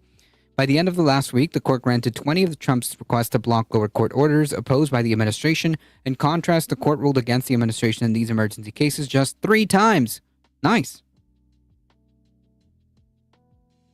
The granting of these emergency applications create a feedback loop, and the more they get granted, the more incentive the Solicitor General has to seek additional emergency relief in many cases. Yeah, this goes without saying.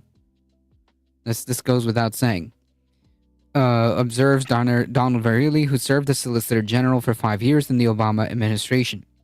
Technically, these decisions to halt lower court rulings are temporary because the court did not hear the argument in the case, nor was there full briefing. Instead, it befitted the emergency title to the court, simply made a temporary decision, but in most cases it gave no explanation at all for its ruling.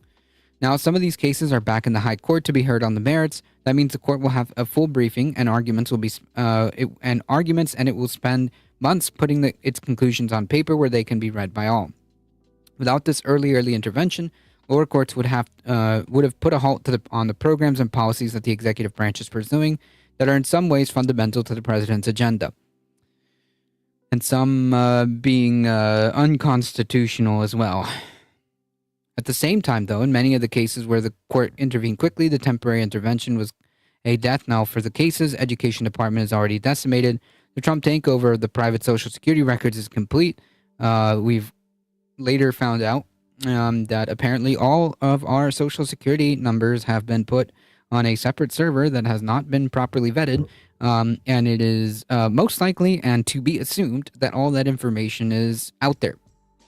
So, that's cool. Democratic commissioners at previous independent agencies have been fired. In addition, time has expired for spending money previously appropriated by Congress. So for all practical purposes, not only is the money gone, so too are the programs that the money was meant to fund, i.e. A complete circumvention of the power of the purse. Let's just be clear about what this is. Right? This is a complete circumvention of Congress's power of the purse.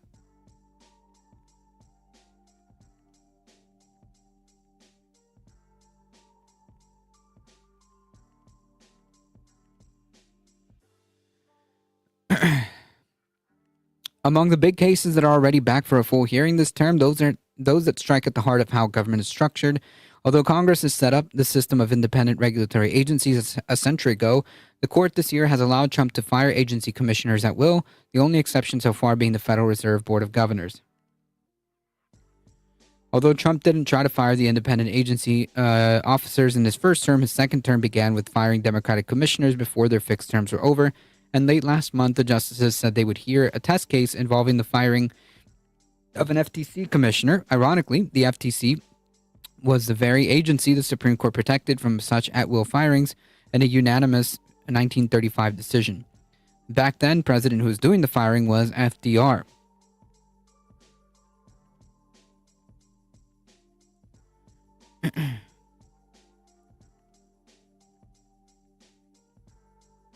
Nanya, welcome. Late last month, the court said it would hear a test case, but the handwriting may already be on the wall at a court dominated by conservatives and keen on enhancing the powers of the presidency. The outcome will matter a lot for Congress when we're digging up the rubble from this administration and trying to think about what kind of institutional arrangements are constitutional, says Supreme Court advocate Deepak Gupta. The court will also hear a variety of other important cases, including whether Trump exceeded his statutory authority in imposing huge tariffs. This summer, a federal appeals court ruled that he had exceeded his statutory authority, and the Supreme Court quickly agreed to hear the arguments on an expedited basis this November. So, yeah, I mean, under normal circumstances, this would have been a no-brainer. This would have been a no-brainer.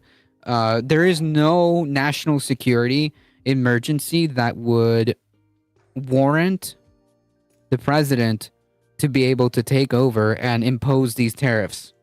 There just isn't. There's no national emergency that would warrant this. So under normal circumstances, this would be very easy and obvious that he's exceeding his authority. This normally, again, is relegated to Congress. Last week, the court also said it would hear a test case involving Trump's effort to fire the Federal Reserve Governor Lisa Cook, but unlike in the FTC case, the court did not immediately remove Cook from her job. Not all the big controversies at the court this term are focused on the powers of the president. This week, the court heard arguments brought by a Colorado therapist who contends that the state violated her First Amendment right to free speech by barring so-called conversion therapy for minors. This is another big case. This is another big case that is going to be resolved soon. In fact, I'm pretty sure they started this today. They started hearing this today. A practice that could, and it's not looking good, unfortunately. It's not looking good.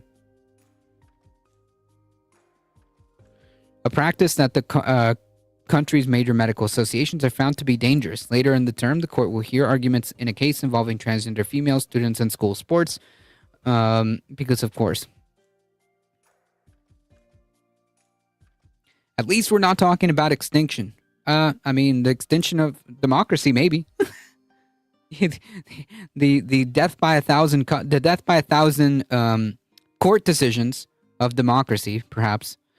That said, the court is more focused on the presidency than any other issue, and it is returning to work after a summer in which the justices never really got away from it all as they have before. Indeed, it was rare, if ever, that a week went by without the action of the action of the Trump's administration end up on the court's emergency doorstep. Indeed, you could see tempers fraying in August when Justice Neil Gorsuch, joined by Brett Kavanaugh, filed a concurrence in one of the emergency docket cases accusing lower court judges of defying the Supreme Court. The opinion prompted a slew of lower court judges from across the ideological spectrum to respond with public critiques of the Supreme Court's behavior. Indeed, even the normally mild-mannered Justice Stephen Breyer, who retired from the court in 2022, leaped to the defense of Reagan appointee William Young, the author of the decision Gorsuch criticized. I'm so glad they're just standing up and wagging their finger. That's all good, the reference frame. If Gorsuch and Kavanaugh have attracted blowback for their individual writings of late on the left side of the court, Justice Ketanji Brown Jackson's rhetoric has also raised eyebrows for her slashing dissents. Most notably was her dissent in June when the court stripped lower court judges the power to impose nationwide court orders, which is a big one too. Justice Sonia Sotomayor wrote the major dissent, but Jackson issued a searing dissent for herself alone, in which she accused the majority of creating a zone of lawlessness within which the executive has the prerogative to take or leave the law as it wishes. And she is 100,000% correct. That is exactly how this is playing out, as we've seen. That this is 100,000% correct. Her opinion, in turn, prompted an uncharacteristic rebuke from Amy Coney Barrett. Okay, sure. The author of the opinion, who replied, "We will not dwell on Justice Jackson's argument, which is at odds with more than 2 centuries worth of precedent, not to mention the Constitution itself." So let's just like drop the let's just drop the pretense that you now all of a sudden care about precedent. So please, let's just start there. Not to mention the Constitution itself. In fact, I would argue that it's the opposite. Your decisions, your colleagues, and the majority decision is at odds with the Constitution. I mean, separation of powers. Hello? All of this will continue to play out at a time when the court's approval ratings continue to sink to negative territory. Yeah. And to think that a while ago, I can't even remember the date when this article came out, but a while ago, the Chief Justice had the gall to complain about people having a bad opinion of the Supreme Court. Ultimately, says William Bott, a professor at the University of Chicago Law School, the question is whether the court can convince the country that it would be exercising its discretion the same way if it were Joe Biden or Kamala Harris. No way. Not a chance. Not a chance. Not a chance. Zero. Okay, there is nothing. The court's credibility is done. Okay, the court's credibility as an institution is done. The court's credibility is done.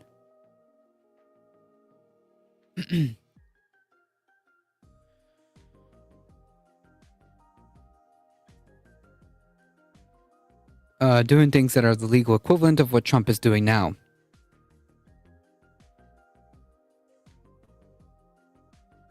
But we can see. We don't have to guess this, honestly. We don't have to guess this. We can see the decisions that they did during the Biden administration. When Biden tried to do some mealy-mouth action as far as student loans went, how did the Supreme Court rule on that one?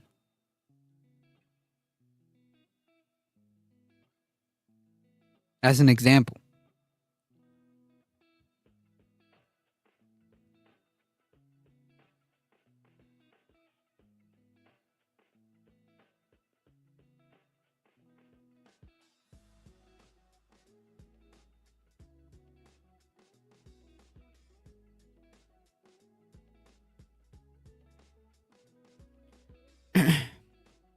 No rule is good without enforcement. Might is right.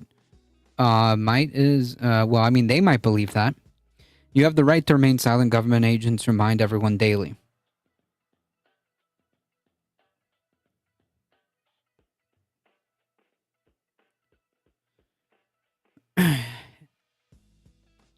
If you haven't heard about the story that happened in Chicago, these ICE thugs apparently shot at a woman in a car.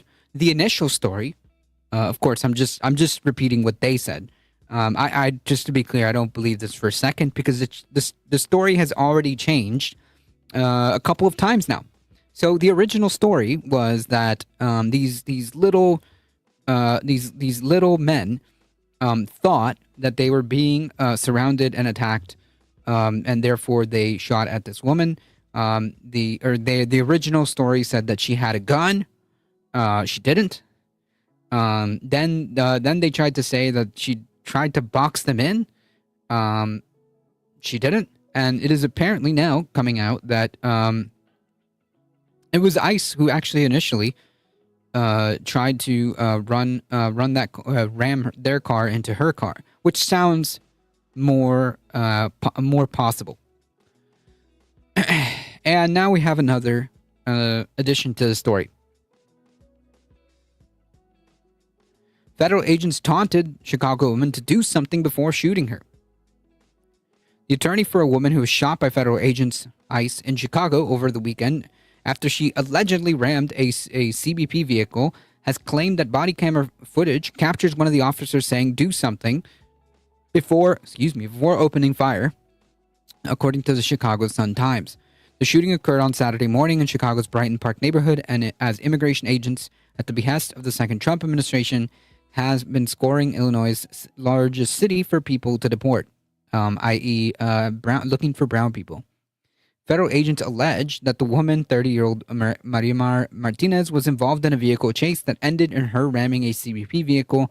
Authorities claim that a government vehicle carrying three border protection agents was followed and boxed in by a quote convoy of civilian vehicles. Does that sound plausible, folks? This whole story, from beginning to end, that CBP and ICE are saying is just nonsense.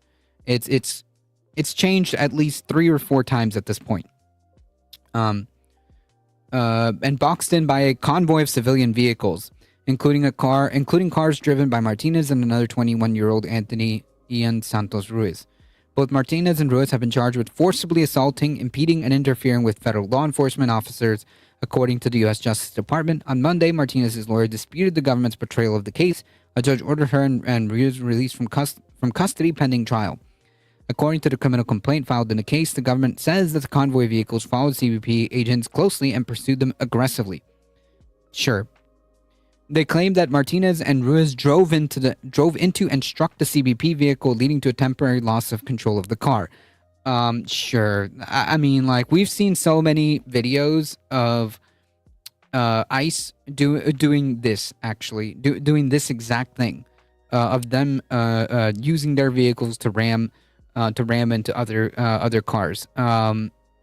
So I mean, this sounds like something like that ICE started.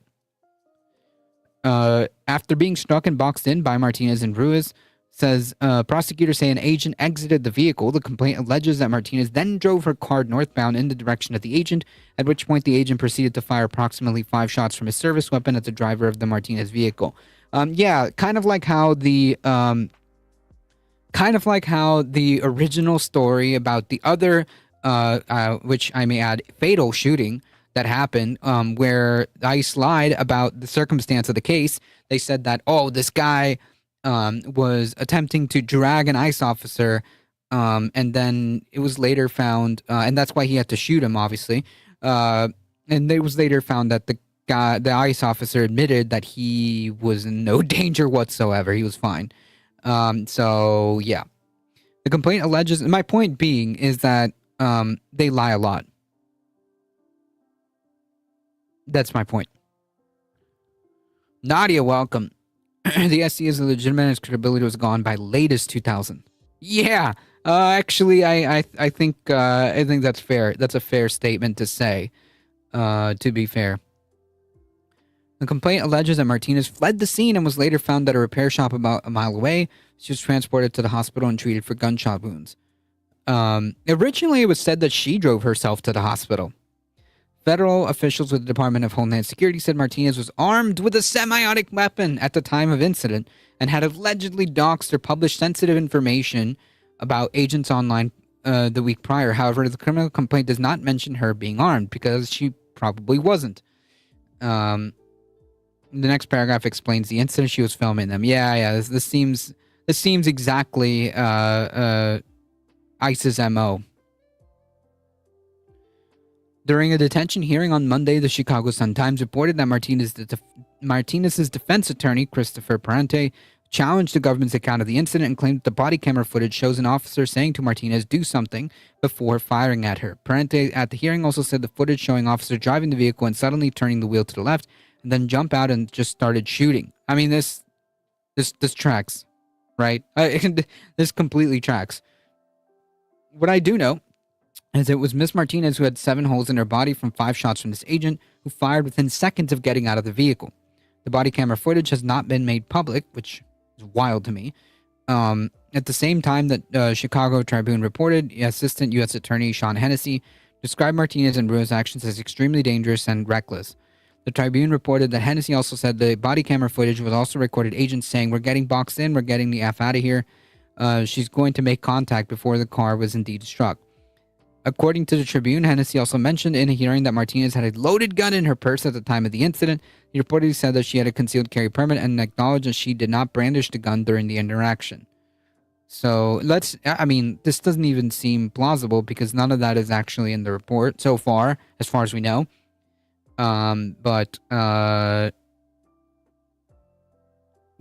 point being is, like, where's the deadly threat that required deadly force?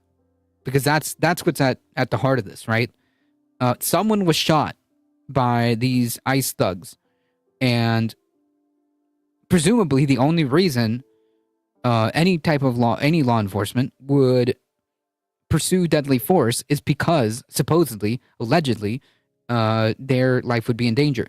None of that has been established here. None of that.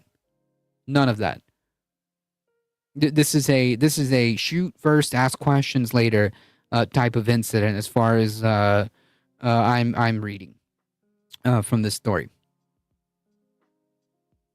She says they say she was dodging them, and this was their response, right? Like they've said like several different things, right? Like now, what she boxed them in with another car, and that's the deadly threat that requires the discharge of a firearm. I fail to see at any point, even if we just kind of take this at face value, which again I don't believe. I don't believe a single thing that ICE says. Even if we were to take this at face value, there's no there's no threat to life at this point, at any point of any of this interaction at all. They say she was doxing them, and this was their response. I mean, was that even true? I don't know. That's what they're saying. You're right. That's what they're saying, but we don't even know if that's true. And again, even if we take that as face value, at what point did she present a deadly threat?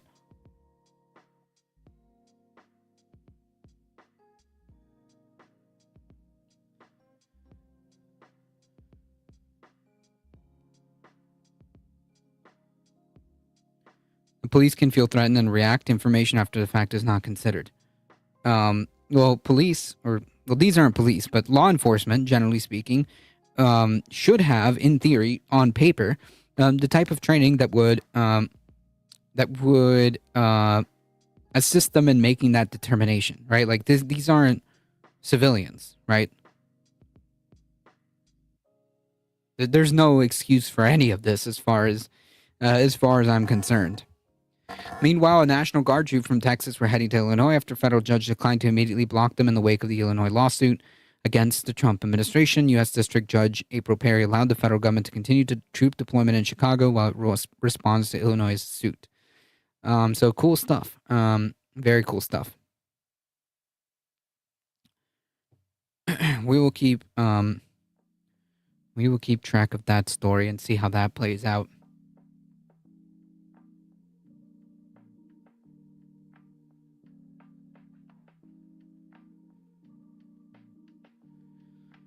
I believe we talked about this. Maybe. Oh, there's a cat.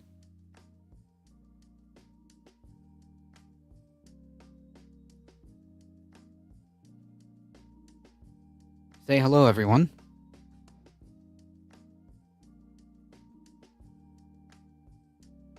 This is Paquita the cat.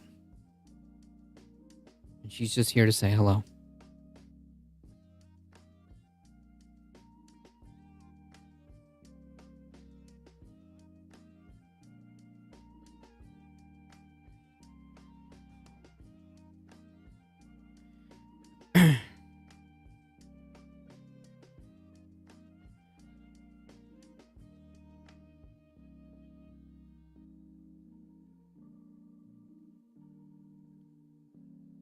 Well, police collecting data is a very generous way of speaking, because they generally say whatever they want on the report.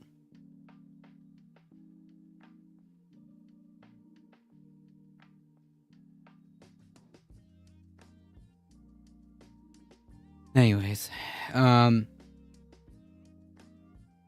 while back,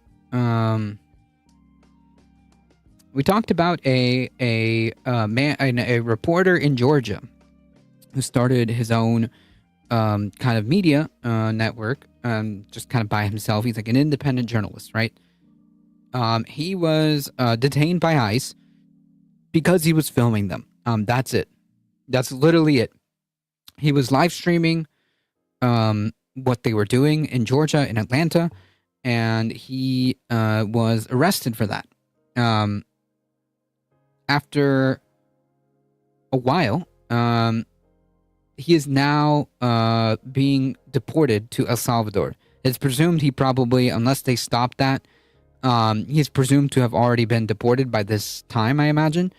And his name was Mario Guevara. Here, the ACLU gives the final update on this case. We've talked about it, about how this case was progressing, and it appears that he has been, or presumably this was yesterday, I think. No, this was October 2nd, so presumably he's already been deported back to El Salvador.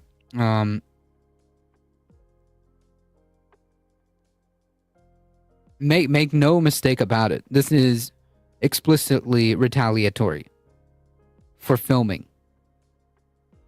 If that isn't a blatant violation of freedom of speech and freedom of the press, I don't know what is. If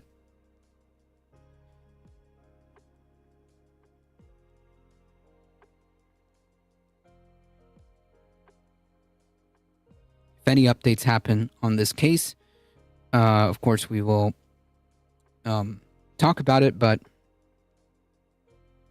other than that, this is pretty much it.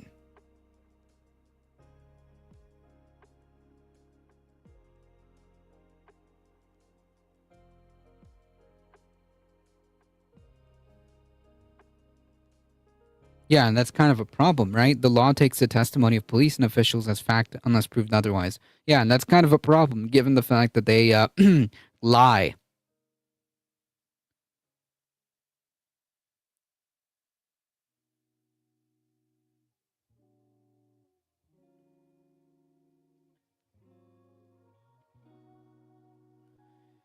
Folks, we are approaching we are approaching the incident. The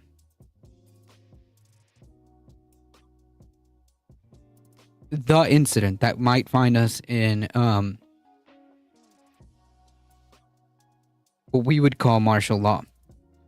Trump is talking about the opposition, or perceived opposition, the Democrats, as insurrectionists.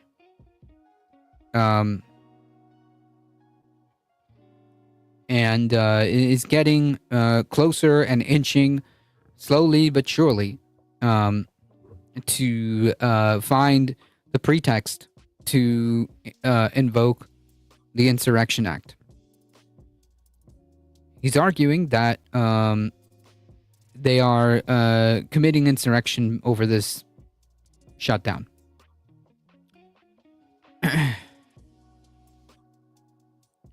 President Trump called Democrats insurrectionists on Tuesday and slammed the left TM ?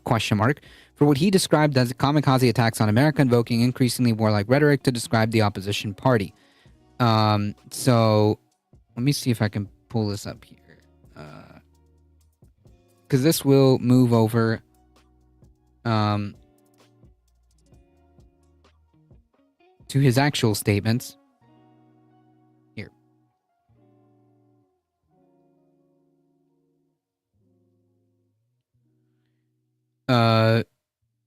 The president has repeatedly floated the idea of invoking the rarely used Insurrection Act to send federal troops to blue cities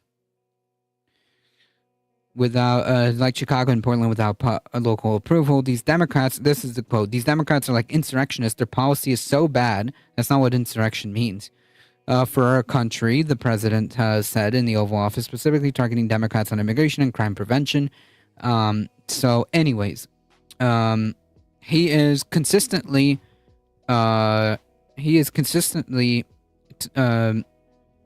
about this over and over, much like how he talks about how he only wants to be dictator for one day, or perhaps or perhaps president for life. Or perhaps maybe he should deserve a third term, to make up for the stolen 2020 election. Either way, the point is he's musing and playing with this idea of invoking the Insurrection Act, of staying beyond his term, I mean, it is no longer out of the realm of possibility that he can just attempt to say, well, guys, I regret to inform you that the midterms are now canceled. Okay? And that's it. And that's the end of that. I mean, the act he should have reinstated during the actual insurrection he caused. Yeah, but that's not. That was not an insurrection. That was all his loyal patriots, fighting for the country. He thinks the act is there to commit one, not prevent one. Ah, nice.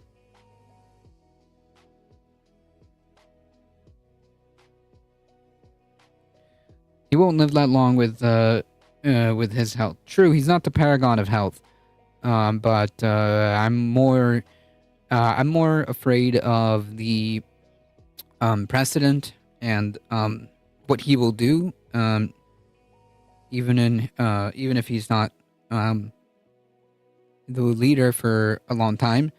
I am very afraid of what potentially could be put down before he goes.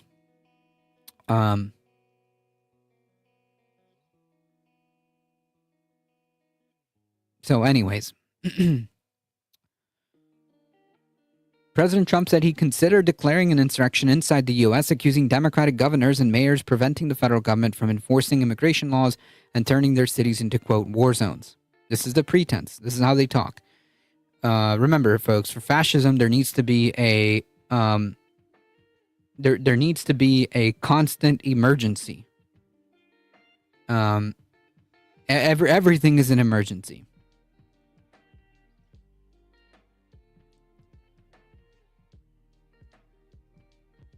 Chicago's a great city where there's a lot of crime. I mean, like, what? Told reporters on Tuesday, and if the governor can't do the job, we'll do the job. It's very simple. Invoking the Insurrection Act would unfurl extraordinary presidential powers to use military force in American cities in a manner not used since the Civil Rights Movement. It would also potentially pit troops from a Southern Republican-run state against Northern Democratic-run cities and states. Some 200 National Guard troops from Texas were preparing to deploy to Chicago this week. Administration officials told a federal judge this week who agreed not to block the deployments for now. That escalates the situation quite a bit, said Catherine Kuzminski, the director of studies at Center for New American Security, of the deployment of Texas troops. It creates a tinderbox. Under the law, she said, under the law, the president can use military troops to protect federal buildings and federal employees, but they can only conduct domestic law enforcement if they remain under control of the state governors. A major exception to those constraints is the Insurrection Act, which Trump said he'd be open to invoking if people were getting killed and if Democrats running states like Illinois and Oregon were holding us up, ? Signed into law by 1807 by President Thomas Jefferson, that law allows the president to deploy military troops inside the U.S. to act as law enforcement and quell an, quote, insurrection that threatens the state or its residents. If I had to enact it, I do. If people are being killed and courts were holding us up, governors or mayors were holding us up, sure, I'd do that. So I mean, like, this doesn't mean anything because he can literally say that that's happening right now. So he's just basically saying, like, at any given point, I've got to go on the vibes here. But if the vibes feel right and the timing is right, then I'll do it.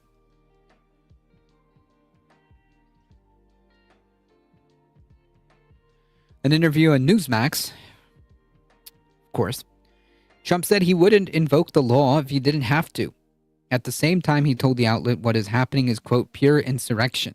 So, I mean, this is the constant, exhausting wordplay, right? If you truly believe that there was some kind of insurrection, the pretext is there. What are you talking about? If there's pure insurrection that is happening right now, you would have to act.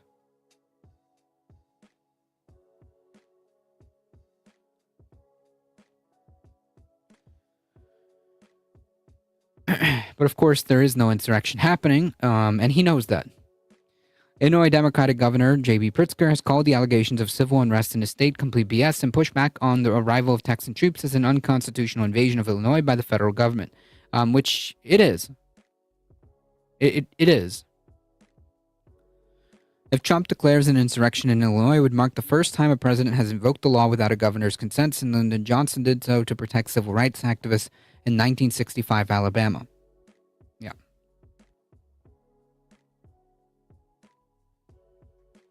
But I mean, the difference, right? The difference is that in this case, it was actually genuinely to protect people.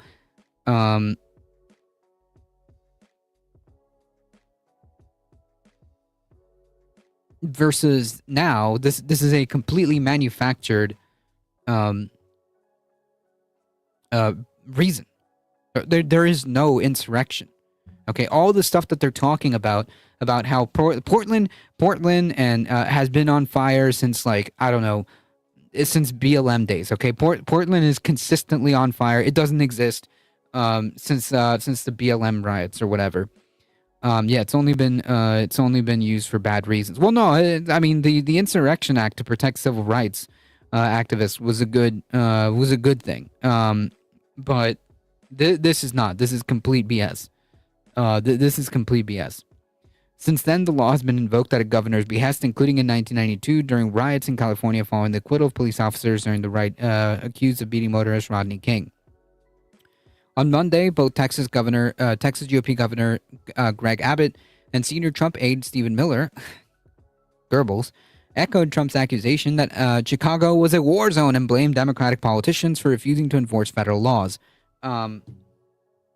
What? This is a lie. This is literally a fabrication of reality.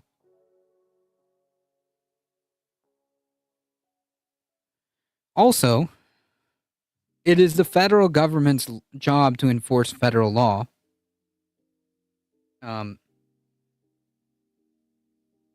Not the state. We have local states refusing to enforce the law, and we have chaos, Abbott said in an interview with Sean Hannity, of course. Stephen Miller, who has led Trump's push for mass deportations inside the United States, among other things. I mean, like, yeah, I guess that would be one description of Stephen Miller. Ultimately, this guy is one of the main architects of the fascism that we see here. This guy is a true believer. Okay, he's not just pushing for mass deportations, but he is literally talking about building a fascist theocratic country. I mean, just listen to the speeches that he's done. Directly accused local officials of trying to undermine the federal government. There is an effort to delegitimize the core function of the federal government of enforcing our immigration laws and our sovereignty. But like that's not what's happening.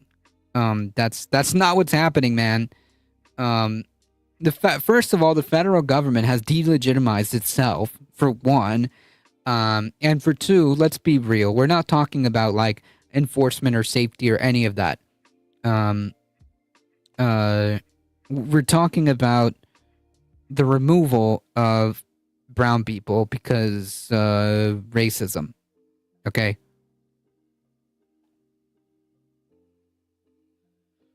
Another way of putting it, ethnic cleansing. It's been documented Stephen Miller has been a huge racist since he was 8. I mean, he's definitely been like that for a while. I mean, there's old videos of him in college. So, yeah.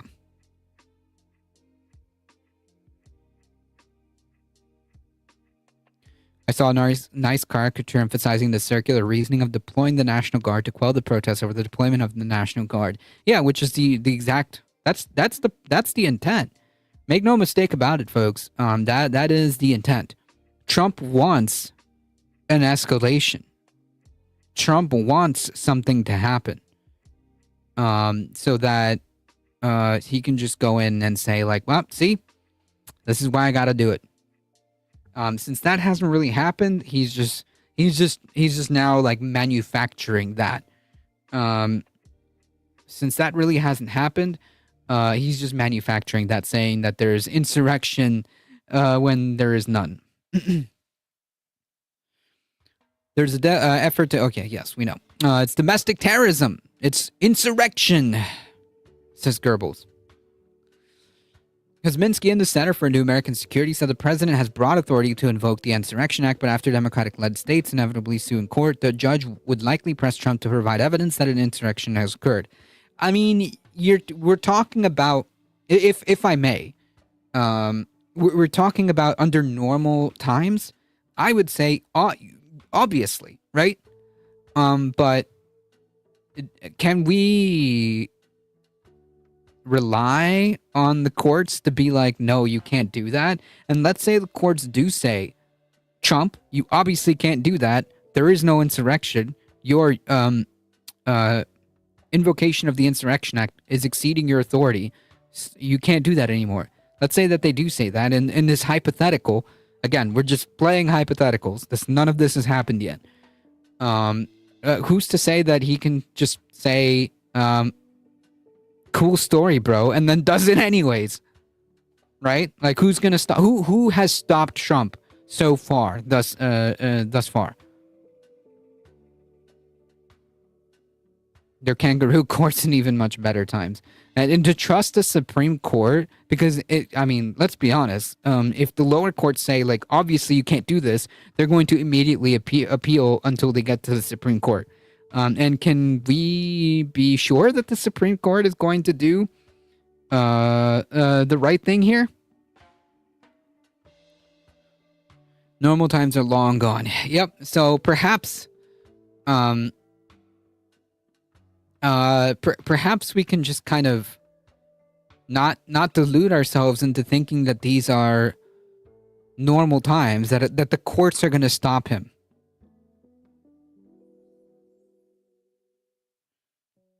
That the courts are going to stop him.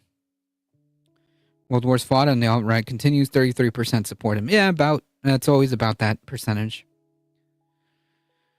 In the case of Illinois, it's possible the Trump administration would point to the, quote, rebellion as coming from Pritzker and other Democratic politicians themselves. Right, but like, obviously this is not insurrection. Pritzker telling him, no, we don't need federal troops here, is not insurrection.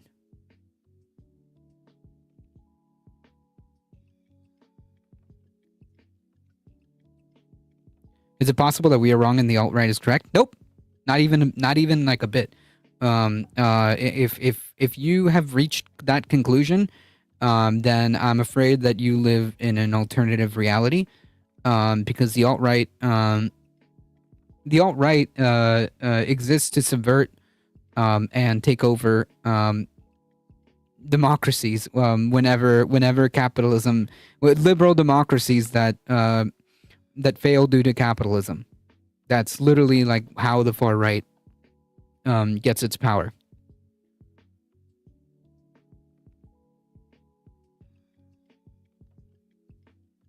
So yeah, no, there's no world in which the far right or alt right would be correct in this situation or in any situation. I mean, look at history. When was the far right correct?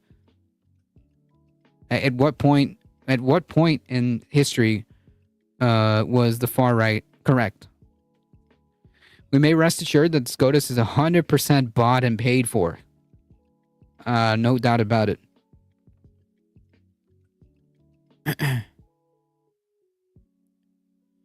Pritzker said at a news conference on Monday yesterday he believes invoking the Insurrection Act is part of Trump's plan. Yeah. Yeah, this is 100% part of Trump's plan. He has been wanting an escalation.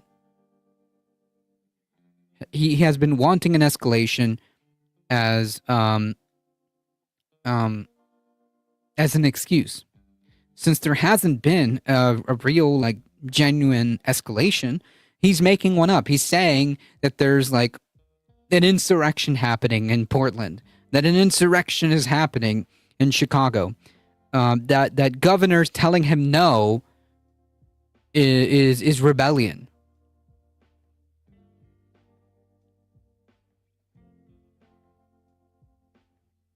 The Trump administration is following a playbook: cause chaos, create fear and confusion, make it seem like a peaceful protests are mobbed by firing gas pellets and tear gas canisters at night.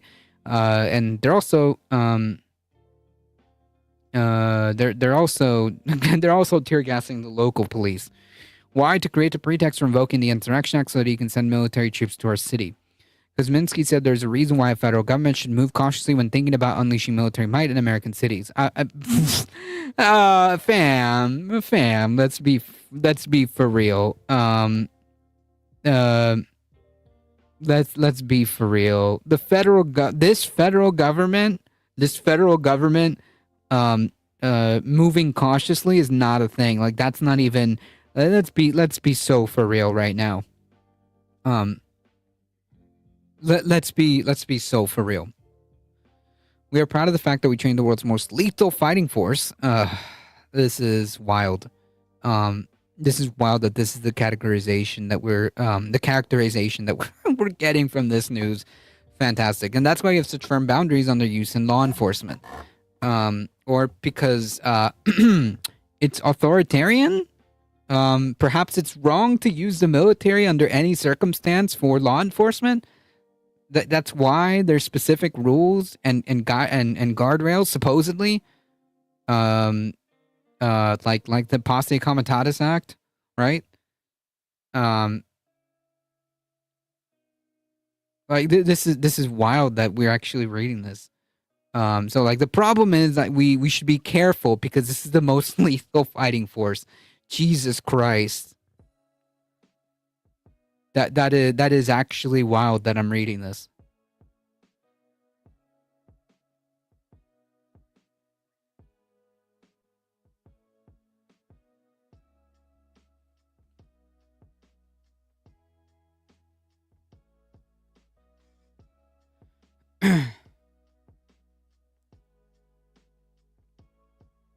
Folks, this is the time.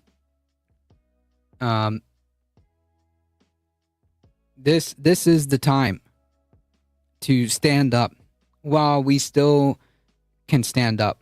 This is the time to tell this regime no while we still can. While there is opposition like us,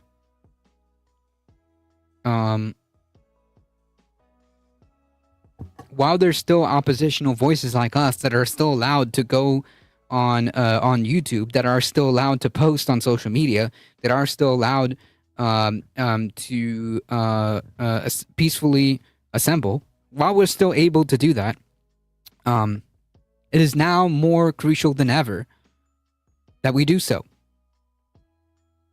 Organize, organize, organize, folks.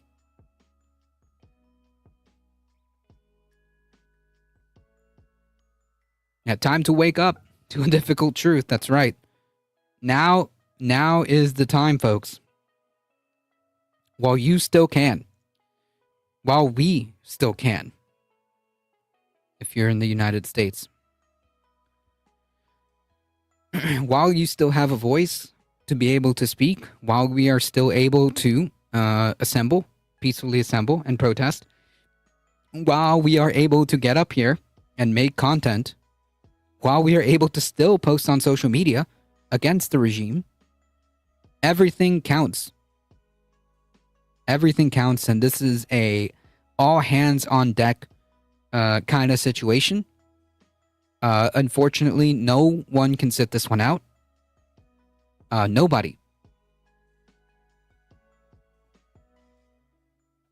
Anyone who opposes fascism, anyone who opposes authoritarianism, because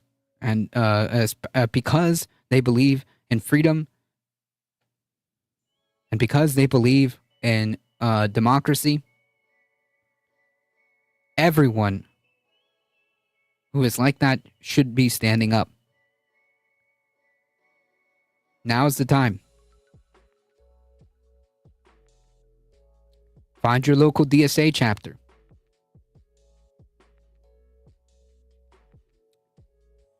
Find where the next No Kings protest is happening in your area.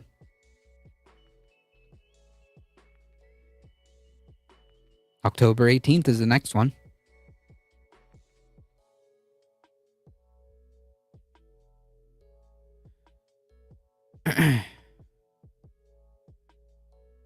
Last look, 2,200 on October 18th. Find a city near you. Yep, there it is.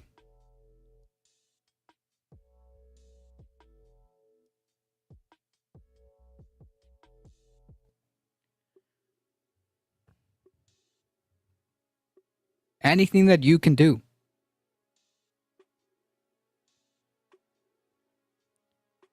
Anything that you can do. Now is the time, folks.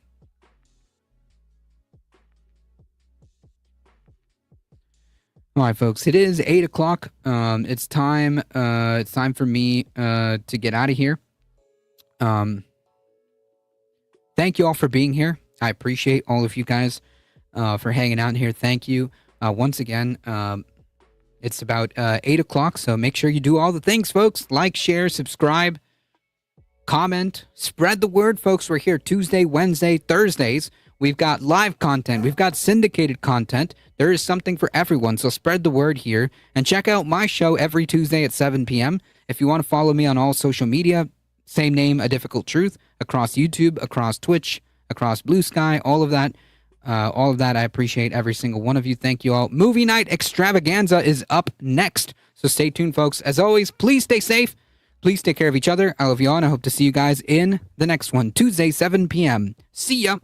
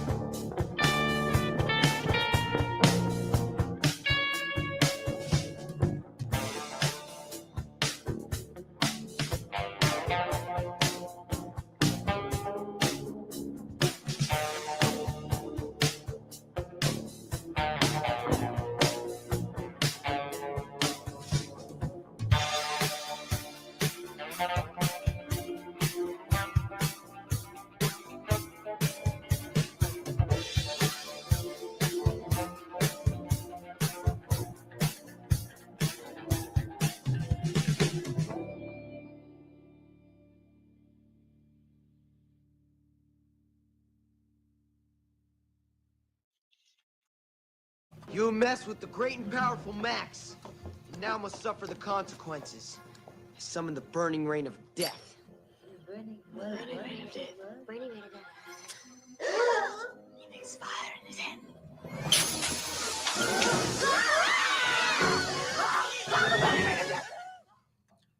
For our second entry into Witch Month, we're going to do something we very rarely do, at least outside of our movie night adventure theme months that we've done.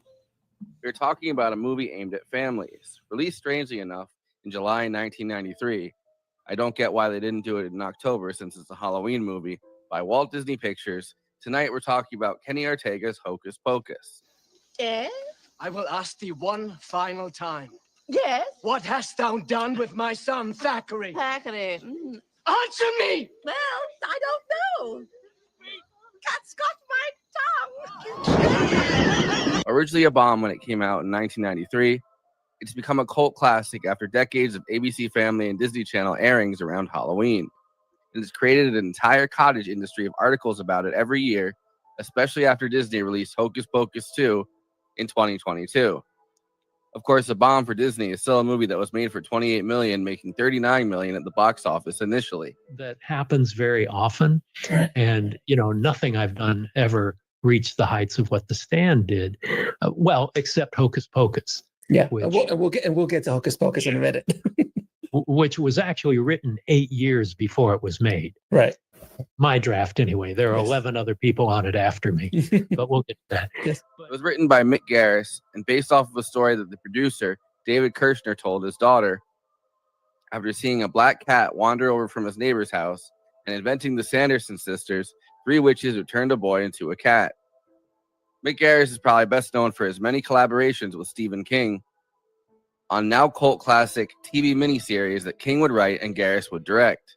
And that way, he was kind of like an early version of Mike Flanagan. To hit the, it was not particularly successful when it came out. It was a very mild success. Right. But over time, and it really started with the Disney Channel, they started running it on Halloween, and then ABC started doing it. And every year it gets bigger and bigger and bigger, and people keep asking about a sequel and all that. That's finally about to start production. Right. And the merchandise, it's the biggest Halloween movie in history. Hocus Pocus was directed by Kenny Ortega, who had moved from acting to choreography on 80s classics like St. Elmo's Fire, Ferris Bueller's Day Off, which he was also the second unit director on, Dirty Dancing, and Pretty in Pink. In 1992, Kenny Ortega made his directorial debut with Newsies. And after Hocus Pocus, he'd go on to direct both Tu Wong Fu, Thanks for Everything, Julie Newmar, and the High School Musical trilogy. Kenny Ortega tried to cast Leonardo DiCaprio for Hocus Pocus, but he turned it down because he was working on What's Eating Gilbert Grape. Dad's dead. Arnie. Dad's dead. Arnie. He also hoped to cast Rosie O'Donnell and Cloris Leachman, who the Bette Midler role was originally written for. The original concept for Hocus Pocus would have been called Disney's Halloween House and been much darker, and all the young characters would have been 12.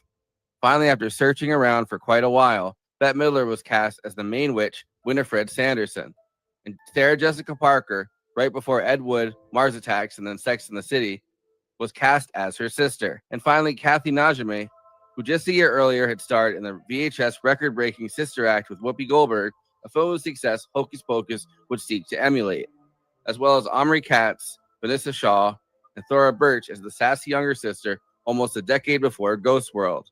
The movie tells the story of the Sanderson sisters, 3 witches in Salem who want to use magic to drain the life force out of the children of Salem to stay young forever. Tis her life force. The motion works. Take my hands. We will share her. Oh, Winnie, how generous of thee.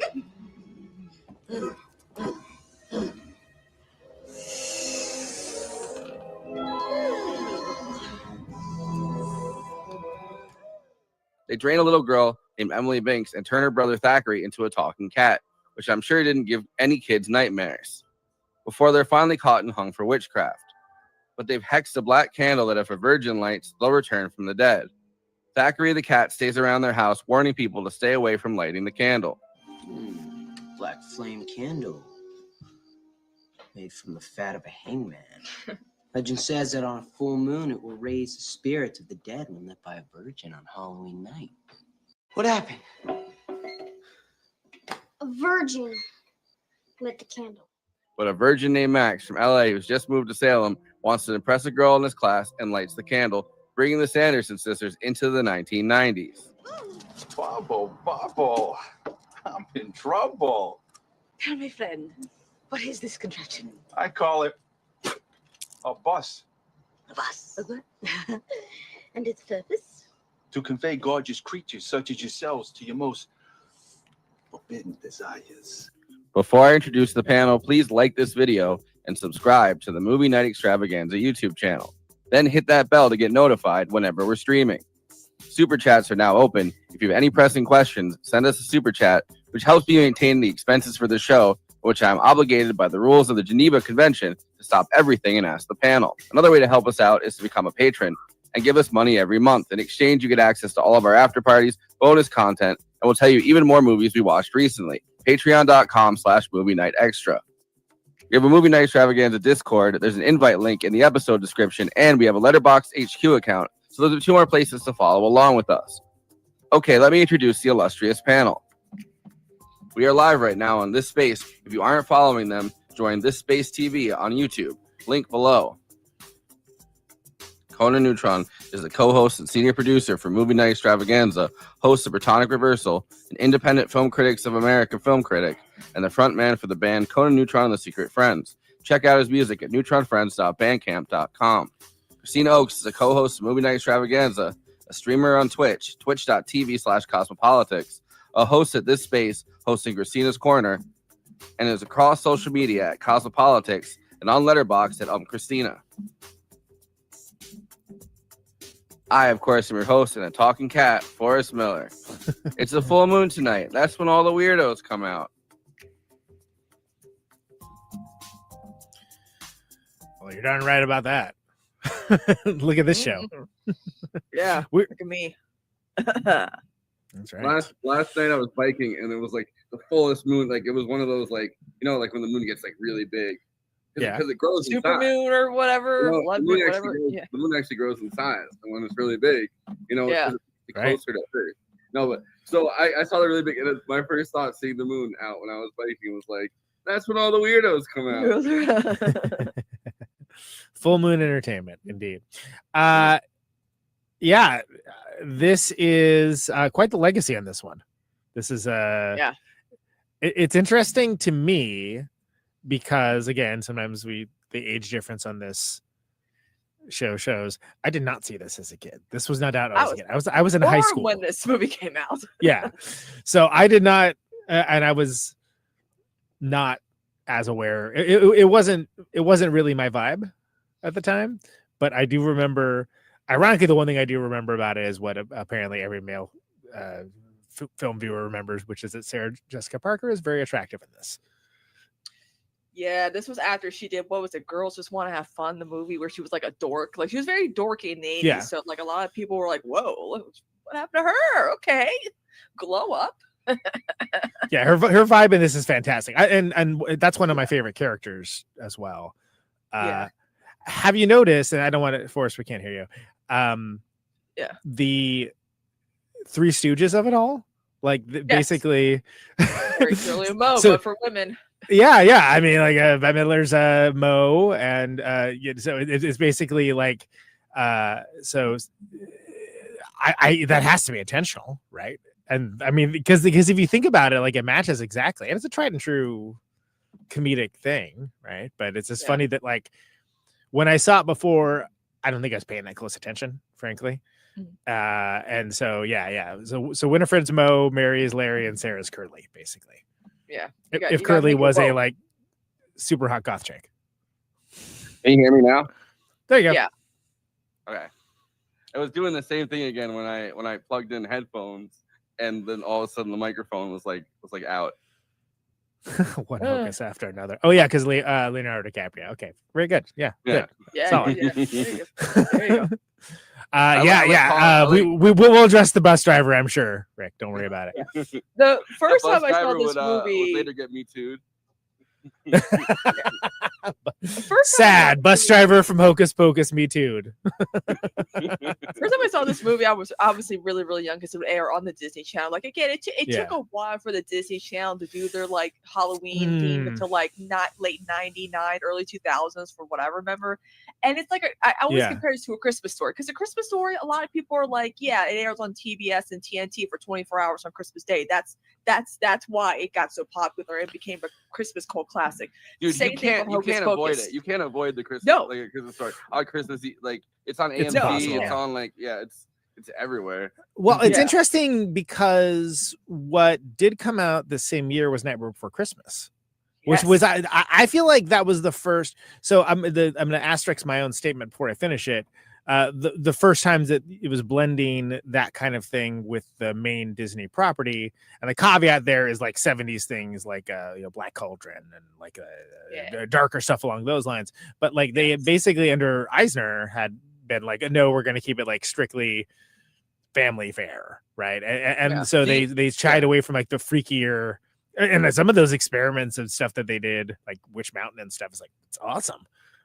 The crazy thing though, Nightmare Before Christmas, right? Like I just looked up the release date. So they aired it at the New York Film Festival on October 9th, and then October 29th, so 2 days before Halloween is when they this movie, they wanted to get the kids that were like, all of the kids that were like not in school, I guess, in July. So this movie, they put out a Halloween movie in the middle of July. But then VHS, like there was a much longer wait time between a movie coming out and then a movie going on to VHS. So it's like, I doubt this movie made it onto like, VHS shelves by the time Halloween came around. So it seems like it's the worst of both worlds in that.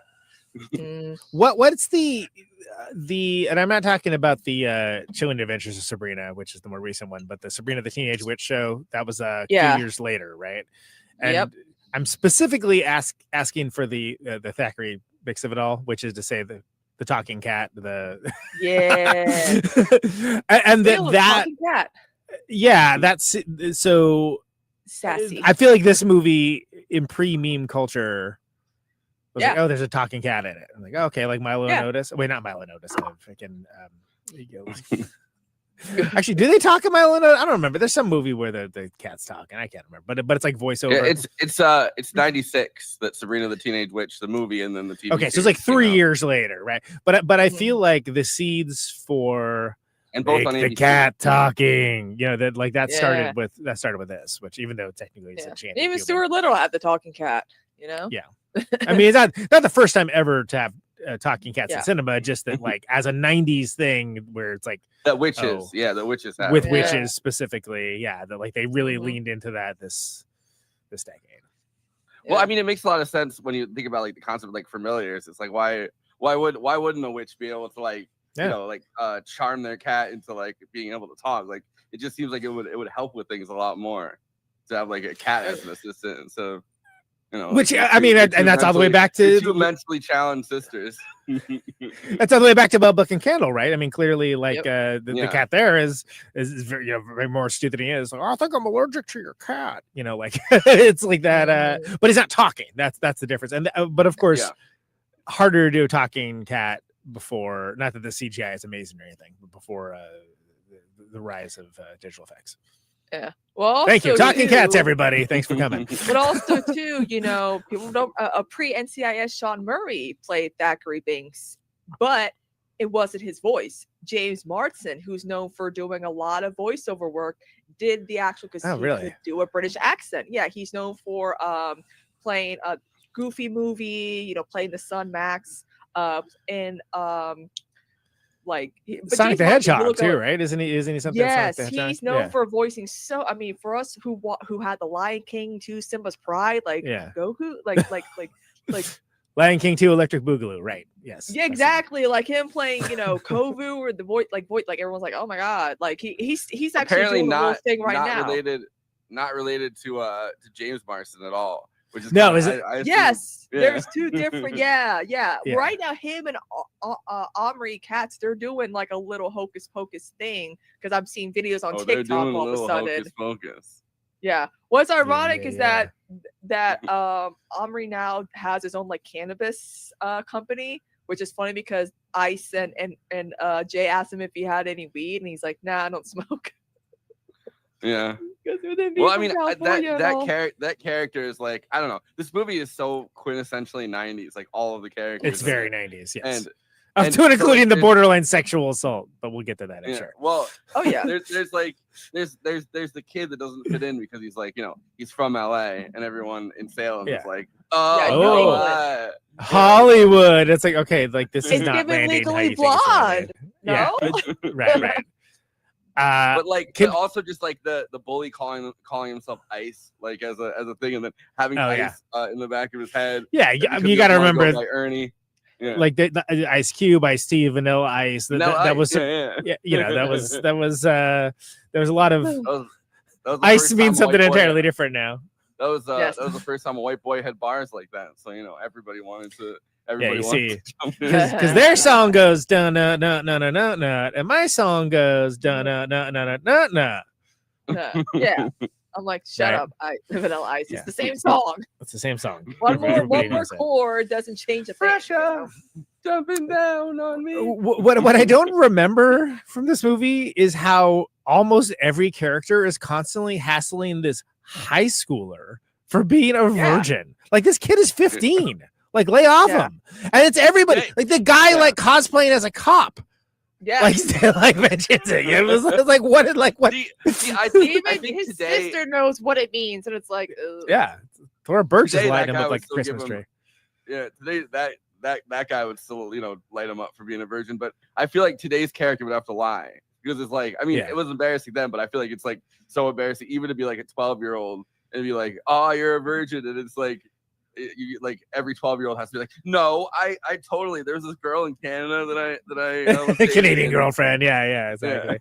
Yeah. Well, yeah, and I think that that's notable for a number of reasons, not the least of which is that it's just different times, right? Like that would not fly now. That would not. I That would just literally know not be a thing people- that happens. like even now, I mean, with you know Gen Z being less, you know, sexual and whatever, people are more and more coming to realizing that virginity is a concept that's not real.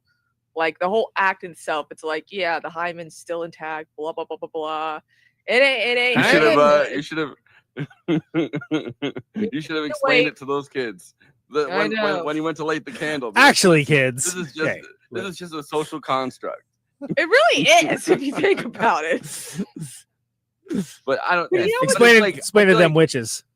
Yeah. I feel like horror movies really capitalized on it though. Like every horror movie, right? Like it's like, oh, you have to The sacrifice your virginal final girl Yeah. has to be the one to save from the big bad, you know, like There's a third Rocky. There's a sequel to like Rocky Horror Picture Show and Shock Treatment. There's a third Oh, one yeah. where the only one, God. the only way they can bring back Frankenfurter from like because they find him like in a grave. The only way to bring him back is like this whole ritual that involves the blood of a virgin. And this girl sacrifices herself, but it turns out she's not a virgin. So he comes back disfigured. And that's like the plot of like the Oh, wow. third unmade Rocky Horror Picture Show movie. The All right, script is all like online. Yeah, wow. I don't Okay, know. that's a lot to unpack there. also Rob and Penny Marshall are brother and sister playing husband and wife in this movie. I thought about that when it got. I was like, oh wait, they're okay, huh? Interesting. Yeah, and Kathy's There's a little dog there's a was little their Donnie dog and in the Marie movie. action going on there. But I do. Okay, so I guess we're gonna be jumping around. That's fine. But like, yeah, like the scene, like where the whole thing where they're running around trying to get him, and like, oh, everyone's in costume, and they're Like, duped what? into thinking that, like, you know, and then you see like a far too game Satan who's like, oh, these broads, what are they up to? You know, like one of them's like really hot. Let's get him in. Let's get some slow dances going on. You know, hilarious. That's the adult humor that we're talking about, right? Where it's like, oh, then the wife's mad at him, so you know, so you get like that interaction. You get that great thing with the remote where she's trying to like change, she's getting yelled at and she tries to change the channel. Great, hard relatable, by the way. Yeah. What Mary does. I I mean, because all of it's like a very fish out of water, right? The whole thing is okay. They were centuries ago. They were two separate fish out of water because because the kid's kid's like from also California and Salem, new kid in town, and new then kid in town, there- and fish yeah. out of water, and New kid then on the block. like someone from a different time. I mean, if you're talking about like just like your story tropes or whatever, right? Those are two things that are, but it's but I think a lot of it works in a way that in a more self-aware time period, it kind of wouldn't. You know what I mean? Yeah. Like it'd have to be like some sort of like meta commentary and this and that, whatever. And I mean, just small things like when they go to the road and like, oh, it's a river. Oh, it's a frozen river or whatever. And it's like, no, it's a road. Because of course they haven't seen pavement. They're from like the 1700s. Come on, how they have seen it. Yeah, it's so funny to me that they knew, like, that the townspeople knew that they were witches and they didn't do anything about them beforehand. Like, yeah. Different by the times. way, so Different times. So the joke with the I want, before we get too far away from this, the joke with the devil guy who's like really like three women just kind of come into his house and completely like distract him in front of his wife. The joke behind that is that's Gary Marshall, who's the guy that made Happy Days, The Odd Couple, Lucy Show, and Dick Van Dyke. He's like It's that Penny really Marshall, famous. his cousin. That's who the did wife. Mork and Mindy. Yeah, And, but it's funny that like Shirley. it's More funny than that like just the most, that, one of the but I'll most adult Yeah. no, but like one of the most adult jokes in the entire movie is the guy that kind of famously made like Happy Days is something that in a very cynical Wholesome time. American sitcoms, and he's a pervert. Worth noting that Penny Marshall directed films as well, not least of which includes A League of Their Own. Yeah, that's a good one. So Sports month extravaganza. We'll get to it, guys. Big as well, which is notable. And Penny Marshall's Also, a gifted director. Pretty Woman.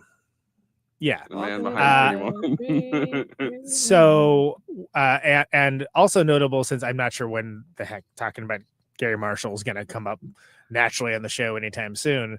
Worth noting that the bass player for the legendary New York bass band Chavez, Scott Marshall, is Gary Marshall's son. Yeah. So there you go. Nice. I think that bit's very funny. I think it's funny that like the points of this movie that I think are the funniest are kind of back to back to back. It's the bus driver scene and then the fake cop. And then and it's like all it's all done as like this one bit as soon as they're kind of back in this world or back in this timeline in the 90s. It's like bop bop bop, and you get like the three funniest bits in the entire That's when the movie. strongest. Really I think when the strongest writing is. I mean, I mean, agreed, and that's that's something where.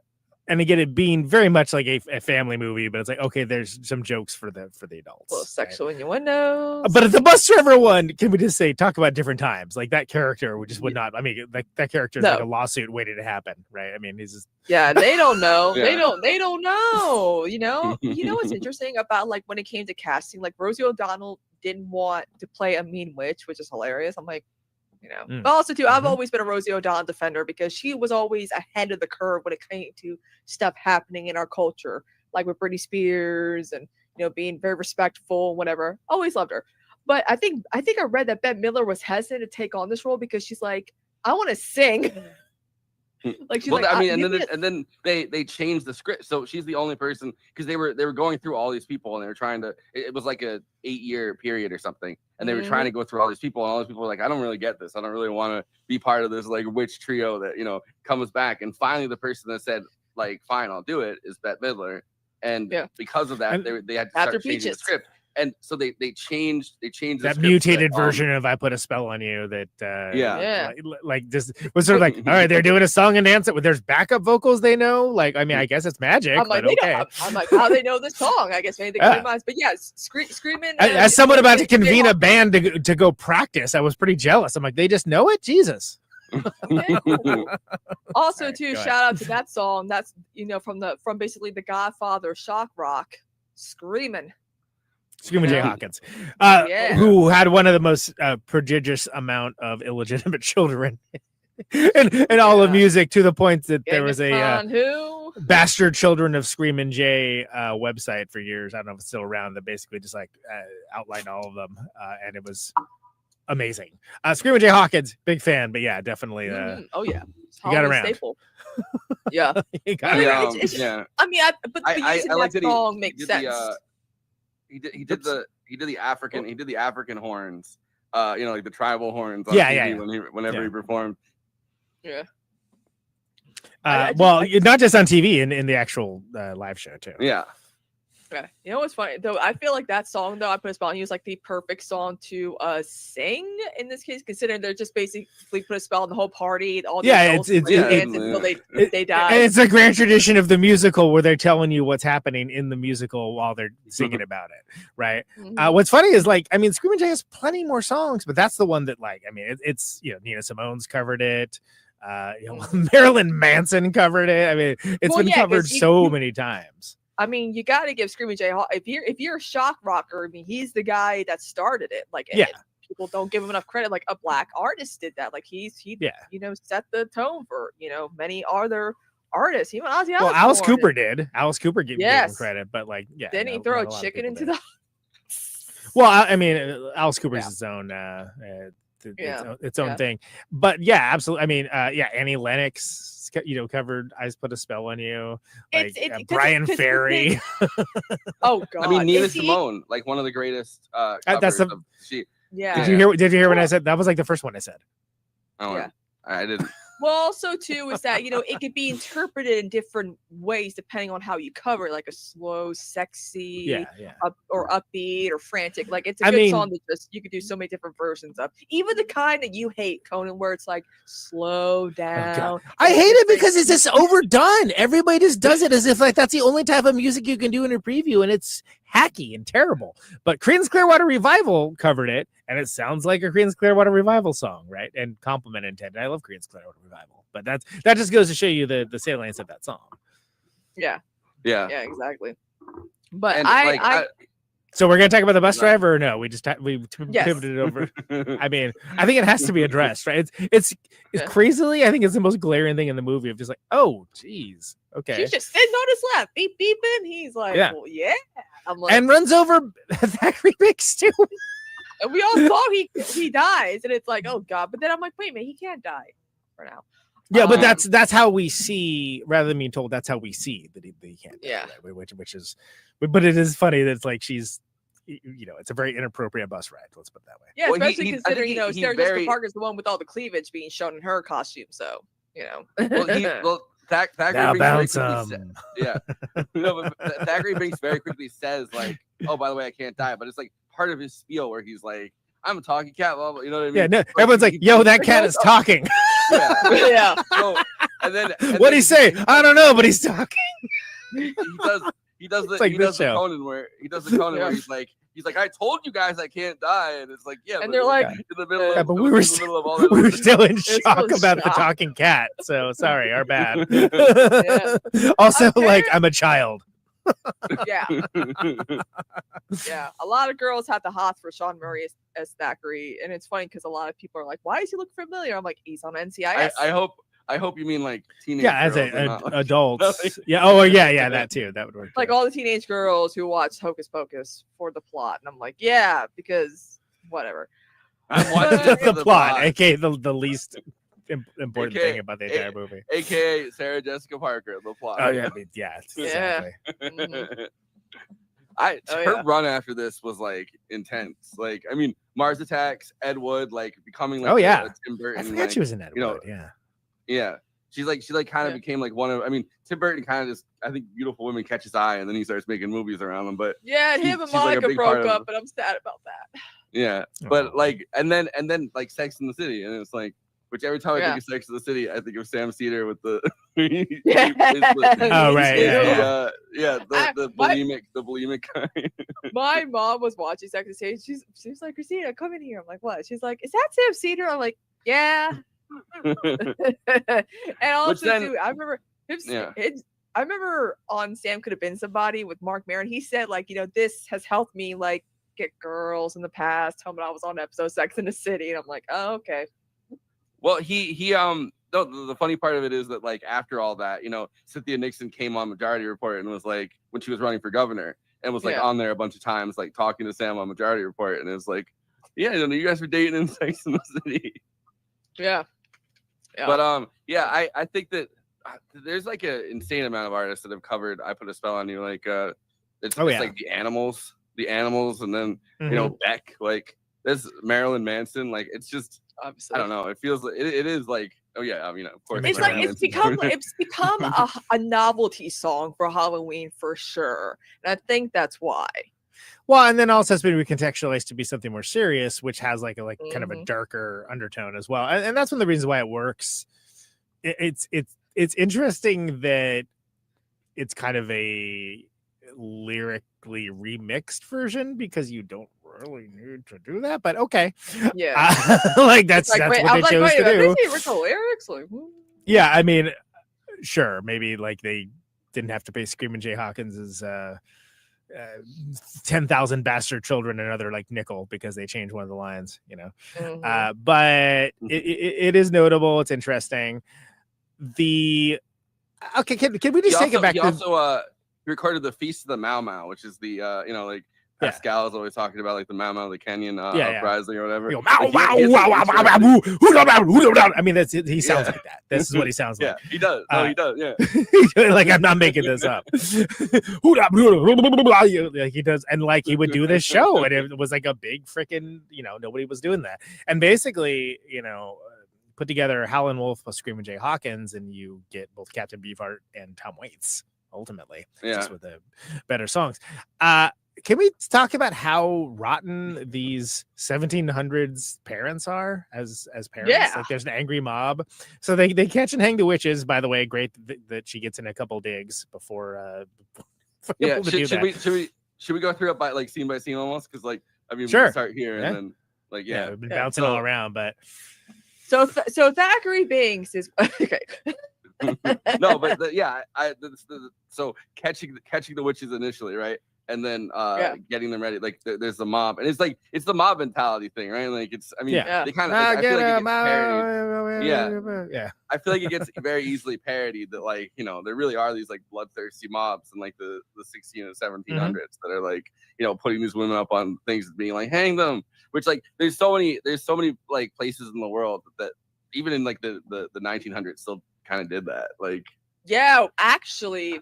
Bailey Sarian just did a Dark History episode on her pod about like some of the witches and mediums. Like apparently the last witch trial to happen was like in 1945, which is ridiculous. I mean, probably in America, but like they were still going on in like you know, like the deep heart of Africa, even into like the 1970s and 1980s. Like they were still doing like these elaborate witch trials, which it's like a great way to like sacrifices and stuff, like because they even did like weird human sacrifices when there was like an earthquake or whatever. There's a weird like yeah. Well, it's the same thing as like down. It's the same thing as like when they go to somewhere and they're like, where are the terrorists? And then like the person in your neighborhood that you like that you don't like, or that's your rival in your neighborhood, right? You're like, oh, that guy's the terrorist. And it's the same thing, I think, like especially like in you know, in like Southern Africa, because I was just listening to like the Blowback, the new season, and like the new season's about like, you know, the Congo, like Zaire, and then like all of these different like interrelated, like Nambia, like all these different like interrelated revolutions. A big part of like the revolutionary thing is like witch trials, pretty much. And it's like you could just kind of offer up your neighbor or something and be like, my neighbor is really fucking annoying. That's a witch. Well, it's like with, you know, in the Crucible, you know, Tituba, who was a real person who was a slave. She grew up hearing these types of stories, so she was able to tell, you know, the people at Salem, like, yeah, Sarah Proctor was definitely a witch. I saw her do this, and that, and that, and that. And no one ever heard about whatever happened to Tituba after the trials. Like she just disappeared. Like we don't know what happened. Didn't Giles Corey come up last episode too? Like I feel like we did we talk about the Crucible last episode, or am I like just remembering things wrong? Okay, I mean I guess it makes sense. Yeah, you know, like think about what it is. Yeah, this month. Yeah, I mean it's Witches Month, so I guess it's gonna happen. I was surprised they didn't do the Crucible, but anyway. So they okay. You want to finish that? Whatever that point is. You want? Well, to like like obviously having the story take place in Salem, Massachusetts, just makes the most sense considering its history with witches. You know. Well, so and they said it. They the do. legend. So on that, they do a pretty good job of doing the new kid in town thing, where they explain that where he doesn't care, but like witches. What's all this like? Why are you guys so worked up about witches? Because he doesn't know, because he's not from there. He hasn't like grown up around it, right? So you get that set up in such a way that even if you don't know, like say you're a kid and maybe they haven't gotten into the Salem witch trials at your grade school yet, then like you get some frame of references for that. What I find interesting though, and I guess you could call it a bit of a plot hole, is that like when the angry mob, they show up, they're too late to save Emily and Thackeray, but they catch and hang them, but they don't think about the candle, and then they set it up as a tourist trap, where it's like, okay, maybe don't like, I mean, what?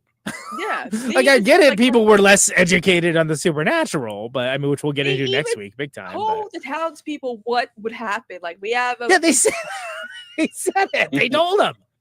Destroy it. Get the Don't candle. Don't just it. go like bury it in a well or something. I mean, like it's just kind of funny that like I guess you have to just buy into the story for it, and also just be like, okay, this is like well, it's not even the 1700s, it's like the 1600s, right? So yeah, people were just not as thoughtful. 1693 apparently in Salem, Massachusetts. Oh, 300 years, right? Okay, that's right. Yeah. 300 years. No, but I mean, it's also like it's the thing about like I'm sure at least Conan, you've been to like Salem, like or at least around there, like they still have all the stuff preserved from from the witch trials or like from that point of time. So it's like all of that stuff is basically turned into a tourist trap, which makes sense because like why else would you be going to Salem? Like, right? Yeah, exactly. It's the one thing it's known for. Well, it's right? like going to Charleston. It's like the slave trade of the South. Yeah. Everyone goes down there to do the tours there, and I'm like, this is kind of weird, but okay.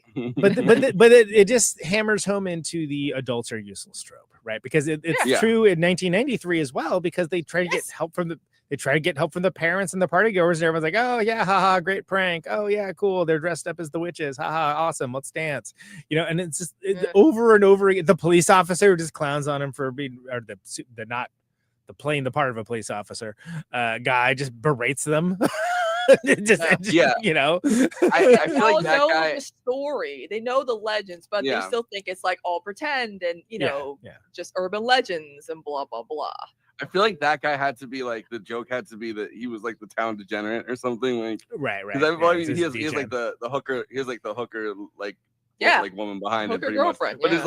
But it's like he's it's just such a good like trope of like just a guy that kind of looks like a cop. You can walk up and be like, "You kids, you're a virgin," you say. And it's like, damn, you got roasted by like the town. You got roasted by like the town coke dealer or something. That's like the town gigolo. Sure. There are a few things, and I'm not saying that anyone's running around trying to get context for Hocus Pocus 1983, but there are some interesting things that so Winnie's a spell book, which is not the Necronomicon. Everyone, the Necronomicon is a grimoire. Grimoires are not the Necronomicon. So just let's get that out of the way right now. Like it's a book bound in human flesh that written in blood. It's a grimoire, but it's not the Necronomicon. I bet you that's specifically. Doug Jones's eye. Sure, probably, who knows? So characters in the world's logic, the spell book either belongs or once belonged to Satan, right? Yeah, and it's value to them because within it they can change things to be whatever they want to be. So it's like basically the ultimate evil weapon because the spells change. Okay, but they keep losing it. But they keep losing it over and over and over again. Yeah, which is hilarious. I think it does a good job with the salt stuff being integrated, which the whole like some like burning their skin. Ropes. Yeah, kind of like you gotta let vampires in, but salt also protects circle of you salt, from witches. Or graveyards being like they can't actually touch foot on a graveyard, but like they can like fly around. And which is one of those classic like just old superstition things. Like you can throw salt over your shoulder. Like it's like, oh, what's going to happen? And it's like, well, you have to kind of create a thing around it where it's like, well, then the vampires and the witches can't get you. It's like, All right, I guess. Like, Well, and that's for vampires. and that's a good scene for the Vanessa Shaw character where she's like, oh, you know, you're white witch magic, blah blah blah. But you know, like it's something where okay, you get that like, they're not just helplessly running around, basically, which is helpful. And of course, the conceit, and you mentioned spoilers for Weapons, everybody, that the idea is that the witches consume enough children, they'll basically be immortal. So like, that's like the whole idea behind it. And then it's hilarious too that the Thackeray is not technically immortal, but has, you know, some insane amount of like life to him that basically is functionally immortal, right? His soul is trapped. That's because the Bernie Sanderson sisters, you know, they redistributed life. force. As long as the witches are not completely dead, yeah, his soul is trapped as a black cat. Which is sort of like, you don't need to do that, but it's just like, oh, we're just evildoers who love doing evil, so we're gonna do that. Yep. Like it would make way more sense just to kill him, but it's like, hey, we're gonna. Well, no. See, the thing I liked is it's like a perfect kind of children's story thing where it's like, you were sleeping, your sister got out. Your sister ran over to the witches. Your sister got killed by the witches, and then the witches leave you to feel like, you know, for however long they're alive, like to feel guilt, to wander the world. But I'm saying like to wander the world for however long they're alive, like, you know, tied to them, like feeling guilt about the fact that you're the one that let your sister, you know, run away and run into like the witch's hut. Right. Yep. Yeah, well, Stu, if Sarah Jessica Parker was singing in that very soft voice of hers, I mean, I totally would have walked over and be like, okay, let's go. Yeah. I mean, like, I'm ready. Let's go. Let's ride. The sweet. Got room on that broom? Let's go, baby. Yeah. Sorry. Or vacuum. Oh no, wait, that's the vacuum is a good. I feel like that was in the Simpsons video game is where I first saw that, but I can't remember if that came before this or not. A little funny, in the sequel, she actually rides Roombas. Nice. Instead of a vacuum. There's by the way, she recently went on the Adam Freeland show, Sarah Jessica Parker, and she seems like the sweetest human being you've ever. She does seem really cool. She was talking to Adam Freeland, like even though her husband killed someone, it's fine. She was like giving Adam Freeland like girl advice and like talking to him and like acting like a mom, and I was like, damn, she's really sweet. I feel bad about being, you know, as horny as I am in this watching this movie. Like, Sarah Jessica Parker. Well, like it was funny too because she guest starred on Glee. She was supposed to be like a Devil's Wear Prada, like Meryl Streep, like, but she ended up being like the nicest person to Kirk ever. And it's like, I'm like, yeah, Sarah Jessica Parker just can't really play a bitch. She just seems like a nice. But okay, so that, believe it or not, I don't know how, but that ties into a point I wanted to make that. Okay, so we got the Winifred's evil and scheming, but Sarah and Mary are basically either dumb or harmless, more or less, right? You know, maybe less so when she's guiding all the children away. But like, as much as Mary keeps talking about like eating the children, whatever, she never does it. She never does it. I smell children. You know, and it's the dogs. They're eating the cats in Springfield. But that comes back to the whole. That comes back to like the Three Stooges of it all, right? Like the Three Stooges have to have the mode to organize everything. So in this case, the evil that they're doing is all organized by Winifred, which is the Bette Midler character.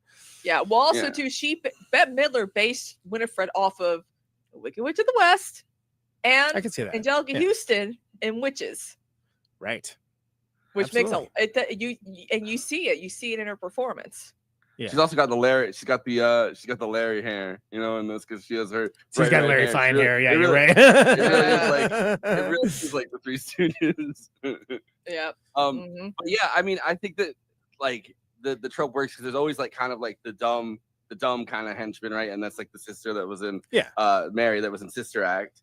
And then there's kind of the one that like might be harmless, but is also incredibly like her voice is the thing that draws the children. So like that makes her like a terrifying presence at the same time as being, you know, like a relatively sweet kind of person. You see that from the very beginning where like you know, what did you do? And she's like, I brought the child in here. Yeah, you know? and it's like but it's like, you know, that's almost like when you have like somebody that's talking about like birds or something, right? Like there's birds that have like a very sweet song, but then like, you know, like you could create a terrifying looking bird or something.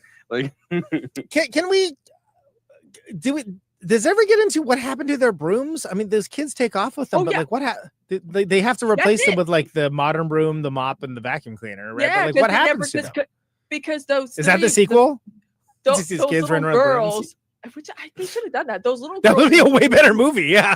who were dressed up as them too, by the way. Yeah, Those yeah, little yeah. girls were and they went off with the brooms, and it's like, what happened? What happened? They just like they got brooms.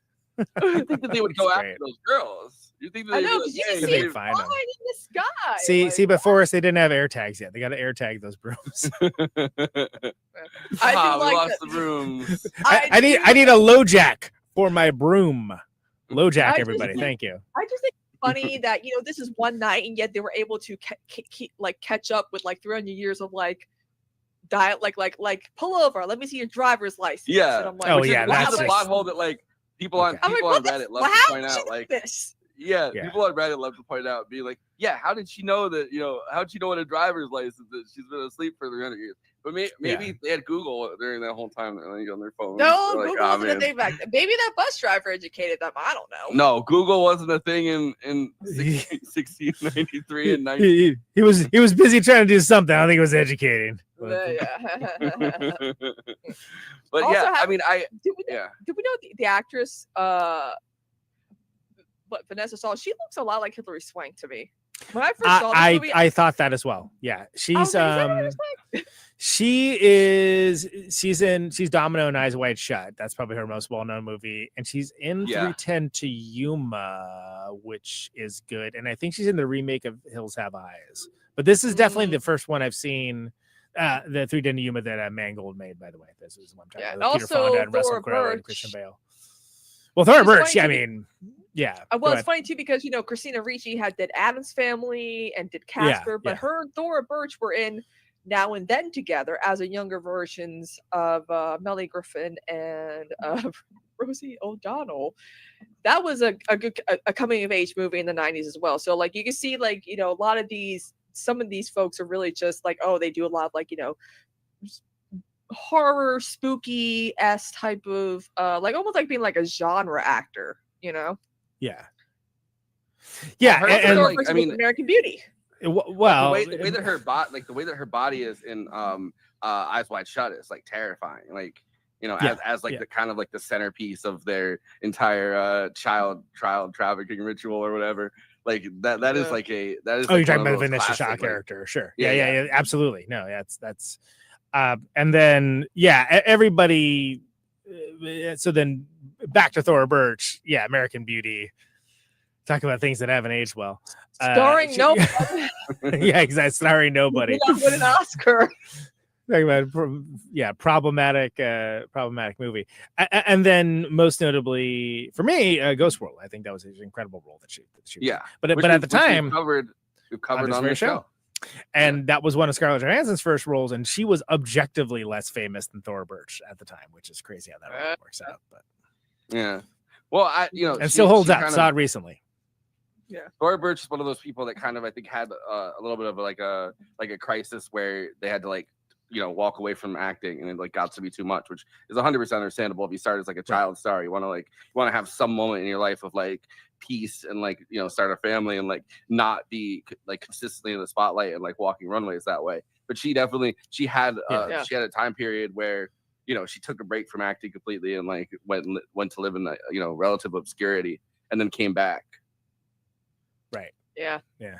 I mean, she's part of a cult classic that airs that's very popular every year now on Halloween. And again, it just it was just the thing that 31 Nights of Halloween on ABC or Freeform or whatever it calls itself now, Disney Channel. I do appreciate that. It had to have taken a while, obviously, for the cast to appreciate the movie, considering it wasn't a hit at first. Yeah. Well, it's funny. It's funny because for a long time, like there's all these interviews with Bette Midler where she's like, my favorite role that I've ever played was Winifred Sanderson, but she's like, I don't think that many people have seen that movie. Like this is before 2018 when it really took off and like people started writing articles and think pieces about Hocus Pocus. They started talking about a sequel, but she would be like, yeah, that was my favorite role because I was able to like disappear, I guess, completely into this character and like I wasn't like Bette Midler playing this role. I was like. Because she's so famous as herself Yeah, right. Yeah, like the First Wives Club or Beaches. The wind beneath my wings. Like I we all know. I really like the idea though of her and Rosie O'Donnell. And then it's like it would be Trump's least favorite movie, and he's sitting there and he's getting so bad. Like every Halloween, Yeah. Trump's just in like the worst mood of his life, and they're like, "No, don't mention Hocus Pocus to the president." He just keeps watching it every year. Because Bette Midler said something really terrible about him. If I remember, and I was like, "Damn, girl." Well, having nothing to do with that. It's wild that this Disney movie starts off with it kicks off with the abduction and murder of a child. Like out of the gate, in a terrifying way. Like that's why I said like in the thing, like I'm sure no child has ever like draining the life force, and the child just slumps over, and it's like it's one of those things out of like a horror movie that like you have a kid that just slumps over forward, and it's like fuck, like that kid had her like soul sucked out of her by They did that. It's just such a common trope, sucking the life force out of someone pure, young, innocent. Yeah. And it's always a fucking child. And that's why you start the whole, QAnon adrenochrome nonsense. And it's like, Jesus Christ, people that's not what's happening here. But like, it's just interesting how people will take plots from movies and be like, this was inspired from real life events. And I'm like, no, it's not. Yeah. Oh, what? God. Wait, about this movie? Yes. People think, like, one of the reasons why I don't like Eyes Wide Shut. I disassociated for a second. I didn't know that was a thing. Okay. Like, part of the reason why I don't like Eyes Wide Shut is that it makes people think that this shit happens. Like I'm like, yeah, sex party, but like the satanic, like, aspect of it all. I'm like, it didn't cause that. That was happening for like decades before that. Yeah, but you understand culture existed before 2000, right? No, that's wrong. That's just like. But why?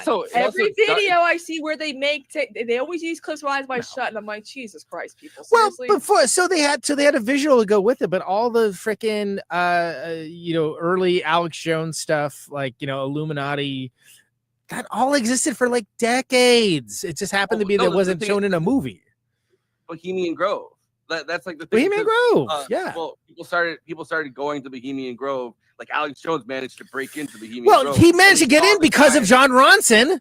He tagged along with John Ronson and stole the story and based his entire early identity on it.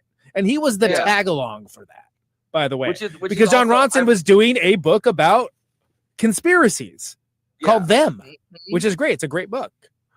Which I've said the story before, but when I was in Austin, or when I was in when I was in San Antonio, there was this guy who had gone as a piano. This is when we were covering Eyes Wide Shut. Like I watched Eyes Wide Shut, and then that same day I went to dinner with my ex-girlfriend. Knew this guy in San Antonio that had put his house up and like was letting people stay there on couches or whatever, and like she had gone there for some like early version of like an Airbnb kind of thing that like didn't take off. And the guy had gone to Bohemian Grove because his like cousin was like this famous jazz player. So he got to go sit there at the bar at Bohemian Grove while his cousin played piano. And this guy just happened to be telling me the story about it and like all the people that he saw. One of them was Malcolm McDowell for some reason. He was telling me that he was sitting next to Malcolm McDowell at the bar and they were having like this weird back and forth before Malcolm McDowell like just disappeared. But like I was watching Eyes Wide Shut, and the story sounded just like Tom Cruise, like and like his friend that fucking directed Tar, like. Yeah, but I do like that. With Hocus Pocus, we're ending weapons with like a very kind of a similar plot. Yeah. The plot is very similar. And it's hard for a movie that's still new. You want to be mindful of spoilers and whatnot. But yeah, I mean, it is. And sorry if that gets spoiled because you watched an episode of a movie show that's reviewing the 1993 film Hocus Pocus. I don't know what to tell you. just like if you thought the Illuminati was somehow created by Eyes Wide Shut. I don't know what to tell you either. But that's not what I'm saying. I did wonder like why I found the image of those kids in weapons just kind of walking like that, kind of walking forward with yeah, I mean, like just completely creepy, like why it kind of awakens and like that. Then watching Hocus Pocus again, because I think I watched it like in school when they used to have like the substitute teacher come in. during like there was this movie. There was Casper, and there was like Adam's Family Values around like October or whatever. Yeah. And so I was wondering, like in my head, like why do I find that image so specifically creepy? And it's like that image is in this movie too, as you know, as they're luring the children away. There is. So that's Sarah's thing. So I wanted to get into that because again, I mentioned earlier that Winifred's the only one that seems to be outwardly evil, like evildoer that loves doing evil kind of situation. You see, well, first of all, Sarah makes lots of deeply inappropriate comments all over the place that of course, being that she is who she is and looks the way she looks, most guys would just say hell yeah, but like these are children, right? And then you see even at the beginning she draws Emily in with her song, and she does the same thing with all the children in Salem. So she appears to be harmless, right? Like she appears to be just like this ditz, this like, you know, Winifred's punching bag, et cetera. But it's like, no, she's actually got like this power and uses it for evil. She just happens to be like relatively innocuous and kind of mostly harmless most of the time. And also to Mary is I smell children. Like her thing is she actually can smell children. So you know she actually has the power to like especially in the 1600s. It's not like those. It's not like they bathed or anything. Oh. Yeah, but even in 93, you think those kids didn't have bathtubs back in 93? Forrest, come on now. You're so used to kids smelling that then you're like, oh, I can smell the Irish Spring from here. I can smell like the body. Like the they body each wash have from here. like a set of skill that contributes to the one thing, which is bringing children in, sucking their life force, remaining young or younger. In their case, I mean, boys will love me, you know. I love how Kathy does the thing like with her lips. Yeah. Oh, yeah. Where it almost looks like she has like a like there's something wrong with her or something. Yeah. I like in the beginning that I wish this came back around because it doesn't really. But I like in the beginning that they set up like kind of an antagonism between the three sisters, where it's like you know Winifred is like, oh, that's my life. I mean, our life force. And I do wish that at the end of it, they kind of brought that a little bit more back around where it's like she's like the most self-centered one of the three of them, and then they're all kind of like I wish they were all kind of fighting over the kid at the end or something like that. Like I feel like look at Billy, Winifred's lover that cheated on her with their like you whoa Robert Loggia. You punish the guy, but not your sister for, you know, I'm assuming seducing your man, Winifred. Yeah. Like, come on now. Also, shout out to Doug Jones. Because I think the sister is this complete kind of childlike idiot in a way where men are drawn to her, and then you know there's like the one bus driver that's like she's like, oh that would hate me in the morning, and he's like, yeah, that's but it's strongly implied. She's like, no, I think you would like, and it's so strongly implied that like she's darker maybe than we initially give her credit for, which I think is good. Yeah. I think that's a good. But it's also like this. But it also feels like she's constantly kind of trying to drag men away from the sister, right? Like with either the ex-boyfriend that she had to kill, or with with the bus driver, where it's like the sister is this almost like siren figure that's constantly. Well, she is very much siren figure. Yeah, absolutely. And so that harkens back to the earlier point of it being hollow ground, like the cemetery's hollow ground. So it's like, oh well, I'll just raise our ex-boyfriend, which the whole conceit of which is that like he's had his mouth sewn shut, so he's all, and then like he finally at last I get to have my say, which there's I mean there's such great body acting from that, from the ex-boyfriend corpse, where you can tell the entire time he's because he's bristling at the well, first Sarah's like hi, like does a little flirty wave, and he's like, and then like Winifred's like go after them, and then he's like, and that's almost a full movie of setup. That you're friendly. Okay, at some point he's gonna be able to speak his mind, and it's gonna be funny, right? I mean, and again, Doug Jones is known for playing like these characters. He was in The Shape of Water. He played the Baron in What We Do in the Shadows. He's known for being like, okay, we need someone to play like a scary guy who could do his own stunts, looks creepy, and it's not. Yeah. He's that guy. He's that guy. Right. Yeah, and like for decades. And there's some good Return of the Living Dead style gags, like when he's the drives over the manhole cover and he loses the fingers. You know, that's Yeah. good. That's fun. Yeah, I was definitely Yeah. thinking about Return of the Living Dead, like rewatching this, but then like Yeah. you know, as like the bite obviously is, you know, no pun intended, completely taken out of this one. With you know with the kind of the adult humor that's like Yeah, so yeah. grotesque in the Return of the Living Dead, and obviously you Right. can't do that in like a Disney movie. But that is like another movie that invoked for me. Yeah. Yeah. Yeah. It's notable. I think it can't be an accident, right? So No, you got when you're doing like a zombie thing, you got to do like, you know, Night of the Living Dead callbacks, obviously, because that's like really the film that kind of really started like the main tropes. Yeah. Well, we're talking about like Return of the Living Dead though, like you know the one we talked about with Matt Bender. Yeah, I know. Yeah, punk- the one yeah, where the- like it's just every limb moves on its own. You know. Yeah. Exactly. yeah. Yeah. So we get so there's the chase. There's the chase. There's the cat. Like it all follows very familiar story beats, right? Like and there's first of all there's foreshadowing up the wazoo, right? Like from the very beginning, it's just like it's not even trying. Like take care of your sister, kid. yeah. Oh, you know what is it? Oh, look, another glorious morning makes me sick. You know, great.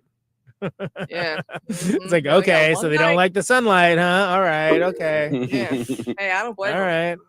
Yeah, I mean, It's a meme yeah, now. relatable. I mean, I'm it's overrated, frankly. As a kid, you're like, wow, it doesn't like the sunlight. And then, what's that? And then as an adult, you're like, I was oh, like, I get it, sister. That daylight savings time bit was kind of Exactly. funny though. Not Oh gonna yeah, lie, it's great. man. One of the best uses of daylight saving time in a serious motion picture for sure. Can we just talk about how we briefly did before we danced off to 17 different topics that Max gets called out for being a virgin? I want to say like, I don't know, a dozen times, like a notable amount of times, right? There's a YouTube video that's just called Every Time Max is Called a Virgin. Was it like 3 hours long? It's longer than the movie, yeah, somehow. It was my sister, a virgin, lit the candle. That's where I he's got, getting that's lit where up I by his got little the- sister. Yeah. Yeah, that's where I got the cut of him saying, Yeah, if a virgin lights the candle, and then she's like, Yeah. a virgin lit that candle. Yeah. I just think it's funny. Like again, stupid kid that you know play stupid games, win stupid prizes. In this case, I mean, this is what happens when you. I mean, it's like every state or every county or whatever has their own legend. Like in New Jersey, we got the Jersey Devil. We still see sightings of it here every now and again. I mean, apparently the house that it was born in is still around in the Pine Barrens. Like there's always that lore, and people always want to believe. But with Salem, it's different because it has centuries of history when it comes to witches. And so with Max moving from California, like California, besides celebrity haunted houses, there's really nothing too spooky about like LA, like besides like old Hollywood and Me haunted, too houses. would say otherwise, but yeah. Oh, hello there. Yeah, but as far as like a this is- supernatural, there's not like a local supernatural creature or whatever. Yeah, I hear what you're saying. The caveat to that, of course, would be Northern California, Bigfoot. But Yeah, but that's but the that's, Northern but that's California. Humboldt County, and that's like it's a very specific part. Go ahead. This is That video was this not is like real. by the way. a lithograph of like the story behind one of the Salem witch trials, and they have the lightning the same as in this movie, where Winifred Sanderson is able to basically Palpatine anybody that like Right, looks she's Max. basically Palpatine people. You're right. Yeah. Somehow Winifred Sanderson returned. Is that how they open up the second one? That'd be amazing. Yes. I would give it 5 stars reflexively if they opened it that way. But you know I what's haven't so watched it. funny? How they come up with a plot. They think. Here's the thing. Why did they think they would have gotten them in the oven? Because there's also that alluding to the That's a Hansel and Gretel of it all. Gretel thing. Yeah. I'm like, but their smoke is still like up in the air. It was really hard to watch that part of it after watching one battle after another. Like pretty much days back to back, because I like the image of I guess I'm spoiling it. The image of Sean Penn in the oven like really like fucked me up. like for the rest of the night. And then I had to go on Power Report with Dan. Literally an hour after I got back from the movies, I went on Power Report with Dan, and like my head was still like my brain felt scrambled the entire time I'm talking because just like the images from one battle after another were yeah. And now Taylor Swift ruined anyone's chances of seeing the movie now because her stupid lyric thing took over the show. It's a huge hit. It's going to be fine. One battle after another is going to do just fine. Like there's a lot of movies that we need to advocate for. I think One Battle After Another is going to do just fine. One Swiftie after another. There it is. Okay, good, solid. I do like the nod to like him like narrating, with the like the in the principal's office with the announcement, like thinking like he's like Boris Karloff's son or something like that. Yeah, and it's also like as if they would know who he was. It's very like almost like a fair kind of, right? Like he's doing like step right up, like we're going to win some prizes. Like he's doing those two bits at the same time as he's leading them into the Sean Penn oven. Well, yeah, we're not even going to begin to unpack that movie until I'm sure we'll do it later on. I think it's great. It's a great movie, by the way. I think that we mentioned the song that with I Put a Spell on You number, right? That's at the dance party, which actually is a spell that's being put on people. So people are singing along as they participate in the spell. Dancing till Yeah. whatever. I like the end credits where they're walking out and they're all so sweaty. Oh my God. Well, yeah. So that's why you tried dancing for like 6-7 hours. That's what I was saying. That as a stinger post credits, where they're like, what does he say? Like, I thought LA was a party town, or whatever. It's just like, hey, Salem on Halloween.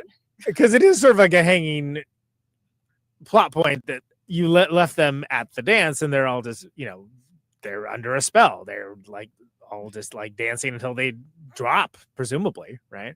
Yeah.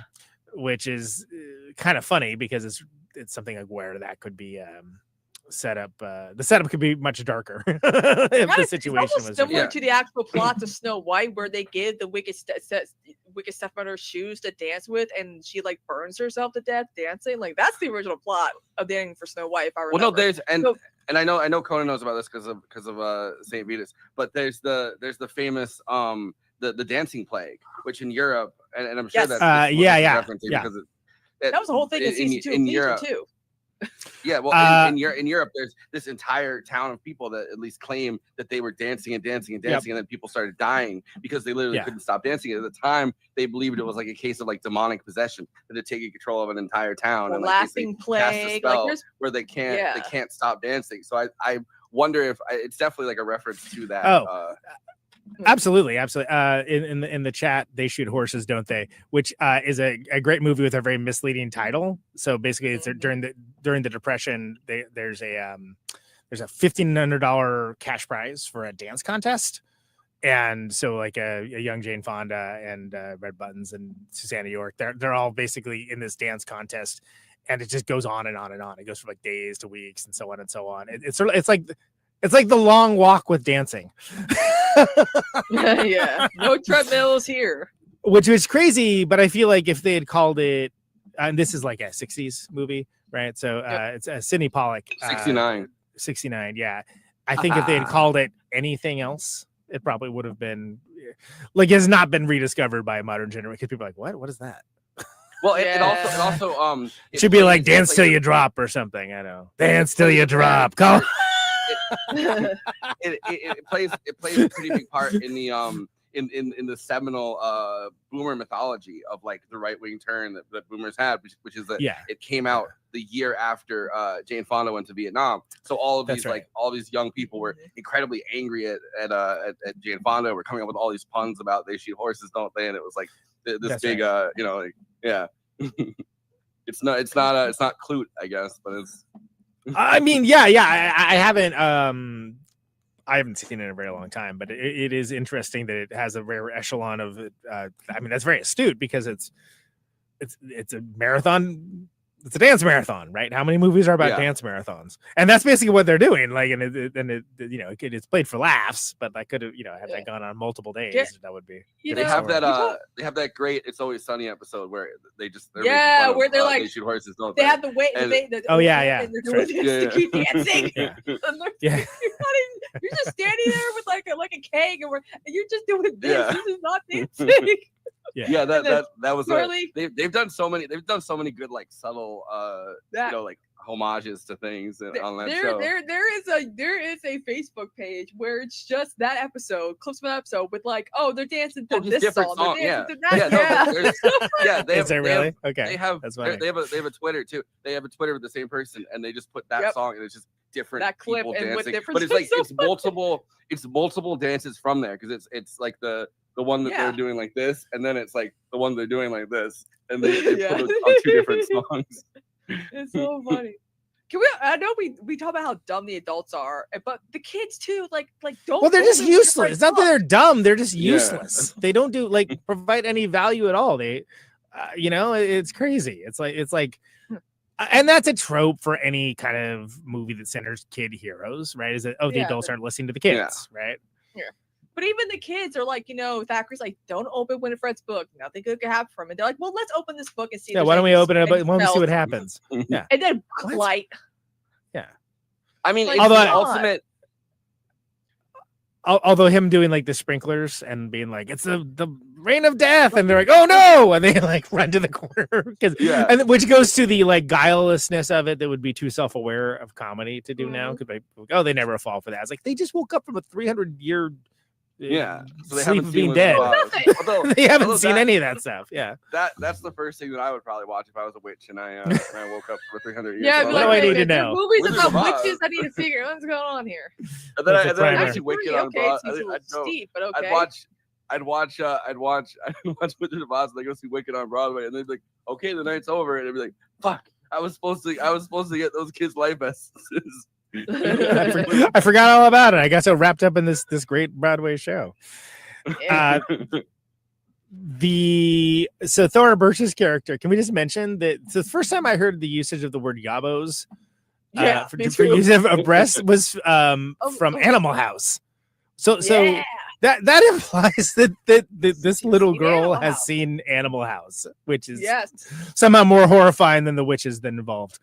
But Well, Yes. it's in Clockwork Orange too, but it means like it's the balls. They're that's talking better. about, like, yeah, This kid's seen Clockwork Orange, and that's better.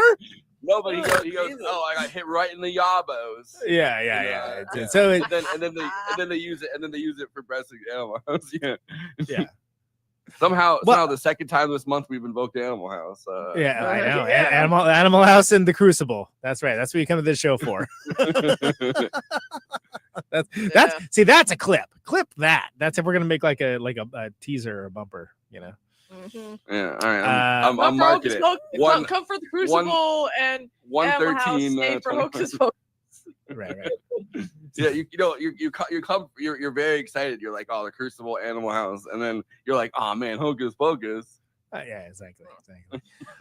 Well, so we mentioned.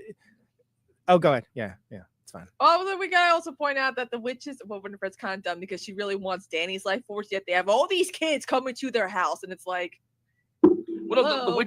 witches are purposely like very, very stupid. But I mean, Yeah. they have to be outsmarted by those kids. So it's like, how smart can Yeah. you really make the Also, witches? to Sarah remembering, also one thing when they're trying to remember the potion, Sarah remembers, dead man's toe, and they're like, no, it's not that. It's like she actually remembered, some of the key ingredients to make that potion to give to the kids so you can suck their life force.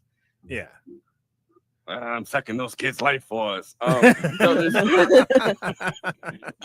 but I actually do like the gag where it's like he sets off the sprinklers because he's like, oh, because in his mind he's not from Salem, so he's like, oh well, Yeah. witches don't like water because of the Wizard of Oz. So it's Right. like he puts the water down on them, but then the way he says it, like he produces fire from his hand. I mean, with a lighter. Yeah, And right? they've never seen You're like a already- Zippo lighter. Yeah. Yeah. So they're already Like, like, very, oh, very and then rated. and then Yes, they're what's like, that? he's like, this is the reign of death or something, and they're like, They're like, freaking oh out. shit, And then better run away. I like they just straighten up and they're like, I feel quite refreshed. Actually, that was just water. Yeah, He doesn't tell them when it's gonna, like, you know. Like, yeah. Yeah, you have to be green for water to have an effect on you.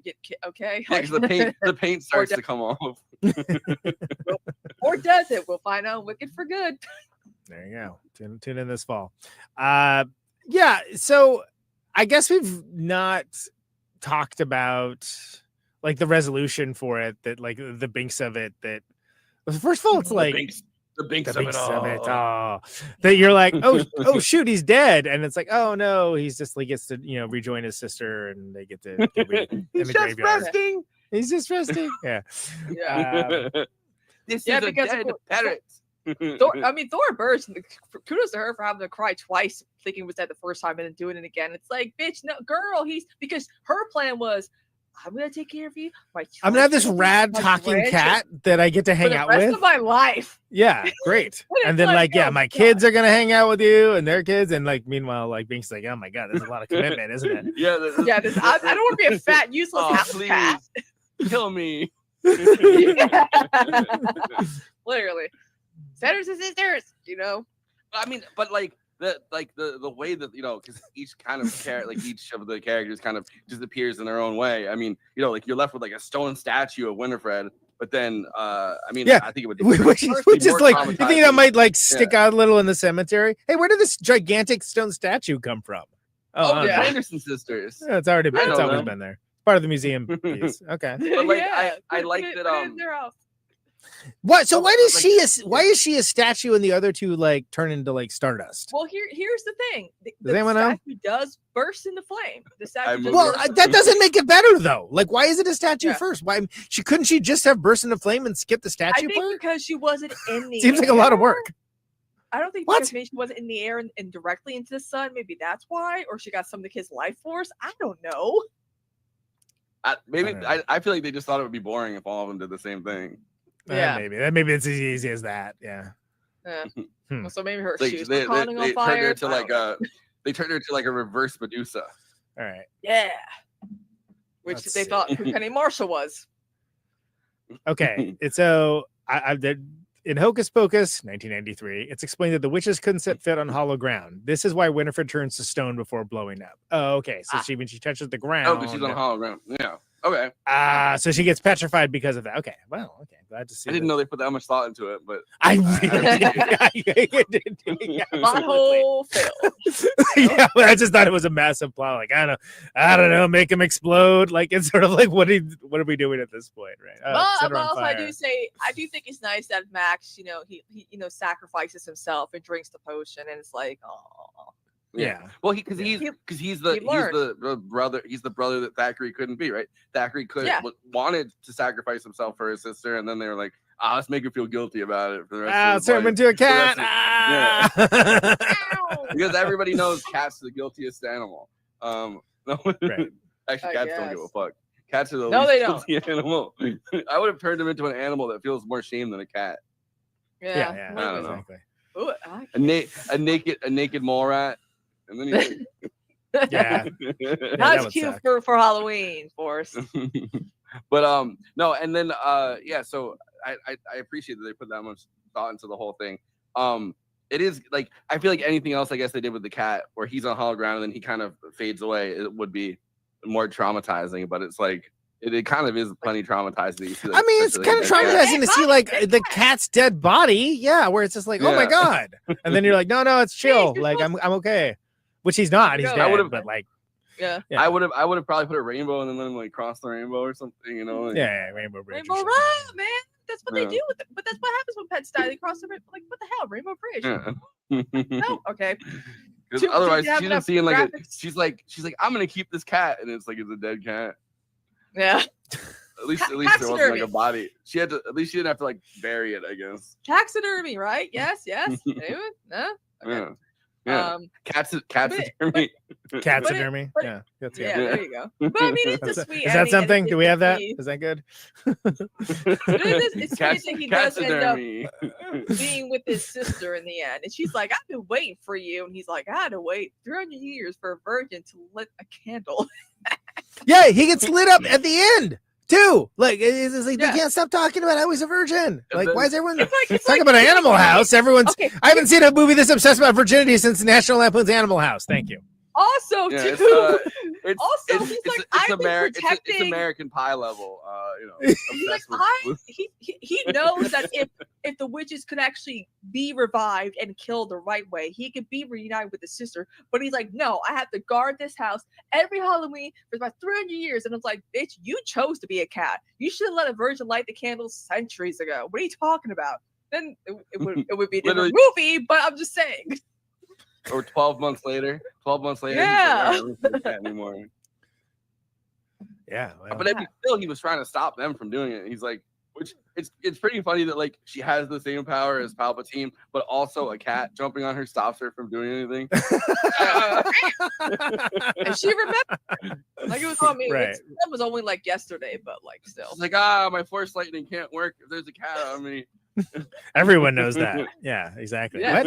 Nobody knows that. What are you talking about? It's in the grimoire that you didn't read the grimoire? Yeah. Come on, what are we doing here? Like, I don't read it. I just cast spells from it. Yeah. Okay.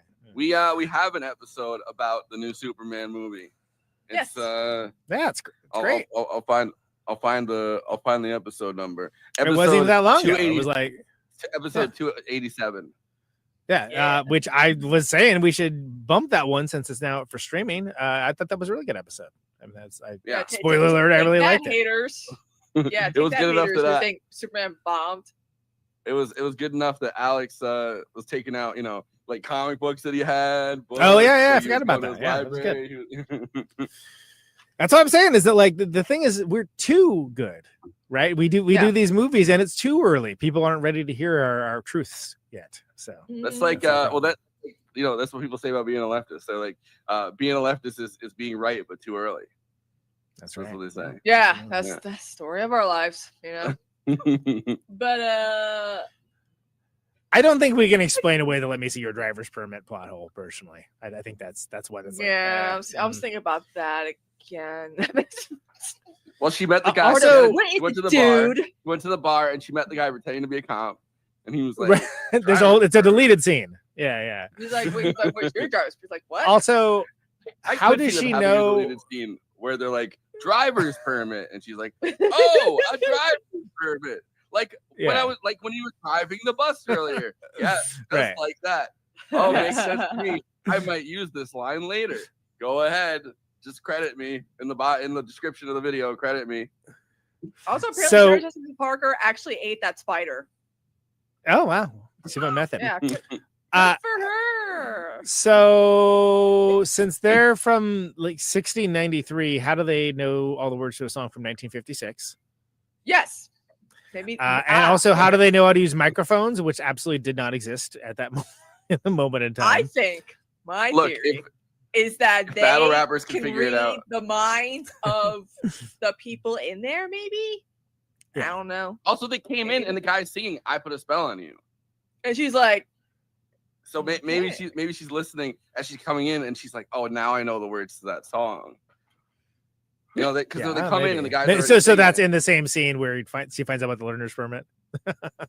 And he's like, "I've got a learner's permit that I found on the floor."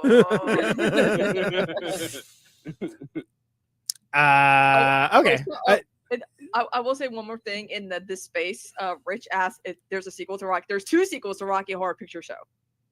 Yeah, there are. Yeah, that's right. We mentioned before we start closing out, we mentioned her briefly, the Vanessa Shaw character, Allison. How do we feel about the Allison character? I don't like that the actress's name is Vanessa, like she's Vin Diesel or something.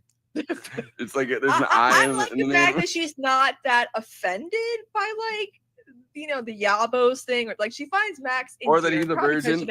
I mean, those are both green lights as far as I'm concerned, especially because it's like she's a very pretty girl, age appropriate, but so it's like she kind of finds like she sees like the nice girl who would find like a dorky kid like him kind of endearing, and not take offense to stuff, because she looks like a plain Jane. Like she's not like, oh, she's like I don't think she was even considered like the popular girl in school. She was just a really pretty nice girl that Max had with rich parents.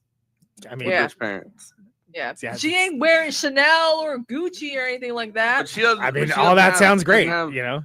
She doesn't Yeah. have plans on Halloween. She like Yeah. to the Yeah. point where she's willing to show the new kid in town around. Yeah. She's By dressed the up like way- Pride and Prejudice at that fakakta If party. you It looks don't- terrible, by the way. When we were watching that, I'm like, this looks like an Amadeus party. Yeah, like, what's happening exactly? Yeah, yeah. They all look like they were from the movie. We're from Amadeus. Throwback to You're episode gonna we hear the did. laugh any minute. Yeah, exactly.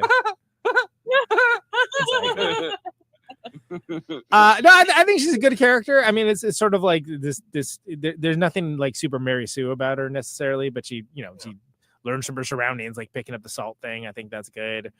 I just think it's stupid that she was just standing there while she's getting salted. I'm like, do something, girl. Like, what? Well, yeah. but also, these are kids we're talking about too. I was like, oh, it's 5 a.m. I guess I gotta go home. Yeah. Well, I mean, she has the forethought to take the truck and like make it look like the sun's coming up.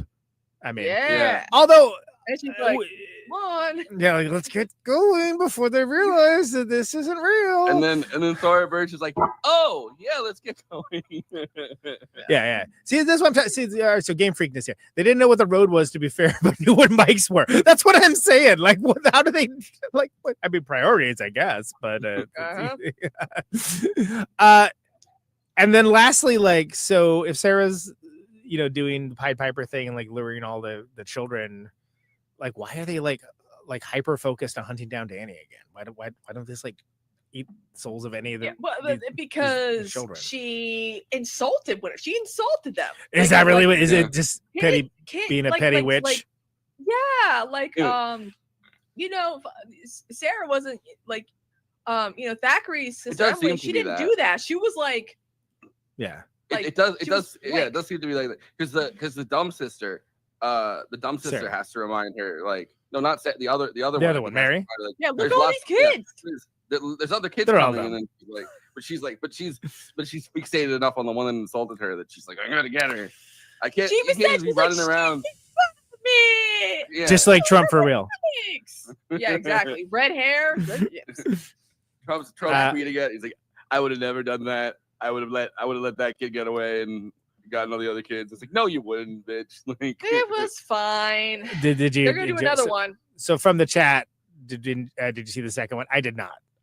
I saw it. It was fine. The only bit part was the throwback to them having to use modern cleaning appliances to fly again. There Like weren't Mary any using horny. Roombas There wasn't on any. her feet. There weren't any horny bus drivers in the. Horny Bus Driver got his own Disney Plus prequel series, actually. You want to ride this bus? The wheels on He's, the bus go round and round, They have him Right on. on They have him on. Like, Magic School. Who's the worst bus driver, Miss Frizzle or Miss Frizzle is a great bus driver. Yeah, she's just always getting into adventures. Anus. If I remember, they went through like someone's like intestinal tract. Yeah, but I mean, that It was a a field trip. It's for it's for education. Are you purposes. hating? Are you Yes. hating on a field trip? Because I had some boring ass field trips. We had to go like 2 towns over. They're like, look, it's a bridge. Isn't that cool? Look, here's how you make butter. Great. Actually, we went to Charleston for we got the fancy buses with the TV. It was fun. Yes, I never had one of those field trips. So you're your fancy field trips. You mean to maybe you're tell too me that good. living in Maybe New you think- York, you guys never went to see a Broadway show for a field trip? Because that's how I remember. Like my mom's like, "Yeah, we did that," and I'm like, "What?" All right, that explains Yeah, so I didn't. much. I didn't get to go see a Broadway. I didn't get to go see a Broadway show. I got to see. I never got to see a like- Broadway like- show. Yeah, I think I got to see opera once, but like local opera, like the like Kingston, not like the good opera. I mean, I've gone to the Met, but I don't think it was. I think I went to saw opera for school at like UPAC or whatever. But no, I was gonna say maybe you come from somewhere with all those fancy buses, and that's why you're like, oh, Miss Frizzle's not a great bus driver. I think Miss Frizzle is a great bus driver, and I think she comes up with inventive and interesting field trips for her kids. Pay teachers more. Go for the Magic School Bus. Let the record show on this episode of 1993's Hocus Pocus that we were in favor of field trips, and we vote. Thank you. More field trips. We got to talk to the Bernie Sanderson sisters. American people are sick and tired of the only field trips being to the local cemetery.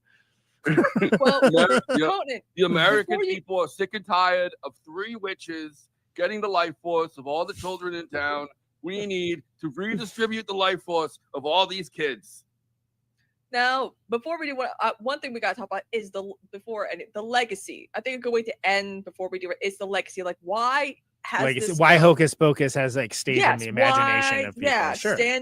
standard Halloween tradition. Like, Well, I think you hit on something earlier, the whole Disney Channel thing, right? Like that they would play is this it- a lot, and so like during the holiday, then you would be well, like, oh, it's even- this one. This one's pretty Even good. The Wizard of Oz wasn't a big of a success when it came out originally in 39. It didn't take until CBS bought the rights to it.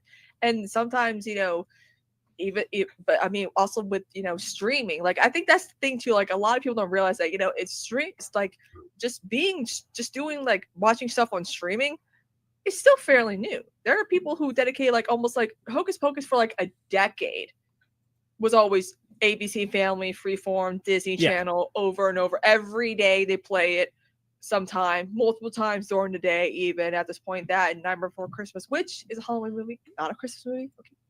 Okay. They even said that too, by the way. So it just grew legs. And I guess a lot of people are like, it's a charming, Halloween movie for the fam, I guess, Well, didn't they even do like a whole show? Like I want to say at like Disneyland or Disney World, didn't they do like a big live show for it too, where they like, right? And then like that's, I mean, that's crazy. Which like, that's originally it was supposed to be Disney's Haunted House, which it was supposed to have the haunted house whatever like correspond with it. And then over time they had like a much darker concept, like a much more traumatizing for children concept that Mick Garris was coming up with for this movie. And then they kind of scrapped that. They're like, we should make something lighter and like the kids are actually gonna be able to watch, and not like whatever messed up thing comes out of like Stephen King's favorite TV writer or TV director's mind. Pretty much directed Sleepwalkers. That's right. He did. And he wrote Stephen King's It. I mean, that's no. He also wrote well, he directed and Stephen King wrote the TV version of The Shining after Stephen King was really upset with Kubrick's version of it. So he was like the first Mike Flanagan kind of that Stephen King was like, I'm writing proto Mike Flanagan, right? Yeah. By the way, people also ask about the Hocus Pocus theme park stuff. Can you meet the Sanderson sisters at Disney World? No, you cannot meet the actual Sanderson sisters for a meet and greet at Disney World. The follow-up question is probably like, can you please give Sarah Sanderson my number? But I don't see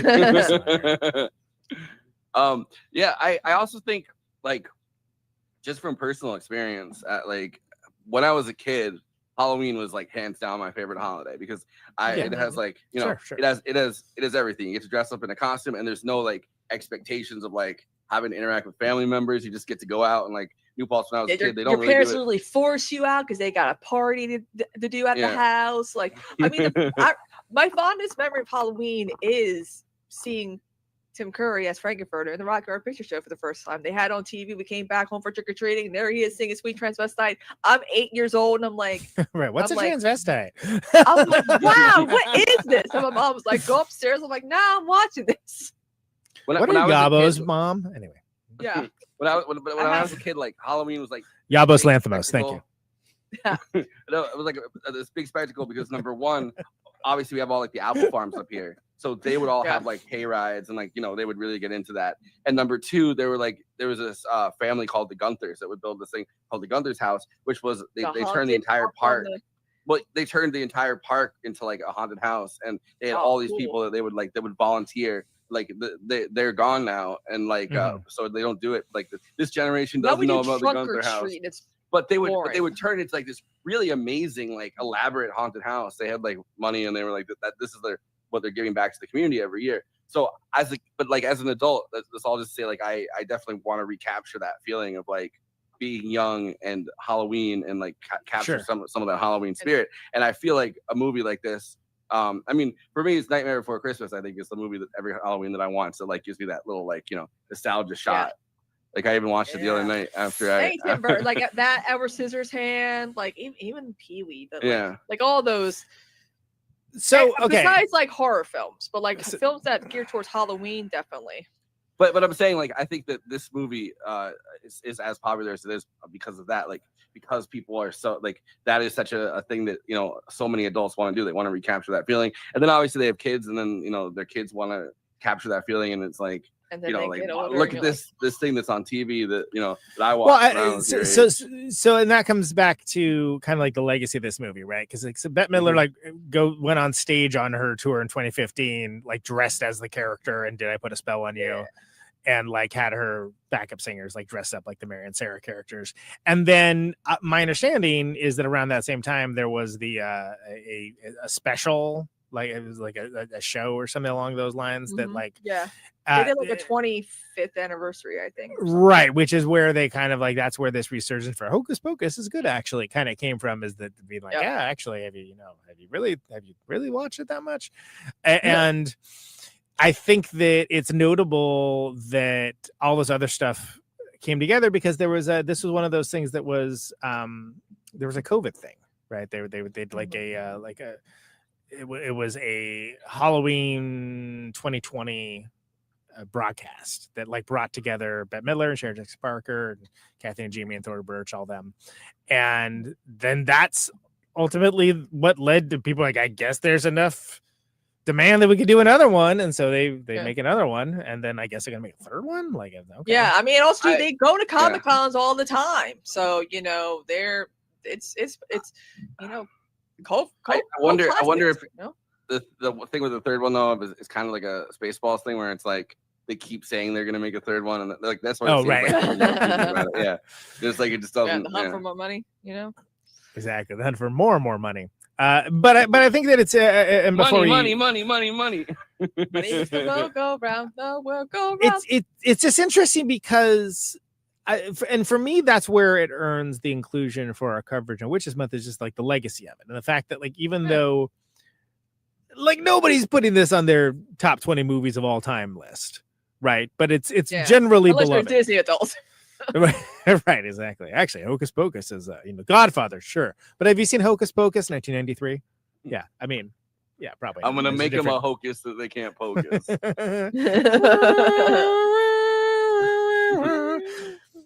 You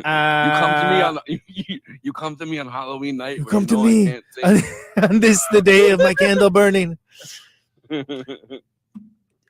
So its inclusion in this is more for, because we're talking about witches throughout cinema and throughout movies, and how they show how our interactions with those types of characters change as time goes on, right? And we should say anyone that's new to watching this, we've done a similar kind of month with zombies, and we've done a similar one with vampires.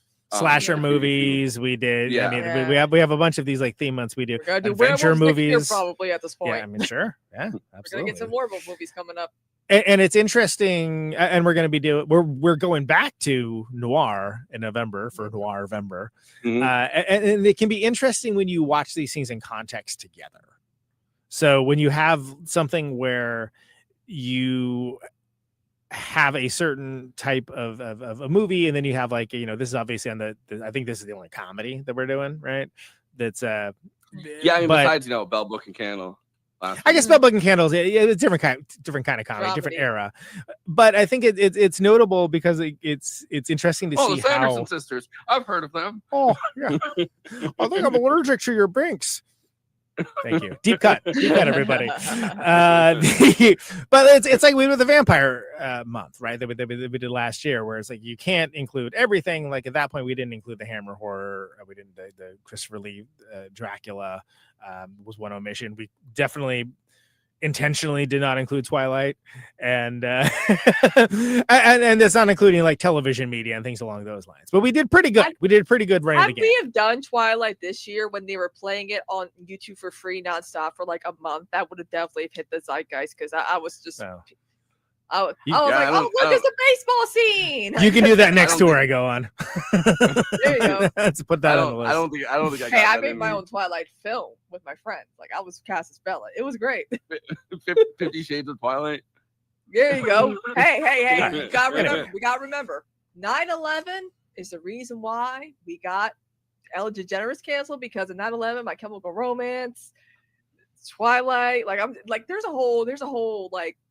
I thought you were gonna do like a Connect the dots, sheeple. It's a 9/11, Ellen DeGeneres. Connect the dots. Stephanie Meyer wrote Twilight based around like My Chemical Romance, and Believe it or not, I was actually trying to make a point. I don't know what we're doing right now, but like I was trying to make a point about witches within culture, and it's obviously we're not going to be able to get all of them, but it's interesting to be able to show. I'm just trying to join the Black Parade personally. there it is. So. Also, Looney Tunes, Home Alone 2 is iconic because of Tim Curry. Okay. Yeah. The not iconic. Fuck Trump. The Vitch. Literally the next movie we're doing. That's next week. Yeah. For episode 300. So yes, correct. And then we're we got Love Witch. We got doing Kiki's Delivery Service. And we're ending with feels like Kiki's Delivery Service is like out of left field, like completely out, right? Because it's like it's the outline. Visions of well, it's just visions of like kind of a witch character from a completely different cultural milieu. But I like going through these every single time and like looking at how they've changed. I mean, obviously witches have gone back as far as vampires, but probably farther than even vampires as like a cultural trope. Sure, and arguably from perspective of the viewpoints of the characters, Bell Book and Candle is more progressive than Hocus Pocus because you see that like they have they talk to each other about things that Bernie Sanders sisters. They talk about things that are not hey, let's do evil right now. Like that kind of thing. But it's interesting to see recontextualized with like a very 90s sentiment. And this is also a perfect example of sometimes what are the movies that connect with people most aren't the best movies that you've ever seen, but ones that like, I enjoy watching that. That's a good time.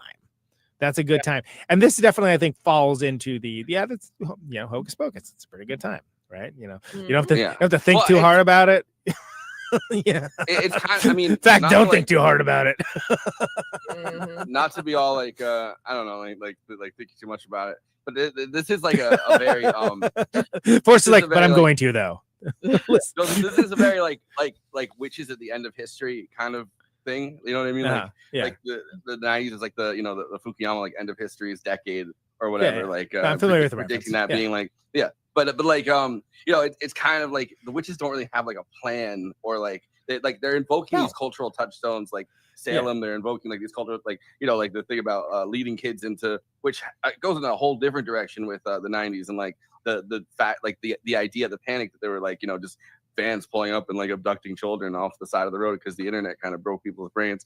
But like it does feel like a very end of history kind of witches thing where there's no great plan around it. There's no like they're just kind of back and like they're desperately like, oh well, maybe we should get some children. They're like kind of aimless about it. They have no real like they're not tethered to anything, right? Like they have no grasp of anything. It's just kind of like a disorienting experience to watch like these like the entire plot is just like witches, but it's the 90s. And it's like I don't know, it doesn't really go anywhere. Right. And I mean their best coordination is like walking together. Like they have that cool walk that they all do together, right? Which does look cool, to be fair. That does look awesome.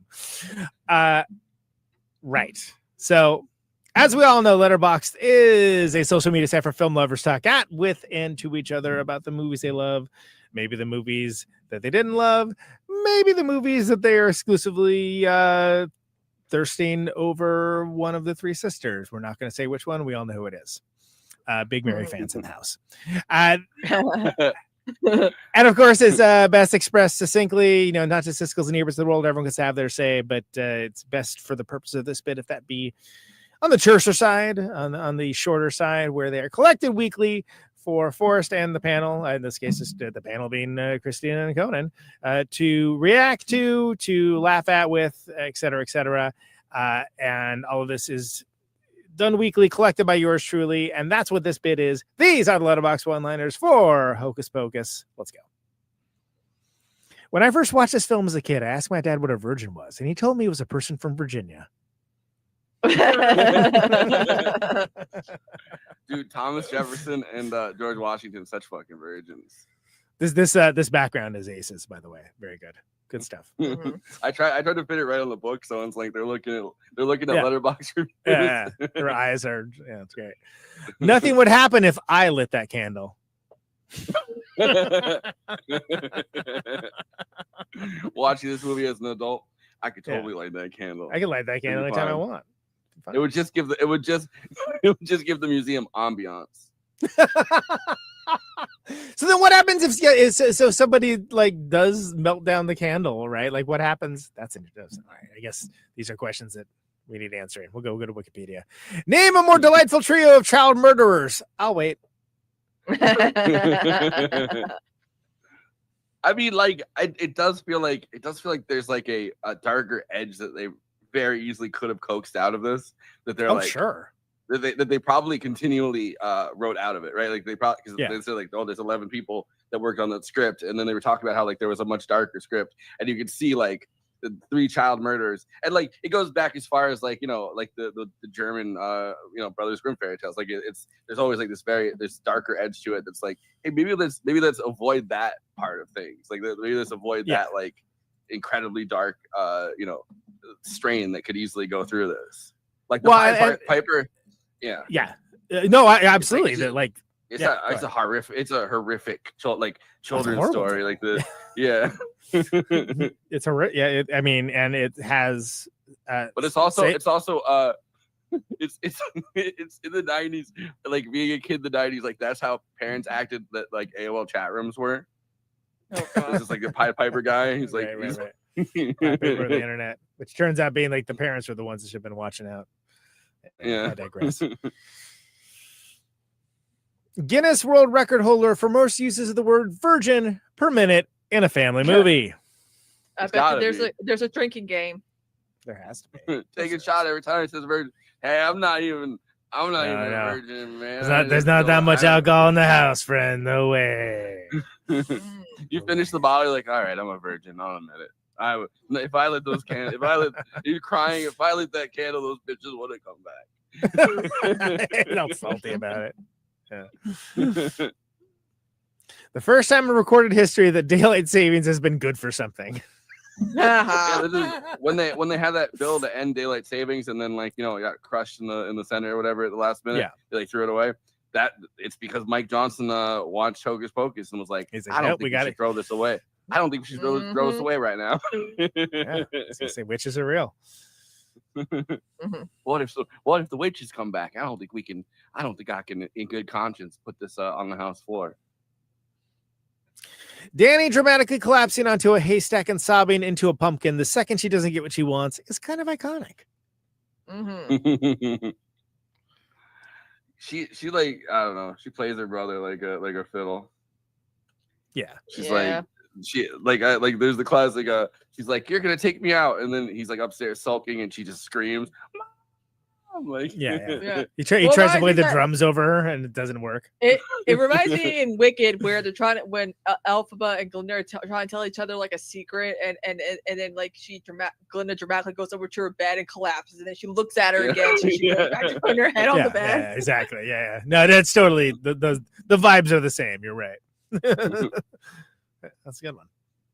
You made 4 gay ass bubble. Kristina, you made 4 Wicked references this episode, but that was the best one.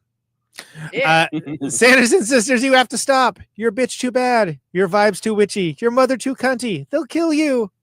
Well, they do bring up the mother in the sequel, played by Shame, ringing that bell. What's her face? By the way, Lena another Headey? plot hole. Yep, I like her. Another She's plot awesome. hole we didn't get to. A plot hole we didn't get to. So they don't know what the devil looks like. They're just easily tricked by Gary Marshall in a devil costume, being like, they just know he's got horns. In a very mid-grade devil costume. Yeah, that's like a specifically good one. That's probably why I was so excited those 3 like sirens came into his house. His sister wife. I know. His sister wife.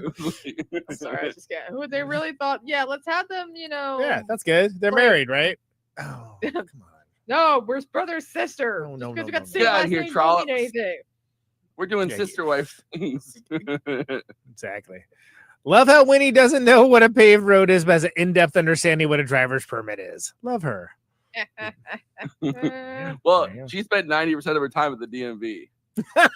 It's a deleted scene.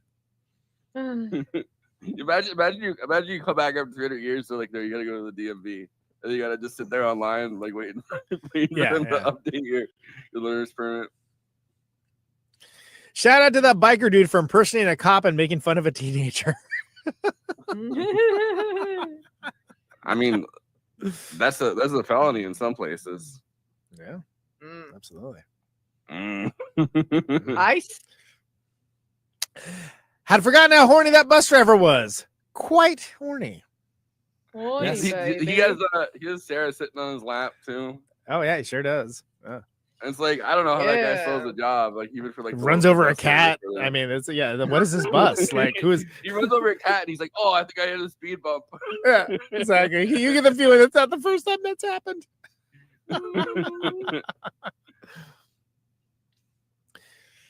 Everyone acts like the curse that turned Minx into an immortal cat is this horrible ordeal. My boy gets to sleep for 20 hours a day and doesn't have to pay taxes. Sign me up.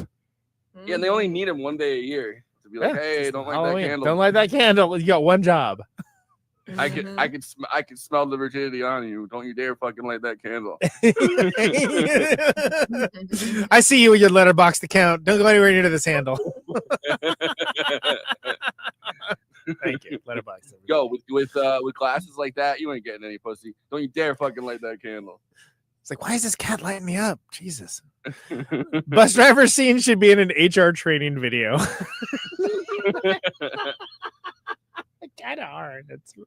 Have y'all ever seen those HR training videos? They took a step towards the absurd a few years ago, and I was like, wow, how can I make these? I want this to be my job. I will do this. People have like posted them like kind of the craziest ones. Well, because people would just like tune out for it, and so they just started making them as crazy as possible. Like, okay, here's like a guy in a bear costume, and like here's like a pirate, and like what are they? They just are doing anything they can to like hold people's attention for like 45 seconds to get the message across.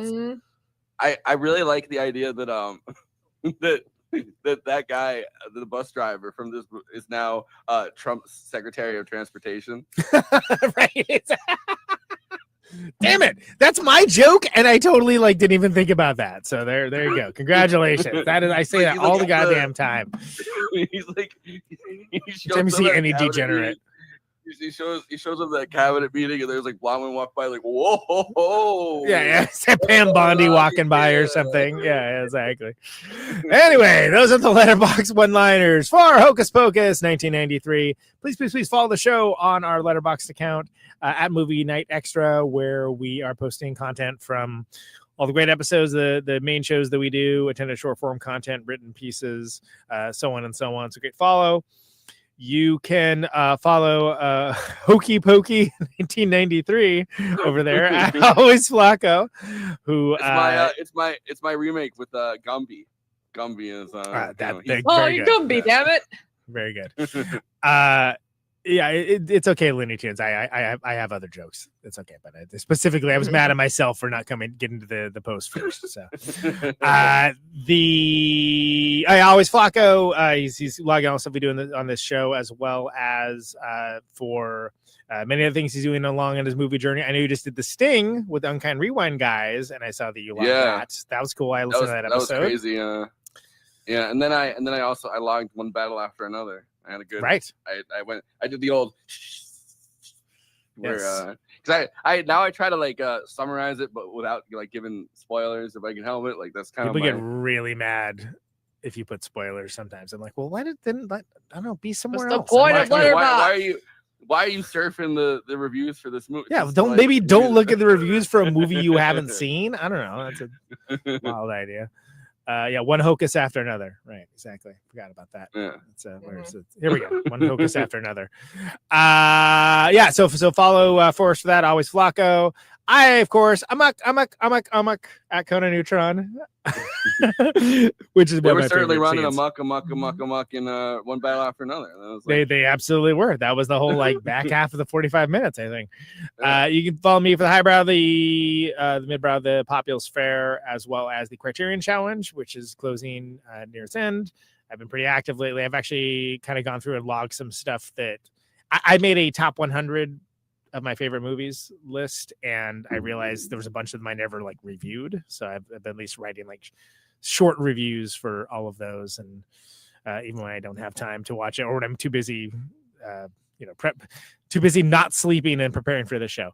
But yeah, follow me at Conan Neutron, at Kristina, Cosmopolitics, Kristina down there, Abolish Ice and J.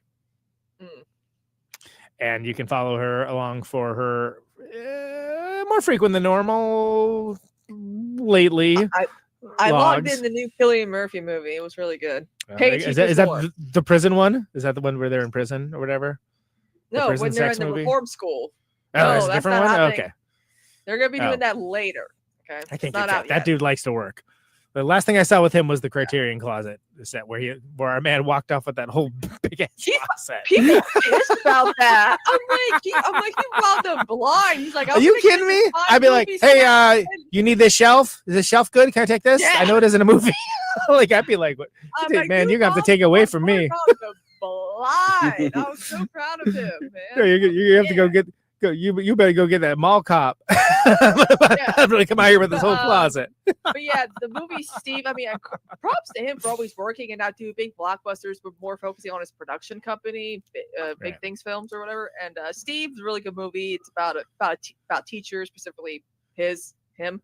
Focusing on like misbehaved boys, reform school for troubled youth. Like it's all about like Okay. a day in the life of him. It's really cool. All right, right on. He's losing it. Sounds good. Yeah. All right, so let's hit it with the plugs, and we'll get into final thoughts after that. If you're watching us on YouTube, please like and subscribe, and then hit the bell to get notified whenever we're streaming. And we'd humbly request that you watch the video to the end, because it helps us with the algorithm and helps more film fans to discover the show.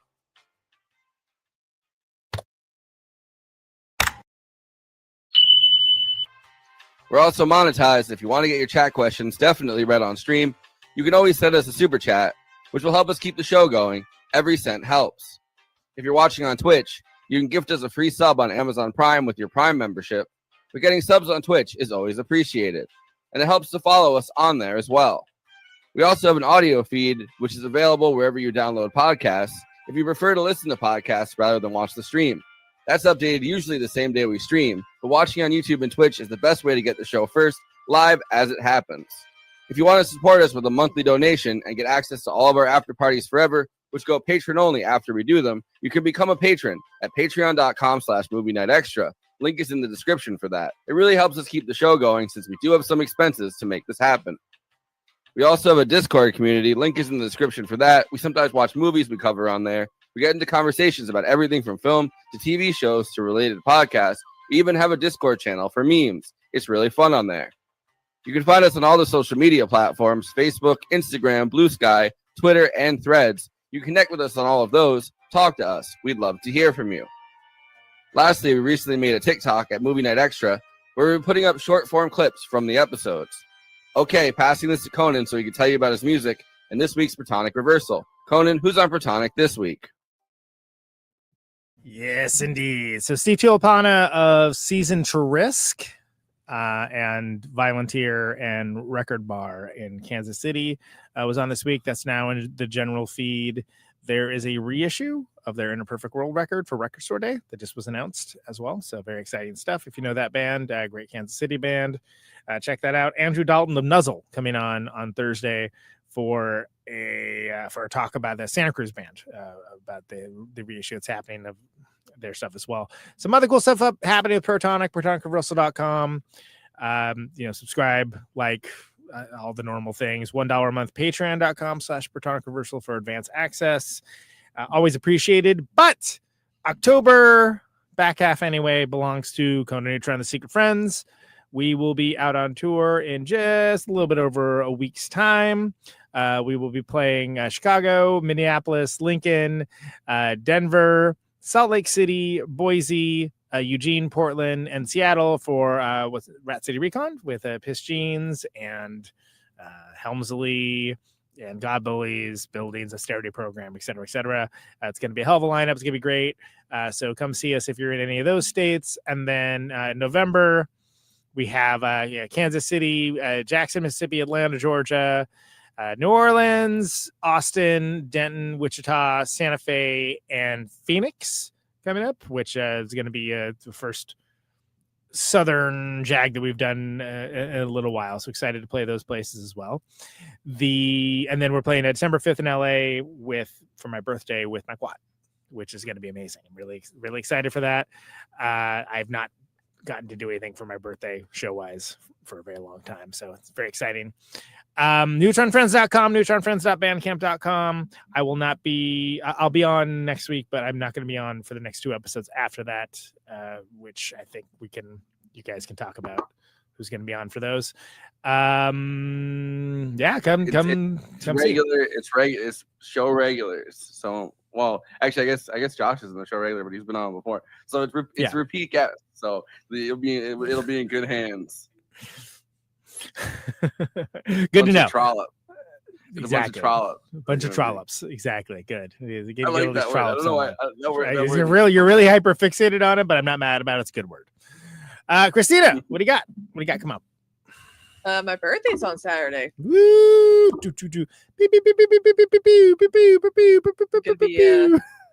gonna be live streaming myself. I'm gonna wear a unicorn onesie and get drunk as hell with my customer's dog because I have the dog sit. So on your birthday? Oh man. Yeah, I had to cancel my party. Oh well. Get money. It'll be fine. It's hard. It's hard, like as an adult to. Awooga. It's hard to get it's hard to get people to like put stuff aside and do a party as an adult. I stopped doing them. I think when after I was like 21 or 22 or something, because I was like, people aren't gonna I don't know. My 30th was fun because everyone liked that they saw my panties on stream, but whatever. Yeah. Yeah, besides streaming, that's pretty much all I got going. If you guys hang out in my stream on Saturday, please send tips and gift subscriptions because that would be nice for my birthday. Because are you gonna do Shadow Saturday still, or are you just? It's just gonna be my birthday party. That's about it. And I'm just gonna get drunk. You can get drunk and do Shadow Saturday. Or is it, yeah, I don't know. I don't know how that will end up being. You can call it Shadow Saturday. Shadow Saturday. Saturday? Saturday. Shadow. Yeah. This is racial shadow. That's a person. Racial tensions, right? Also, I got Laverne Cox to notice me on Instagram on her Instagram live because I just typed Max Left and she's like, "Oh, let me give a Max Left hat." It's from the Majority Report merch store, and I'm like, "Yeah." Yeah, she's been on podcasts that are in this sphere, quite a few of them. I know we gotta get her on. Cool. Yeah, I'd love to talk to Laverne Cox. Next week, episode 300 too. 300. This is Sparta. Yeah. No, this is Sparta. Or as Christina's going to say Saturday. This is Sparta. This is a Sparta or something. And then we're gonna have so we're gonna be discussing the Vivitch next week, and then another Salem movie. And then we're also gonna have an after party with some extra fun stuff on there. No after party tonight though. But we have we're at 2 hours and we have not even done final thoughts. So I figure I bet you now. I'm gonna be in Long Island while we do that the day after a funeral. So I'm gonna need to ramp it up. Woo! All right. I'm sorry. Oh, it's all right. It's just, it was my great uncle, but he died a month ago. They're doing. It's okay. It was his great uncle. He got turned into a cat. It's not a big deal. So, final thoughts, Kristina. Final thoughts. Let's do it. Woo! So, I do enjoy this movie. It grew on me growing up watching it because I'm such a huge Halloween fanatic. It's a good time. Is it the best movie? No, it's not. But it's fun. It's a cult classic. Thank you. I'll be streaming after this probably. And if you're someone who likes witches, this is a good, witch movie. It's probably just a good Halloween staple. Which to, movie? You know, This one. Which one? This one. It's like who's on first? Both witches. Yeah. Great. Which exactly. is which? So, hey, that's a Scooby Doo Where Are You episode title. I believe you. But it is. But, I said I believed you. Yeah. I know. But yeah, classic Bette Midler and Sarah Jessica Parker and Kathy. You know, they steal the whole movie. You know, yeah, it's really not much to say besides, you know, if go watch this movie. Oh yeah. Oh my God, we could have done Scooby Doo and the Witch's Ghost. Yeah, I feel like All I feel like that would have been a hard. That would have been a hard turn.